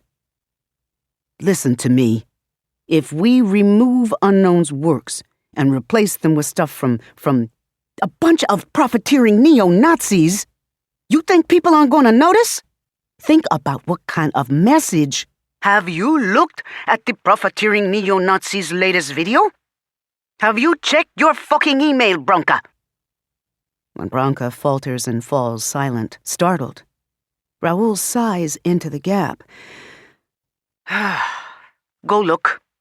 And consider the fact that the board started getting emails on this overnight, too. Then call me with your choice. She flounders to speak. Do it or get fired isn't a choice, Raoul. It is. You can refuse the money, get fired, and doom the center staff and artists to years of financial uncertainty and fuck knows whatever kind of leadership they'll hire after you. The new director will almost surely be someone who's more likely to obey the board, which means they won't be half the advocate for your people that you are. That's what matters here, Bronca. You can't do them any good if you're making a choice, too. Between racist hacks and somebody who spent her life fighting that shit. You're choosing them. Yeah, so much for not yelling. That isn't how the board sees it. And yeah, I know that's how it is. He rides over her retort. Jesus Christ, Bronca, you think I don't get it? I'm Chicano as fuck. My parents were illegal. I get it. But these people are always gonna tell themselves that a little fascism is okay, as long as they can still get unlimited drinks with brunch. Bronca has fallen silent, though she's shaking. She's out of arguments. From the corner of her eye, she can see Yi Jing lingering nearby, clearly eavesdropping. Jess has come to the door of her office as well, after Bronca's shout. Vanessa is walking up to the center's door, since it's almost time for her shift to begin. Without really thinking about it, Bronca moves her hand to press the speakerphone button. Raoul's long sigh is heard by an audience this time. Look, he says. I'm just the messenger. You know I fought this, but take some time to think about it, Bronca. I know you, and I know you're right, but I don't want to lose you. And watch your back. This got ugly fast. Then he hangs up. Bronca does too, and lifts her eyes. Jess has a hand to her mouth, horrified. Yi Jing sighs and turns her phone around to display some social media thing or another. Bronca can't see the tiny text. The alt artist video has gone up, Yi Jing says. My mentions have been flooded with kill yourself crap all morning, and I couldn't figure out why at first. Different accounts, but all variations on the same thing. Why does @BronxArts hate white men? How can we say we don't discriminate when we clearly do? Isn't it affirmative action if we only showcase artists who aren't white, blah, blah, blah? With a lot of chink, bitch, and rape threats on the side. What the hell? Bronca asks, stunned. Me too, says Jess. She looks tired already. They called my home phone last night. 5 times, till my husband took the phone off the hook. But I bet our voicemail is full of specialness and love. Guessing they got my name off the center's website and figured out my personal info from it, like Vanessa tried to warn. She sighs, rubbing her eyes. I'm scared to check my email, to be honest. Yeah, don't, Vanessa says as she comes into the room. She's got her laptop bag in one hand, and her eyes are bleary. One of my exes texted me last night. The artist's video is extra fucked up. He was trying to tell me to leave my apartment, but my name isn't on the staff page. She rolls her eyes. First time I've ever been glad you guys are too cheap to pay me benefits. Jess goes still. You think we're going to get doxxed? You already have been. The words send a chill through Bronca. Vanessa sighs and opens up her laptop, clicking on something. Then she turns it around to show them. There's a page on some kind of forum. At the top is the forum subject, Operation Fuck These Les Bitches with Big Fat Dilds. Then dozens of posts. Branka tries to parse it and can't. The text is too small, and there are too many people talking. She's tried to stay on top of the internet. She really has. But at times like this, she feels like a damned Luddite. So, it turns out there's a whole campaign about this. Vanessa translates. Yi Jing, who's clearly better at reading this stuff, squints